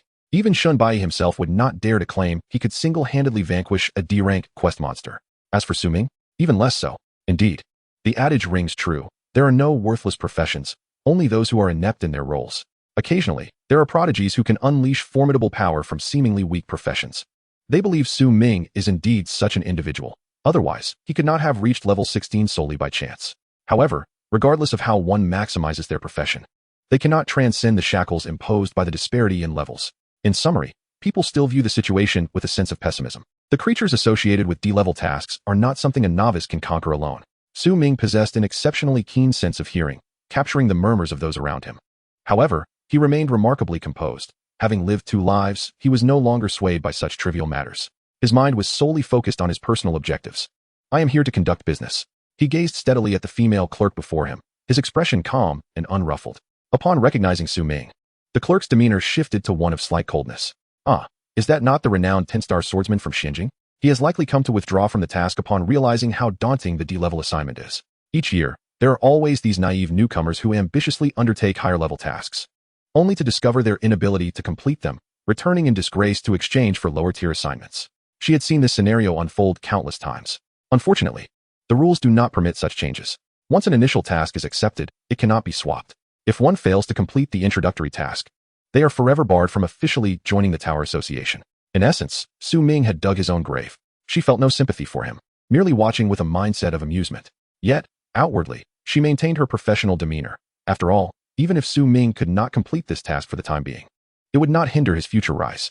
He was, after all, a 10-star prodigy with boundless potential. She was astute enough not to provoke a future powerhouse. With a cold expression, she said, "I am sorry, but once a task is accepted, it cannot be withdrawn." Su Ming's expression remained tranquil, his voice restrained. "May I inquire?" he began, raising an eyebrow. "Who told you I intended to withdraw from the task?" His tone was frigid, resonating powerfully throughout the hall. Although he did not raise his voice in anger, the calm authority in his words struck a tangible chord. The clerk's expression faltered momentarily upon hearing his words. Subsequently, she felt a flicker of surprise. How could Su Ming be so self-assured? Could it be that he had indeed accomplished a D-level task? A myriad of thoughts flickered through her eyes. Surely that was impossible. She hesitated to believe, murmuring to herself. Even if Su Ming were capable, it would undoubtedly be due to the backing of powerful connections. Regardless, she was confident in her judgment. Nevertheless, how he completed the task was of no concern to her. She was merely responsible for adhering to the regulations. Very well, if you claim to have completed the Tower Association task, then present your token for verification. If there is indeed a record, I will issue your task reward, the clerk replied, her expression serious. Su Ming slowly produced a dimly colored token. Upon seeing it, a cold smile crept onto her face. Despite her professionalism, she could not suppress her disbelief. The dull-colored token of the Tower Association. The 3 characters inscribed on it did not shimmer with golden light. Such a token could signify only 2 possibilities. Either the holder had perished, or they had yet to complete the initial task. Once the initial task was completed, the Tower Association token would instantly illuminate. Hence, it was evident that Su Ming had not yet fulfilled the task. Her mood soured considerably, and her professional smile vanished. She believed Su Ming was attempting to toy with her. "I am sorry, but your token remains gray. The task remains incomplete," she stated succinctly, her voice deliberately raised so that those around could hear. The other newcomers in the hall nodded knowingly, showing no surprise. "I knew he hadn't completed the task. He claims he isn't here to withdraw, yet he is clearly just saving face," someone remarked with a slight smile. Observing the interaction between Su Ming and the clerk with amusement, witnessing someone they once admired in such an embarrassing predicament was quite unfortunate. A female player blushed slightly, feeling a pang of sadness. Su Ming, with his striking looks and formidable talent, naturally had many admirers among the younger generation. Unperturbed by the surrounding chatter, Su Ming fixed his gaze on the clerk, forcefully slamming the token onto the table. The sound echoed crisply. "Miss, it seems you have misunderstood. This is not my token," he stated calmly. The clerk assumed he was merely trying to create a spectacle. However, his next words left her momentarily speechless. "Rather, it is a bounty token." Upon hearing this declaration, the atmosphere in the hall shifted dramatically, and all present stiffened. Anyone with even a modicum of understanding knew what a bounty token entailed. Bounty tasks are notoriously challenging, often involving the most heinous of criminals, typically of formidable strength. Yet Su Ming remained unfazed. He was thoroughly acquainted with all the regulations of the Tower Association. He was aware of a little-known rule. Aside from completing the initial task, There exists another circumstance that can activate one's eligibility for the Tower Association. That is, completing a bounty task. Furthermore, it is unrestricted by tier. The figure known as the Black Robe Ding Pan, a professional assassin renowned for his exploits, indeed had a bounty, and Su Ming had researched it beforehand. Moreover, Ding Pan had a blood-soaked past, having killed dozens of people. His bounty level was exceptionally high. By using his bounty task as a substitute for the initial task, Su Ming could elevate his initial hunter rank beyond the ordinary. It was akin to discovering a hidden option. Chapter 58. Ranking, Diamond Hunter. Ding Pan's bounty level is C. Su Ming was acutely aware that if he submitted Ding Pan's bounty task as his initial task, he would immediately ascend to the rank of Diamond Hunter. An 18-year-old newcomer. A Diamond Hunter. What a formidable title. The highest level task an ordinary newcomer could undertake is D, implying that the maximum achievable rank is Platinum. However, by completing the elusive bounty task, which is akin to a rare hidden option, Su Ming could successfully attain the Diamond rank. This marked a significant advantage. Once the Hunter rank is determined, further ascension becomes exceedingly difficult. For instance, if one completes an E-level initial task and is ranked as a Gold Hunter, completing 3 D-level tasks thereafter does not guarantee a rise to Platinum. Only if the initial task is D can one directly ascend to Platinum. This underscores the importance of the initial task and the significance of ranking. The starting level in the Tower Association can dictate two divergent fates. Once Su Ming ranks as a Diamond Hunter, he would no longer need to accept lower-tier tasks or grovel in the lower echelons. He would gain the privilege of enjoying greater benefits. Thus, he opted to submit the bounty task as his initial task first, followed by submitting the task of slaying the Great Serpent to receive the standard reward. This strategy would maximize his gains. Su Ming's maneuver left everyone astounded, especially the female clerk. A look of profound shock appeared in her eyes. Having worked here for over a decade, she had never encountered such a precedent. She was unaware that such a rule even existed. A bounty task could indeed substitute for the initial task to determine one's rank. Yet, the unwavering determination in Su Ming's gaze prevented her from immediately disputing his claim. Moreover, at that moment, her eyes caught sight of the Tower Association token hanging at Su Ming's waist, concealed beneath his clothing. That token, now illuminated with golden characters, indicated it had been activated. He truly possessed 2 tokens, and the one at his waist had already been activated. This indicates that he has accomplished the D-level task, yet failed to submit it. The Tower Association's insignia holds immense importance, symbolizing an individual's identity and existence, which one would never relinquish lightly. The fact that Su Ming possesses it signifies that he has indeed slain a wanted criminal of the Tower Association. This revelation stirred tumultuous waves within her heart. Her lips parted slightly, as if to articulate something. However, overwhelmed by the magnitude of the shock, it felt as if her lips were sealed, rendering her speechless for a prolonged moment. "I must consult with the higher-ups," she stated, departing from her post. Unbeknownst to anyone, her complexion had paled considerably. She had never dealt with such matters before. Shortly thereafter, she returned accompanied by a middle-aged man. Clad in a flowing black robe, he bore an air of authority. Clearly, he was a senior official within the Tower's Hunting Association, akin to a managerial position.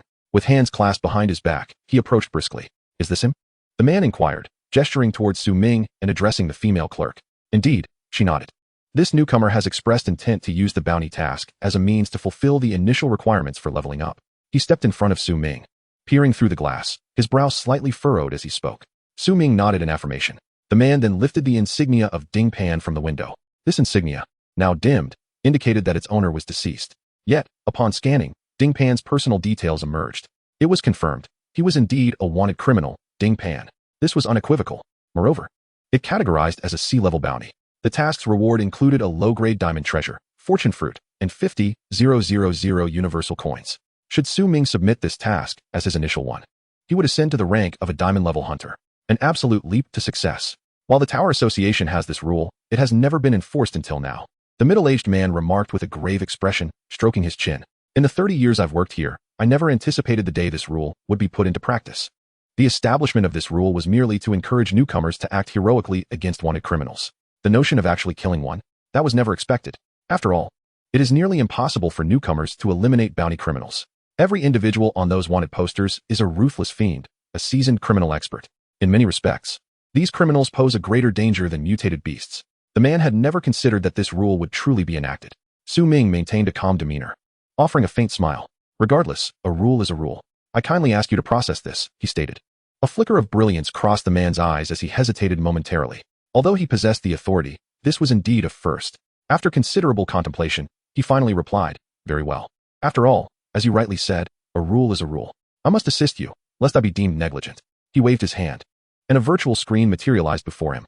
"Hunter, Su Ming, Submitting bounty task. Elimination of wanted criminal Ding Pan, sea level. As this is an initial task submission, leveling up is granted. Promotion to Diamond Level Hunter. Rewards: 50,000 universal coins and 1 fortune fruit, low-grade diamond. Following this, without pause, Ming produced his own insignia. I also wish to submit this D-level task. The man nodded, tapping the screen. The display shifted. Submitting hunting task. Extermination of the Python King, D-level. Reward: 10,000 universal coins and 1 random platinum skill scroll. With the submission of the 2 tasks, all rewards flowed into Ming's personal account. Subsequently, the material of his personal Tower Association insignia underwent a sudden transformation. From a dull, iron-like gray, it morphed into a semi-transparent, crystal-like diamond insignia. Its characters shimmering with a brilliant azure glow. It appeared both noble and exquisite. Witnessing this scene, everyone in the hall wore expressions of astonishment. Diamond level? Someone exclaimed, bewildered. Then realization dawned. Heavens! Ming has been elevated to diamond level. What on earth transpired? A wave of frenzy swept through the crowd. Just moments before, they had felt a sense of embarrassment for Ming. Now, their hearts were filled with shock. All the idol team members gazed over, their expressions one of sheer disbelief. They had not caught the specifics of Ming's conversation with the clerk. How had he suddenly attained diamond status? Was it possible he had completed the D-level task? But that was unlikely. D-level tasks typically resulted in platinum status. How could he be a diamond? Surely he hadn't taken a shortcut or bribed the clerk. Their astonished eyes quivered in disbelief. What nonsense are you spouting? The Tower Hunting Association is an official establishment of the Dragon Country, with stringent oversight, even governed by supreme regulations. How could he possibly have taken a shortcut? The question echoed loudly in their minds. Most shocked of all was May, always composed. She belonged to a powerful family and had witnessed numerous strong individuals and treasures throughout her life. Few things could leave her in such awe. Yet, today she stood dazed, her heart overwhelmed with disbelief. No, it can't be, she murmured, her voice barely above a whisper, her gaze fixed on Ming filled with incredulity. Even she believed that the strongest newcomer of the year, Shinbai, could not attain platinum status. Yet Ming had leaped straight to diamond. This revelation nearly reshaped her worldview. Chapter 59, Fortune Fruit. Even the worldly wise May was astounded, let alone the other ordinary Tower Association team members. They stared at Ming, slack-jawed. Ming, seemingly oblivious to their exclamations of shock, turned and strode away, weaving through the dispersing crowd without pause.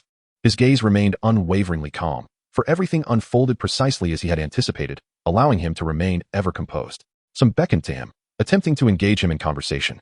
But he disregarded them entirely. Herds belong to sheep, wolves roam alone. At that moment, a girl clad in black velvet stepped forward, approaching Ming. It was none other than May. Her figure was alluring, unabashedly showcasing her captivating physique. Any ordinary man would steal glances at her, yet Ming's expression remained icy. Ming, how did you achieve diamond level hunter status? Her curiosity got the better of her, prompting her to ask. Ming's face remained impassive as he replied. Do we know each other? His words carried a commanding weight. May, accustomed to holding the reins in conversations, felt for the first time that she was at a disadvantage. Her smile faltered slightly. We do not, she replied slowly. However, I am willing to pay 100,000 descending coins for that information. Would you care to share? She stepped closer, flashing her signature alluring smile. Inhaling her faint, enchanting fragrance, Ming furrowed his brow. 100,000 descending coins were trivial for him now, but even a mosquito's leg is still meat. I can tell you, but first, you must transfer the funds. Ming replied with a slight smile. May chuckled inwardly, surprised to find him a money-driven individual. Men in this world typically fall into 3 categories: those who love wealth, those who love women, and those who love power. Regardless of which, she believed she could satisfy any of them. In her mind, as long as she desired, she could manipulate any man. Even Shinbai, who appeared cold-hearted, was merely wearing a mask. As long as one can shatter his mask, they can easily manipulate him. And Ming, although he appears to be astute, remains unable to escape the allure of wealth. Excellent, she remarked with a smile, promptly transferring money to Ming. Speak. Ming observed her expression and recognized yet another self-proclaimed clever young lady. He chose not to expose her naivety. He had received his payment, and she had satiated her curiosity. Both parties were satisfied. As for her inner thoughts about him, Ming was indifferent. I have completed a bounty mission. It's as simple as that. With those words, he swiftly departed, his figure vanishing from the scene shortly thereafter. May, upon hearing this, wore a solemn expression. A bounty mission? She had already heard of Ming submitting the bounty token, but hearing it from his own lips confirmed her suspicions. It was unexpected that the Tower Association had such a rule. No one in her family had ever mentioned this. How could she know that even the most prominent families find it exceedingly difficult to assist a young genius in completing a bounty mission as an exceptional initial submission? Even Zhang Tang did not enjoy such privileges. This was a rare opportunity, as every criminal with a bounty is typically vicious and formidable, each possessing their own means of survival and evasion. Attempting to eliminate them often requires a significant price. Moreover, the most crucial point is that they are nearly impossible to locate. In this vast world, within the countless realms of Blue Star, pursuing an individual is akin to searching for a needle in a haystack. Furthermore, targeting lower-tier bounty criminals, such as those with a D-grade bounty, is often less rewarding than accomplishing a top-tier D-class task. Thus, no one had ever utilized this rule until Su Ming. She turned to ask another question, but Su Ming's silhouette had already disappeared. This impoverished youth didn't come to ingratiate himself with her. She furrowed her brows, feeling somewhat displeased. Why were both he and Shinbai so cold? Did these two handsome young men truly believe themselves to be so cool? Her expression turned icy, her gaze narrowing with a hint of intrigue, as a sense of competitiveness began to stir within her. Throughout her life, every man had vied for her attention. The indifference displayed by these two only fueled her desire to dominate. As the saying goes, what is unattainable forever stirs one's heart. Thus, she felt a peculiar urge to exert control over both Shinbai and Su Ming. She longed to play with them. She tucked her hair behind her ear, gazing toward the horizon, licking her lips. This year's cohort of geniuses is truly fascinating. Su Ming walked through the world of the Tower Association, contemplating a place to rest and sort through his spoils. I should find a spot to take a breather, he mused.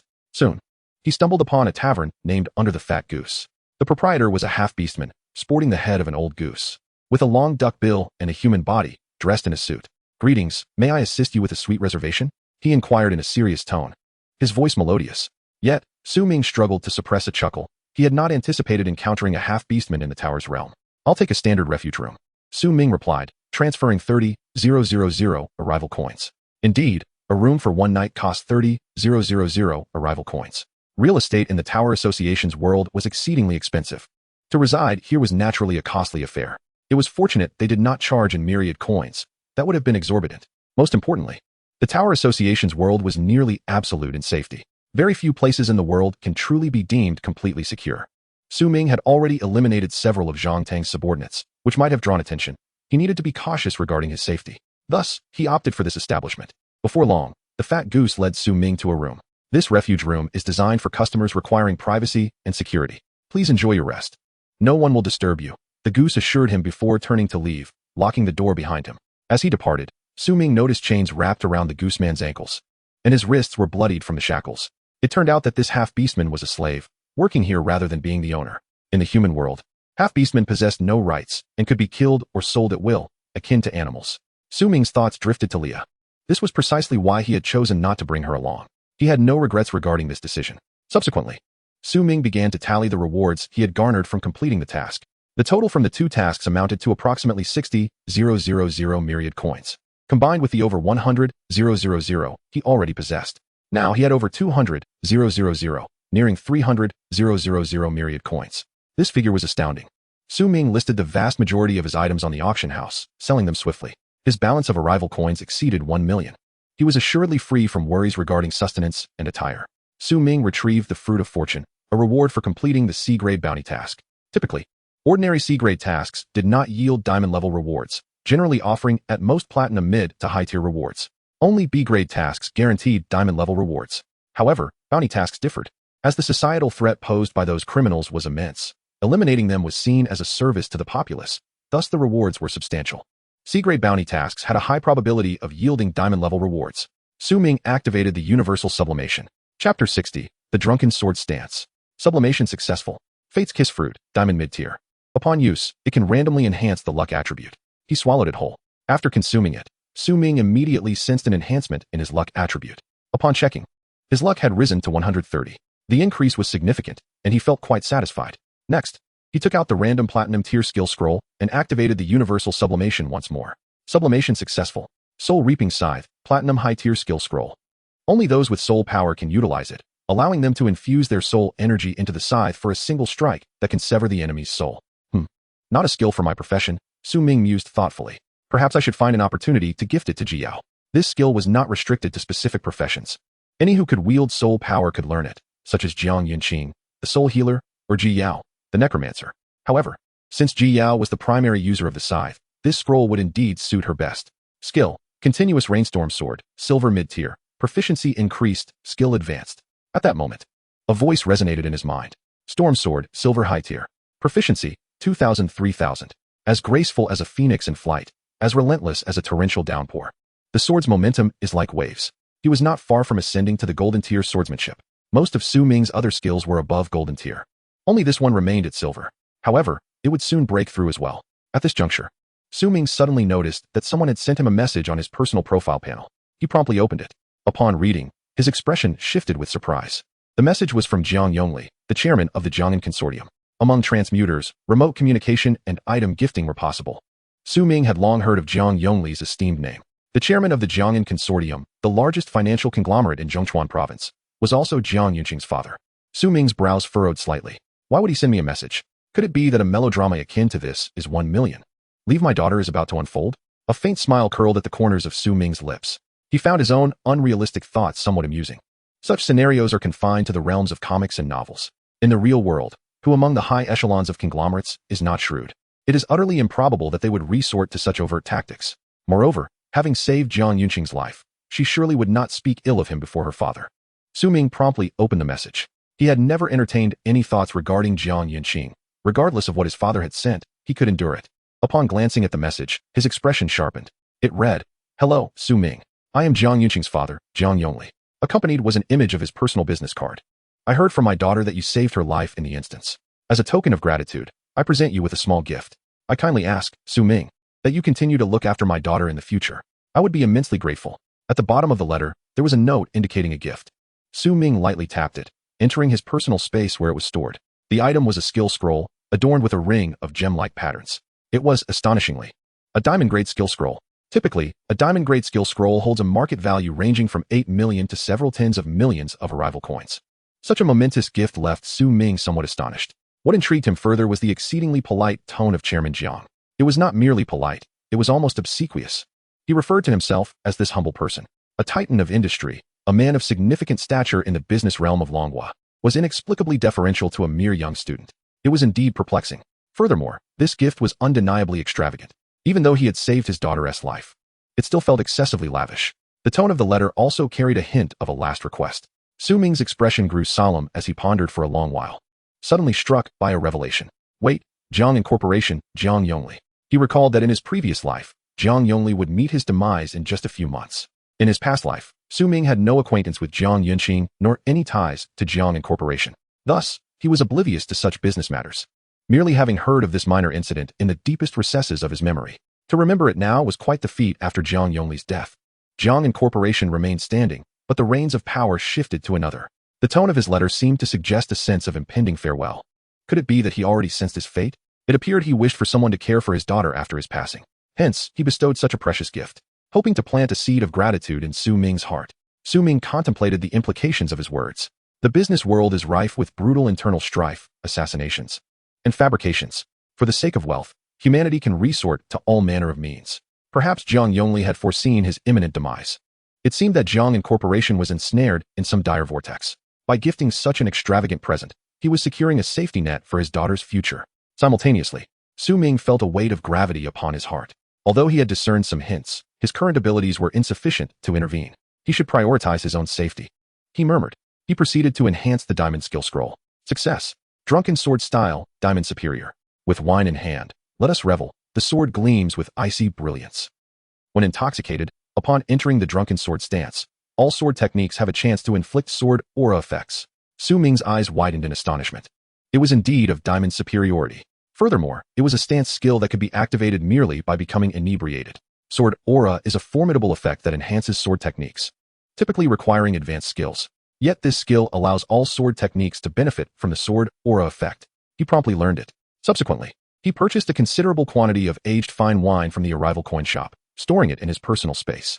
When the time came, he could indulge and enter the drunken sword stance.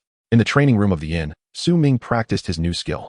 The training room was a virtual space designed for skill practice.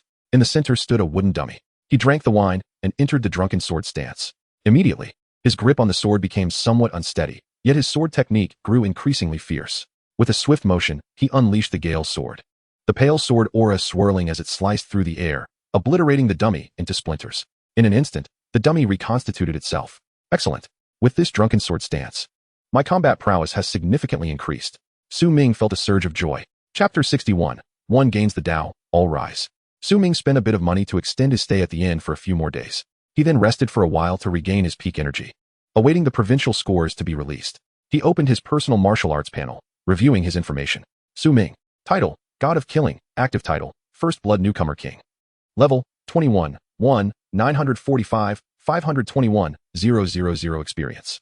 Profession: Sword God. Mythical level: Unique in the world. Strength: 80. Constitution: 80. Agility: 240. Spirit: 150. Luck: 130. Bloodline: Eternal Body. A. Self-healing factor. C. Talent: All things transcend. Primal sword body self-cultivation. Skills: God of Killing, Hidden Blade, Insightful Eye, Drunken Sword Style, Surge of Thunder Sword. Sword Master: Gale Sword, Sword of Heaven's Descent, Spirit Sword, and Lingbo Weibo. Su Ming was thoroughly satisfied. I should also deal with Ren Xiaoman's body now. I have the means. He promptly exited the in-space and returned to the real world. Under the cover of night, he made his way to the school rooftop. Ren Xiaoman's body had begun to attract flies. With a flurry of strikes, he reduced it to dust. Then, he purchased a large quantity of blood-cleansing fluid from the arrival shop and washed everything clean. All traces disappeared. I doubt I will return here again. Su Ming cast a final glance at the school, his brow furrowed. In the next instant, he found himself back in the inn of the Tower World. At this moment, a new pop-up appeared. The Dragon Country Affairs Bureau sent a message. All new transferees. We hereby solemnly announce. The results for this year's novice dungeon in Zhongchuan province have been compiled and are as follows. Su Ming's eyes sparkled with anticipation. The provincial results had finally been unveiled. The novice dungeon is akin to a college entrance examination. Based on these results, one's future can be determined. And he, barring any unforeseen circumstances, should be in first place. Su Ming gazed at the score sheet, densely packed with the results of this cohort of newcomers. First place, Xianjing No. 1 High School, Swordmaster Su Ming. Second place, Tianhai Vocational School, Exorcist Shinishi. Third place, Weiyang No. 3 High School, Blade Maniac Li Qingwang. Fourth place, Weiyang No. 2 High School, Soul Healer Jiang Yunqing. Fifth place, Xianjing No. 1 High School, Magic Hammer Warrior Zhang Tang. Sixth place, Mo Family, Enchantress Mo Mei. Seventh place, blank. As expected, Su Ming's expression remained calm. He was the provincial champion. The authorities did not disclose individual grades in the novice dungeon, as it pertained to everyone's safety. Thus, only rankings were provided, without specific levels. This also serves as a safeguard for each new cohort. This achievement immediately stirred a tremendous uproar throughout the province. Su Ming. The Su Ming from Xianjing. He has claimed first place, becoming a sword master. The provincial top scholar. Astonishingly, it is not Shinishi. Could it be true, as rumored, that he leveled up to 16 in the novice dungeon? Stronger than Shinishi. At this very moment, all the students across Blue Star are fervently discussing this on the World Channel. Terrifying, utterly terrifying. What on earth has transpired this year? That such prodigious talents are emerging one after another? Even the young master of the Zhang family, Zhang Tang, only ranks 5th. These individuals have overshadowed even the prestige of the Zhang heir. It is simply astounding. The expressions of the people reveal their profound shock. At this moment, atop the skyscraper of the Jiang and Consortium, a middle-aged man in a tailored suit bears a look of astonishment. Jiang Yongli is also gazing at this list. My daughter actually secured 4th place in the province.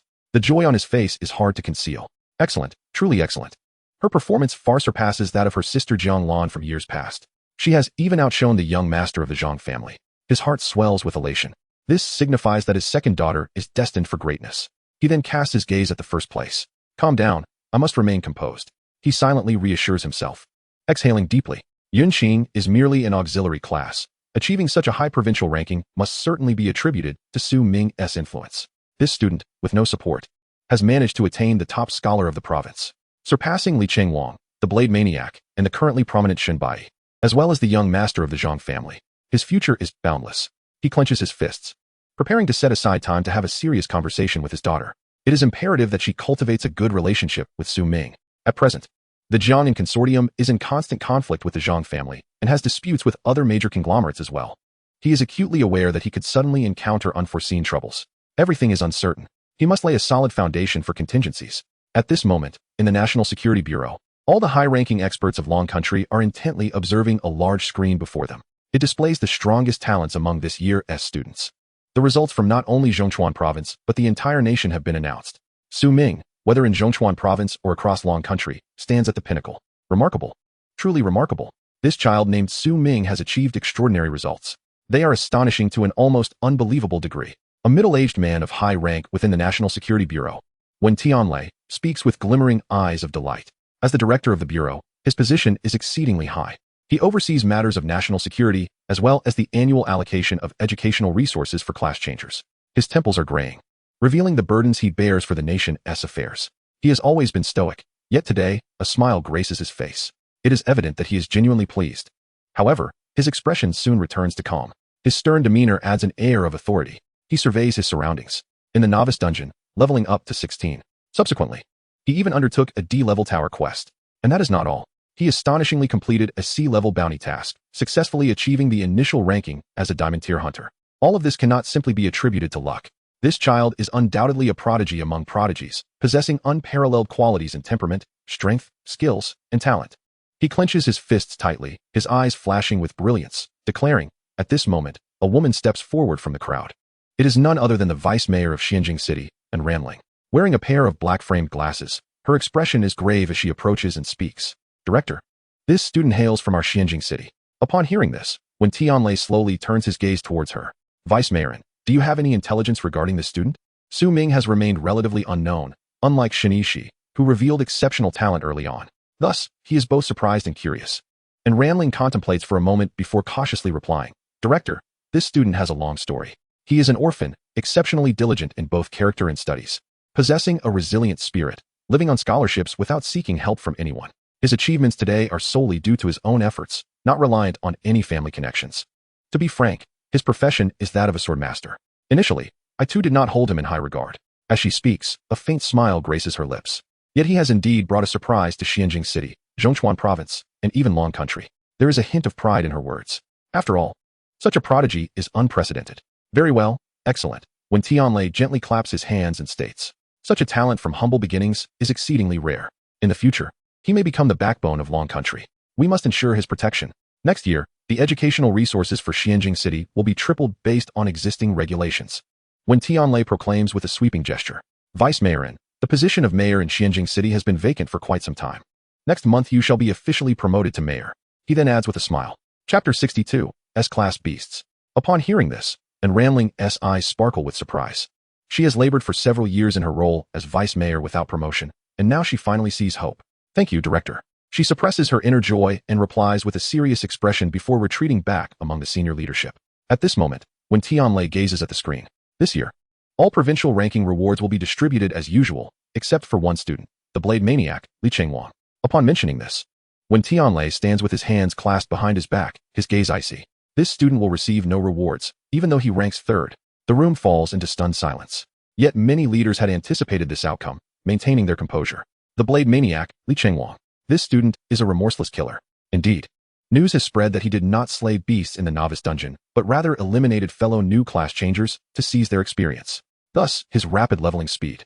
Li Chengwang is utterly frenzied, killing anyone he encounters. However, his mind is not particularly shrewd, allowing many witnesses to escape. Those newcomers who survived the dungeon subsequently banded together to identify him. Consequently, this information reached the National Security Bureau. When Tianlei, of course, is furious. What many do not realize is that if Su Ming had not defeated Li Chengwang in the dungeon, his final ranking could have surpassed Shinishi. However, due to Su Ming's victory and his immediate elimination of the hidden boss, Li Chengwang ultimately had insufficient time to level up, remaining at level 30. At this moment, a man from the crowd suddenly stands up. He is the mayor of Wuyin City.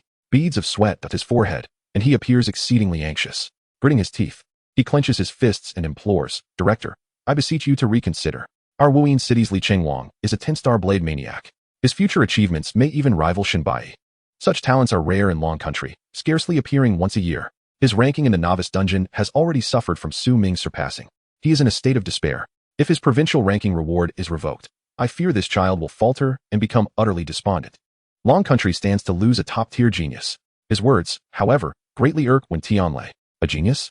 I would rather there be no such genius. He raises an eyebrow, responding coldly. His mere presence exudes an undeniable authority. The surrounding crowd dares not even breathe. Young yet merciless, a killer of the innocent. In pursuit of advancement, one may slaughter their compatriots as if they were mere beasts. Such individuals, once grown, could indeed become a grave threat to our dragon nation, and perhaps even to humanity as a whole. His countenance is as frigid as ice. In the realm of the dungeon, his actions, while morally questionable, do not contravene any explicit laws, placing them in a rather ambiguous territory. Within this domain, conflict is permissible, yet none anticipated his descent into such madness. This youth seems to have strayed onto a malevolent path, and for the time being, we are powerless to apprehend him forcibly. All must adhere to the established protocols. Even if he holds the position of director, the newcomers must engage in combat with one another to foster their growth. The mutual strife within the dungeon is, in fact, encouraged. Thus, he cannot impose a more severe punishment. The confiscation of his provincial rewards is already the utmost limit, achieving third place in the province. The reward for such a feat is sufficient to elevate a novice to new heights. Yet he opted for the cruel forfeiture. My decision is resolute, and thus it shall remain. Let future events unfold as they will. Should this student named Li Qingguang choose to languish in despair, that may in fact be advantageous, eliminating an unstable variable. Conversely, should he learn from this punishment and reform, that would also be acceptable. The mayor of Wuyang wore a troubled expression, wishing to voice his concerns. He is reluctant to abandon Li Qingguang. However, before he could speak, he was silenced by a single, piercing glance from Wen Tianlei. The emergence of such a student from Wuyang is a reflection of your own failures. You are hereby suspended for 1 month. The mayor of Wuyang could only retreat in compliance, too apprehensive to utter another word, fearing further provocation. At that moment, a staff member approached at a measured pace. Director, we have received intelligence that several high-ranking transferees from the Cherry Blossom Nation have stealthily infiltrated our borders. They appear to be highly trained assassins. Upon hearing this, Wen Tianlei's gaze turned grave. Conduct a thorough search. Regardless of their intentions, we must uncover their presence. With the awakening graduation season upon us, they likely aim to eliminate our new generation of prodigies. Deploy personnel to ensure their protection, he commanded. Understood. The youth represents the future hope of our nation. We must spare no effort in safeguarding them. Nevertheless, a flicker of concern crossed Wen Tianlei's eyes. Recently, the Eagle Nation has been exhibiting its strength with increasing audacity. This year, their ranks are teeming with prodigies, boasting 5 10-star talents alone, subtly overshadowing our Dragon Nation. Meanwhile, the Cherry Blossom Nation has been equally brazen, continually probing for weaknesses. It is only a matter of time before a comprehensive conflict erupts. Upon receiving his results, Su Ming immediately opened his personal inbox. As expected, the rewards had been dispatched. To his surprise, it was an egg.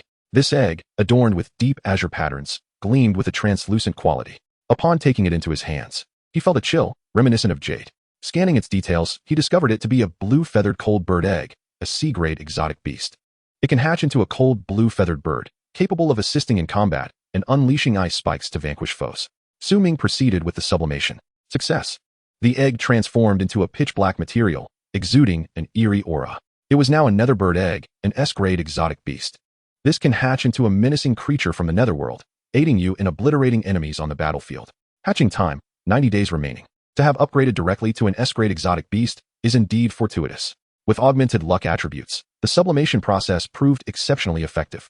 Such exotic beasts would command a price of at least 100 million universal currency in the marketplace. Indeed, that is universal currency, not the lesser arrival currency. If converted to arrival currency, its worth would soar to a staggering 1 billion. The only drawback lies in the extended hatching time. Su Ming placed the egg into his personal space, awaiting its natural hatching in serenity. Subsequently, he opened his inbox again. Countless acceptance letters had already flooded in, densely packed. In this world, there are no universities, only various demon hunting organizations. After graduating from high school, one may choose to join one. The Celestial Tower Association stands above all demon hunting organizations, granting preferential acceptance to any prodigy. Following that, one may join other demon hunting organizations. Periodically, there are competitions among these organizations, as well as the opening of dungeons. Aside from the Celestial Tower Association, each individual may only belong to one demon hunting organization. Su Ming began to meticulously sift through the options. Chapter 63, Joining the Black Kill. As Su Ming perused his acceptance letters, he realized that these demon hunting organizations essentially function as the universities of this world. Once joined, one is assigned a guide and provided with novice gifts. The Ability Users Association. Congratulations, Su Ming, on achieving first place in the province. We cordially invite you to join us. Our ranks exceed 3,000, with over 10 fourth-tier instructors dedicated to demon hunting education. You will not be disappointed. Bounty Hunter Association. Su Ming, congratulations on securing first place in the province. We invite you to join the Bounty Hunter Association. We possess a plethora of high-tier equipment and skill scrolls available for distribution at no cost. Lanxiang Hunting Guild. Su Ming. We extend an invitation to you from the Lanxiang Hunting Guild. We have an abundance of dungeon information and can immediately arrange skilled personnel to form a team with you, ensuring rapid early-stage advancement. Heart of Victory. The Heart of Victory Association extends an invitation. There is even a Swordsman Association. Celestial Spirit Sword Sect. Su Ming. We have heard you are a sword master, making you a perfect fit for our Celestial Spirit Sword Sect. We welcome you to join us. There is also a Killer Association. The Human World Bounty Association. Our association specializes in fulfilling various bounty tasks. We invite you to join us. The array of invitation letters left Su Ming increasingly pensive. After joining a standard demon hunting organization, one may indeed withdraw and switch organizations, albeit with a cooldown period of 1 month for such changes. Thus, Su Ming was naturally inclined to deliberate carefully. You may wonder why. Having already joined the Celestial Tower Association, he would still consider joining a standard demon hunting organization. The necessity is indeed profound. Celestial Tower hunters are akin to civil servants, transcending all organizations directly under the Dragon Nation.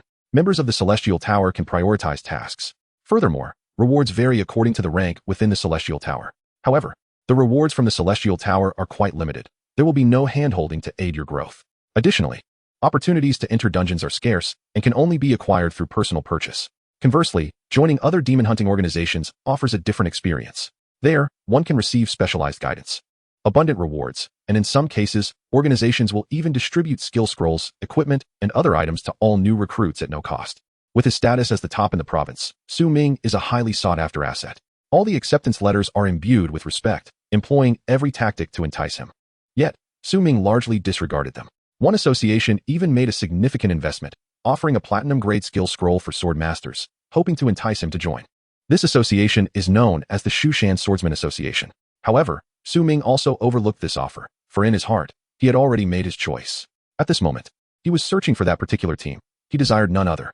This was a lesson learned from his past life. He distinctly recalled an organization known as Black Kill. Su Ming remembered clearly that this organization had expended considerable resources to acquire the exploration rights to a dungeon. A D-grade dungeon, the Sea of Corpses Ice Nest. Across the entire Dragon Nation, fewer than 10 associations had procured exploration rights to that dungeon. Black Kill stood as the sole organization that permitted immediate entry into that dungeon upon joining, without any prerequisites. Only by joining that association could one instantly gain the qualification to explore that dungeon, where he yearned for a legendary piece of equipment. The emergence of an epic-grade item within a D-grade dungeon is an extraordinary occurrence, a veritable sensation throughout all of Blue Star. The probability of obtaining such an item is minuscule, akin to finding a needle in a haystack. Thus, the matter of his past life also made headlines, announced nationwide. Su Ming had missed the opportunity in his previous life, but this time, he was determined to seize it. The epic-level equipment, after a wave of enhancement, would undoubtedly elevate Su Ming's combat prowess significantly. Armed with the experience of his past life, he resolved to exploit the information gap. With unwavering resolve, Su Ming set out to acquire that epic-level equipment. He scoured through the correspondence and eventually discovered the organization. Black Assassins, Su Ming. We are a hunting organization dedicated to undertaking bounty demon-slaying tasks. Our ranks are few, yet composed entirely of elites. In our hunting association, there are no convoluted promotion processes. Everything is simplified, and freedom reigns supreme. Even if you are merely at level 10, you can undertake our highest level tasks and enter the most challenging dungeons. However, those who join our organization must remember our singular rule. You are responsible for your own life. This organization operates like free range. There are no professional mentors or guides to aid in your growth. Su Ming found this arrangement quite to his liking. The strength of this organization was remarkably profound. He promptly chose to join. Joining successfully, player, Su Ming has become a member of Black Assassins. Obtained, Black Ring, identity credential of the Black Assassins organization. Suddenly, a pitch-black ring appeared on Su Ming's left hand. He gently squeezed it, and immediately, a dark screen materialized before him. On it were a dozen mysterious figures clad in dark robes, all high-ranking members of the Black Assassins, each possessing unfathomable strength. Upon hearing the news of Su Ming's membership, a flicker of surprise crossed their eyes as they turned their gaze toward him. You must be Su Ming. One of the robed figures stepped forward and inquired. Their voice was peculiar, neither distinctly masculine nor feminine, residing in a middle ground. Su Ming nodded. Excellent. A faint smile graced his face, though his complexion was quite pale. The upper half of his face was obscured by the shadows of the robe, lending him an air of mystery. Our organization ranks among the top 100 in the entire Dragon Kingdom. I trust you will not regret this.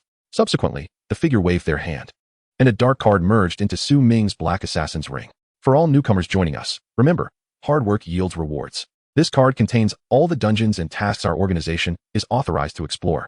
Dungeon tasks range from the lowest E rank to S rank, and you may freely undertake any of them. Of course, we do not have F rank tasks or dungeons, as they are deemed too lowly. The figure smiled slightly before their expression turned serious. Within our organization, there are no level restrictions, no constraints. There are no tedious promotion rules, should you desire. You could even enter an S-rank dungeon at this very moment, risking your life. And that is precisely the allure of the Black Assassins. To enter a dungeon and undertake tasks, you may do so directly from the ring. Youngster, enjoy the hunt. With that, the figure waved their hand, closing the screen. Su Ming's expression turned grave. This Black Assassins organization truly embraced an unrestrained approach. They merely provided a list of dungeons and tasks and offered no further guidance. There were no initiation gifts, nor any advisories on precautions. A smirk graced Su Ming's lips. This was quite agreeable. He immediately squeezed the ring, and in an instant, several dark panels appeared before him. Chapter 64. Entering the D-rank dungeon, Sea of Corpses, Ice Nest. The ring projected several ethereal panels for processing transactions. To enter a dungeon, one must apply for payment here. After all, the qualifications to enter these dungeons were acquired at a high cost by the Black Assassins. Even members of the organization must pay to enter. No demon-hunting organization engages in charity. If you wish to enter a dungeon to slay monsters and vie for opportunities, you must also pay the corresponding price. Compared to private purchases, the benefits of joining a demon-hunting organization become apparent. Cost efficiency. Take the E-rank dungeons, for instance. If you wish to purchase an entry slot individually, it would require at least 500,000 arrival coins. However, as a member of the organization, the entry fee is reduced to merely a few tens of thousands of arrival coins. Su Ming briefly scanned all dungeons. E-Ruins Jungle, 10,000 arrival coins. E-Steel Wasteland, 20,000 arrival coins. E-Rotten Cave, 30,000 arrival coins. He had long since lost interest in these E-rank dungeons. As a second transformation sword god, ordinary monsters hardly caught his eye. Only dungeons of D-rank or higher could facilitate his swift ascension. He turned his gaze to the higher tier listings. Sea Zombie Apocalypse City, 300,000 arrival coins. A Dragon Cliff, 1,000,000 arrival coins. B Zombie Tomb, 500,000 arrival coins. This Black Assassins organization truly possessed remarkable strength, with access to such a plethora of dungeons. Su Ming stroked his chin, his gaze thoughtful. There was an array of dungeons available, easily numbering in the dozens. Among them, there was even a qualification for an S-rank dungeon. S-Blood Abyss, 10,000 arrival coins. It was the crown jewel of the Black Assassins. Su Ming surmised that perhaps only the leader and a select few elites would dare to venture inside. The S-rank dungeon represented the highest standard globally, fraught with peril. He speculated that even the leader might not have dared to enter. Its primary function seemed to be for display. Clearly, the Black Assassins were deeply rooted. Su Ming acted swiftly, promptly locating his target dungeon. DC of Corpses Ice Nest, 100,000 arrival coins. He immediately purchased the entry qualification. 100,000 arrival coins were deducted from his account. Su Ming smiled faintly. Just right, the 100,000 he had acquired from Mo May meant that I had expended no cost at all. Subsequently, the details of the dungeon materialized before him. Sea of Corpses Ice Nest. Difficulty rating, D. Description, a terrifying bloody valley where the monsters do not die, requiring repeated slaying. Hidden deep within the valley's lair lies the most harrowing challenges. Current player count, 3,082. Would you like to apply for entry? Su Ming held steady for a moment and procured a substantial supply of resources from the arrival store. Only then did he submit his application to enter. After all, one could not purchase supplies within the dungeon. Preparation was essential. At this moment, a message arrived in his personal chat channel from a member of the Black Assassins. Su Ming, you are still a newcomer. Are you certain you wish to challenge the D-rank dungeon? The voice, cool and detached, seemed to belong to a female senior. Absolutely, Su Ming responded without hesitation. She continued. Coincidentally, our Black Assassins currently have a 3-person team exploring this dungeon. I can have you join them for the exploration. How does that sound? Following a senior would provide some assurance. However, upon hearing this, Su Ming resolutely declined. No need, I prefer to explore alone. His tone was icy, seemingly devoid of warmth. Having been betrayed by those closest to him in his past life, how could he so easily team up with strangers in this one? Thus, he firmly rejected the offer. Very well, I wish you a pleasant hunt. The other party did not press further and promptly approved Su Ming's dungeon application. After all, the Black Assassins valued freedom above all else. In the next instant, Su Ming suddenly vanished from his spot, his form blurring as he slipped into the dungeon. At that moment, within the Black Assassins' headquarters, several high-ranking members stood together. This newcomer, named Su Ming, seems to possess quite a bit of arrogance, remarked a female figure in a black robe, her voice steady. Behind her, a specially crafted sniper rifle imbued with extraordinary abilities rested upon her back. He could only be at the initial stage of his transformation. How could he dare to face the D-class dungeon alone? Did he truly believe that being the top scorer in the province rendered him invincible? She felt a pang of frustration, wishing that newcomers would not meet their demise in the dungeons. It could be said that she was the softest-hearted individual within the Black Kill organization. Another lean man observed with a calm smile. He bears a resemblance to my youthful self. The central leader, his countenance as cold as ice, spoke. Let him venture forth. If he dies, so be it. Our organization is not lacking in elites. Unbeknownst to them, Su Ming had already transcended to the second stage of transformation. Yet, Even with this advancement, embarking on a solitary mission in a D-class dungeon was a fool's errand. Within F-class dungeons, most creatures were below the first level, with the occasional elite monster reaching the first stage. E-class dungeons predominantly contained first-level creatures, and even began to feature some second-level monsters. In contrast, the weakest creatures in D-class dungeons began at the second stage, with elite monsters likely at the third stage. A chance encounter with a third-stage foe could spell disaster. Consequently, the female veteran from Black Kill struggled to comprehend Su Ming's reckless behavior. Let us not dwell on him. A burly man in a black robe stepped forward, stating, "Instead of concerning ourselves with this newcomer, we should contemplate this year's rookie combat tournament. All demon hunting organizations will dispatch their newly awakened recruits to participate. It is said that this year's champion guild will be granted access to explore 10 high-tier dungeons.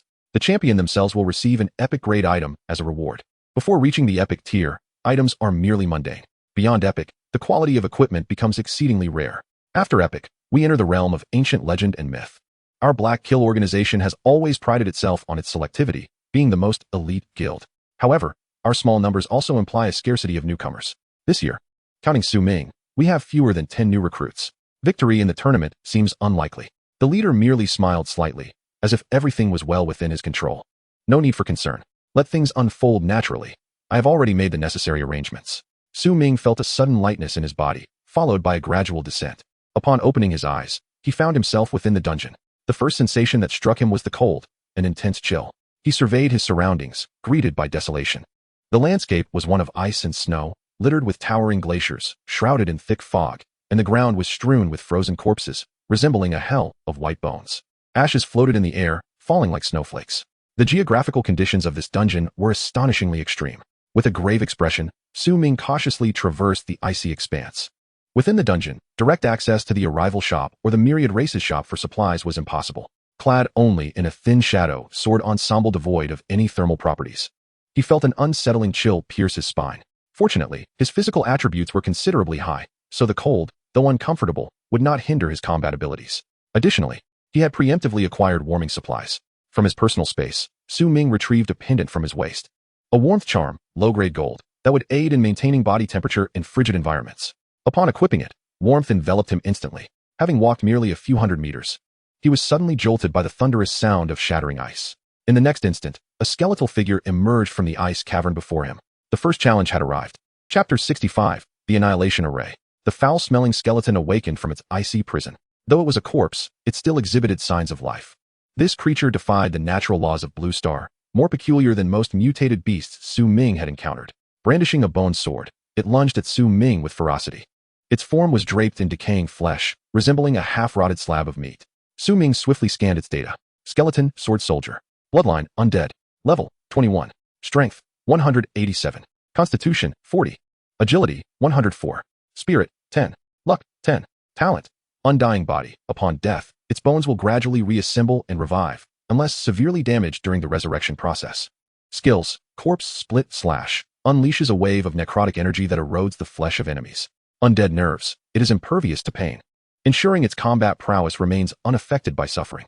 Blood tendrils, its flesh can extend into long tendrils, piercing through your body. This type of monster possessed distinct characteristics, formidable offensive capabilities, but extreme fragility. With a constitution of only 40 points, being a skeleton, its defensive abilities were drastically limited due to its decayed flesh. The skeleton sword soldier emitted a bone-chilling scream as it swung its sword. Simultaneously, a dark gray shockwave burst forth from its blade, hurtling towards Su Ming. With an icy demeanor, Su Ming fixed his gaze on the skeleton before him and drew the Xianyuan sword. The alloy material of the Xianyuan sword radiated different hues of cold light depending on its surroundings. In the icy realm, it glimmered with a pale blue radiance. With a swift motion, he cleaved downward. The gray necrotic shockwave, though terrifyingly powerful, sufficient to fracture the ice beneath, found itself confronting Su Ming, a man with a source sword body.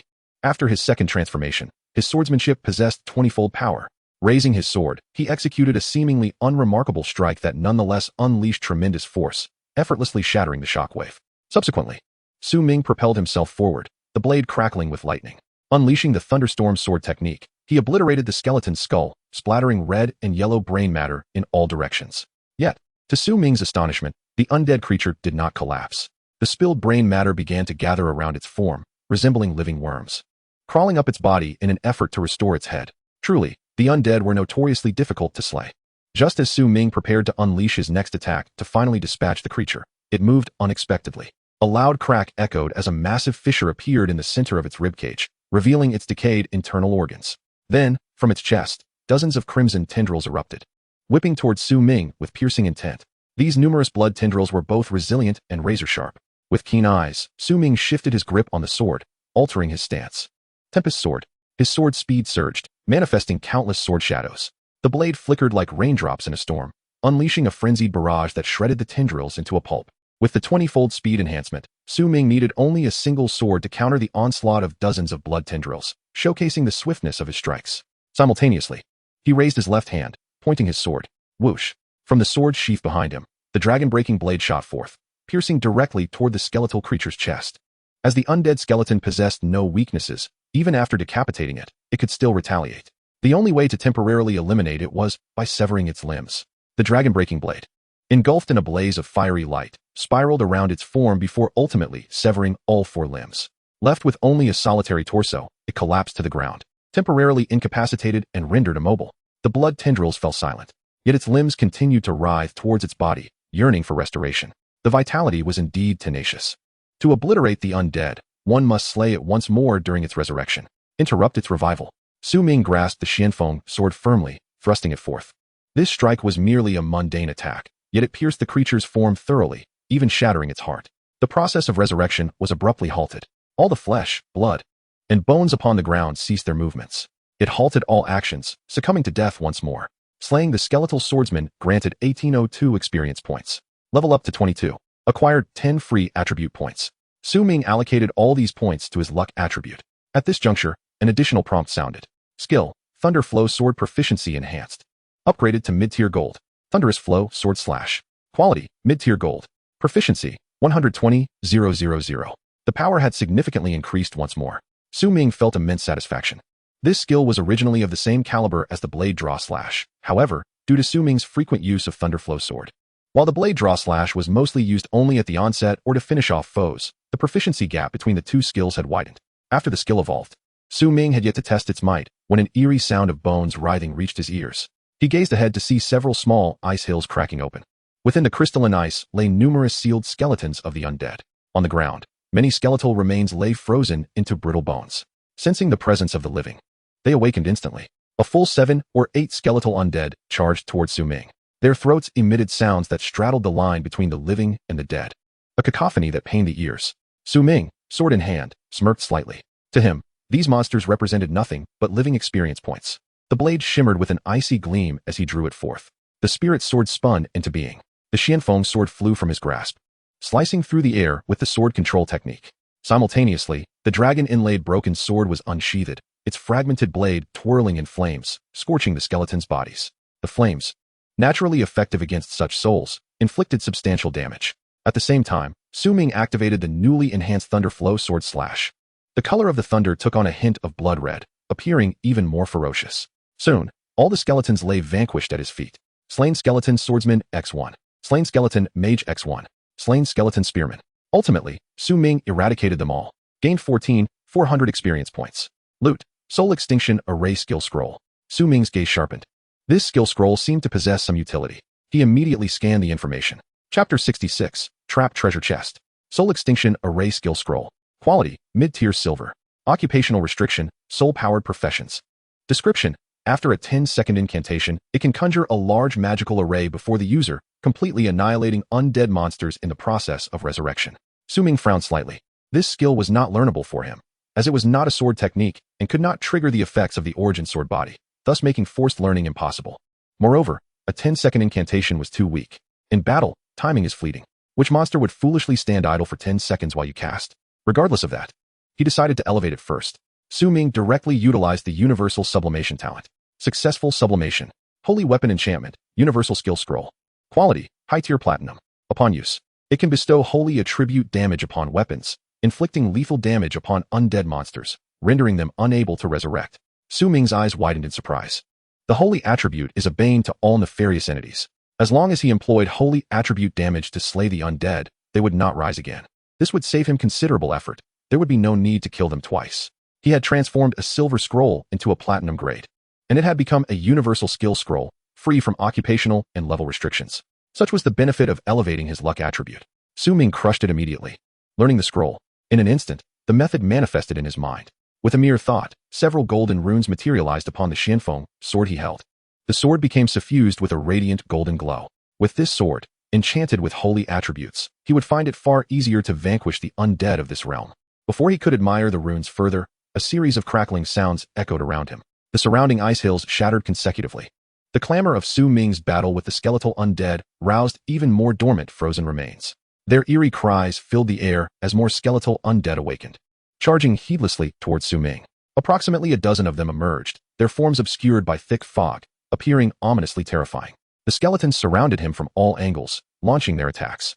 Fortunately, with his eye of insight, Ming's vision far exceeded that of the average person, allowing him to pierce through the mist. This dungeon truly had an abundance of minions. Ming calmly declared, and he unsheathed his sword. The spirit sword coalesced, and he swung the blade fiercely. All his weapons were imbued with the brilliance of holy attributes, enabling him to swiftly eradicate the undead.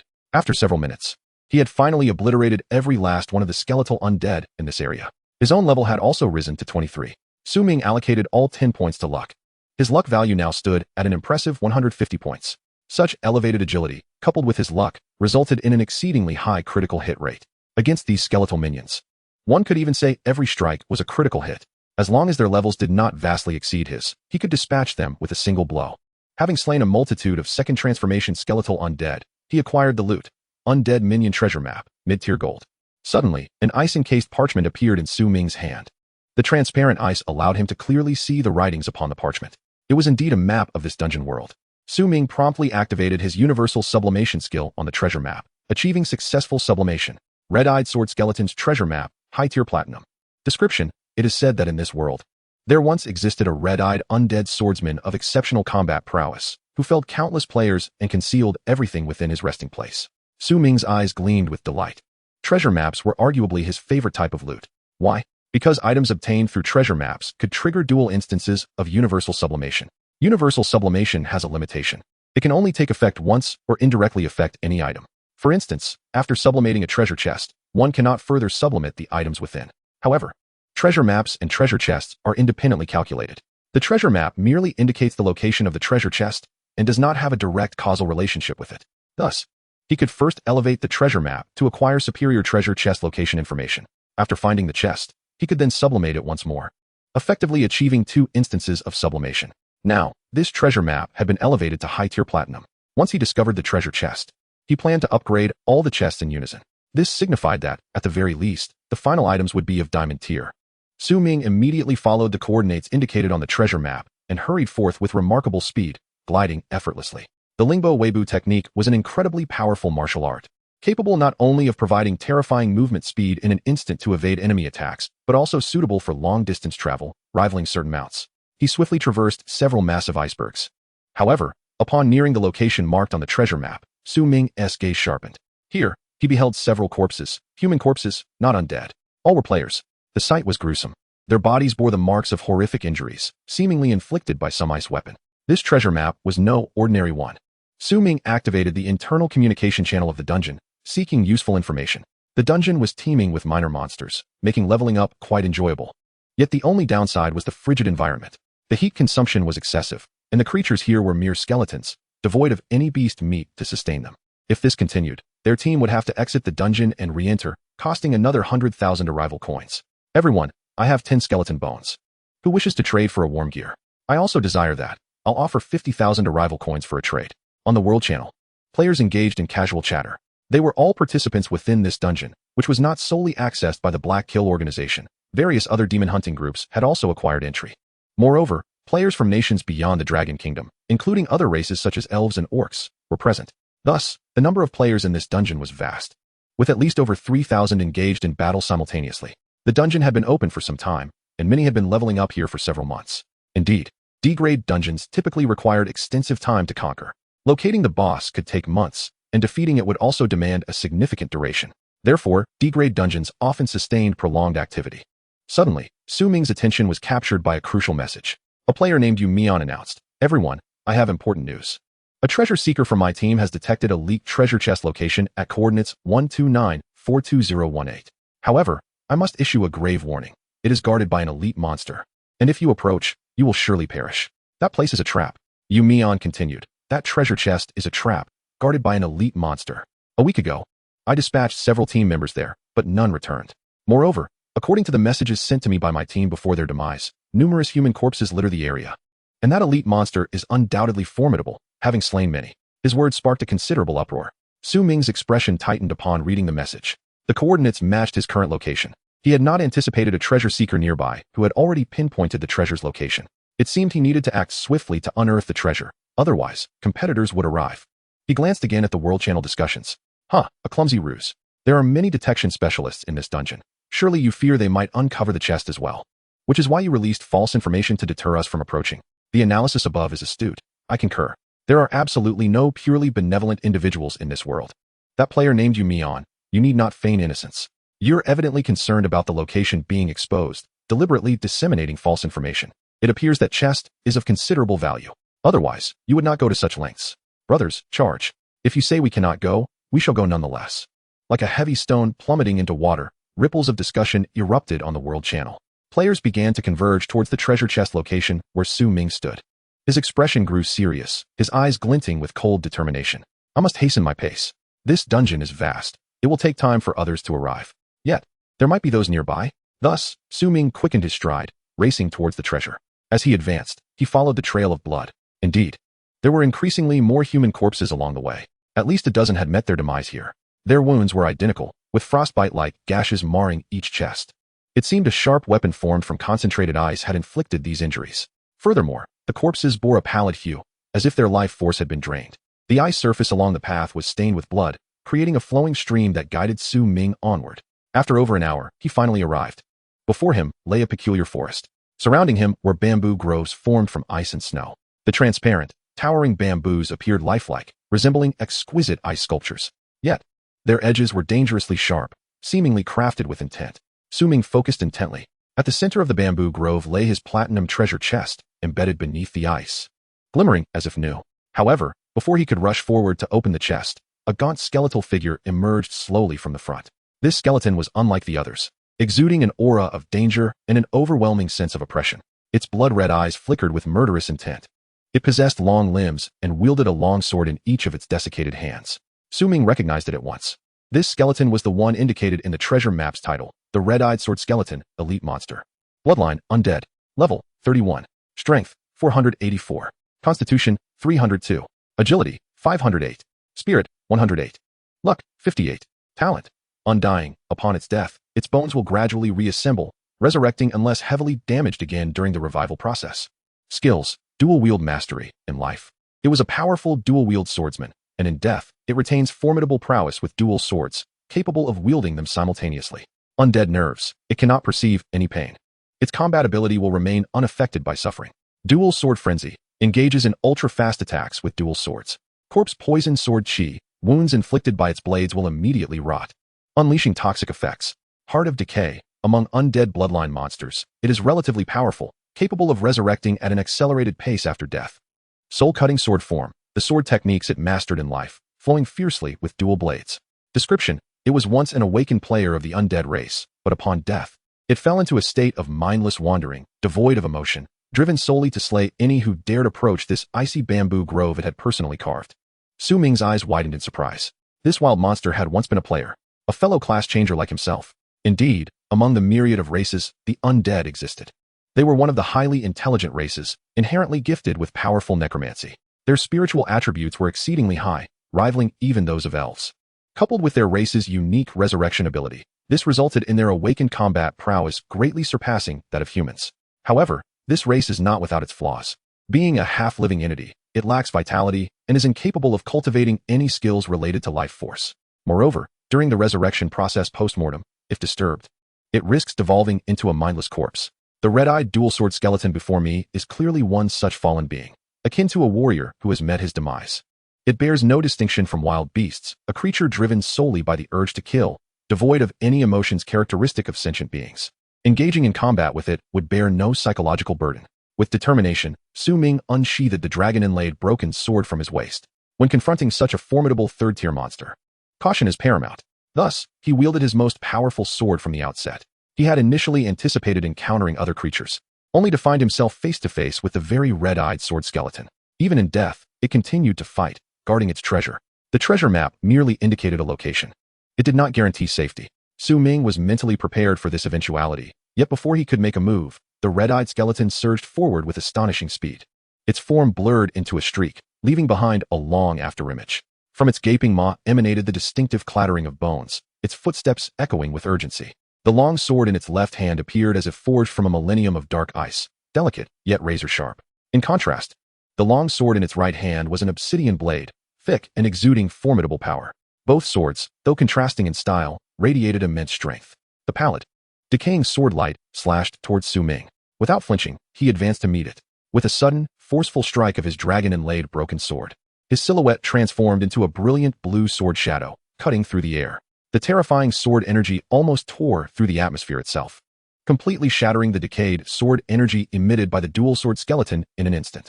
A flicker of astonishment appeared in its deep crimson eyes. Despite having slaughtered countless humans, it had never encountered such a powerful swordsman.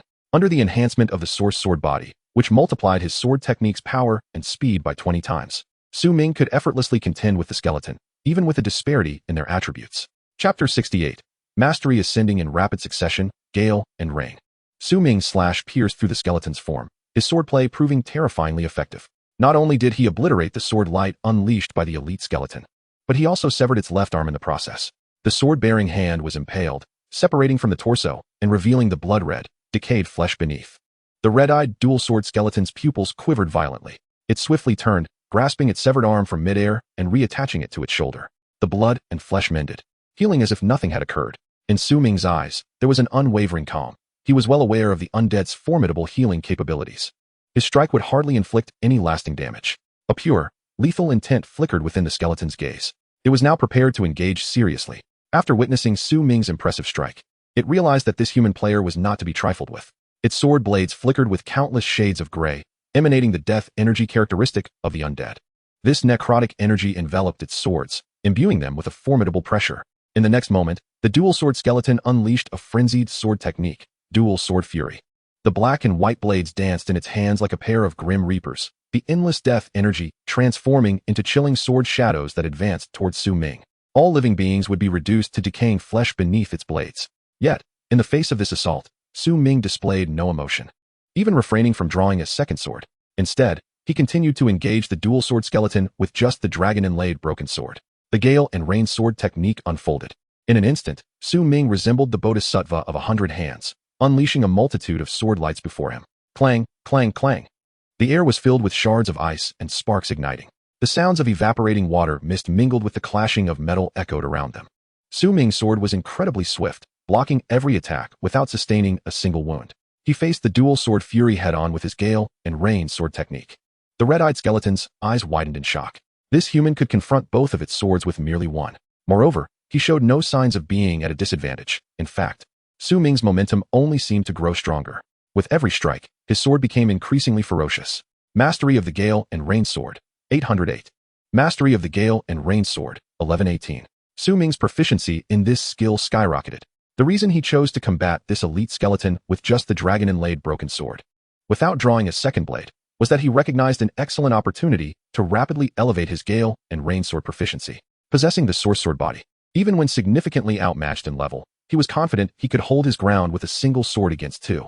Moreover, the skeleton's technique bore a striking resemblance to his own Gale and Rain Sword, both characterized by their incredible speed. By countering and trading blows with these two techniques, his proficiency would soar. Before long, Ming's Gale and Rain Sword achieved a breakthrough. Skill proficiency maxed out, leveling up. Gale and Rain Slash, low-grade gold. But this was not the end.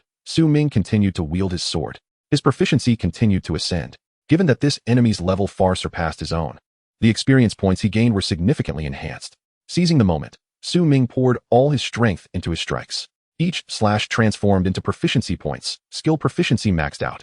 Leveling up again. Gale and Rain Kill, mid-grade gold. Ming remained relentless in his slashing. He felt invigorated, even letting out a few hearty laughs. Indeed, he had discovered the joy of battle. The red-eyed skeleton found itself under tremendous pressure in the face of this man. What was happening? Wasn't it supposed to suppress you with its level and attributes? Wasn't it an elite monster? Why was it being forced back? The red-eyed undead skeleton, a fallen creature, had lost its sentience. Yet perhaps remnants of self-reflection lingered within. In that moment, an expression of bewilderment washed over its crimson eyes. It could not fathom why Su Ming's combat prowess had suddenly surged. The very same sword technique continued to evolve. The clash persisted for several rounds, with both combatants exchanging blows for several minutes. The icy terrain within a few meters had been carved with sword scars, and the surrounding frozen bamboo forest crumbled with every strike. Initially, Su Ming had been forced to retreat step by step, but now, he began to push the skeleton back. The overwhelming sword pressure gradually began to inflict damage upon the skeleton's weapons.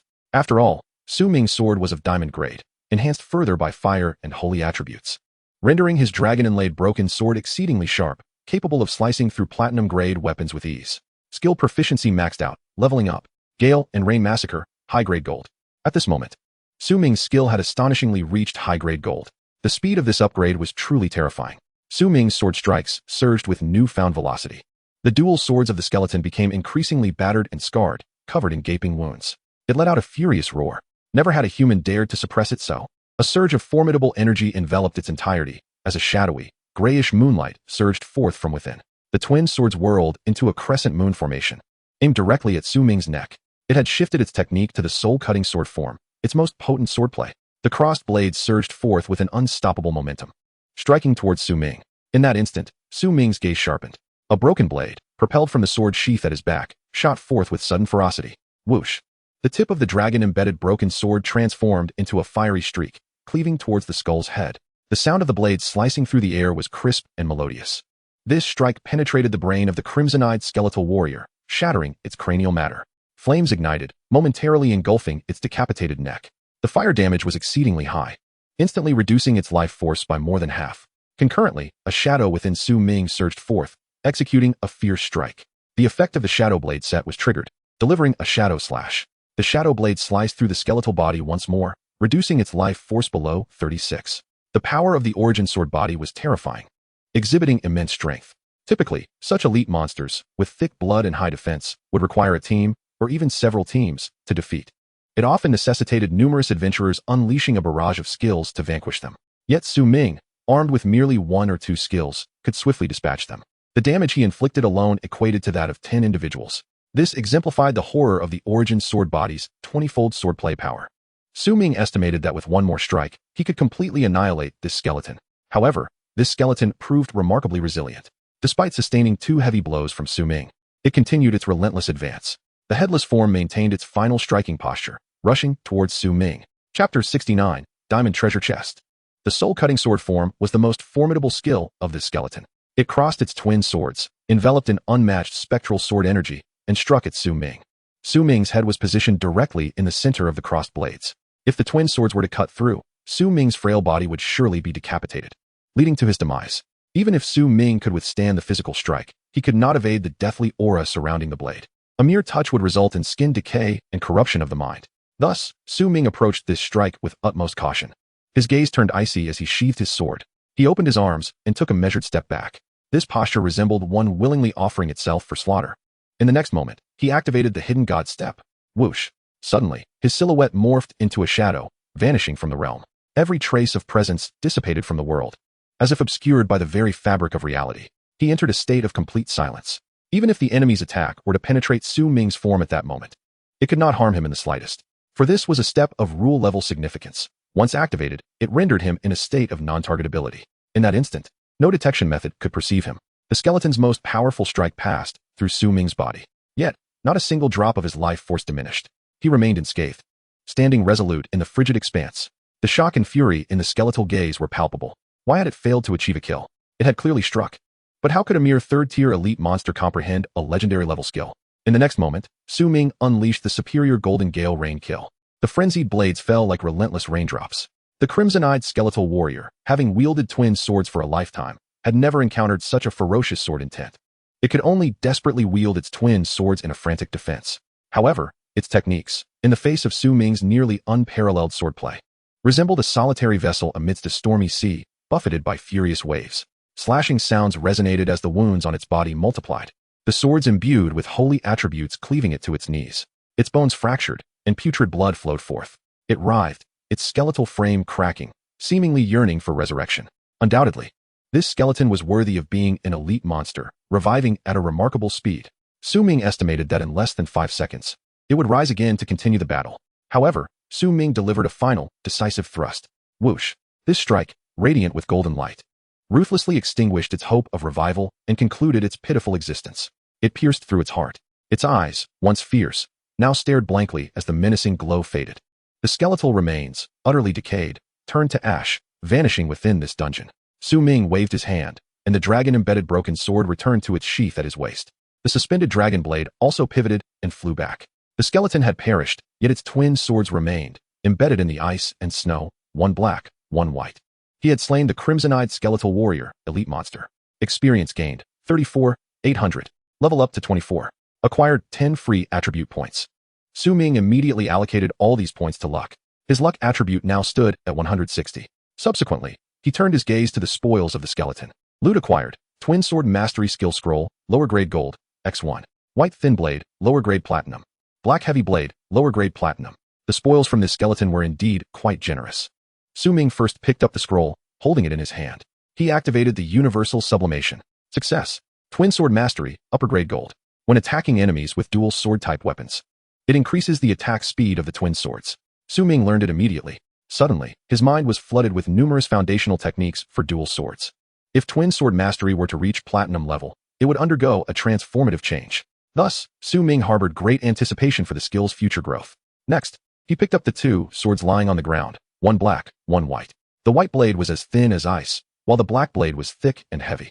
One sword appeared transparent, resembling crystal, while the other was as dark as ink and weighed heavily in his hand. The starkly contrasting styles of the two swords contributed to the formidable combat prowess of the crimson-eyed skeletal warrior. Its sword techniques were exceedingly unique. The differing swords in its hands resulted in one being light and swift, while the other was heavy and deliberate. After engaging in battle, Ming had gained much. He decided to undergo the sublimation of these two swords. Given that they were now riddled with chips and nearly unusable, sublimation was essential. Success. Mystic Ice Sword, mid-grade platinum. Inkfall Sword, mid-grade platinum. Following sublimation, the wear and tear on both swords was restored. Their properties were distinct. Mystic Ice Sword, mid-grade platinum. A blade of mystic ice with an exceptionally high sharpness, infused with a hint of necromantic magic power. Affix, Mystic Water. This sword is formed from mystic ice. After wear or damage, simply dousing it with water will instantly restore it, regaining its peak sharpness. Affix, Frostbite. Possessing ice property enchantment. It can instantly freeze wounds inflicted on enemies, obstructing blood flow and causing necrosis. The Mystic Ice Sword proved to be exceptionally useful. Inkfall Sword, mid-grade platinum. A long sword forged from ink steel, heavy and powerful, capable of easily cleaving through heavy armor. Affix, Heavy Gloom. This sword's weight adds an additional 781 blunt damage to enemies. Moreover, the Inkfall Sword possesses remarkable sharpness. Holding both swords, Ming felt as though he commanded them with effortless precision. With a casual flourish, he wielded his swords, experiencing no sense of clumsiness whatsoever. After all, he had mastered the dual-wielding skill, and now he could truly be regarded as a master of twin blades. He stowed both swords into his personal space and promptly made his way towards the position of the platinum treasure chest. A fervent glimmer ignited in his eyes, as he could hardly contain his anticipation. Upon reaching the frozen area, he raised his hand and struck it decisively. Whoosh! The Xianfeng sword at his back suddenly shot forth, piercing the ground and shattering the ice into countless fragments. Before long, a deep pit was excavated, revealing the treasure chest within. Without hesitation, Ming activated the Universal Sublimation. Success. The exterior of the chest underwent a remarkable transformation, adorned with an array of purple gemstones, its material sparkling and translucent like a magnificent crystal. A quick scan revealed it to be the cold-sealed sword skeleton chest of diamond mid-grade quality. This indicated that whatever treasures lay within would at the very least be of diamond mid-tier quality. Ming's most formidable weapon, the dragon-embedded broken sword, was merely of diamond low-grade. Rubbing his hands together, he prepared to open the chest. However, in the next instant, a wave of murderous intent surged from behind him. Ming's expression hardened. Chapter 70. A host of third transitions? I shall face 10. Whoosh, whoosh, whoosh. Several beams of light shot forth from behind, hurtling towards Ming. Indeed, it was an ambush. Arrows from rangers, waves of light from mages, and sword lights from warriors converged in a dazzling array, brimming with lethal intent. Ming's gaze turned frosty. He did not dare to look back. He understood that turning around would leave him no time to evade. Instead, he cast his eyes downward. In an instant, utilizing the reflection on the icy ground, he discerned the source of the attacks from behind. With a swift step, he executed the light wave movement, evading the onslaught with a graceful maneuver, gliding effortlessly to the side, covering 10 meters in the blink of an eye. All the attacks missed their mark, crashing into the diamond chest instead. Fortunately, the chest was sturdy and emerged unscathed.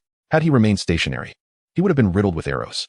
A slight sigh escaped Su Ming's lips. He was still a step behind. He had intended to seize the treasure and make a hasty retreat from this perilous place. Turning to face the direction of the attackers, his eyes glinted with cold resolve. A number of small teams were advancing toward him, encircling him with a calculated precision. There were approximately a dozen individuals, at least 5 teams in total, all wearing insidious smiles. A sense of gravity flashed in Su Ming's eyes. He had not anticipated that others would arrive precisely when he was about to open the chest. Thankfully, these individuals had not appeared while he was engaged in battle with the twin-sword skeleton. Otherwise, he would have found himself besieged by both humans and monsters, complicating matters significantly. It was also possible that they had been lying in wait, choosing to reveal themselves only after he had vanquished the guardian of the treasure chest, ready to reap the rewards. Truly shameless. Su Ming's stamina had already been significantly depleted, especially after employing the Hidden God Step. Legendary skills like the Hidden God Step and the Godslayer Blade drained a considerable amount of energy, regardless of how high his mental attributes were. Using them would sap a large portion of his strength, if his level was insufficient and his overall attributes did not meet the required values. Forcibly attempting to use these skills would lead to tremendous exhaustion. These 2 skills were akin to bottomless pits. Exhaling deeply, Su Ming understood that a fierce battle awaited him. He slowly placed his hand on the dragon-embedded broken sword, showing no signs of retreat, even in the face of such overwhelming numbers. Brother swordsman, you've worked hard. Allow us to assist you in reaping the rewards. One voice chimed. Indeed, look at that chest. It must be heavy. You're too fatigued to carry it. Another added. Brother, why not withdraw? We'll handle the rest for you. They urged, all wearing expressions that belied their true intentions. The crowd consisted of individuals of varying heights and appearances, some tall, some short, some handsome, and some not. Yet, they all shared a common glint of greed in their eyes, a desire inherent to humanity. Their eyes sparkled with anticipation, eager to drive Su Ming away and seize the treasure for themselves. However, they refrained from immediate aggression, instead attempting to persuade Su Ming to abandon his claim. They wished to avoid conflict at all costs. After all, Su Ming was merely a stranger to them, and his true strength was concealed. They had no inkling that he was only in the 2nd transition, while no one in these small teams was below the 3rd transition. Only those of the 3rd transition and above dared to venture into D-grade dungeons. They viewed Su Ming as a formidable adversary, unaware that his level was significantly lower than theirs. Su Ming's expression remained icy, showing no inclination to flee. He merely regarded them with a cold stare. Are you certain you wish to seize my belongings? He inquired. At his words, the group merely smiled nonchalantly. Your prowess, brother swordsman, is indeed impressive. We have taken notice. But with so many of us here, even if you sprouted 8 arms, you wouldn't stand a chance. A woman clad in red stepped forward, sneering. A slender, sharp-voiced man also advanced, adding, that red-eyed skeleton has slain so many monsters, yet you managed to defeat it alone. That speaks volumes of your strength. However, even a fierce warrior like you, surrounded by over a dozen of us, will surely fall before you can claim a single life. Their words were laced with caution, revealing their apprehension towards Su Ming. His effortless evasion of their ambush indicated that he still possessed some strength, enough to put up a fight. It was precisely for this reason that they had not acted. Their warning to him was intended for his own good. The woman in red stepped closer, her tone earnest.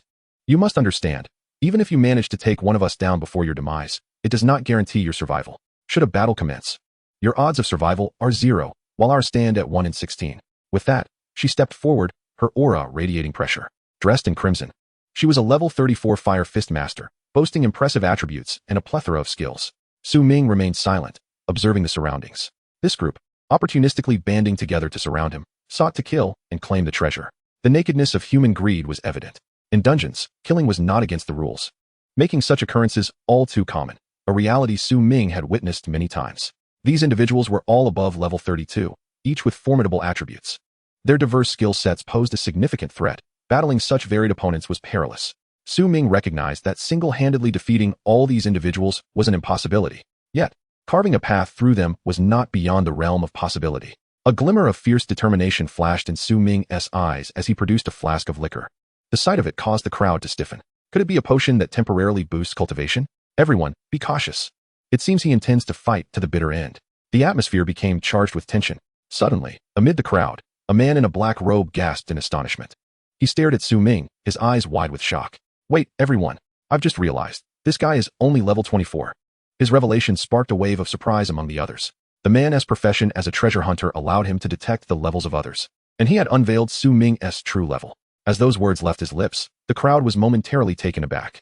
Soon after, several individuals burst into hearty laughter. Haha. I wondered what kind of expert possessed such audacity, only to discover he is merely a naive novice. At level 24, how could he possibly breach a D-grade dungeon? How refreshing. It seems he was merely posturing earlier. Perhaps even his solo kill of that elite creature was aided by some temporary enhancement potion. Such a newcomer can be easily crushed with a mere flick of the wrist. A few of them sneered, advancing towards Su Ming. Su Ming's gaze remained indifferent. He downed a mouthful of wine, the intoxication washing over him. The sword energy surged within him. Chapter 71. Tremors of the Sword Energy. The Fire Fist Master. A woman clad in crimson, named Zhuo Shuhong, bore a red claw on each hand, crafted from a special material that shimmered like flowing flames. With a powerful thrust of her arms, flames entwined around her fists, enveloping them entirely. She was the first to strike. Her fiery fists, sweeping through the air like crimson shadows, hurtled towards Su Ming. Initially, while lying in ambush, she had witnessed Su Ming single-handedly defeat the dual-sword skeleton. Thus, she had harbored considerable wariness toward him. However, upon learning that he was only level 24, all her apprehensions dissipated. She resolutely chose to unleash a devastating blow. The battle between Su Ming and the dual-sword skeleton appeared fierce, yet perhaps the skeleton was not as formidable as it seemed. It could merely be a spectacle. Levels do not lie. With treasure seekers around, it can easily be detected. Moreover, equipment with concealed stats is exceedingly rare and precious. Those who have undergone the third-class transition would not easily part with it. Hence, she firmly believed that this was indeed Su Ming's true level. With such a low level, she felt confident in effortlessly overpowering him. Being in her 20s and having reached the third transition, she possessed considerable talent and thus a sense of pride. Consequently, she harbored no fear. Behind her, several other class-transitioned individuals joined her assault. Among them were a burly warrior, a blade-wielding swordsman, and an enchanter. The enchanter raised his hand, bestowing each of their weapons with various elemental attributes. These individuals shared the same mindset as Zhuo Shuhong. Their insatiable hunger for treasure drove them to eagerly seek to slay Su Ming and claim the spoils. Additionally, defeating players yields far more experience and loot than vanquishing wild monsters. With so many present, the contents of that diamond chest might not suffice to share. Thus, eliminating Su Ming now would grant them valuable experience, a splendid bonus. Under normal circumstances, such an opportunity to kill would be unattainable. None wished to miss out. Su Ming observed this scene with an impassive expression. He did not evade but instead tilted his head back to drink another mouthful of wine, draining the vessel completely. He savored the intoxication that surged within him. In that moment, the world seemed to slow before his eyes. Every movement became crystal clear. Su Ming's swordsmanship surged in power at that instant. Though he had yet to draw his sword, he could distinctly feel it.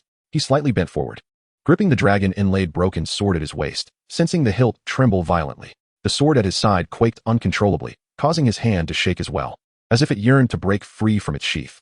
Observing the spectacle, the onlookers exchanged cold smirks. What are you doing, not dodging at all? Kid, are you so frightened that your hands are shaking? Brother, if you can't even hold your sword steady, you might as well abandon the treasure and save your life. They taunted, yet their assault showed no signs of abating. They were determined not to let Su Ming escape. In an instant, attacks surged from all directions, encircling Su Ming. Although their strikes had yet to land, the ice beneath his feet began to crack. This was the super millennium glacier within the dungeon, immensely thick, having imprisoned countless skeletal souls, rendering them immobile. The strength of the ice was formidable. The fact that it could be shattered spoke volumes of the terrifying pressure behind their attacks. Su Ming felt a momentary breathlessness, a premonition of impending death, a primal response of the body. The hairs on his skin stood on end. After all, he faced a multitude of third transition experts. A single strike could spell his doom. He was a classic example of high offense, but low defense. Even if his swordplay was powerful, he was not particularly adept at defense. Yet, he remained remarkably calm. He had always believed that offense is the best defense. If he could not endure the blows, then he would simply not take any.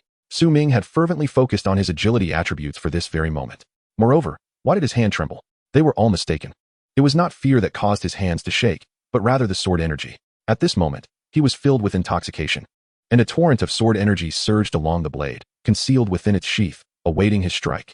To cultivate this strike to its utmost perfection, Su Ming had been restraining himself. He had gathered all the sword energy within. This was indeed the most formidable release of the technique known as sword draw in an instant. After accumulating power, it could unleash terrifying might. Su Ming had never utilized this technique after charging it up before, as no enemy had ever compelled him to do so. Today he finally encountered an ideal opportunity. Su Ming's gaze turned frigid, his expression remaining devoid of emotion. The trembling of his hand intensified. Simultaneously, the onslaught from the crowd reached its zenith. They were now less than a meter from his form, especially Zhuo Shuhong's fiery fists, which were barely a foot away from Su Ming's face. A few strands of his hair were singed to ashes by the scorching winds of her fists. Yet he remained unmoved, astonishingly calm, even surrounded by their assault. His eyes remained tranquil. His combat experience surpassed that of all present combined, allowing him to consistently make the best judgments without being swayed by emotions. It was only when Zhuo Shuhong's fists were a mere inch from his face, when the spinning axe of the warrior approached within a meter of his forehead, when all their attacks drew perilously close, almost in the next instant when Su Ming would be struck down on the spot, that he finally moved. Boom. A terrifying current surged from his sword blade. As he drew the dragon-inlaid broken sword, the dragon blade from the sheath behind him spiraled forth, merging seamlessly with the broken sword, forming a complete long sword, the complete state of the dragon-inlaid broken sword. Its sharpness was unparalleled, capable of slicing through all platinum-grade weapons. Brilliant blue currents crackled with a resounding explosion. Among the currents, blood-red lightning intertwined with the golden flames of the dragon-inlaid broken sword. The amalgamation of three colors appeared dreadfully formidable. Boom, boom, boom. Thunder roared and crackled. In an instant, Su Ming unleashed a horizontal slash. A long sword mark appeared in the air. Or rather, it was a tangible sword energy. Like a crescent moon, it slashed diagonally outward. In a heartbeat, it traversed the area, slicing through over 100 meters. This sword energy surged forth, piercing through several bodies. It cleaved Zhuo Shuhong's form in half. The joy she had felt a moment ago at the prospect of victory was replaced with shock as she stood bewildered. Her entire being was bisected by Su Ming's strike. That resplendent, thunderous sword energy had dealt her a devastating blow. Her gaze was vacant, filled with disbelief. A searing pain shattered her confidence in an instant, as well as her health points. Her life points plummeted to 0 in the blink of an eye. Chapter 72. Sword kills the third transition, levels up to 26. In Zhuo Shuhong's eyes, vitality dwindled rapidly. I have not lost. I am in the third transition, the third transition. I cannot die, she murmured, her expression dazed. Yet, almost immediately, her limp body collapsed onto the ground, crimson blood staining the earth. She was slain instantly by a single sword strike, executed on the spot. Swish. The sound of the sword echoed across 100 meters. Su Ming's strike was terrifyingly powerful. It decimated Zhuo Shuhong without hesitation, propelling his form, enveloped in sword energy, to skid several dozen meters away. In midair, the three-colored thunderous sword energy lingered for several seconds before dissipating. The icy surface beneath bore a long, melted chasm. The edges of this chasm were marked by charred black scorch marks from electric arcs. All who had dared to confront Su Ming, standing before him, bore the brunt of this sword strike. At least 6 individuals were struck down. Blood sprayed skyward. Witnessing this scene, the eyes of everyone around were filled with sheer astonishment. This single strike claimed the lives of 2 individuals. Both Zhuo Shuhong and a distant enchanter were felled in an instant. Their eyes remained wide open in disbelief. Lifeless bodies collapsing to the ground, completely shattered. All their defensive gear was rendered utterly ineffective. The few survivors were not in a much better condition. Where the sword energy had made contact, injuries were severe, exposing bone and causing torrents of blood to erupt. This was the terrifying might of sword energy, capable of penetrating numerous defenses. The berserker coughed up a copious amount of blood, sent flying by the strike. The sword energy had pierced his chest, mangling his lungs. He was the most robust among the group, the highest in health points, yet he was grievously wounded by Su Ming's blade. The swordsman who had rushed towards Su Ming found his waist and sword severed in one fell swoop.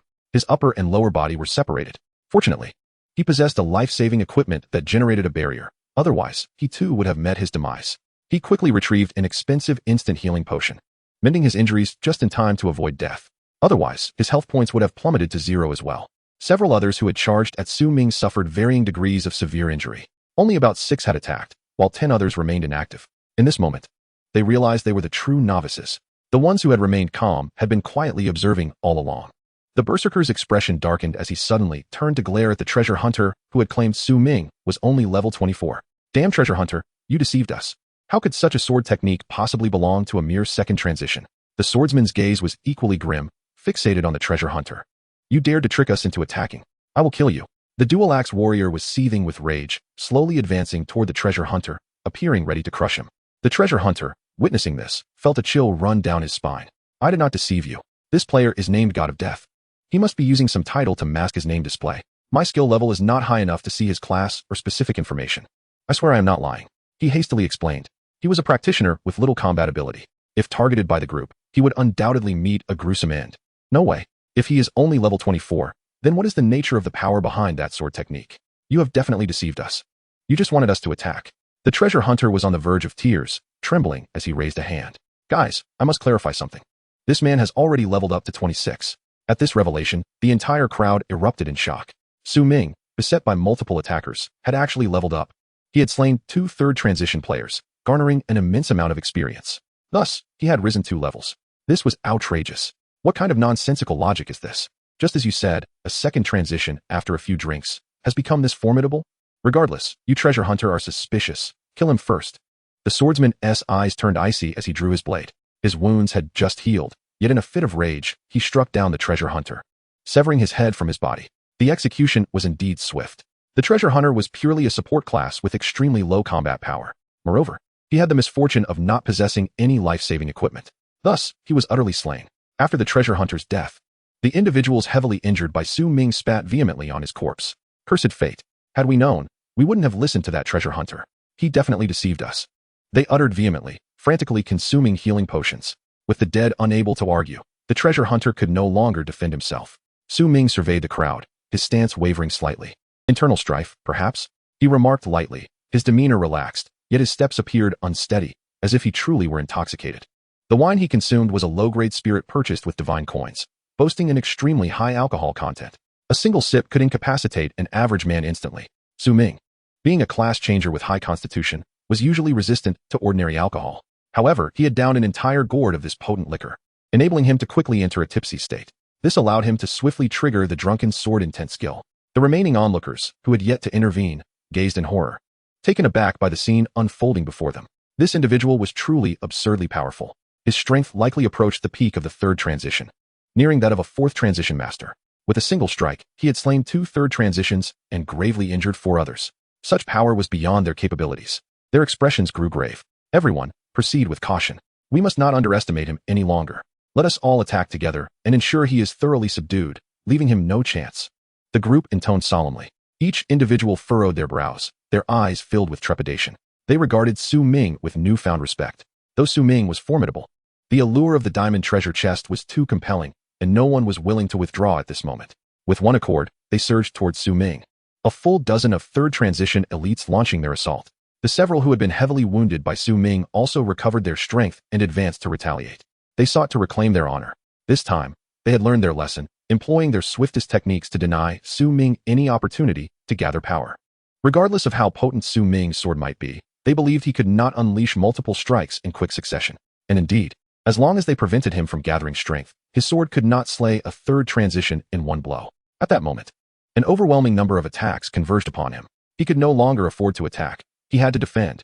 Thus, Ming decided to unleash the Gale Rain kill. The frenzied sword shadows danced from his hand, forming a close-knit stream of blades before him, successfully warding off the majority of incoming assaults. Simultaneously, countless sword energies sliced through the air. Under the influence of the drunken sword stance, all sword techniques had the potential to be imbued with sword energy, greatly enhancing their power. Chapter 73. A turning point in desperation. Like rain, the flickering sword lights parried many attacks. Yet, Ming continued to retreat step by step. There was no choice. There were simply too many enemies. The crowd gradually closed in, surrounding him. Give up. Leave now and abandon the treasure chest. And perhaps we might spare your life. Friends, cease your futile resistance. With so many of us, victory is unattainable. A voice chastised.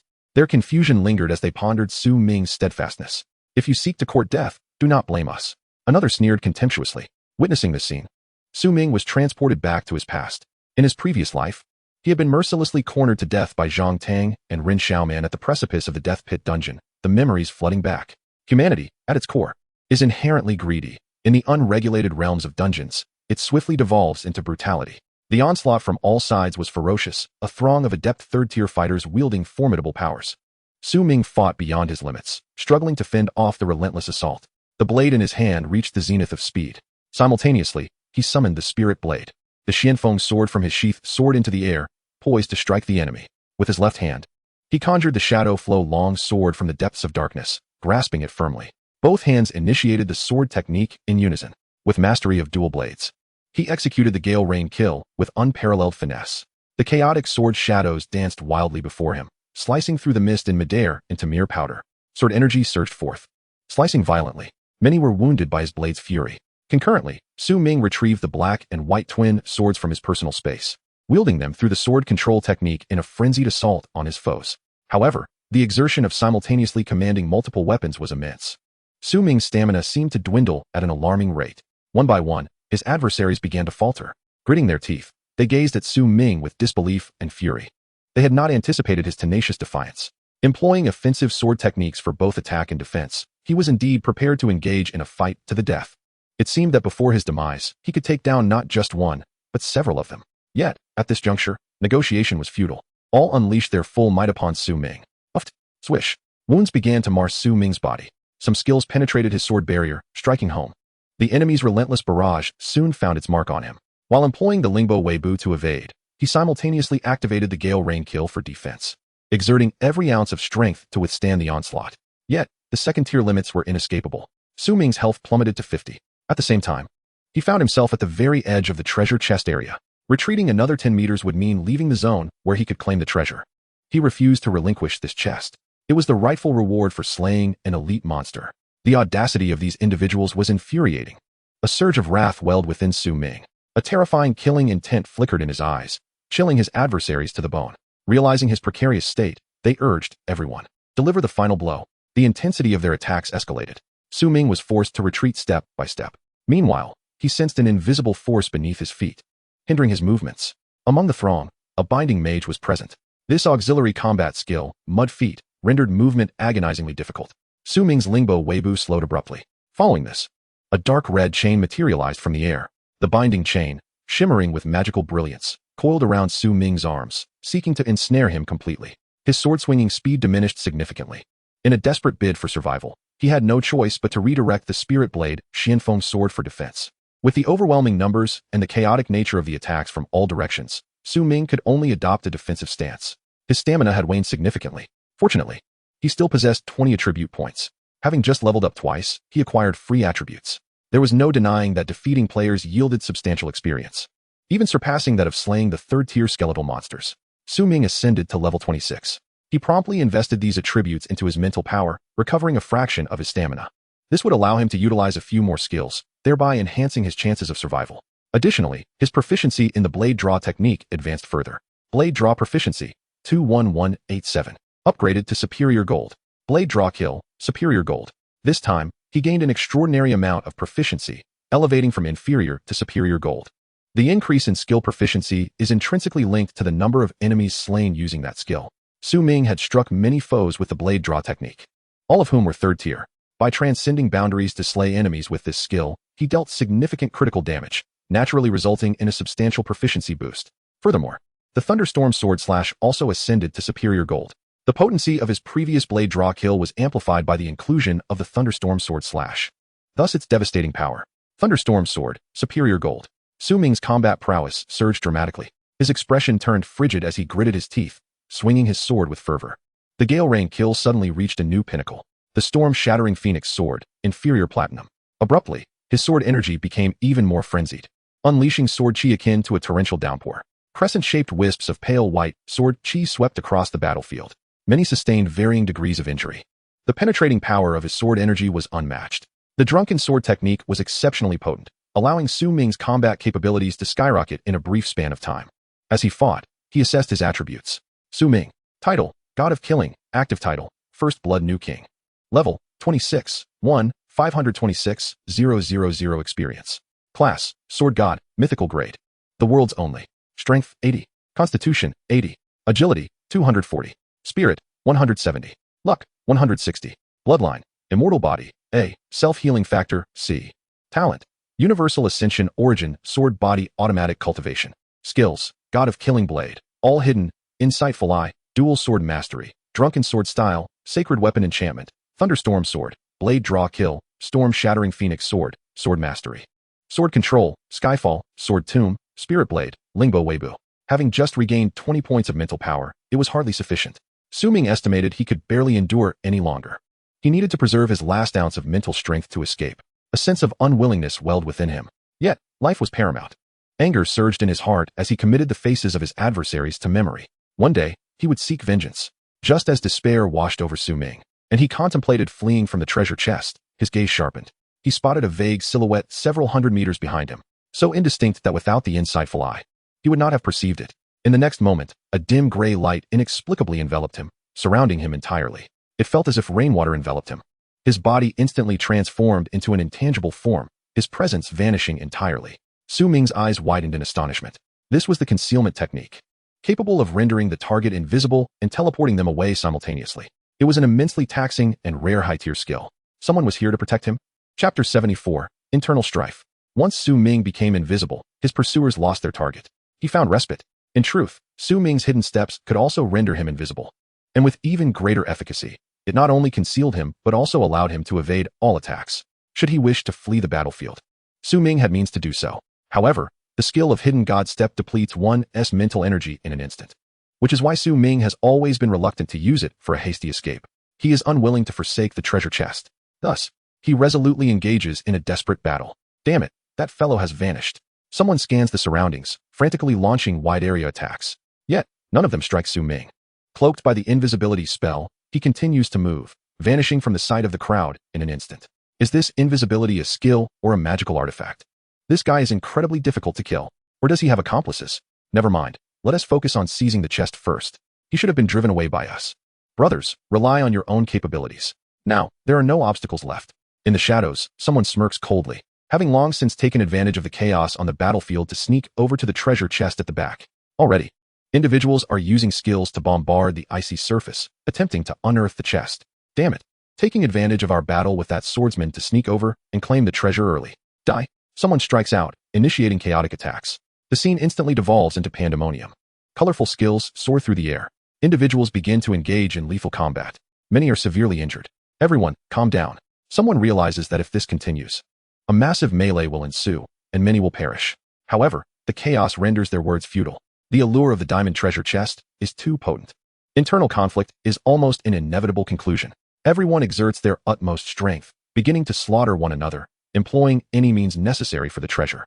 Just a moment ago, they were united against a common enemy. Now, they are turning on each other. Su Ming stands invisibly at the limit distance for claiming the treasure. His gaze dark as he observes the scene. He senses that he is about to be transported away by this hidden transmission spell, leaving this battlefield behind. Will he truly relinquish the treasure? His fists clench tightly, filled with unwillingness. Suddenly, his eyes brighten, and he retrieves a scroll from his personal space. That's right. The holder of the treasure map has absolute priority in claiming any treasure chest, though others may be within the range to claim the chest. Without the treasure map, they cannot compete with him. As long as he stands within the area, he possesses the highest priority for claiming. Having been besieged by many just moments ago, Su Ming had no opportunity to utilize the treasure map.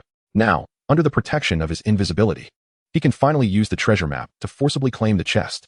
He directly takes out the treasure map and crushes it.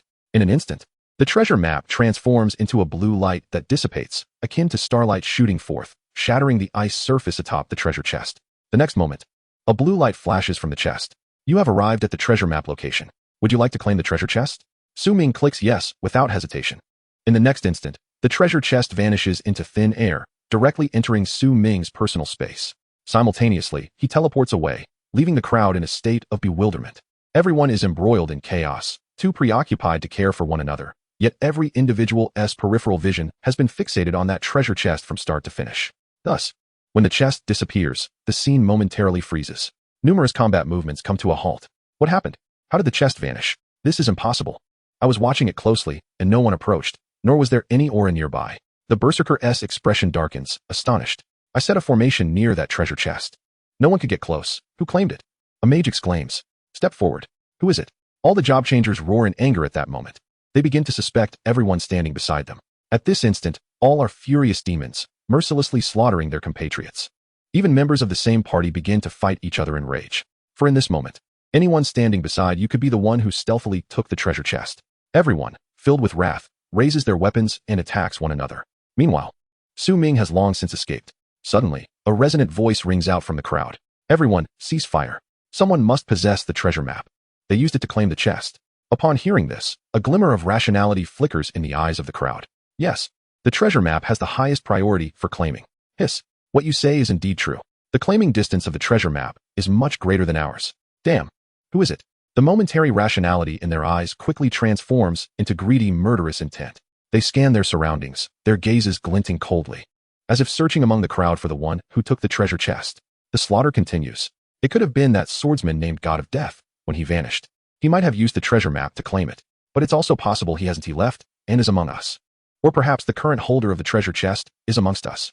Regardless, we must kill until someone voluntarily hands over the treasure chest. Kill. The scene is tumultuous, with everyone resorting to lethal force. After today, less than half of those present will remain alive.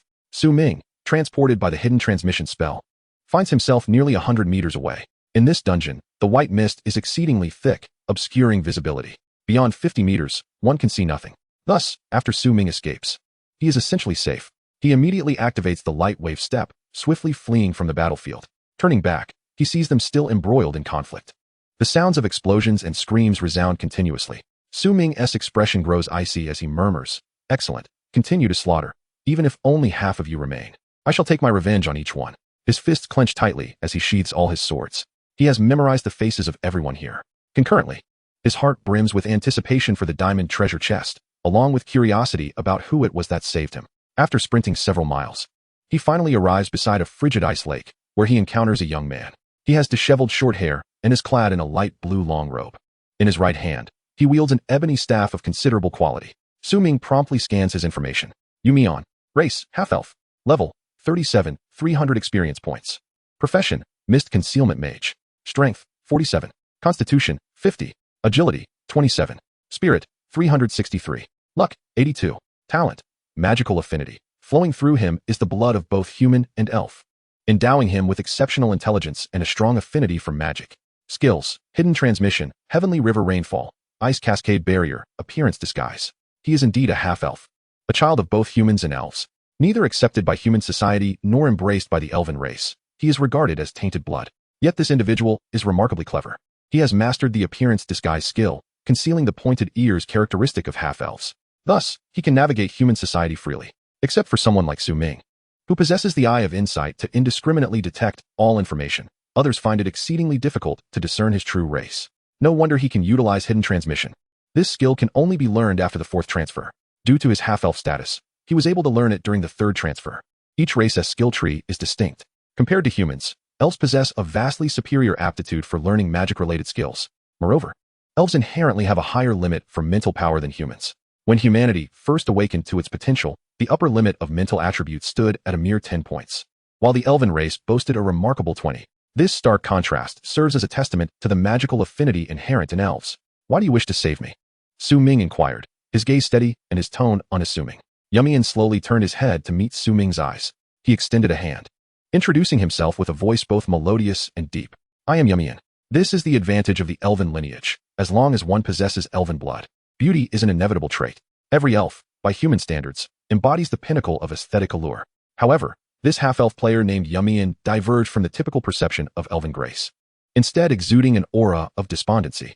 His unkempt beard and disheveled hair, coupled with a robe stained and tattered, painted a picture of neglect. Drawing closer, one could even detect the faint scent of alcohol emanating from him. "God of Death," Ming remarked as he clasped Yumian's hand, exchanging names. With the knowledge of each other's identities, they could now communicate remotely.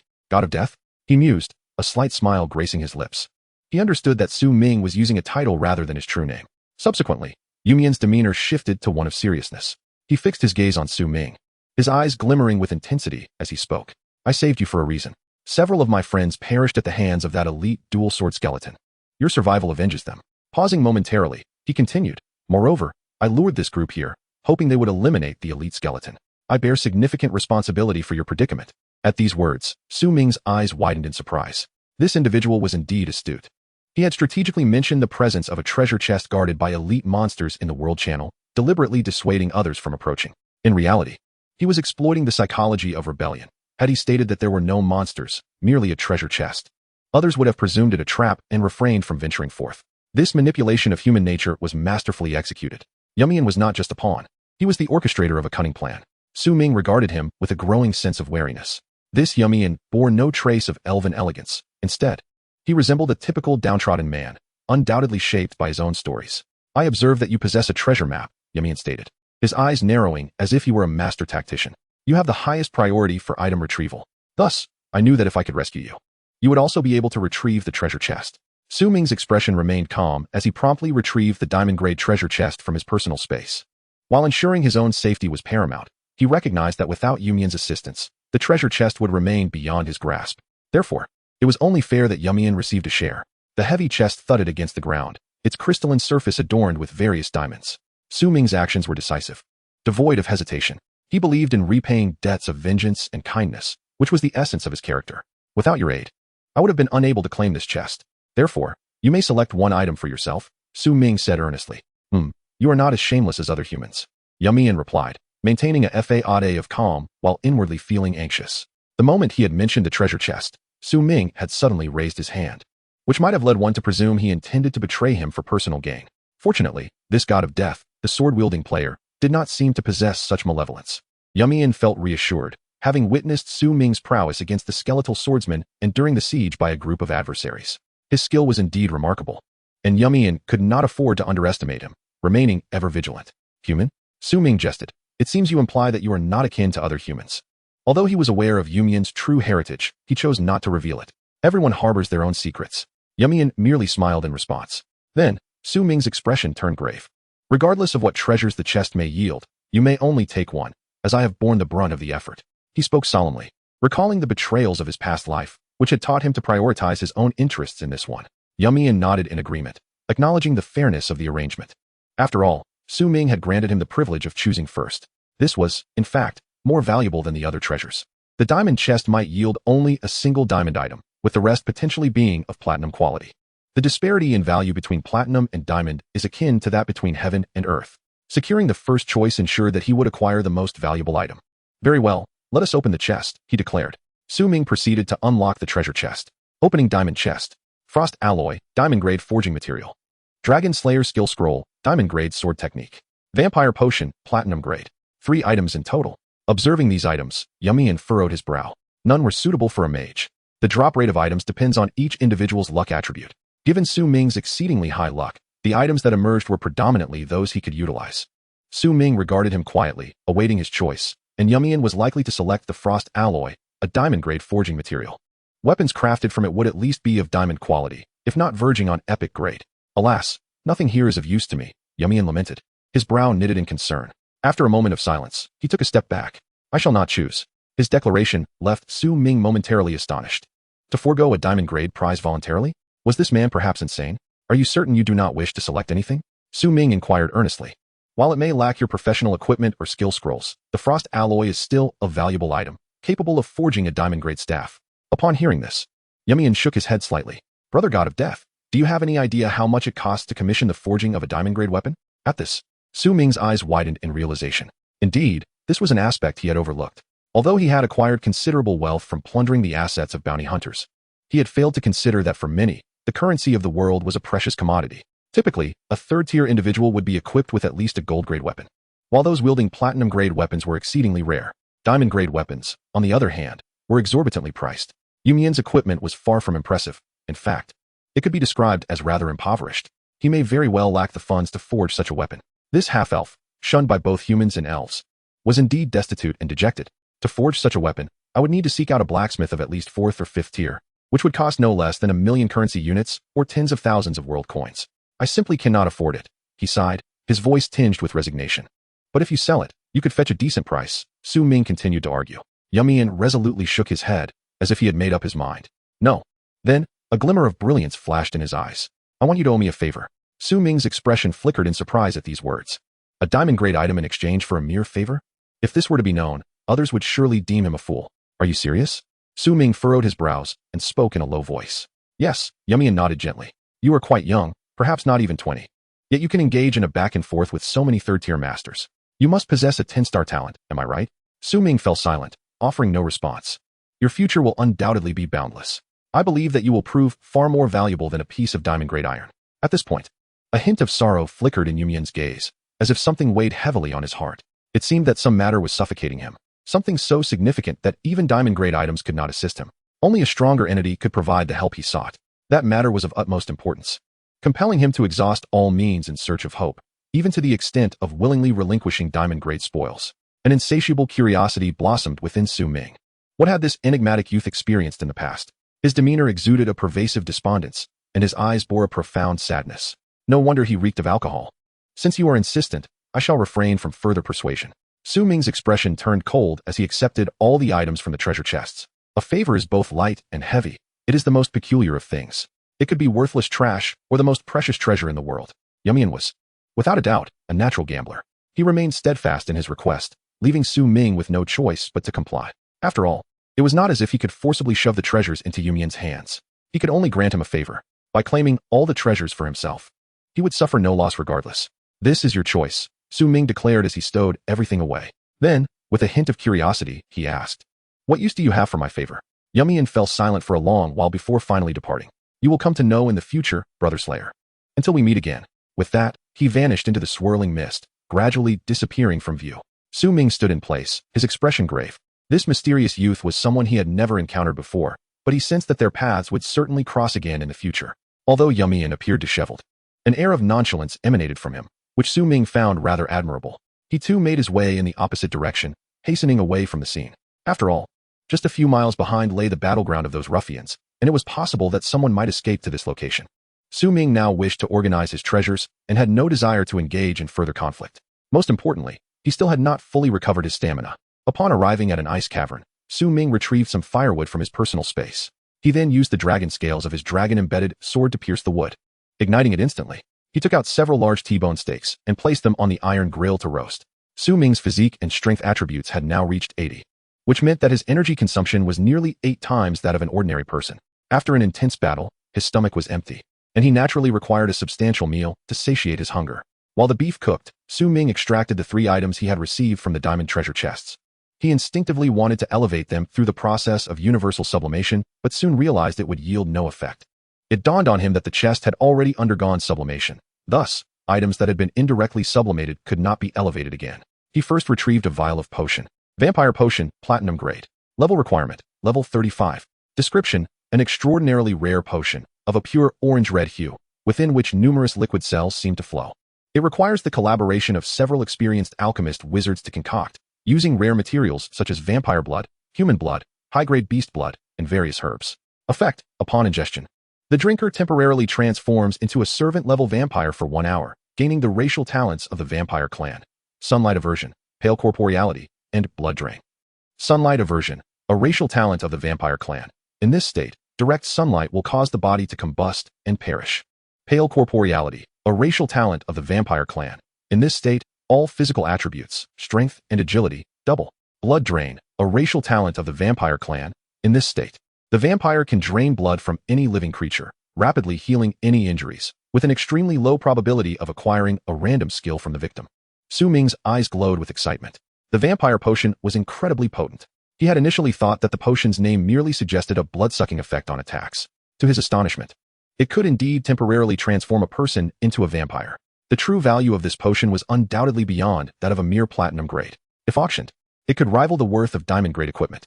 Among the myriad races, vampires were a powerful and ancient lineage, often found at the forefront among them. They possessed immense knowledge and formidable physical prowess. However, their population was exceedingly small, a significant flaw of their kind. They could not reproduce through normal means and could only convert the living into servants using their blood. Thus, their numbers were fewer than those of the undead, elves, orcs, and others. For common folk, the vampire clan remained shrouded in mystery, with many questioning their very existence.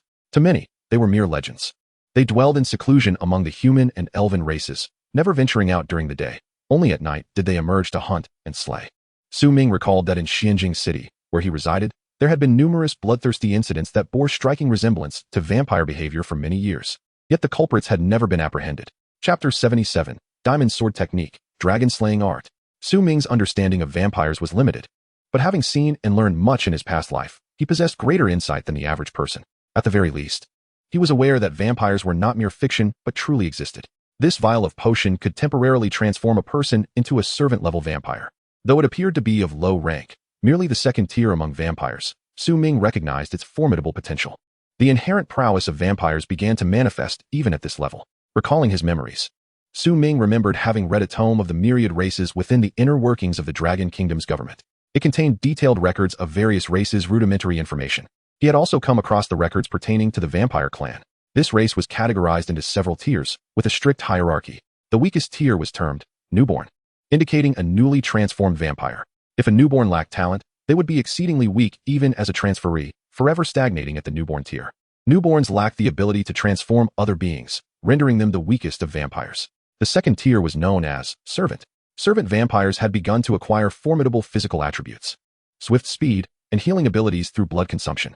They could expend their blood to convert living beings into newborns. The third tier was called Young Master. Vampires at this level had begun to awaken their unique abilities. Some could read emotions, while others could teleport. They could use their blood to convert living beings into servants. These three tiers constituted the ranks of ordinary vampires. The subsequent levels would delve into the more significant aspects. Elders, longevous beings, and ancients comprise a total of 6 hierarchical levels. Elders, along with the preceding ranks of vampires, can only survive for several thousand or even tens of thousands of years. No matter how much blood they consume, their corporeal forms will ultimately succumb to decay and perish. However, starting from the longevous beings, vampires can sustain their immortality through the act of blood consumption.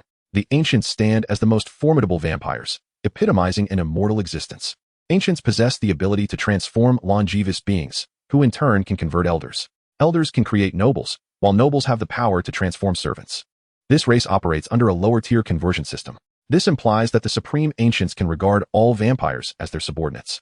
Upon the moment of transformation, one's body is inundated and restructured by vampire cells, capable of healing all cancers, injuries, and ailments. Thus, possessing such a vial of elixir signifies that Ming can, in the blink of an eye, recover from a near-death state to his zenith. It is akin to a life-saving potion, albeit with a duration of merely 1 hour. He need not eternally languish as a wretched creature, fearing the sun's rays. This revelation is indeed a monumental surprise. Ming delicately stowed the vial within his personal space. Should the day arise when he must utilize it, he would do so without hesitation. Vampires are among the most fearsome of races, each one resembling a boss-level entity. As ancient beings, numerous myths and legends about them have circulated long before the dawn of awakening. Subsequently, Ming retrieved a piece of alloy steel, immensely heavy and possessing a distinctly unique texture. The surface showcased intermingling patterns of 2 colors, a dark crimson, reminiscent of flowing lava, and an icy hue akin to turbulent ocean waves. The interplay of these colors reflected the extraordinary nature of the steel, alternating between searing heat and bone-chilling cold upon touch. This alloy, forged from the rarest materials, diamond grade, is of an exceptionally high tier, only found at the heart of millennia-old glaciers. Equipment crafted from it is guaranteed to be of no lesser quality than diamond grade. The molten stone, weapons forged from this steel will carry fire damage. The cold stone, weapons crafted from this steel will bear ice damage. Hidden effects. When forged by an exceedingly skilled high-tier blacksmith, it may be possible to merge both properties, thus creating a weapon with concealed attributes. Ming's gaze sharpened. This steel possesses remarkable strength. He pondered whether it could be amalgamated with the dragon-embedded sword. The results would surely be formidable. Yet, the thought of the expenditure made him wince. Just a moment ago, he felt financially secure, but the impending costs would deplete a significant portion of his wealth. In truth, Ming was unaware of the fortune he possessed. With his second-tier cultivation, he aspired to forge diamond-grade weapons, which naturally incurs substantial costs. If he were at the 4th or 5th tier, wielding diamond-grade weapons would be commonplace. The materials dropped by beasts of that era could easily cover such expenses. Ming was indeed spending beyond his means, hence the exorbitant costs. He secured the steel within his possession, then promptly produced a skill scroll. The ancient yellow cover bore 3 prominent characters: Dragon Slashing Technique. Ming immediately scanned the details of the scroll. Dragon Slashing Technique, Sword Skill Scroll, low diamond grade. Level restriction, level 40.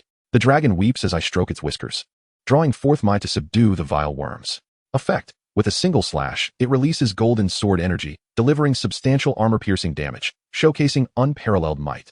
Affix. Dragon Stopping Force. Against colossal creatures, this technique's power is amplified. The larger the enemy, the greater the enhancement. Maximum, 1000. Ming's eyes widened in astonishment. This sword technique possesses an affix effect. Skills rarely exhibit affix effects. Typically, only equipment does. Skills with affixes are invariably potent, unique, and formidable abilities. Without hesitation, Ming crushed the scroll, fully absorbing the skill. In an instant, a torrent of knowledge surged into his mind. He seized mastery over it, empowered by his innate sword body, allowing him to bypass level restrictions and learn directly. I now possess a diamond-grade active sword technique. This will undoubtedly be Ming's most formidable active sword skill to date.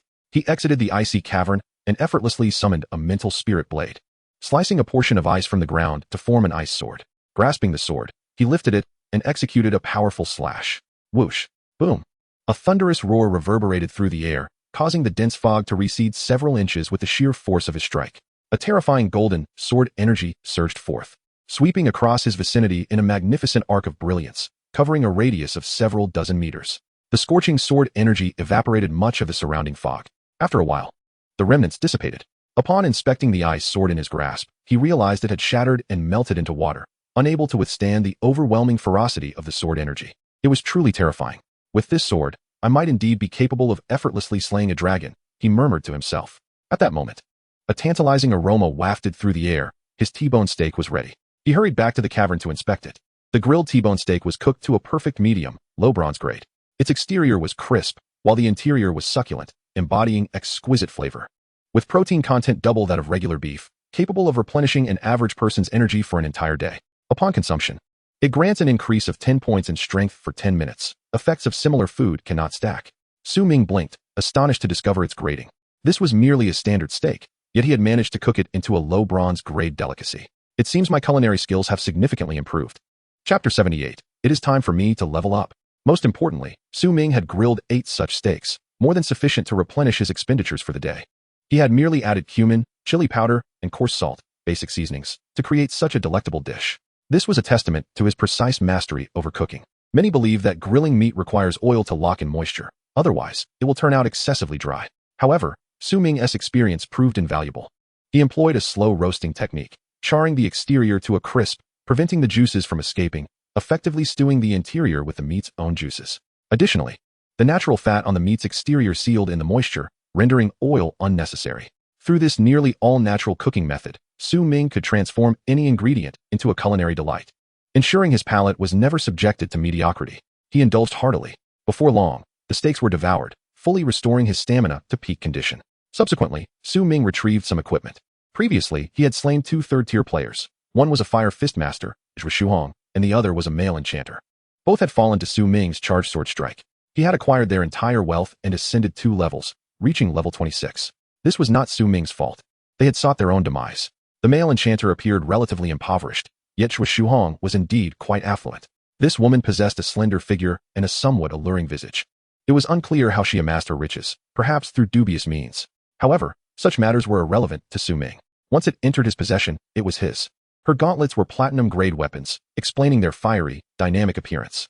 Ming laid out all their belongings before him. Utilizing the method of universal transcendence, he proceeded to upgrade them. Transcendence successful. Transcendence successful. Transcendence successful. The exquisite and melodious sound elicited an involuntary smile from Ming. The value had multiplied several times over.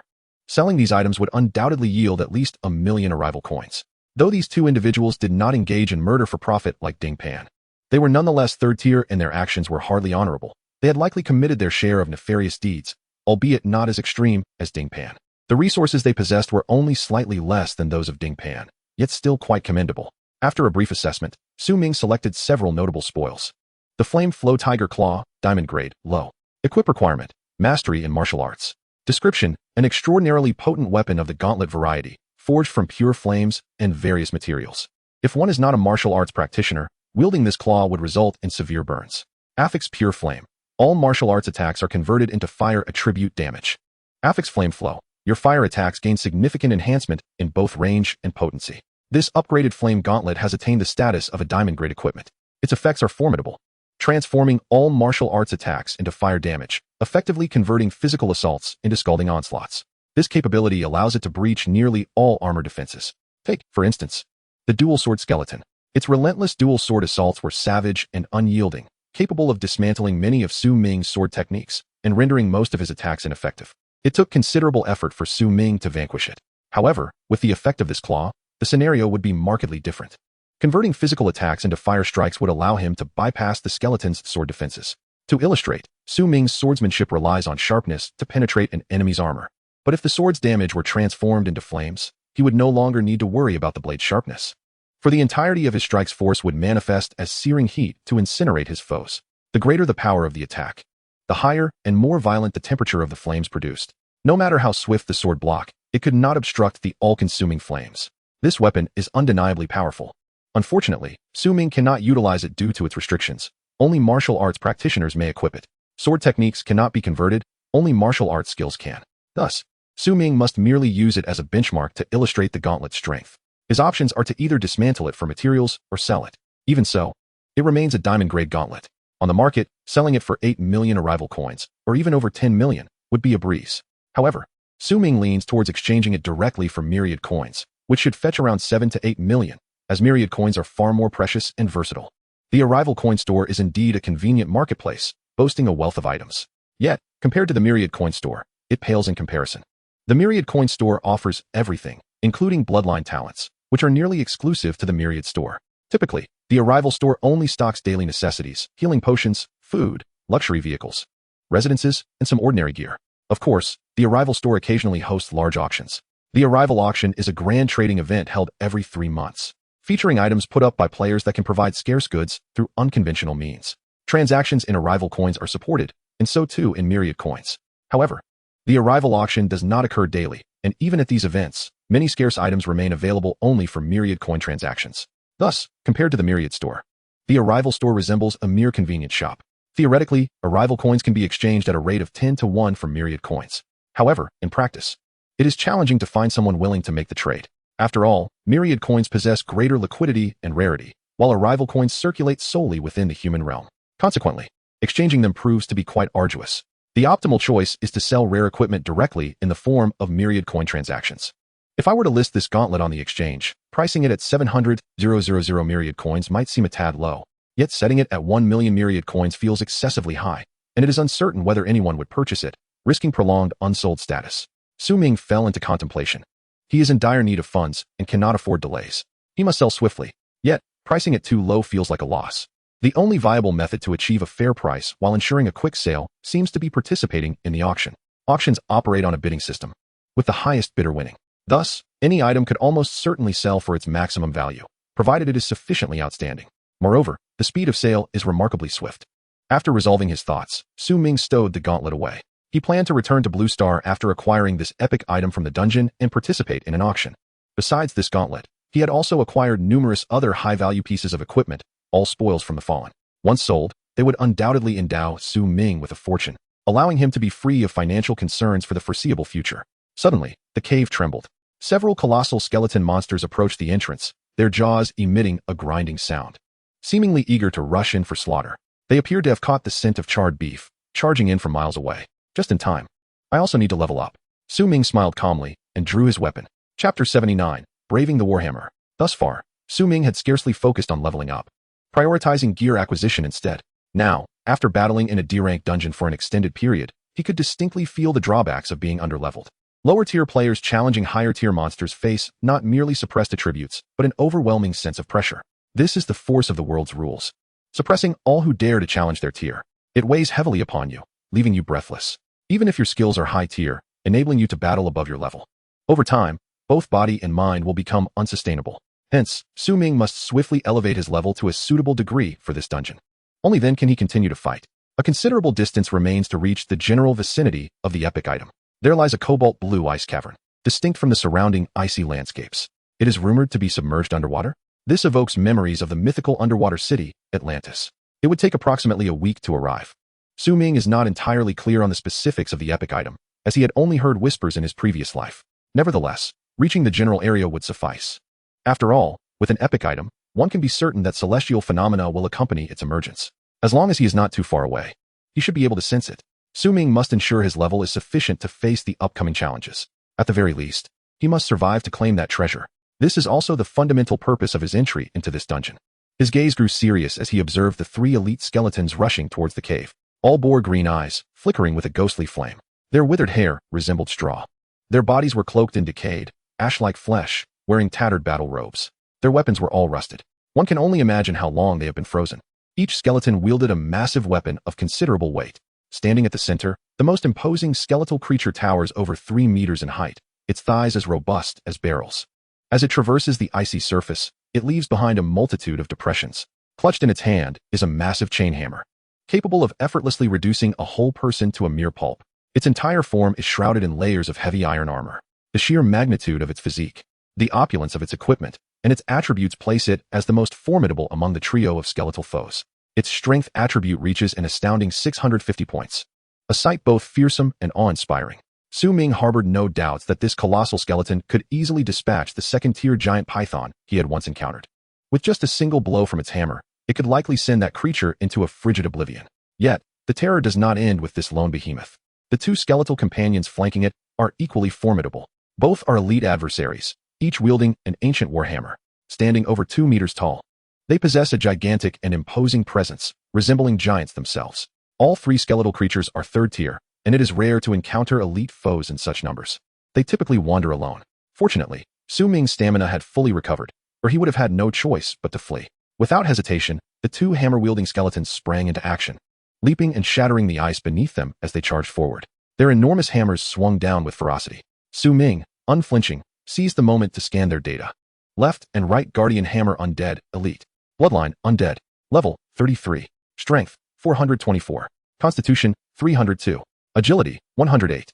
Spirit, 10. Luck, 8. Talent, undying body upon death. Their bones will gradually reassemble and revive unless severely damaged during the resurrection process. Skills, twin warriors. These hammer-wielding skeletons are twins, capable of telepathic communication, ensuring perfect synergy on the battlefield. Corpse poison hammer wave. The wounds inflicted by their hammers will immediately rot, delivering a corrosive poison. Berserk hammer technique. Their attack power increases dramatically when injured. Ming's expression turned solemn as he steeled himself for combat. Though these two skeletons were somewhat weaker than the central behemoth, they remained a formidable threat. He swiftly drew the dragon-inlaid broken sword, raising his left hand to grasp the Shadow Flow longsword. With a clang, the Xianfeng sword unsheathed from behind him, slashing diagonally through the air. The spirit sword gathered its essence completely. Ming simultaneously wielded 4 swords against the 2 skeletal foes, 2 swords for each adversary, demonstrating a profound respect for their might. The blades whirled through the air, akin to vexatious drones, relentlessly hacking at the 2 hammer-wielding skeletons, steadily diminishing their health. Despite their high-strength attributes and massive hammers, their movements were not particularly swift.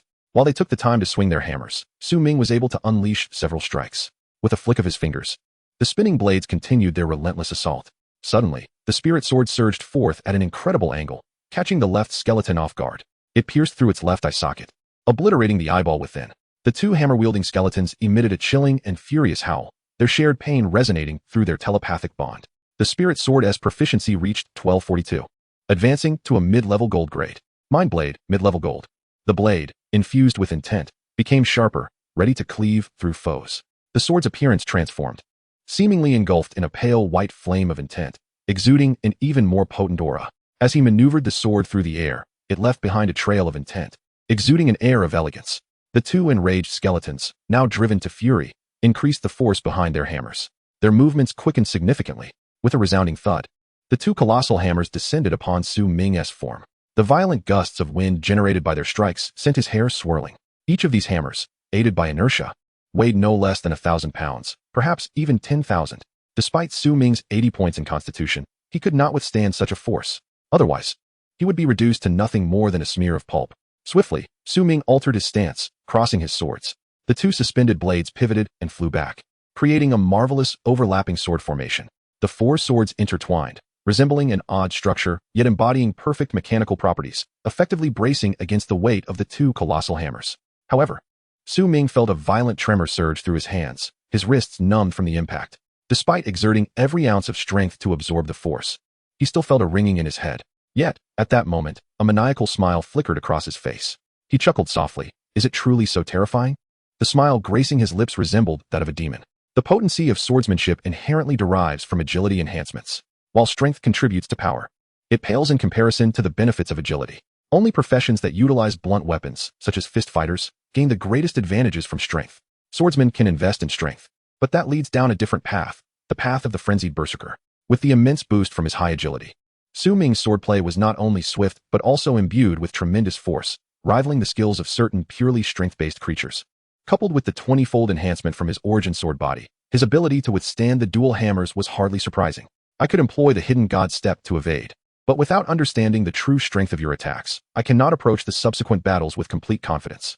The data provided by the Eye of Insight is ultimately just ink on paper. A master like Ming, seasoned by countless battles, understands that true attack power cannot be merely deduced from numbers. One must also account for skills, the enemy's emotional state, and other nuanced factors for an accurate assessment. The Eye of Insight can only provide a rough estimate. Thus, to truly gauge the weight of my opponent's attacks, the only method is to experience it firsthand. Therefore, I choose to confront it head-on. This way, I can defeat you with the utmost speed, Ming declared with determination. However, he could not entirely withstand the assault. In the next instant, the green light flickered ominously in the eyes of the 2 skeletons, amplifying the power behind their hammers once more. Ming's sword could no longer endure the onslaught. The force shattered his grip, causing blood to trickle from his palms. After all, he was facing two elite foes with strength attributes exceeding 400 points. For a swordsman, merely fending off their attack for a moment was already pushing his limits. Complete defense was impossible. Yet, Su Ming remained unfazed. He swiftly retracted his sword, retreating 3 steps with the grace of a dragonfly skimming the surface of water, evading the hammer's descent. With a thunderous crash, the massive hammer struck down, scattering the dense fog and creating a vast crater in the ice. It was sufficient to reveal the true weight of your attacks. It merely indicated a level of injury upon contact. A glint of murderous intent gleamed in Su Ming's eyes. While he spoke lightly, the concept of injury upon contact is far from trivial. This implies that the opponent's attacks are devastatingly potent. Even a mere graze could result in a significant loss of health. Such damage can only be dealt by exceptionally heavy weapons in conjunction with exceedingly high strength attributes. Should he be unfortunate enough to be struck on the shoulder, the entire shoulder blade, along with the arm and chest, would be obliterated into a mist of blood.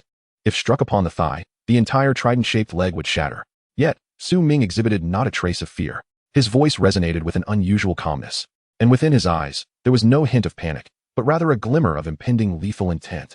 He had already discerned the method to annihilate his foes. These two skeletons moved with exasperating slowness. Even when their skills were met with a steadfast defense, they lacked the capacity for any alternative maneuvers, merely wasting their strength in futility. Such foolishness was precisely the insight Su Ming had gleaned. It was for this knowledge that he had deliberately chosen to absorb their assault. Now, he could combat with this information in mind, aiming for a decisive strike to eliminate his adversaries. Unveiling the enemy's hidden weaknesses and then seizing the opportunity for a lethal blow. That was Su Ming's combat style. His approach centered on pure, unadulterated efficiency and slaughter, achieving swift and decisive kills. The act of probing for information might appear to slow the pace of battle, but as the saying goes, he who speaks too fast will not be understood. Indeed, knowing oneself and one's enemy leads to a swifter victory. Su Ming was acutely aware of the art of combat. Suddenly, his figure quivered, his garments billowing gracefully. He unleashed the ethereal steps of the Lingbo and charged toward the two skeletons. Su Ming's silhouette transformed into a gray blur, darting around them like a wraith. He occasionally unleashed a flurry of strikes. Additionally, he employed his sword control technique to summon 2 extra blades. The Xianbing sword and the Mo Luo sword, 2 weapons wielded by the dual-sword skeletons. These swords possessed formidable might, comparable in quality to the Shadow Flow longsword, boasting exceptional sharpness. Severing the flesh of these elite skeletons was hardly a challenge. Coupled with the blade of intent from his Xianfeng sword in either hand, Su Ming was now simultaneously commanding 6 swords in a relentless assault. Even though his mental power had reached 170, sustaining such exertion was an unsustainable endeavor. The consumption was alarmingly vast. In a frenzy of 6 swords, he aimed for a swift resolution. In midair, dark crimson blood gushed forth. The health of the 2 Warhammer skeletons plummeted rapidly, their bodies accumulating wounds. The 2 skeletons were left in a state of confusion. They could scarcely discern Su Ming's location. Maintaining this blistering pace of movement, he persistently harried them, draining their vitality while targeting their greatest vulnerability. How are we supposed to fight this? They had no means of countering. The 2 Warhammer skeletons, sharing a mental connection, unleashed a furious roar. They could only resort to swinging their massive hammers, initiating a 360-degree attack on the surrounding ground in a frenzied melee. If they could not strike him, they would simply flail wildly. They were determined to crush him. The 2 skeletons hammered the ground with wild abandon. Soon, the icy surface shattered, creating deep chasms as mist erupted. However, Su Ming's Lingbo was of diamond-grade agility. Fast beyond measure, he moved with utmost grace. No matter how densely they attacked, they could not harm a single hair on Su Ming. Not even the hem of his garment was grazed. Before long, Su Ming had reduced their health to below 10. He was intent on swiftly concluding the battle, for his adversaries were not merely these 2 skeletons. In the distance, the most imposing chain-wielding warrior was still watching intently. Should he be flanked by the 3 foes, he would undoubtedly be overwhelmed. Thus, his strategy was to eliminate these 2 skeletons with utmost speed and then focus entirely on the skeletal warrior. The 2 Warhammer skeletons, consumed by rage, saw their health plummet. A few more strikes would seal their doom. In their fury, they activated their passive skill, Berserk Hammer technique. Their attack power would surge upon taking damage. With their health diminished, the potency of their hammers became terrifying. Boom! They swung downwards with all their might, striking the ground and creating a massive crater over 10 meters deep. Jagged shards of ice shot forth, scattering in all directions. Any person caught in this indiscriminate hail of ice shards would undoubtedly be rendered to a sieve. Yet, Su Ming was far too agile.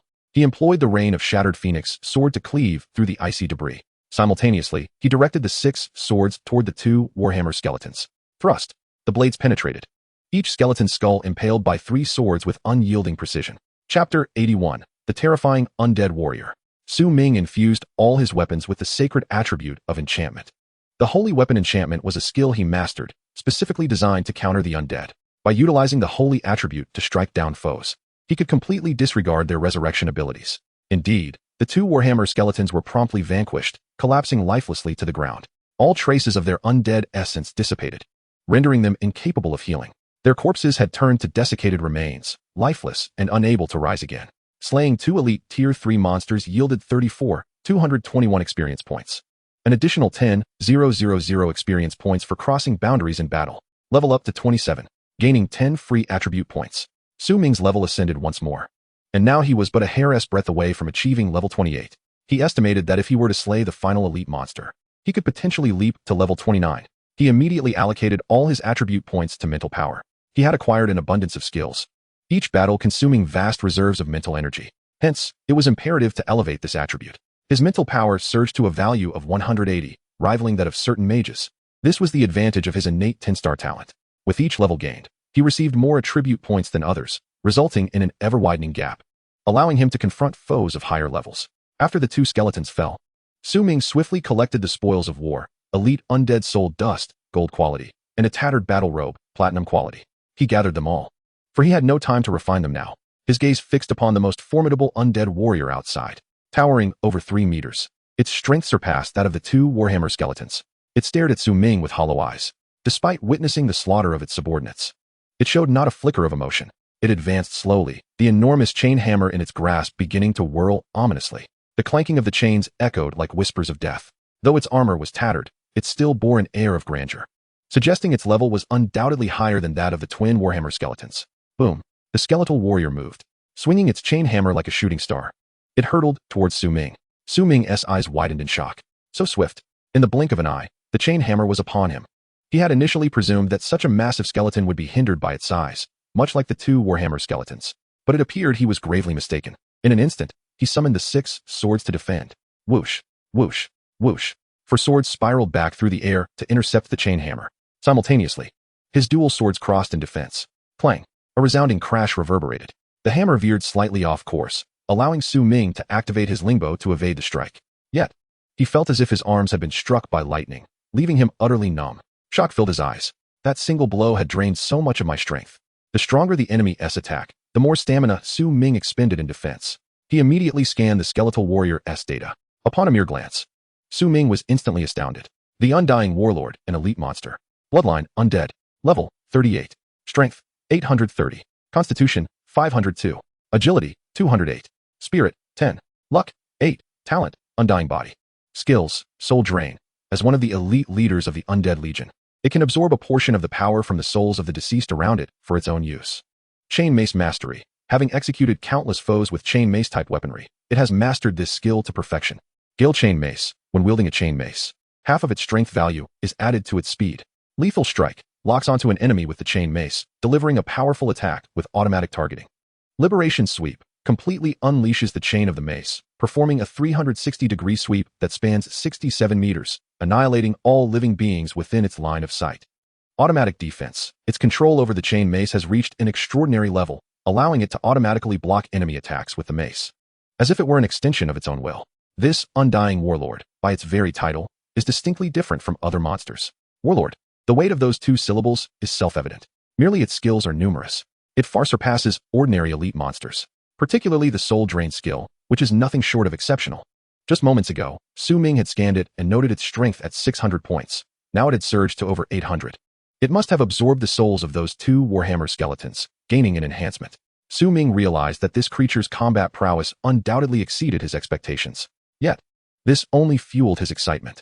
If he were to succeed in slaying it, he would obtain a wealth of experience points. Attaining level 30 in one fell swoop was not out of the question. Battling across borders grants additional experience points. Su Ming felt no fear, only absolute composure.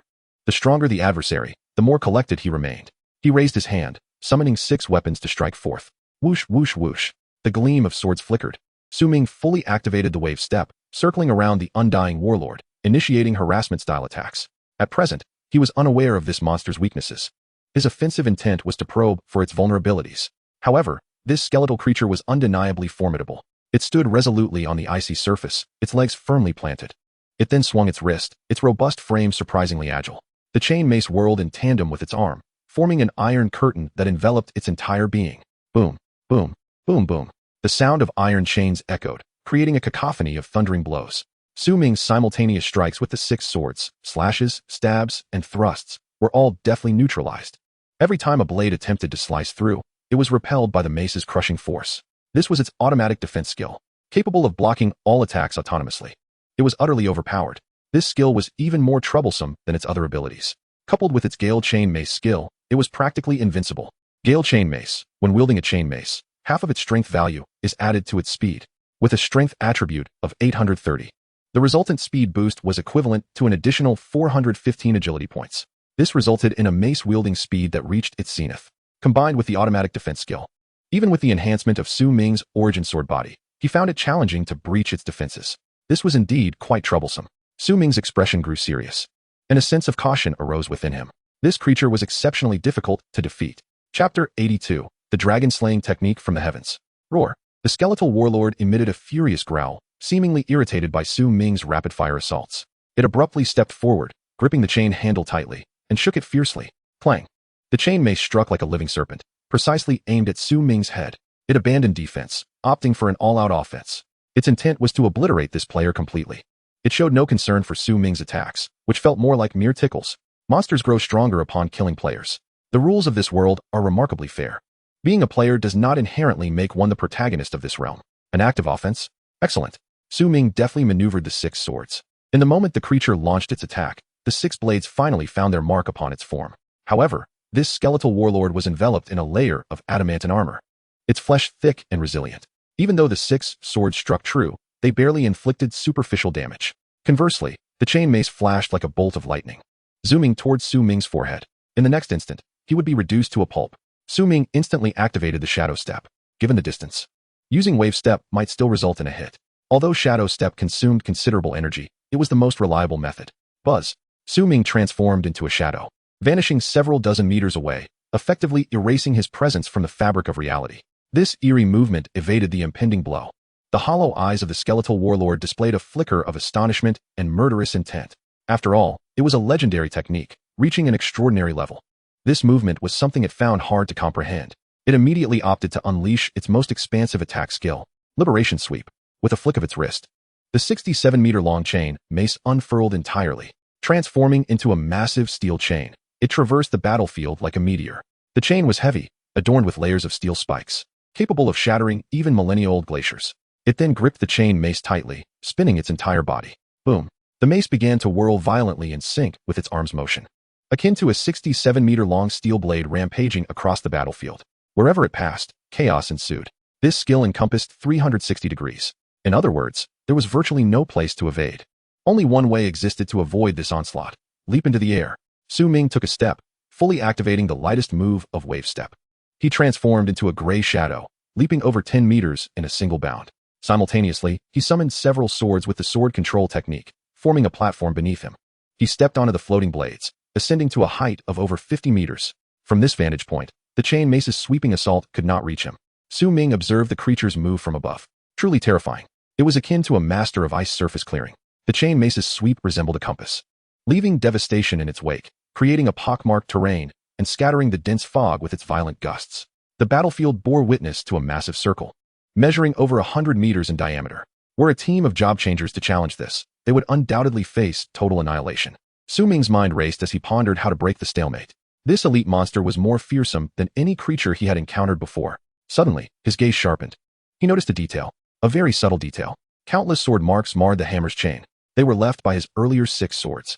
Although the warlord's body was formidable, its weapon seemed to possess a low grade. Su Ming felt as though he was on the brink of uncovering the key to resolving this dilemma. Suddenly, his eyes brightened. It was as if a realization struck him, and he comprehended the truth. Indeed, all of this monster-esque skills revolved around the chain mace. Be it the automatic defense, Gale Chain Mace, or weapon mastery, they all centered around that very mace.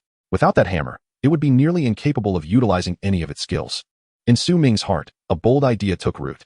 Rather than attempting to assault the creature's core directly, he resolved to obliterate its weapon first. Once disarmed, this elite monster would pose little threat. As he descended from the heavens, his determination solidified. This was the course of action he would take. He raised his hand, and from the sword box behind him, the dragon-inlaid broken blade whirled into action, merging with the shattered fragment to coalesce into a complete diamond-grade longsword. With this blade, he was certain he could shatter its flail. Ming summoned forth his most formidable sword technique, unleashing it downward. The dragon-slaying technique. He plummeted from the sky, executing a vertical strike. In that fleeting moment, it seemed as though the air reverberated with the roar of dragons. A resplendent beam of golden sword energy emanated from his hand, momentarily overwhelming the battlefield and obscuring the view of the skeletal warrior. What manner of skill is this? The creature's vocal cords had long since decayed, resulting in a muffled, grotesque growl emanating from its throat. Instantly, it activated its automatic defense mechanism. Its hulking form stomped fiercely, spinning around to hurl the massive flail directly at Ming, aiming to intercept his strike. Indeed, it had fallen into his trap. Ming chuckled coldly.